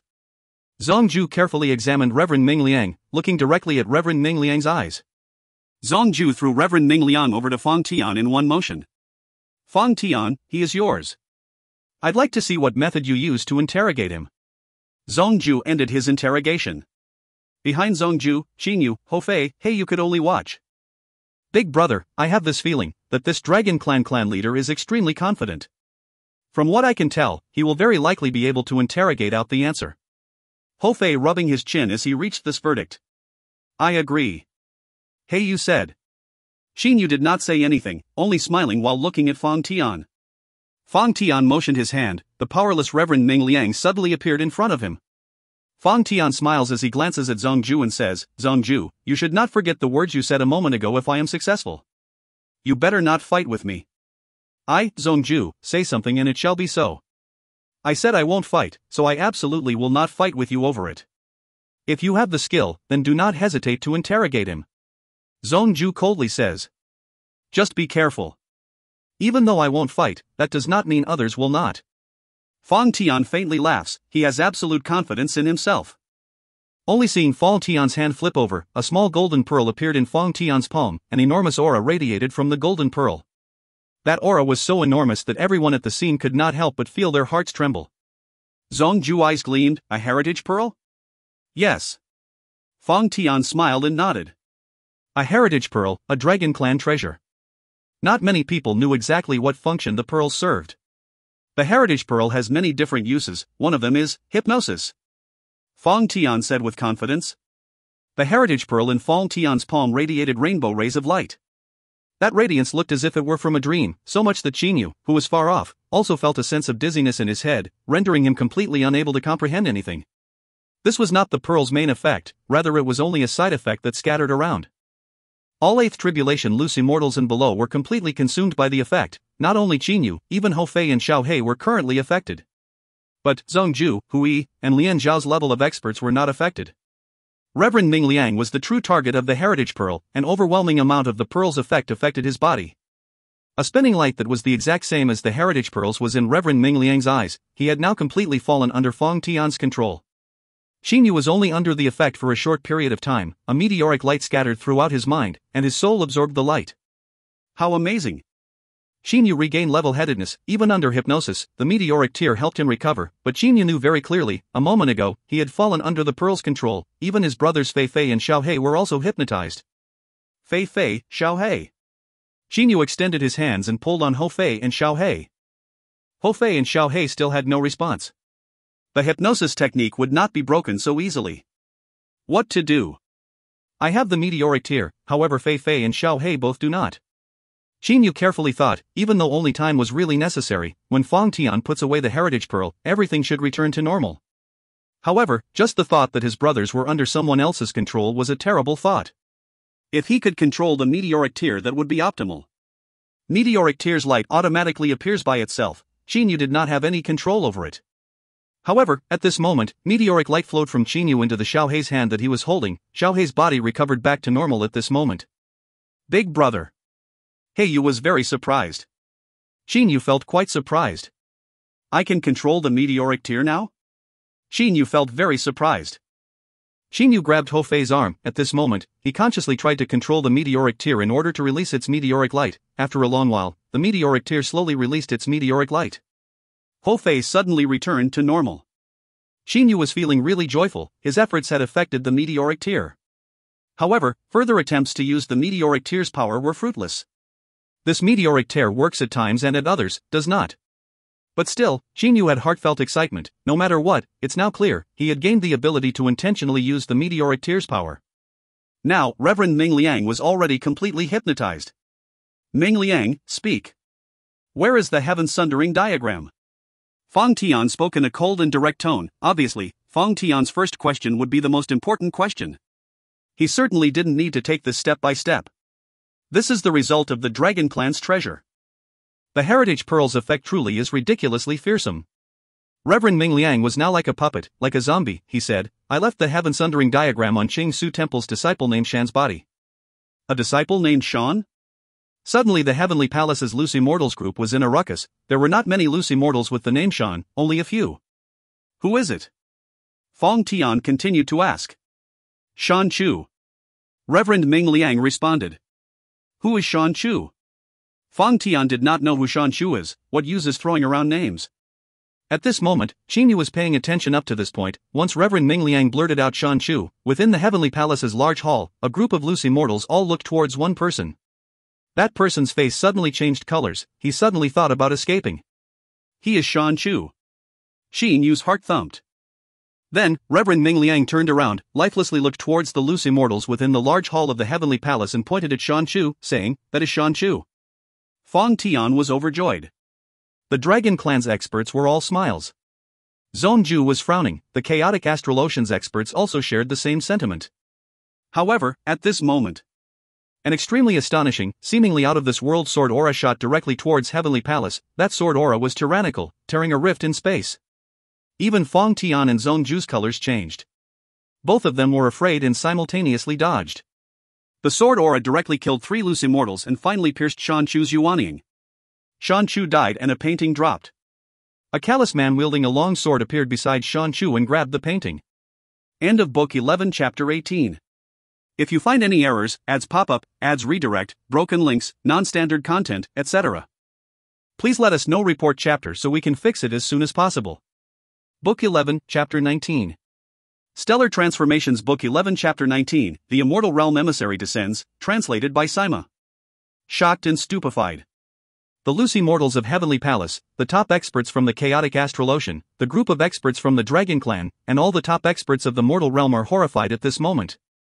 No words, only a simple, random sword aura was enough to terrify everyone present. Fang Tian and Zhongju look with disbelief in their eyes. Fang Tian, since when does the mortal realm have such an expert? Just take a look at his sword, it's at least a high-grade immortal weapon. Maybe even a top-grade immortal weapon. Zhongju just can't fathom that the mortal realm would have an expert who can threaten him and Fang Tian. Fang Tian can also not stop his surprise. Immediately, Fang Tian keeps silent and asks with his demon sense, Zhongju, do you think it might be the Immortal Realm Emissary? Immortal Realm Emissary? Zhongju is startled in his heart. The aura radiating from that mysterious, callous man is definitely an immortal aura. Furthermore, that utmost and profound sword aura was even able to force Fang Tian and Zhongju to evade. Fang Tian in his shock stows away the hereditary dragon pearl. Currently, using the hereditary dragon pearl does not have an ounce of effect. Reverend Ming Liang, who was controlled by the hereditary dragon pearl, also recovers. Reverend Ming Liang suddenly remembers what just happened a moment ago. Not good. Reverend Ming Liang is horrified. He knows he was being controlled and has definitely spilled the secret. Reverend Ming Liang notices the mysterious and callous man inside the main hall of the Heavenly Palace, who was still emitting a profound sword aura. He was both terrified but also overjoyed. I am Ming Liang of the Qingsu sect. Please allow me to extend my greetings to the Immortal Realm emissary. Reverend Ming Liang seems very humbled. The loose immortals look at Reverend Ming Liang and immediately turn to the mysterious man while saying respectfully, "We're honored to meet the Immortal Realm emissary." The Chaotic Astral Ocean and the Dragon Clan are both surprised. Fang Tian and Zhong Ju look at each other without saying a word. With only that one sword aura, Fang Tian and Zhong Ju knew one thing. In their human form, they have to reveal all their secret techniques to even stand a chance of fighting. If they want to win, they have to use all their secret techniques while in their original form. Only, Fang Tian and Zhong Ju feel that the mysterious man before them is too unfathomable. Even using all their secret techniques in original form, they are not sure of victory. I'm not the Immortal Realm emissary. The callous man looks at everyone and said coldly. But Qinyu behind Zhong Ju actually shows some amusement in his eyes. Immortal Realm emissary? That's just his sword immortal puppet. The sword immortal puppet was forged by Uncle Lan. Its whole body was created using a distinct material, which is very hard yet flexible. That sword is also comparable to a top-grade immortal weapon. One can say, the whole sword immortal puppet is comparable to a top-grade immortal weapon. In a clash of power, nothing can harm its body.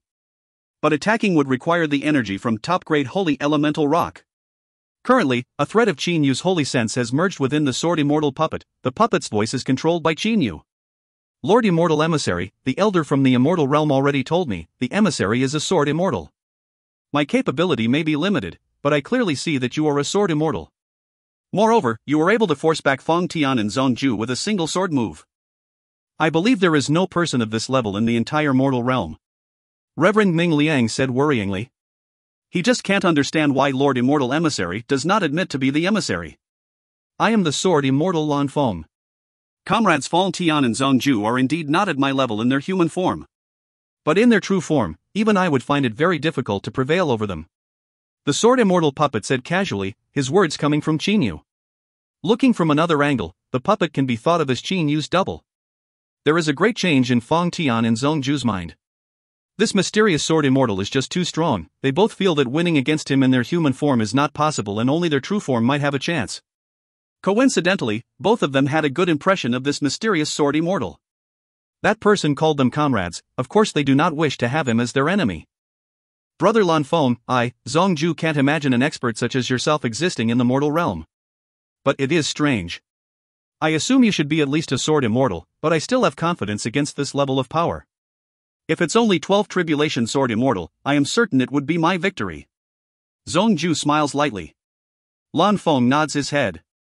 Correct, I am a level 1 Golden Immortal. My breakthrough to level 2 is also not far away. Zhong Ju and Fang Tian understood immediately. Oh, Fang Tian said smilingly, Brother Lan Feng, I am Fang Tian.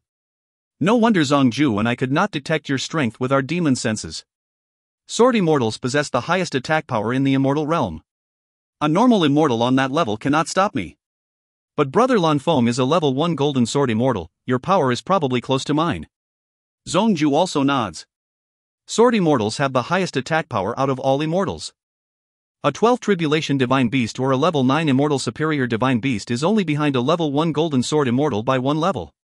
Sword Immortals have the highest attacking power but Superior Divine Beasts are even stronger.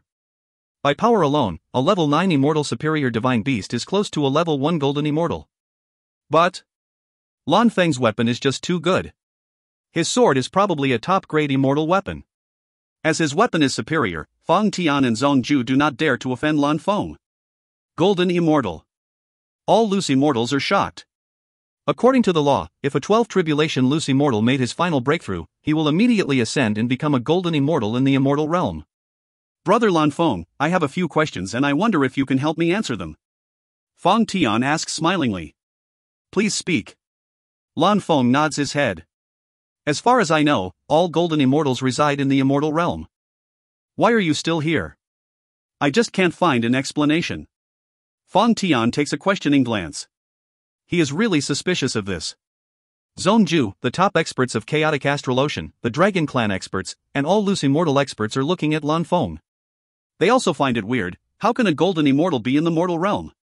If he is not the immortal realm emissary, how can he exist in the mortal realm? Behind Zhongju, Qin Yu also thinks carefully about this matter. Sword immortal Lan Feng also takes a brooding expression. After a moment, Lan Feng sighs and looks at Ming Liang. Ming Liang. Lan Feng raises his voice. After knowing Lan Feng is not the emissary, Ming Liang can't help but be disappointed. Still, the other side is a golden immortal. Ming Liang asks while bowing. What is the matter, senior? Ming Liang, you thought I was the immortal realm emissary because I could force back brother Feng Tian and brother Zhongju. But I want to tell you, mortal realm experts are not as few as you may think. As far as I know, there are 2 or 3 people stronger than me. One of them can even defeat me in one move. Feng Tian and Zhongju are greatly shocked. The top experts of chaotic astral ocean, the Dragon Clan experts, and all loose immortal experts are also shocked. That one sentence is just too shocking. According to Lan Feng, there are even stronger experts in the mortal realm. Feng Tian and Zhongju, who thought of themselves as unrivaled, were just foolishly conceited. Qin Yu smirks in secret. Fooling them is so easy. Making up a few non-existent experts is already enough to make them all shake in their boots. Let's see if you all dare to be so pompous next time. After thinking that, Qin Yu has already formulated a complete plan. Especially after Reverend Ming Liang talked about the immortal realm emissary, Qin Yu is even more determined to carry out this plan. At the same time, he feels very happy and lucky with his decision to use the sword immortal puppet. But everyone can be at ease. All golden immortal level experts are staying in one area of the mortal realm. It is extremely difficult to leave that area. I was only able to leave due to my elder martial brother's talent in formation techniques and his terrifying strength. Lan Feng said with a great smile. Feng Tian and Zhongju are relieved. All experts are inside one mysterious place and it seems they are imprisoned there. For now, the only experts who managed to escape are Lan Feng and his elder martial brother. Brother Feng Tian, brother Zhongju. I will take this heaven-sundering diagram for now as I have some use for it. Please continue what you were doing, I shall take my leave. After saying that, sword immortal Lan Feng disappears in midair. Feng Tian and Zhongju smile at each other awkwardly. What is there to do?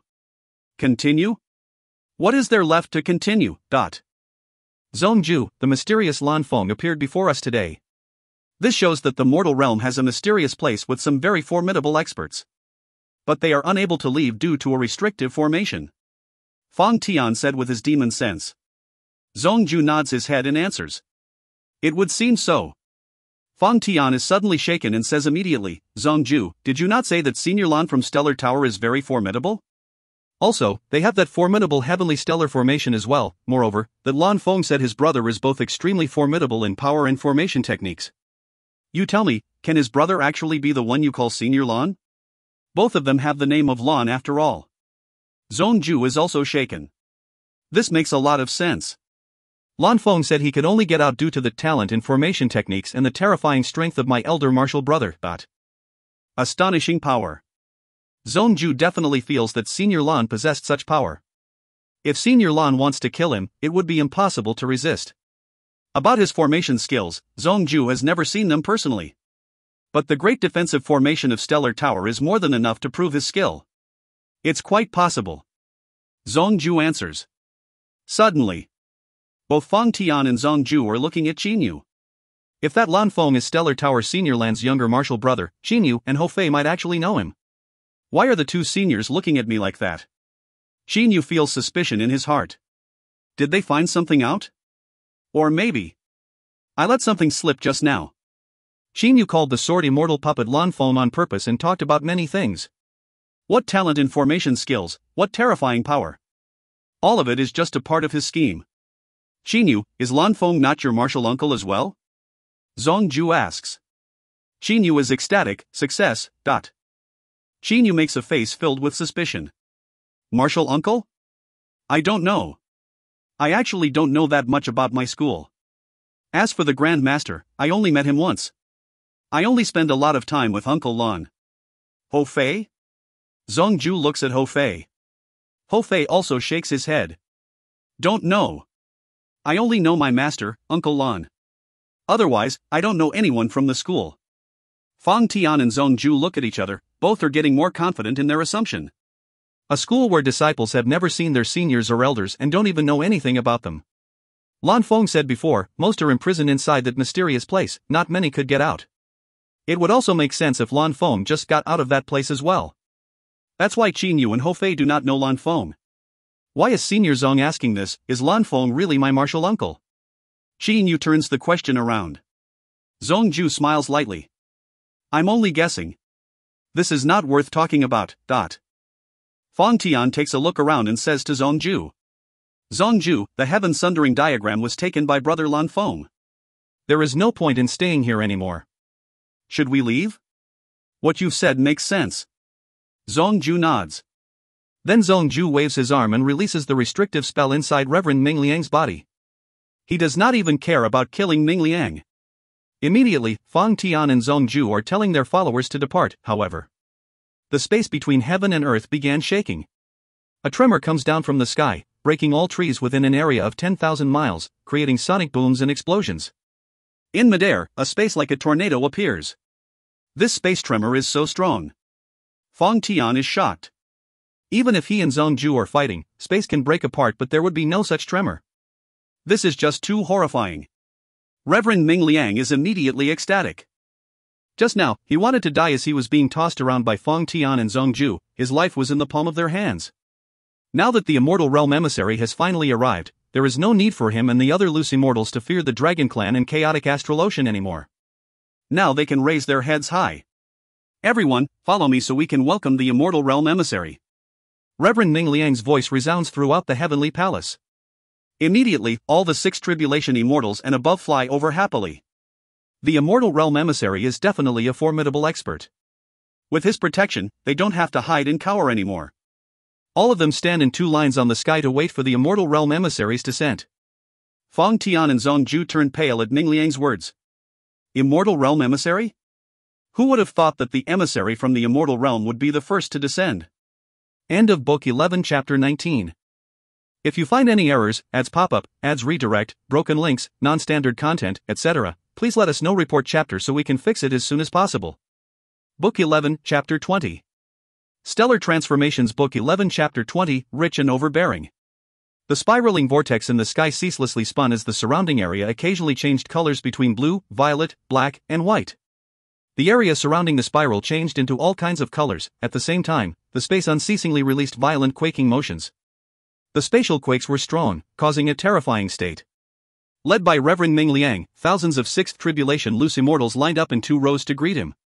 Below, Fang Ke and Zong Ju appeared unwell, only coldly staring at the channel in the sky.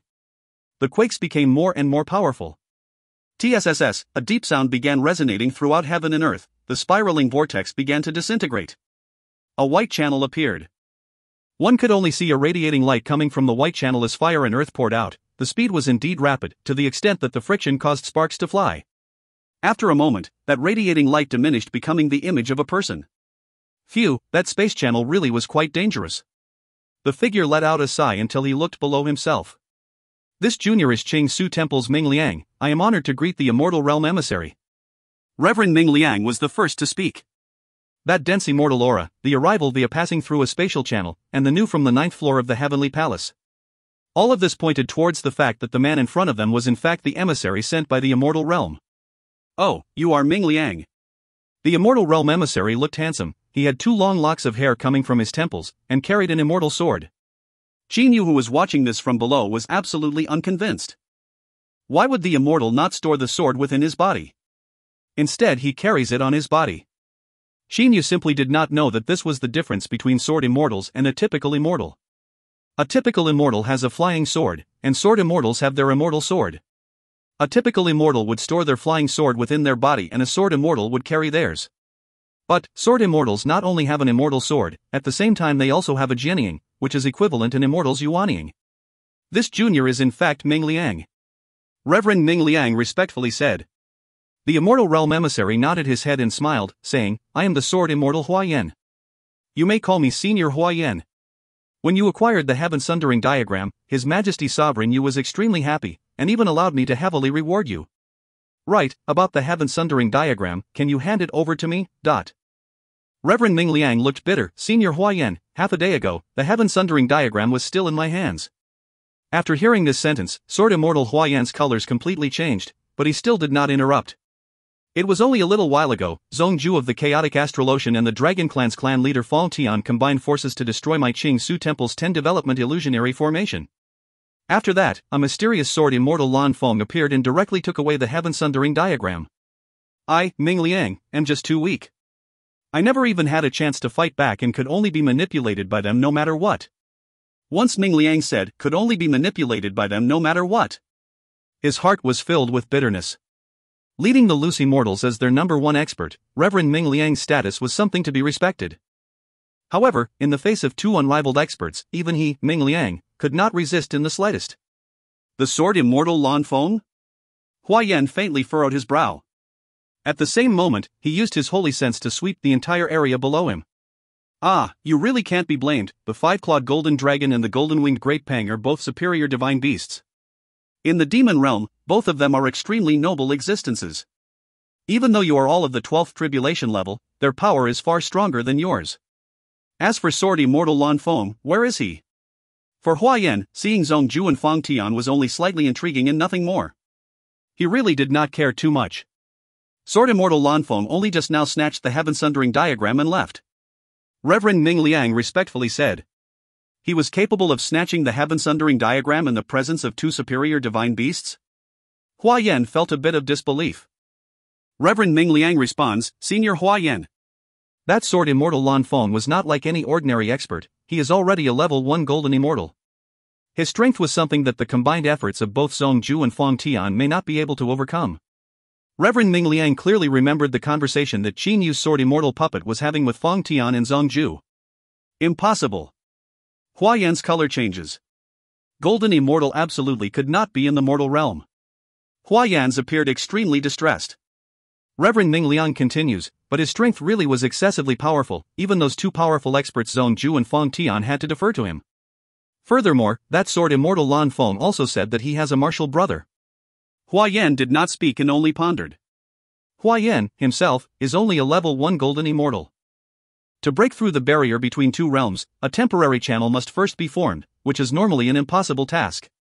However, Sovereign Yu invited his allies, together, they created the channel. This channel's maximum capacity only allowed one level 1 golden immortal to pass through. Hua Yan is an elite disciple amongst Sovereign Yu's subordinates who was sent to descend to the mortal realm. Although Hua Yan is considered weak in the immortal realm, he was classified as someone who was important to be cultivated. Just like if Fong Tian ascended to the demon realm, his power would only be that of a level 1 demon lord, but still, he would be one of the important cultivation prospects of the Dragon Clan. His status would be above the typical mystic immortals. Although Hua Yan was not exactly powerful, he was still a person of high status. That is a Sword Immortal, even more so, a level 1 golden immortal. Could it possibly be another immortal realm powers expert, or is it Emperor Qing's 10,000 ancient eternal sceneries expert? Hua Yan thought to himself. There are many immortal realm immortal emperor level experts, many level 8 mystic immortals, and a few level 9 mystic immortals. In his time, Immortal Emperor Ni Yang was a highest level immortal emperor. Although Sovereign Yu is also one of the immortal emperors from the past, at the same time, there are still immortal emperors who are more powerful than Sovereign Yu. After a moment of thought, Hua Yan did not continue to give it more thought. Ming Liang, you really can't be blamed. However, you have worked hard for Sovereign Yu, we have all seen that. I bestow upon you the Starpoint Top-Grade Immortal Sword.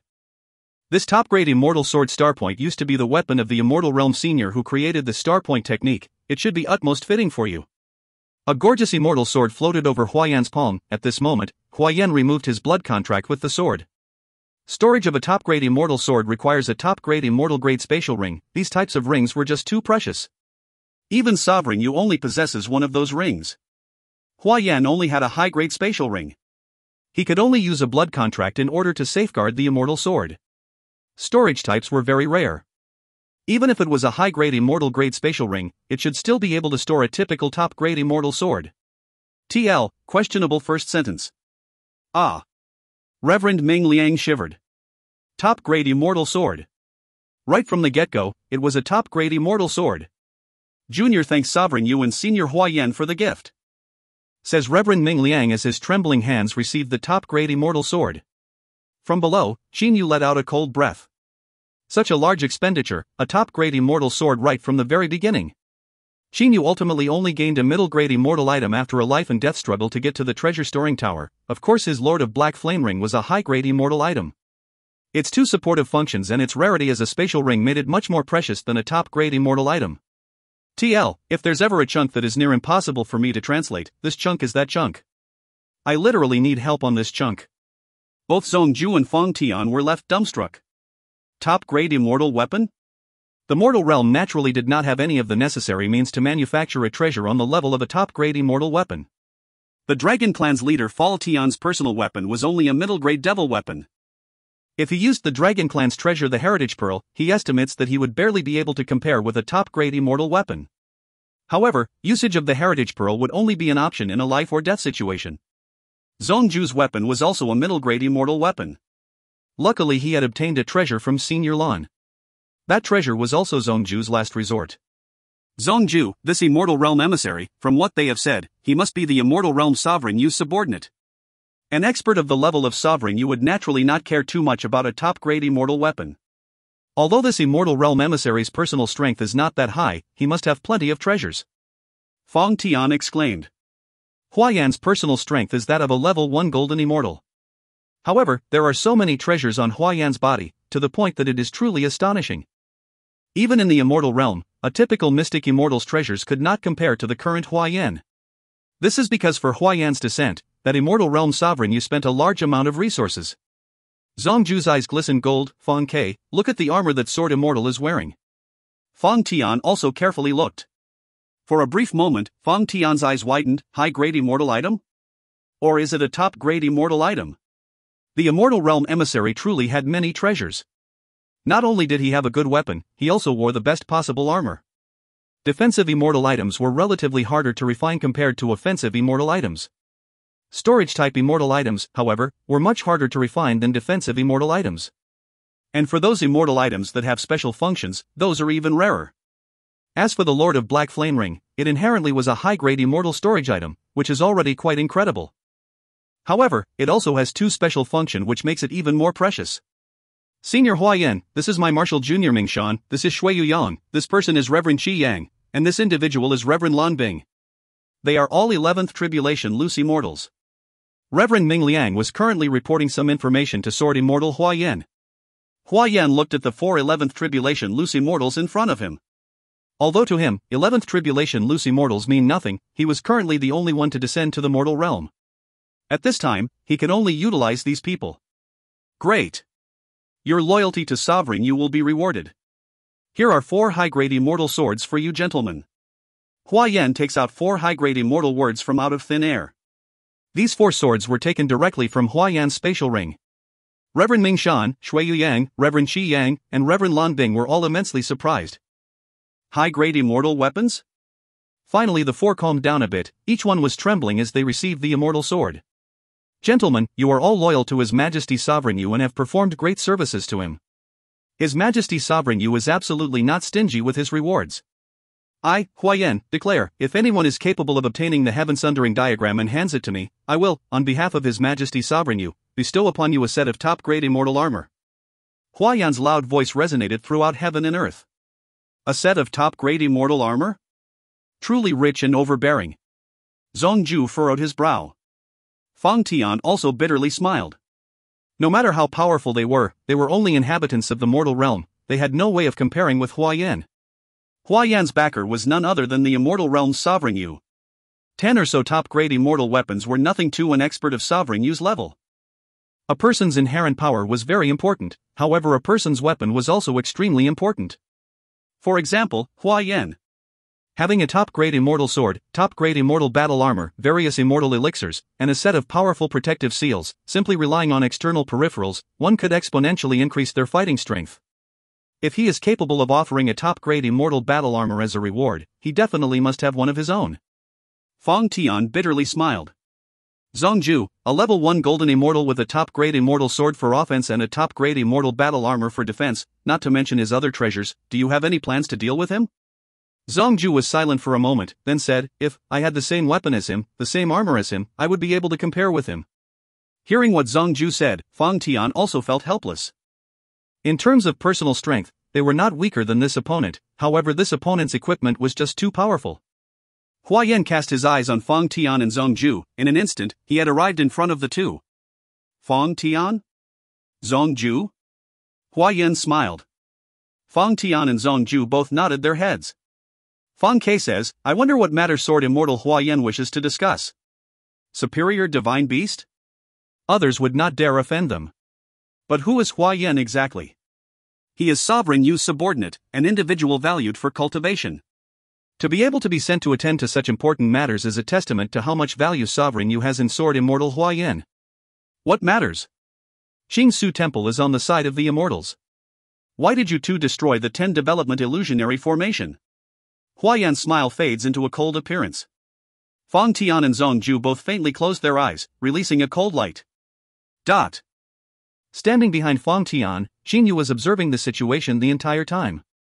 From time to time, he would communicate with his brothers using holy sense.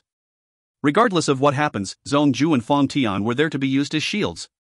The three brothers did not worry one bit. Ho Fei says through holy sense, Big Brother, that Hua Yan really is rich and overbearing. An offensive immortal weapon, a defense immortal armor, and a spatial ring. He's basically like a mobile treasure trove. From the looks of it, he must also have various immortal elixirs from the immortal realm. Qin Yu laughed.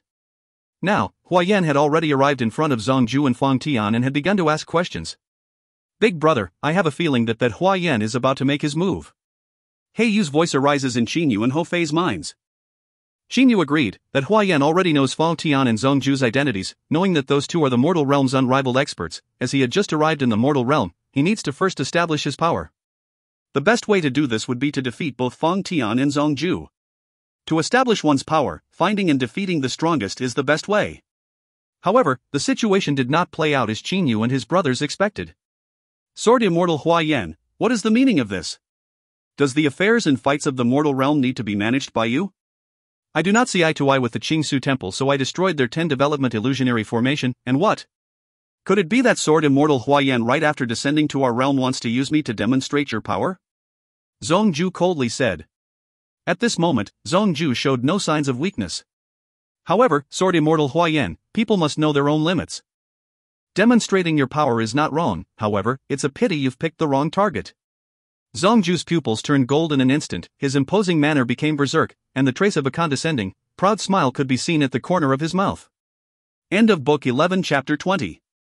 If you find any errors, ads pop-up, ads redirect, broken links, non-standard content, etc., please let us know. Report chapter so we can fix it as soon as possible.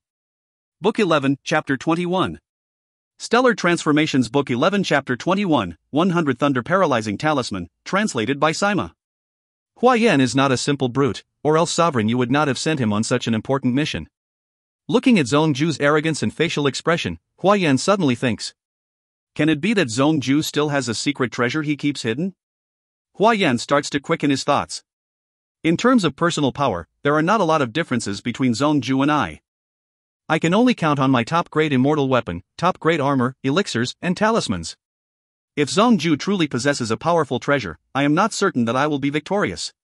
Now, Hua Yan has come to a halt. If he wants to solidify his position, then he must win. But if he tries to make an example out of Zhong Ju and gets beaten instead, he will immediately lose face and all his reputation. There is always a reason for arrogance, especially from someone in a high position. He has already seen some of my power but can still keep being arrogant. Without a treasure, he wouldn't dare. Hua Yan is 100% sure. At this moment, the target for him to display his power changed. Hua Yan is not wrong.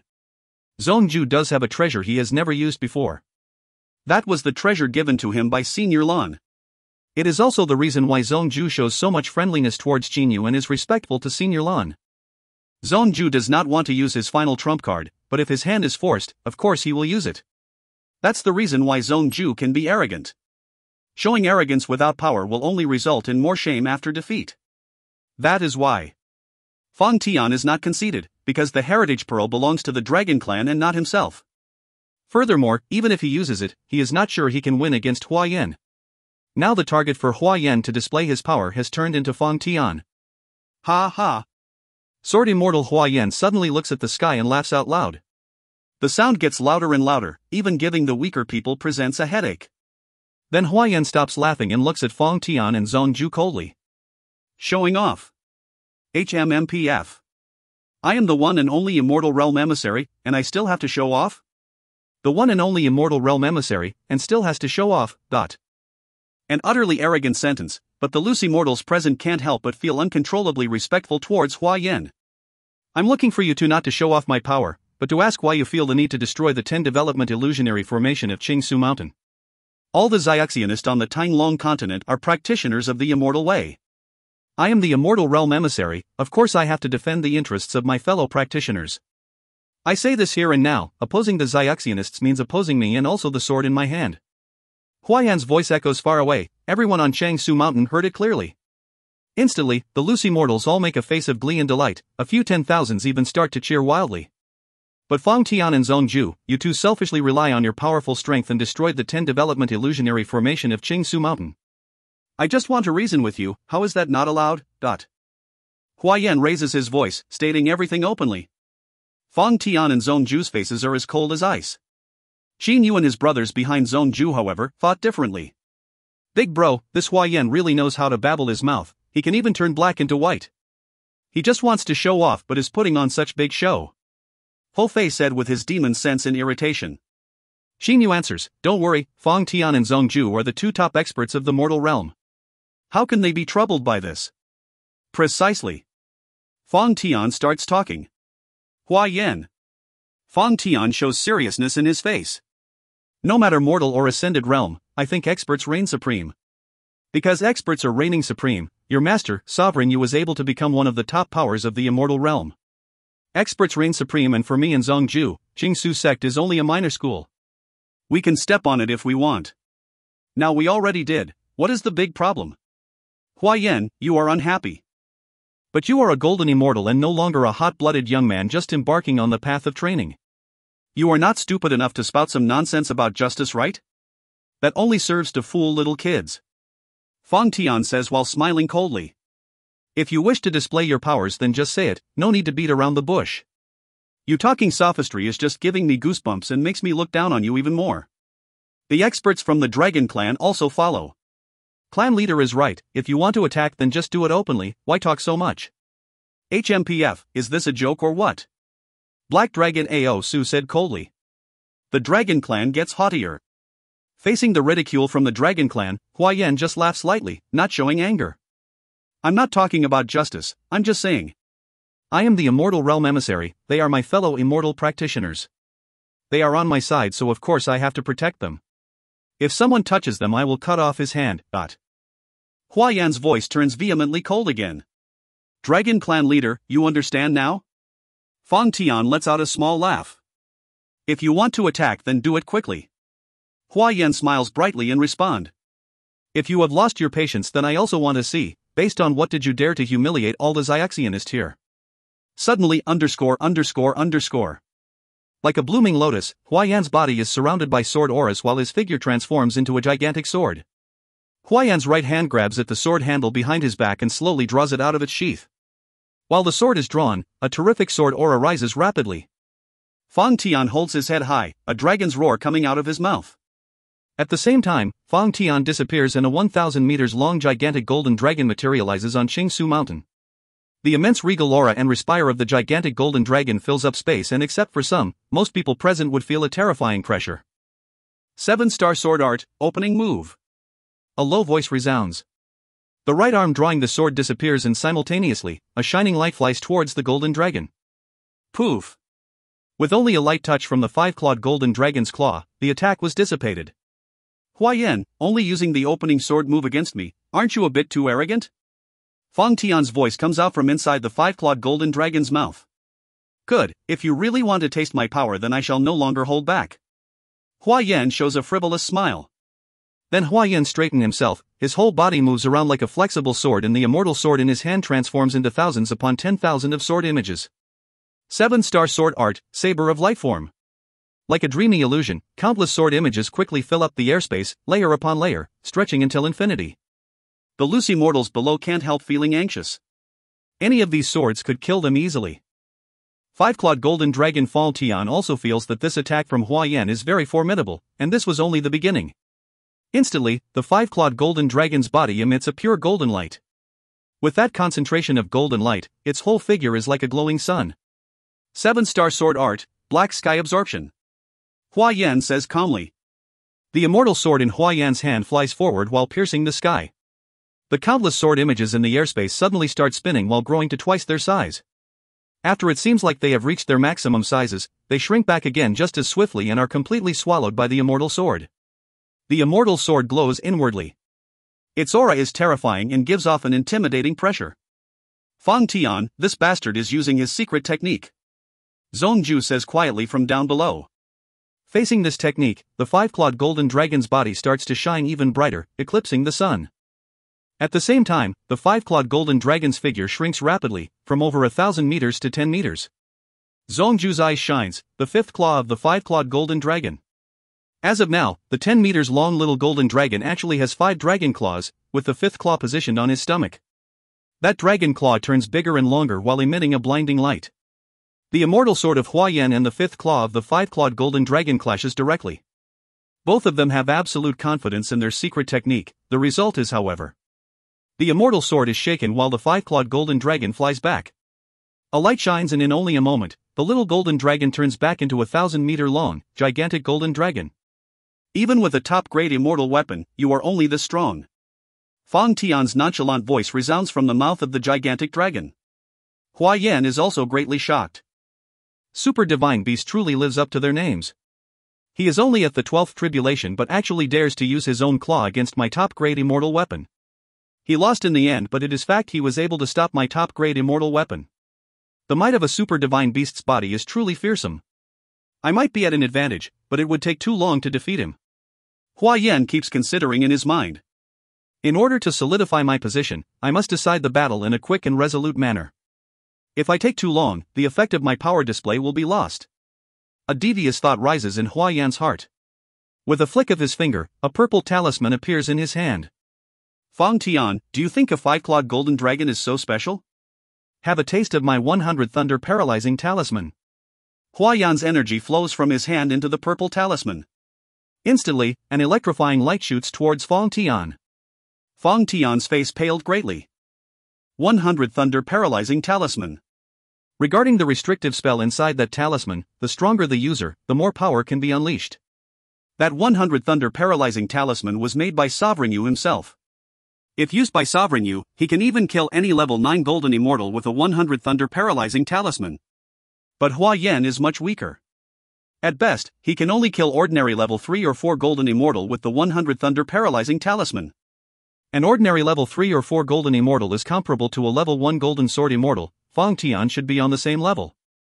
Facing deathly peril, Fang Tian swallows the heritage pearl down his throat. A dragon's roar is heard and the gigantic golden dragon shrinks into a 10-meter-long little dragon. However, Fang Tian's defense was raised by an immeasurable amount. Boom! The 100 Thunder Paralyzing Talisman breaks apart and malicious thunderbolts hit Fang Tian's body. No matter how Fang Tian tries to dodge, the seemingly conscious thunderbolts would change direction and hit him square in the body. 100 thunderbolts have struck in the blink of an eye. 100 Paralyzing Thunder. Dragon scales broke apart and blood flowed. Fang Tian quickly turns back into his human form. The heritage pearl inside his body releases a great energy and rapidly heals his injuries. Luckily, it's only the 100 Paralyzing Thunder. If it was the Heaven Paralyzing Thunder, I would have been done for. Fang Tian lets out a long breath. The Paralyzing Thunder technique is a very powerful attack technique from the immortal realm.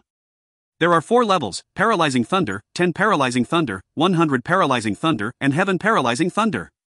Even Sovereign Yu would only use the rare Heaven Paralyzing Thunder against a foe of his own caliber. The 100 Paralyzing Thunder is already quite formidable.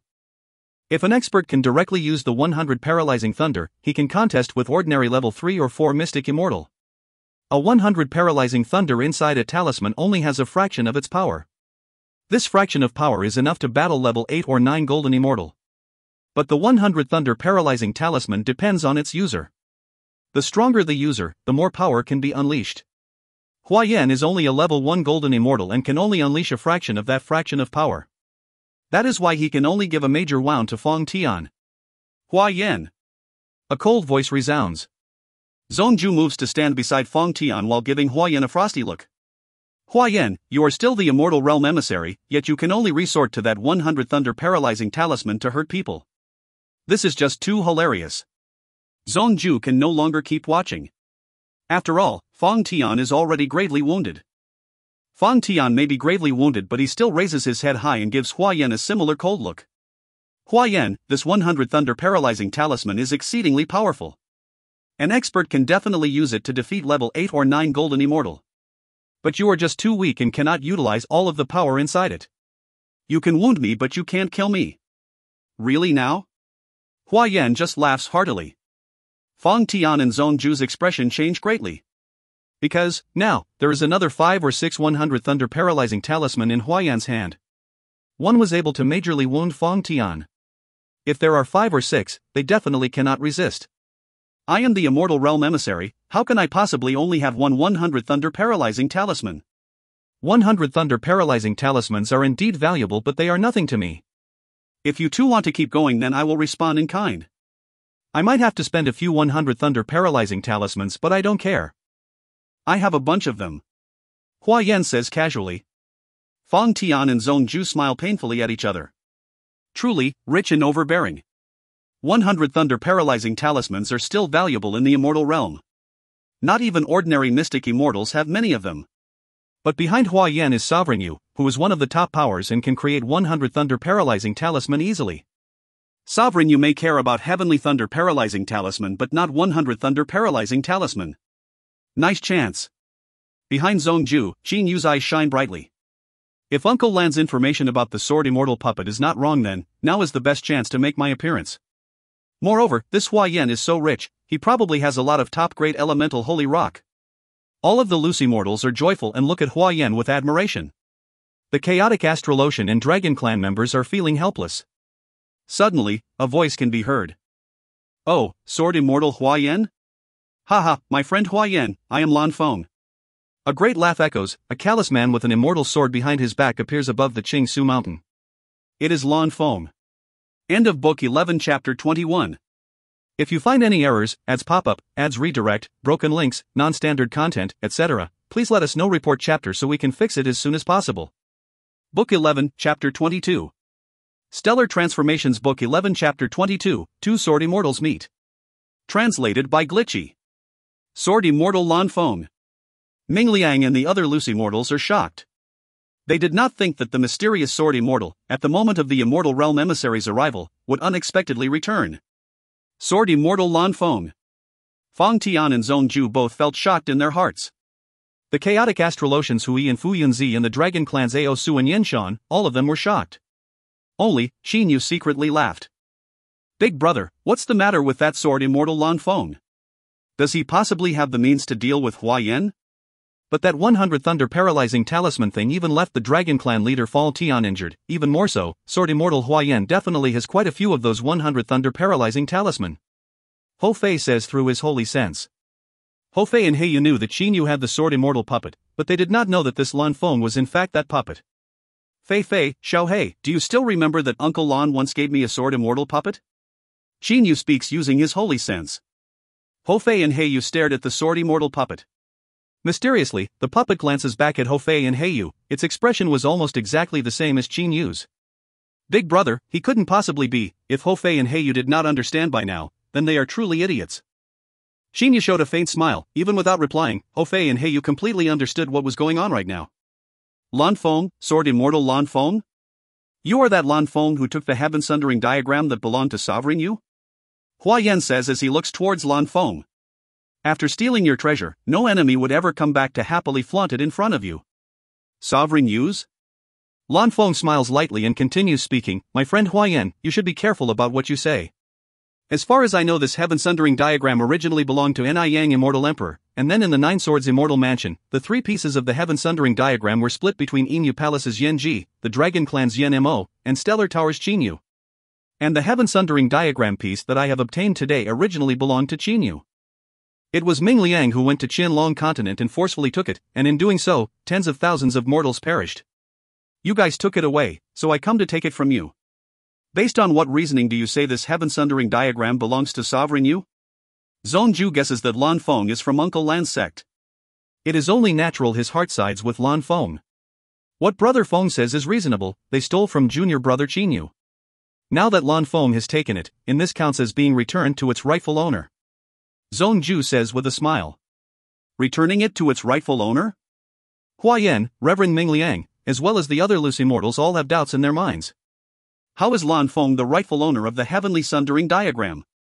Lan Feng turns his hand and from it emerges an inkwash painting. Smiling he says, Qinyu's master and I have some past connections. Saying that this is being returned to the rightful owner is acceptable. After saying this, Lan Feng smiles and looks towards Qinyu. Qinyu expresses a very timely expression of astonishment. Qinyu and Lan Feng's eyes meet. Bro, is that your sword immortal puppet? How come it acts like real person? Said Ho Fei with extreme surprise. He knows that the sword immortal puppet does not have a soul. How can it act so lifelike? Qinyu says through his holy sense, the mysteries behind the sword immortal puppet from Uncle Lan are not things that someone of my capabilities can fathom. Not only can I divide my attention between myself and the puppet, I even feel that the sword immortal puppet is a part of my body. Qinyu's heart laments. The sword immortal puppet is truly mystical, much like an additional corporeal body. Returning it to its rightful owner, ha! If you speak of returning it to its rightful owner, then shouldn't it be delivered to me? The Ni Yang Immortal Emperor is one of our immortal realm's powerful emperors. This heaven sundering diagram was left behind by Ni Yang Immortal Emperor. Ultimately, it should be left to the immortal realm. I serve as the immortal realm emissary, the heaven sundering diagram should go to me. Hua Yan calmly smiled.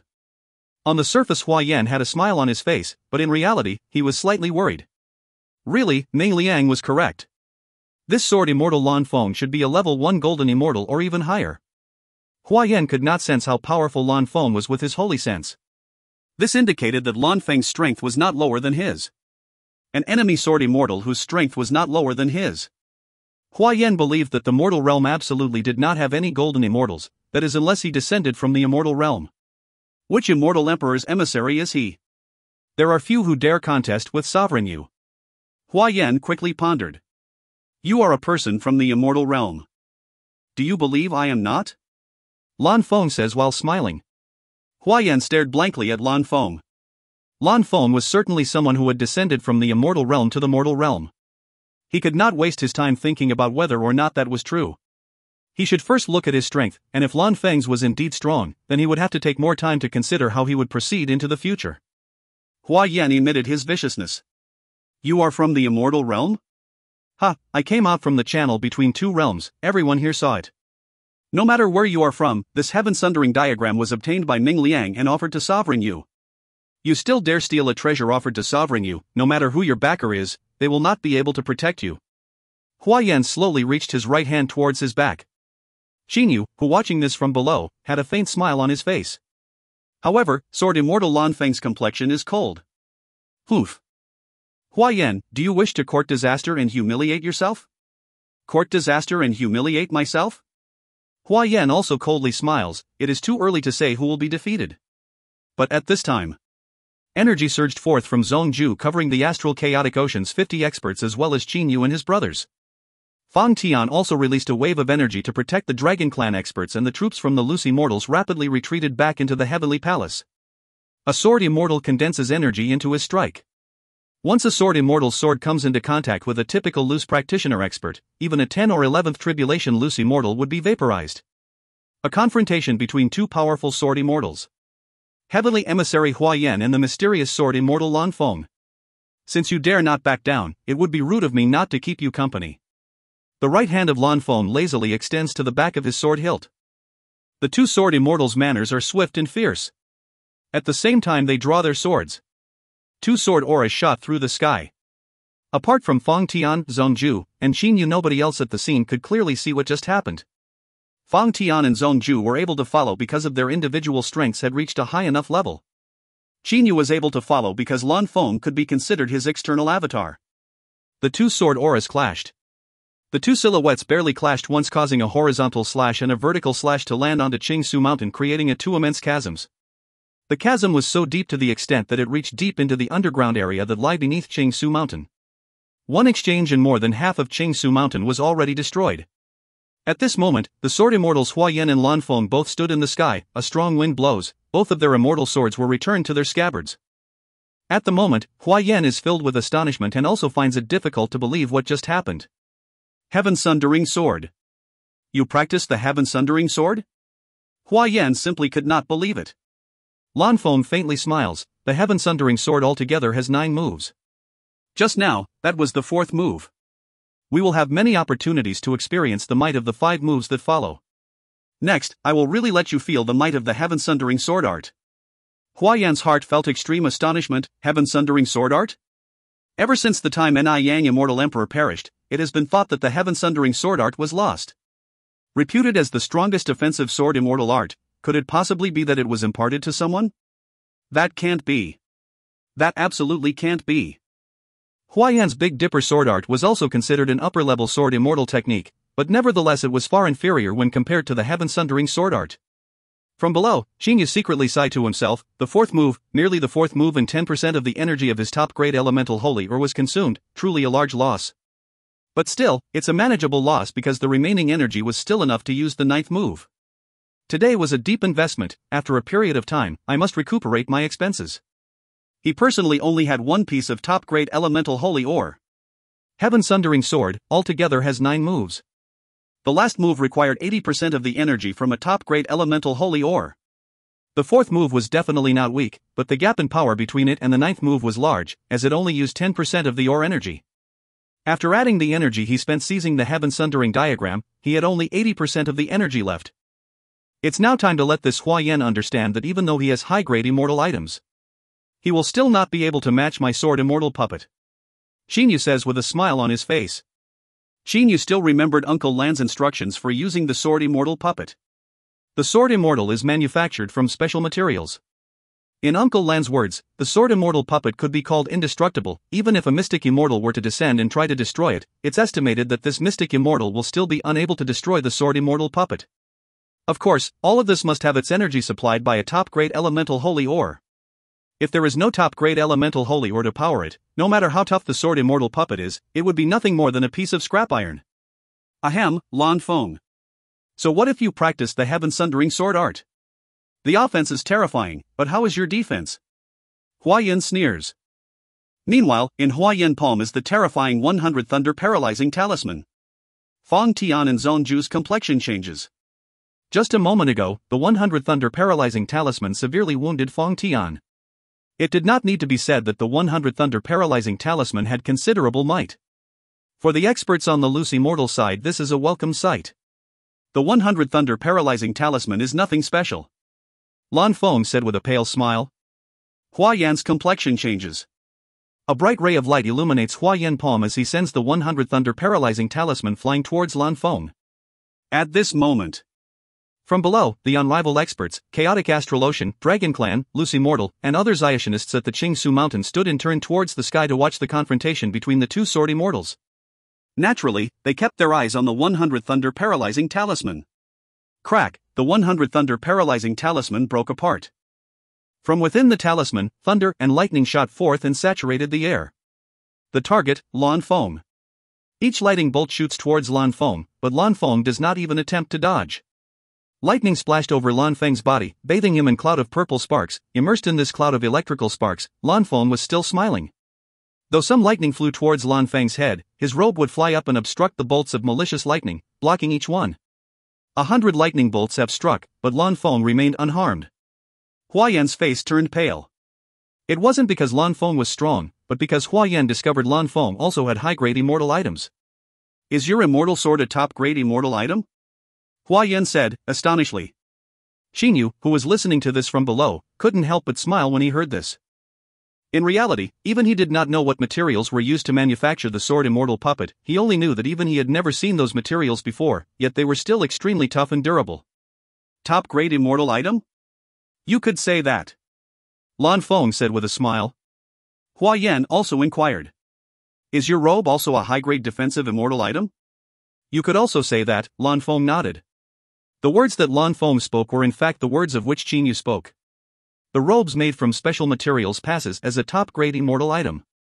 Who taught you the Heaven Sundering Sword art? Hua Yan says while furrowing his brows. Who taught me? Lan Feng pondered for a moment. To speak the truth, I have never met my master before. This heaven-sundering sword art was taught to me by my martial brother. On behalf of his master, he accepted disciples. Martial brother Lun is in fact my martial brother. In reality he could actually be called my master, but... Hua Yan's complexion changes. You have a martial brother? To Hua Yan, a sword immortal practitioner of the heaven-sundering sword art is already a big threat to him. For there to be one of these heaven-sundering sword art practicing sword immortals was already hard enough to accept. Now he says he also has a martial brother. How could Hua Yan not feel enraged? Correct. Furthermore, my martial brother Lun is also in the mortal realm. Lan Feng smiles brightly. He is also in the mortal realm. Hua Yan's heart trembles. Just this Lan Feng was already enough to leave him with no idea of what was going on. Lan Feng's offensive weapons, defensive weapons, and personal strength were all not weaker than his. Moreover, Lan Feng's sword art is better than his. Hua Yan had no understanding of this Lan Feng. But all of a sudden there is now Lan Feng's martial brother, who is in fact also his master. You must be deceiving me, right? Hua Yan smiles. Allowing a level 1 golden immortal to pass the barrier between realms is already extremely difficult. Other than the demon realm, devil realm, and immortal realm, I can't imagine anyone who is capable of letting an even more powerful expert through the barrier between two realms to come to this realm. Lan Feng calmly smile, believe what you like. But below Zhongju is pondering with Fang Tian. This Lan Feng calls his own martial brother Lan. Could it possibly be that Senior Lan is this Lan Feng's martial brother? Qin Yu cannot help but smile. What Lan Feng, Zhongju, and Qin Yu have said all helped construct a false background story. A sect with a strong backing. This sect's young generation is comprised of Qin Yu, Ho Fei, He Yu. The older generation is comprised of the experts Uncle Lan and Lan Feng. Fang Tian and Zhongju began to believe that this false sect existed. Hua Yan, just now you used the 100 Thunder Paralyzing Talisman to attack. Is it my turn to attack now? Lan Feng suddenly says. In one moment, Hua Yan suddenly mustered his strength to the maximum. Lan Feng saw Hua Yan's expression of just about to fight a powerful enemy, and began laughing out loud. I'm just playing with you, no need to be so tense. Lan Feng looking immediately to Qin Yu, my little friend, I must depart for now, but after a period of time I may have a matter I need you to help me handle. What matter? Qin Yu said, putting the appearance of doubt. Fang Tian, Zhongju, and Hua Yan also looked towards Qin Yu. What matter did the sword immortal possibly need Qin Yu's help in order to handle? When the time comes, you'll know. Lan Feng suddenly moves and vanishes. Little brother Qin Yu, what matter do you think that Lan Feng wants you to handle? Fang Tian says aloud. Simultaneously, Zhongju, Sword Immortal Hua Yan, the innumerable loose immortals, the chaotic astral ocean experts, and the Dragon Clan experts all look towards Qin Yu. Everyone wants to know exactly what Lan Feng wants Qin Yu to do. Qin Yu says with an innocent face. I also do not know. But from the bottom of his heart, Qin Yu was bursting with laughter. End of Book 11 Chapter 22. If you find any errors, ads pop up, ads redirect, broken links, non-standard content, etc., please let us know. Report chapter so we can fix it as soon as possible. Book 11, Chapter 23. Stellar Transformations. Book 11 Chapter 23, Blood Devil, translated by Sima. In the flower garden, behind the Qin Yu immortal mansion, red autumn leaves are falling. Qin Yu sits with his bent back on the grass under a great tree. His eyes seems dazed, making it hard to tell what is going on inside his mind. After parting with Zhongju at Qingsu Mountain, Qin Yu and his brothers have quickly entered Qin Yu immortal mansion. While Ho Fei, He Yu, and the three Ice Lion brothers are talking loudly, Qin Yu thinks in silence. In the current situation, Fang Tian and Zhongju definitely thought that a mysterious new sect has appeared. The experts of this sect include Sword Immortal Lan Feng and the mysterious Uncle Lan, while in the younger generation, there are me and the likes of Fei Fei. Moreover, with Lan Feng putting such pressure on the Immortal Realm emissary, future development will be favorable. The corner of Qin Yu's mouth can't help but smiles in amusement. If you want an advantage, first you must invest. Using almost 20% of the top-grade elemental holy ore was Qin Yu's investment this time. Of course, the profits will be gained soon, and Qin Yu's target is top-grade elemental holy ore. There is a shining light in Qin Yu's eyes. The Immortal Realm emissary has so much treasure, he will definitely have top-grade elemental holy ore. If anything, top-grade elemental holy ore from one Immortal Realm emissary is not enough for me. Is also the Devil Realm emissary, Demon Realm emissary, Dragon Clan emissary. Their treasures are definitely not few in number, and they might have even more top-grade elemental holy ores than the Immortal Realm emissary. With a face full of awe but also joy, Ho Fei comes running and shouts after seeing Qin Yu from afar. Big bro, why are you just sitting here? Come, the three ice lions are challenging the hairy mixed bird to a duel at the arena in the western corridor. Ah, they think they are pretty strong because they are 3 people. However, the hairy mixed bird is very strong as well, even though he is still weaker than me. After saying that, Hofei grabs Qinyu and pulls him away. Qinyu is laughing. Oh, the 3 lion brothers versus Shohei. Interesting, this should be very interesting indeed. In the Qinyu Immortal Mansion, everyone will fight whenever they are bored. This idea came from Hofei, who cannot stand calmness due to his violent nature. Qinyu is thinking about something else. As the Immortal Realm Emissary is already here, the other emissaries should also descend quickly. Immortal Realm Emissary Hua Yan and Reverend Ming Liang are flying side by side, with a few dozen loose immortals in tow. A short time after his descent to the mortal realm, Hua Yan has already decided to rob the loose devils of their heaven-sundering diagram. According to Ming Liang, except for that mysterious Lan Feng, I should be the first ascended realm emissary to descend. His face looking a bit more cheerful, Hua Yan keeps talking. Firstly, we must use this chance for a raid. Fang Tian was defeated by me, but only because he didn't use his hereditary dragon pearl. After talking with Ming Liang, Hua Yan now knows that the dragon clan still has their hereditary dragon pearl. Fang Tian is already so formidable without the hereditary dragon pearl. If he uses it, Hua Yan will have even more difficulty winning. The other side holding a heaven-sundering diagram is the loose devils, and they are weak on top of that. Of course, this is only in compare to Hua Yan. Hua Yan keeps thinking in his mind, who will be the emissary for the Devil Realm? A follower of the Blood Devil Emperor, Black Devil Emperor, or Azura Devil Emperor? Actually, any of them would cause Hua Yan a headache. These 3 Devil Emperors are using the 3 greatest devil paths as their titles. One can only imagine their power. Even though he can see the difficulty, Hua Yan is not too afraid. The fame of sword immortals is also not without reason. Hua Yan laughs casually and says, HMPF, Devil Realm Emissary, I shall get that heaven-sundering diagram before you descend.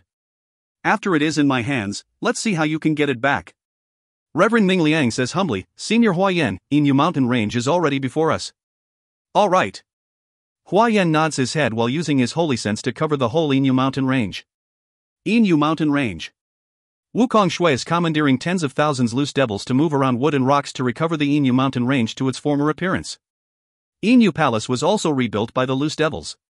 They are trying their best because the Devil Realm Emissary will soon descend. After the Immortal Realm Emissary descends, the others will soon follow. Dame Lian Yu is currently depressed. After so many repeated losses, her face shows signs of fatigue. Countless injured Inu Palace disciples, the Inu Mountain Range was destroyed, the loose devils were even attacked by 4 mysterious experts, and even Wukong Shui was suppressed by one of them. The loose devils' normal cocky behavior is all but gone. On a small mountain within the Inu Mountain Range, Wukong Shui is standing at the top of the mountain while strong winds are brushing against his blood-red cloud. Dame Lian Yu stands beside Wukong Shui.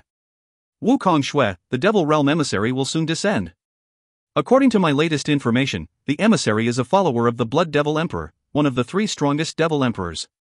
Wukong Shui speaks with his eyes shining. Blood Devil Emperor? Wukong Shui doesn't know much regarding the affairs of the Devil Realm. Only Dame Lian Yu has some information because she often exchanges messages with the Ascended Realm. Lately, Dame Lian Yu has been talking to Wukong Shui about the affairs of the Devil Realm, which is the only reason why he knows about the Blood Devil Emperor. The 3 strongest Devil Emperors are the Blood Devil Emperor, the Black Devil Emperor, and the Azura Devil Emperor, with the Blood Devil Emperor, a practitioner of the Blood Devil Path, being the strongest of them. Wukong Shui also practices the Blood Devil Path. After ascending, he will surely join the faction of the Blood Devil Emperor. Lian Yu, you are talking about. Wukong Shui suddenly furrows his brow. A tremendous holy sense is currently expanding over the Inu Mountain Range. That holy sense is so thick it is terrifying. I am the Immortal Realm Emissary, Sword Immortal Hua Yan. You people better give me the heaven-sundering diagram.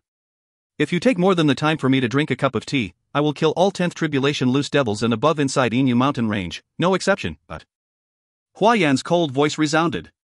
No surrender equals death, not even a shred of mercy.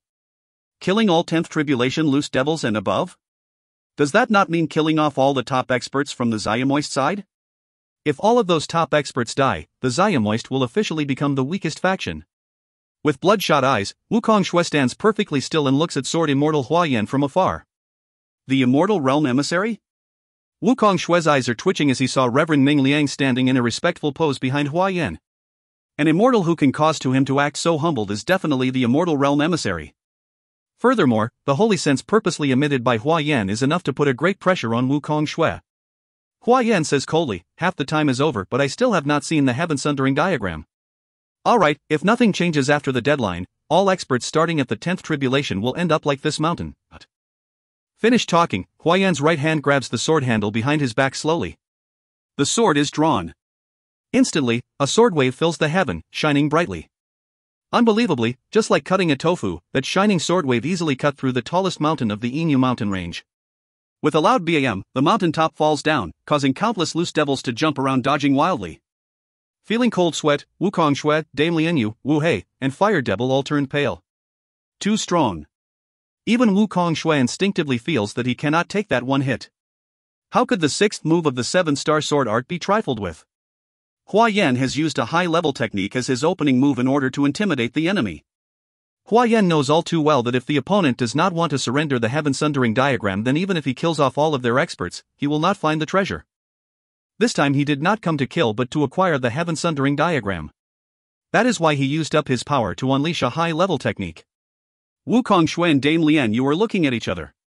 Lianyu, this immortal realm emissary is just too strong and we stand no chance against him. What should we do? Fire Devil is very worried. Dame Lianyu in turn looks at Wukong Shui. Wukong Shui, what do you think we should do? Wukong Shui also stays silent. He doesn't even think about surrendering the heaven sundering diagram, but the enemy this time is just too strong. Suddenly, at that moment. Bang! Boom! A sound that shakes the heaven and the earth comes along with a space tremor that twists the air like ocean waves. It pours out in all directions, breaking trees and turns rocks to dust. With that one space tremor, the enormous Inu mountain range was already 30 to 40% destroyed. The air above Inu mountain range is spinning. Colorful and blinding lights are shining non-stop. Finally. Ha ha. Finally arrived, ha. Together with a maddening laugh, a gigantic blood cloud smelling like fresh blood suddenly covers the sky. Comparing to Wukong Shui's cloud, this one is much bigger and the smell is even more rustic. The one arrived has long red hair, wearing violet armor. On the surface of his armor there is a red stream flowing. His whole body seems like a violent lion. Du Zhongjun. Hua Yan looks at the newcomer from far away and can't help mumbling. The Blood Devil Emperor actually sent this lunatic, this is going to be troublesome. Wukong Shui, Dame Lianyu, Fire Devil, and Wu Hei are all delighted because this stranger is definitely the Devil Realm Emissary. At their most perilous moment, the Devil Realm Emissary has descended, how could they not be overjoyed? Wukong Shui and the other three fly towards the sky while the loose devils behind them are dividing in two lines. They all stand in a humble pose for the welcoming. Lianyu of Inu Palace welcomes the Devil Realm Emissary. This gentleman here is Wukong Shui. Dame Lianyu starts off. Wukong Shui also bows slightly. I am Wukong Shui, paying my respect to senior. Looking at Wukong Shui, the Devil Realm Emissary's eyes are flashing and he says, good, good. A practitioner of the path of the Blood Devil. Very good. Our path of the Blood Devil is the strongest devil path of all, you should feel yourself lucky for practicing it. Opening his wide mouth, looking like a bowl of blood, the emissary says in a boastful manner, Lianyu and Wukong Shui, you have done a great deed. Lord Blood Devil Emperor rewards each of you with a top-grade devil weapon, take them. In the hand of the Devil Realm Emissary appear a blood-red colored sword and a blood-red colored disc. At that moment, he releases the blood pact from them. Lianyu, you don't practice the path of the Blood Devil and cannot use the Blood Moon, so take this sword. Wukong Shui, as you practice the path of the Blood Devil, your power will rise several times after refining this Blood Moon nut. The Devil Realm Emissary laughs loudly. Dame Lianyu and Wukong Shui's eyes are sparkling. Top-grade devil weapon. We are very grateful toward Lord Blood Devil Emperor and Lord Emissary. Dame Lianyu and Wukong Shui are very respectful. Emissary? You don't have to call me emissary or anything, just call me, call me Lord Blood Devil. Ha, Blood Devil. The Devil Realm Emissary seems very happy. HMPF, Du Zhongjun. The skin on your face is thick indeed. An uncaring voice resounds. What? Blood Devil snorts coldly, then looks toward the distance and starts laughing. Oh, so it was actually Hua Yan. Hua Yan, you are a lackey of Sovereign Yu, isn't it? After meeting last time, I didn't think you would become the Immortal Realm Emissary. Hua Yan laughs in an aloof manner. And I didn't think there is someone with such thick skin who dares call himself Blood Devil. In the devil realm, being called Blood Devil is the greatest honor for a Blood Devil path practitioner. From all expert of the Devil Lord level, equals Golden Immortal, only one is called Blood Devil Lord. Likewise, from all expert of the Devil Emperor level, equals Mystic Immortal, only one is titled Blood Devil Emperor. This Du Zhongjun may be a bit talented, but he has only reached the level 1 Devil Lord stage. Of course he cannot be called Blood Devil Lord. Ha, in this mortal realm, who can compare to me when it comes to practicing the path of the Blood Devil? You white-faced brat, I can call myself Blood Devil in the mortal realm if I want. It is none of your business. Blood Devil Du Zhongjun says nonchalantly. Devil Realm Emissary Du Zhongjun is only calling himself Blood Devil for some personal satisfaction. We pay our respect to Senior Blood Devil. Wukong Shui and Dame Lian, you are quick on their feet and speak respectfully. The other loose devils also say hastily, we pay our respect to Senior Blood Devil. Ah, Blood Devil Du Zhongjun laughs loudly in satisfaction. Huayan, you are the Immortal Realm Emissary. Why have you come to my place? Blood Devil Du Zhongjun's face suddenly hardens. Wukong Shui beside him says hurriedly, Senior Blood Devil, this Huayan has come to rob us of our heaven-sundering diagram. He said if we do not surrender the heaven-sundering diagram, he will kill all 10th tribulation loose devils and above present. The colors on Blood Devil Du Zhongjun's face changes. Not bad, Huayan. I didn't actually want to kill any loose immortal, but unexpectedly, you've come here to me. Blood Devil Du Zhongjun's face turns savage with a hint of killing intent. Huayan furrows his brow. He knows Du Zhongjun's character well, dealing with this one is problematic. We are going. Huayan speaks to the loose immortals and turns to leave. Wait. Huayan, don't leave so quickly. Blood Devil Du Zhongjun shouts loudly while using his devil sense at the same time. Wukong Shui, where is the heaven-sundering diagram? If the heaven-sundering diagram was already stolen by Huayan, of course he must get it back. Wukong Shui answers immediately, you can be at ease, Senior. The heaven-sundering diagram is still with us. Blood Devil, why do I have to stay here? Huayan looks at Blood Devil coldly. Du Zhongjun smiles with his teeth shining, nothing at all, I just wanted to warn you. The most pleasurable thing for a practitioner of the path of the Blood Devil is killing people. I'm a genius of the path of the Blood Devil, so I am even more. Soon, I might want to go on a killing spree, you better take care of your subordinates then. While talking, he glances over the loose immortals with a greedy look. If you have the skill, then come. Sword Immortal Huayan snorts coldly, then takes his followers and quickly departs. End of Book 11 Chapter 23. If you find any errors, ads pop up, ads redirect, broken links, non-standard content, etc., please let us know. Report chapter so we can fix it as soon as possible. Book 11, Chapter 24. Stellar Transformations Book 11 Chapter 24, a single piece of news, translated by James of PegasusFarts.com. Senior Zone, are you certain that even the Dragon Clan's emissary arrived at the mortal realm? In the Qingyu Immortal Mansion, Qingyu is communicating with Zhongju with a transmitter. The news of the arrival of the devil emissary Blood Devil Du Zhongjun was so shocking, it soon traveled throughout the whole Tang-Long continent. Of course, it has also reached Qingyu. Who would have thought that in just a couple days even the Dragon Clan's emissary has arrived in the mortal realm? Rest assured, this is something that Fong Tian personally told me. Now that Fong Tian has also received a top-grade demon weapon and a top-grade demon armor, he is itching for a rematch against Huayan. Zhongju said without a bit of envy. Fong Tian has received treasures from the dragon emissary. However, Zhongju still believes that the treasure he received from Uncle Lon is just as good. Xinyu, what's the exact reason that you message me? I highly doubt that you'd message me without something in mind. Zhongju messages. A smile appeared on Qinyu's mouth, he immediately replied back. It's an important thing. Remember that Sword Immortal Lan Feng said he wanted to have me handle an important thing when he left? What happened? Did he go to find you? It has Zhongju's attention. Qinyu chuckled inside. Find? That Sword Immortal Lan Feng is essentially his own avatar. Yes, he came to find me. I also found out a surprising secret. No wonder he said he knows my master. Stop, let me guess first. See if my guess is correct. Zhongju was already certain. Qinyu continuously pretended. Please go ahead, Senior Zone. Is this Sword Immortal Lan Feng your martial uncle and Senior Lan's martial brother? Zhongju finally says his speculations. Qinyu replies. Yes. Ha, I guessed right, didn't I?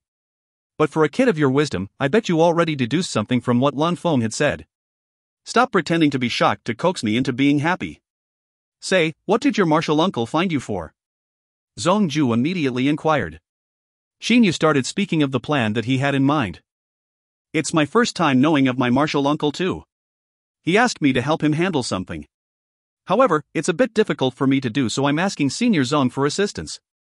What is it? Zhongju asks. Xinyu smiles and immediately transmits, an auction. An auction to auction what? Could it be the heaven sundering diagram? Zhongju has a sudden thought and immediately continues to inquire. Yes. Senior Zong, my martial uncle happened to need top-grade elemental holy ore, so he's auctioning off the heaven sundering diagram to whoever offers the most top-grade elemental holy ore. Only top-grade elemental holy ore, he doesn't want anything else. Xinyu messages quickly. In other words, the heaven sundering diagram will be the property of whoever offers the most top-grade elemental holy ore. Top-grade elemental holy ore. What Xinyu needs the most is top-grade elemental holy ore. Xinyu already thought that even though the immortal emissary will have a lot of treasures with him, he might not have many top-grade elemental holy ore. After all, in the views of the immortals, top-grade elemental holy ore isn't of much use for going to Niyang realm. Even if it's not a lot, certainly they would have a couple. After all, the strength of the sword immortal puppet increases with the amount of top-grade elemental holy ore. This sword immortal puppet, in entering the Niyang realm, is thing Xinyu can rely on. Zhongju begins to doubt. Little brother Xinyu, this heaven sundering diagram is related to Niyang realm. Even all the immortal realm powers have sent messengers for the sake of the Niyang realm. One could conceive that there are extremely important treasures there. How would your martial uncle be willing to auction it off? Xinyu smiles and responds. Senior Zong, do not worry. Even without the heaven sundering diagram, my sect still has a method of entering it. How could that be? Zhongju could not believe it. Xinyu immediately replies.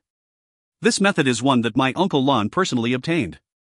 However, the amount of people that can enter with this method is limited. If Senior Zong really wants to enter, I most certainly could reserve a spot or two for you. What do you say? Xinyu looked at the transmitter in his hand. Zhongju still hasn't sent a response yet. Little brother Xinyu, you really did bring me fortune as Senior Lan said you would. Originally I thought that without having the heaven sundering diagram, one cannot go into Niyang realm. Who would have thought that there really is light at the end of the tunnel? Zhongju exclaims. Xinyu was startled. Uncle Lan said he would bring fortune to Zhongju? That was too frightening. It means that Xinyu finds the fact that Uncle Lan could predict the future to be frightening. Xinyu still remembers what Uncle Lan said when he left. Niyang realm is the first test, only by passing Niyang realm would he know how strong he has to be to see Lear again. Niyang realm. In Qinyu's mind, he must certainly pass the Niyang realm. My Qin clan suffered so many casualties, having burnt down Chengsu Temple and Yinyu Palace could be considered as part of the retaliation. Regarding Reverend Ming Liang and Wukong Shui, I'll kill them after getting enough top-grade elemental holy ore. Xinyu sentenced the two to death. The most important thing for me now is how to successfully pass the Niyang realm. The most important thing is to obtain strong individuals in my party. I managed to get Senior Zhongju to my side, and I also have the sword immortal puppet as the trump card. The Lord of Black Flames ring allows me to bring a total of 8 individuals. With Fei Fei and Xiao Hei and the 2 or 3 people from Senior Zong's group, I can still get 3 or 4 people inside with me. Xinyu quickly calculates how to effectively use the quota and obtain some strong, friendly forces. Niyang realm is most certainly very dangerous, so naturally the more friendly forces the better. Not to mention that he cannot lightly use his trump card. After all, the Immortal Emissary, the Devil Emissary, and the Dragon Emissary are sure to have their own trump cards. While the Immortal Emissary Huayan's 100 Thunder Paralyzing Talismans are certainly powerful, Xinyu doubts that this is his final trump card. Seeing as how that sovereign you spent all that strength to get in through the barrier between 2 realms, Huayan most certainly still has some more powerful trump cards. Suddenly, Xinyu smiles. Perhaps, in all of the emissaries' eyes, only other emissaries are their main competitors in obtaining the treasures in the Niyang realm. A regular Zayashinist like me, they most likely won't take me into consideration. Xinyu is instead very happy. He wants others to ignore him. Let those emissaries battle against each other in the Niyang realm. It's not too late for him, the weak, to join the fight at the last moment. Xinyu. The message startles Xinyu. Turned out it was the second message Zhongju sent. Oh, Senior Zhongju, I was a bit distracted earlier. Xinyu immediately replies. I never could have imagined that my Uncle Lan was so powerful, to even say that I will bring Senior fortune. It really is a bit unbelievable. Senior Lan is really amazing. Seeing that you have told me a secret, let me tell you a secret as well. Zhongju laughs. Oh? Xin Yu is surprised. Senior Lan gave me a weapon a couple years ago. This weapon is very suitable for me. With it, I even have the confidence of fighting against Hua Yan. It's just that back at Qingsu Mountain, I didn't want to bring this weapon out so early. Zhongju says confidently. Xin Yu saw this message right away and was surprised. Even now, Xin Yu still cannot discern the weapons that Uncle Lan gave Fei Fei and Xiao Hei. Cloud-piercing spear and the black stick. Strange materials. Comparing the toughness, even Xin Yu's mid-level immortal sword cannot leave a mark on them. There's also the sword immortal puppet. The materials are even stranger. Uncle Lan, during the introduction of the sword immortal puppet, seemed to indicate that it's indestructible. Zhongju continuously messages. Well, I won't use the weapon right away. When I enter the Niyang realm, with this weapon and my speed, who am I to fear? Xin Yu nods slightly. Indeed, with the speed of the superior divine beast Golden-Winged Great Pang's terrifying speed, even the level 1 golden immortal sword immortal or the blood devil cannot compare. Once Zhongju evades with his speed and attacks with his mysterious weapon, he is most certainly a terrifying opponent. The stronger Zhongju is, the better it is for me. Xin Yu secretly delights. He messages instantly. Senior Zong, regarding the reason why I messaged you this time, I suspect you already know that it's about the auction. Regarding top-grade elemental holy ore, there's not enough in the mortal realm. Martial Uncle's goal is most certainly the emissaries. Emissaries. Right, they most likely have some top-grade elemental holy ores. Zhongju agrees. Xin Yu adds. Senior Zong, I just don't know how to spread this news. That's where I come in, right? Xin Yu, you may rest assured. With one word from me, your news will spread across the chaotic astral ocean. Those numerous loose practitioners will naturally know. Those numerous loose practitioners in the Tanglong continent will naturally know too. As long as they're an expert in the mortal realm, they'll know. Zhongju says confidently. He is very confident. With his position, making a single piece of news spread across the whole chaotic astral ocean is a simple task.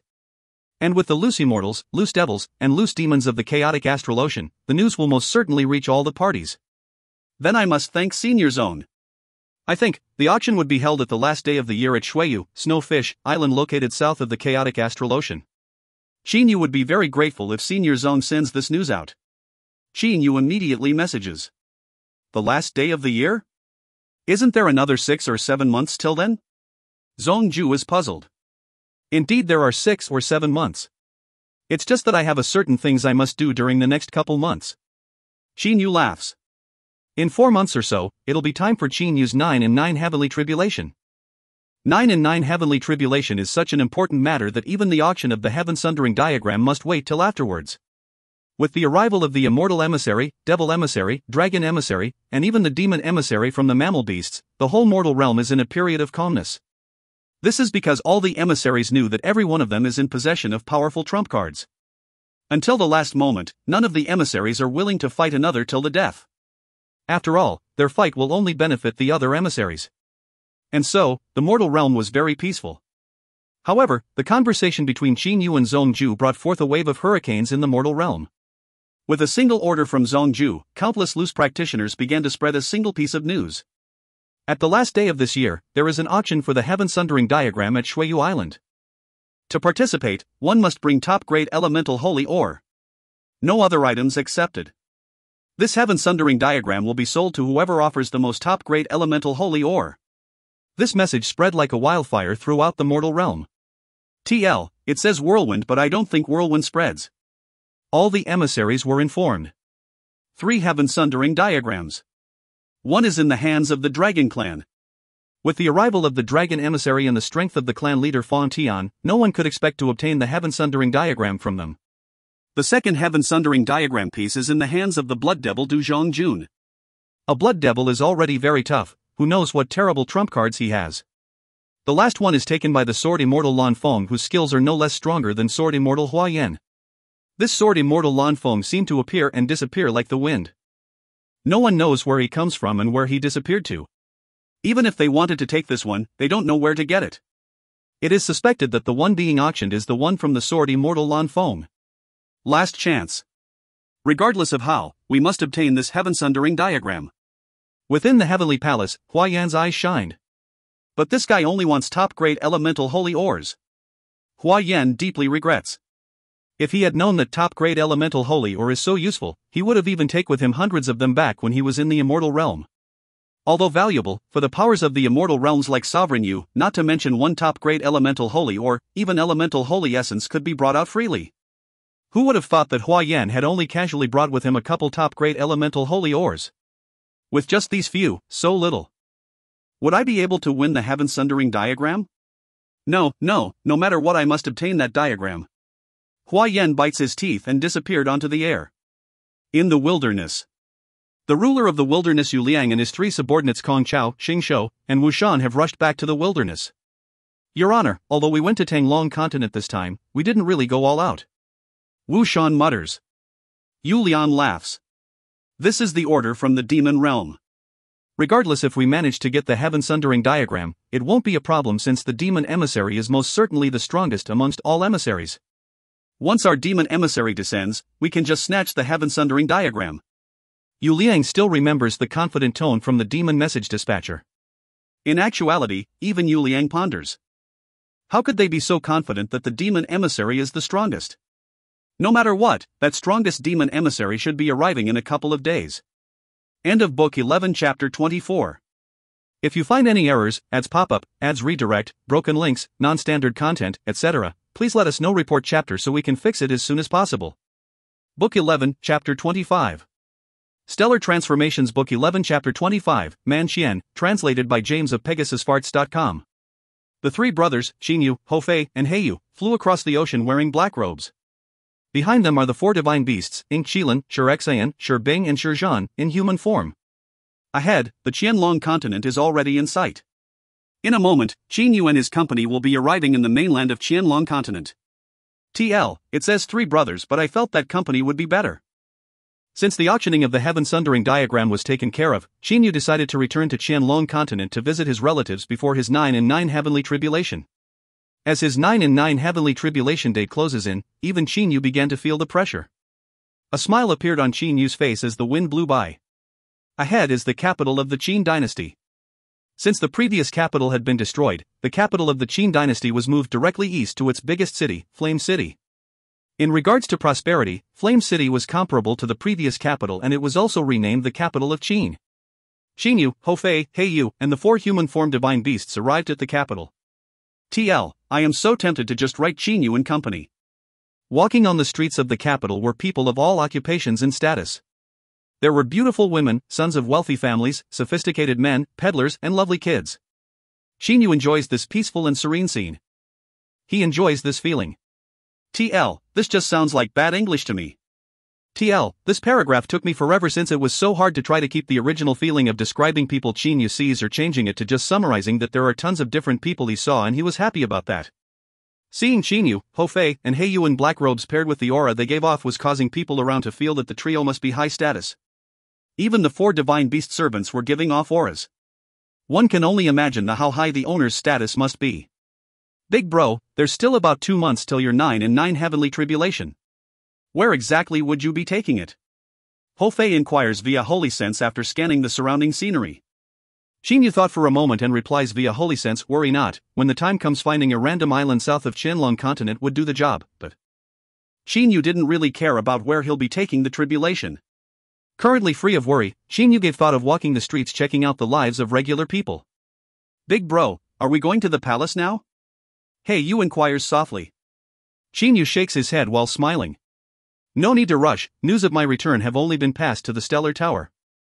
Father and big brother are only getting ready to leave Stellar Tower. I suspect they are still not used to being in Stellar Tower. Fortunately, it should be fine for them to leave now seeing as the immortal emissary arrived at the mortal realm. I highly doubt anyone would dare come to Qianlong continent to cause trouble. Says Qinyu via Holy Sense. There was one thing Qinyu did not mention. Who, without anything to do, would come to Qianlong continent for his relatives and cause trouble? Not to mention Qinyu himself is here. With his Qinyu immortal mansion, Qinyu can guarantee that no one can hurt his loved ones. Whoever dares come Qinyu would most certainly not be merciful. Let's stop talking about other things. My father and brothers have yet to return. There's a restaurant in front of us. Let's go have a drink and then talk. While the wines of Qingyu and Mortal Mansion are great, they are still incomparable to the mortal wines. Throughout, the three brothers have been conversing via holy sense since some things aren't suitable for mortals to hear. The three began to head toward the restaurant. Immediately following, the four divine beasts also entered the restaurant. Brother Yang, who is the wine god that you spoke of? It's that dark burly man sitting on the southeast corner table. He have been drinking for 3 hours since this morning. During this time, he drank 10 whole jars of fire knife wine with tens of dishes of beef. What a burly man, he must be more than 2 heads taller than me. What did you just say? By 10 big jars, you mean those big jars? Is his stomach a bottomless pit? Upon entering the restaurant, Qin have heard a funny thing. It seems that there is a man who can really drink in this restaurant. In addition to that, he has drank 10 big jars of fire knife wine, a sort of wine that causes regular burly men to faint after 3 bowls. But this dark, burly man actually drank 10 big jars. Not regular jars, but big jars that restaurants used to keep wine in. 1 such jar is 20 jin and 10 such jars is 200 jin. For common folks, this most certainly is horrifying. Qin and his brothers randomly picked a table and sat down. The 4 divine beasts also picked a table and Saturday. 10 jars of fire knife wine? For people like Qin, not to mention 10 jars, even 100 jars is nothing. Manager, bring us 3 brothers 10 big jars of fire knife wine. Ho Fei said while laughing loudly. All the people on the first floor of the restaurant all looked over at Ho Fei and his brothers. At this moment, a smiling, middle-aged fat man came by and said, "Customers, I suspect that this is the first time you 3 will drink fire knife wine. Not to mention a big jar, even a small jar could knock a man out. Skip the bullshit. Are you afraid that we don't have the money? When I said bring it, you bring it." A gold ingot appears on Ho Fei's hand. A gold ingot worth 10 liang. TL, liang equals currency. While fire knife wine is very strong, it is not a high-end wine. White jade springs and bamboo fragrance and other wines are much more expensive. For just 10 big jars of fire knife wine, 10 liang is enough. 10 liang worth of gold is enough to buy all the fire knife wine in the whole restaurant. The fat manager's eyes shined and said while happily laughing, "Customers must be rich, the money is of course enough, but..." The money is enough, yet you are still not bringing the wine? Ho Fei is now impatient. Right. Waiter, go get the wine. The fat manager said with his face fat trembling. He thinks drink till you pass out. Acting high and mighty. Do you think 10 big jars of fire knife wine is something that people can just drink? Upon thinking of this, the fat manager sneaked a glance at the dark, burly man. This dark, burly man has started drinking the 11th big jar of wine. Drinking for so long, this guy has yet to even leave the table. Is this even human? The fat manager ponders in his heart, but his face is full of smile as he returns to the counter.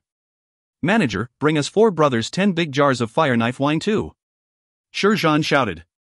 Currently, the 4 divine beasts also want to indulge on some wine. But this one shout have stunned the whole restaurant. All the guests focused their eyes towards Shi Zhan's table. What the heck is with it today? So many people coming asking for 10 big jars of fire knife wine right away. What, can they really drink that?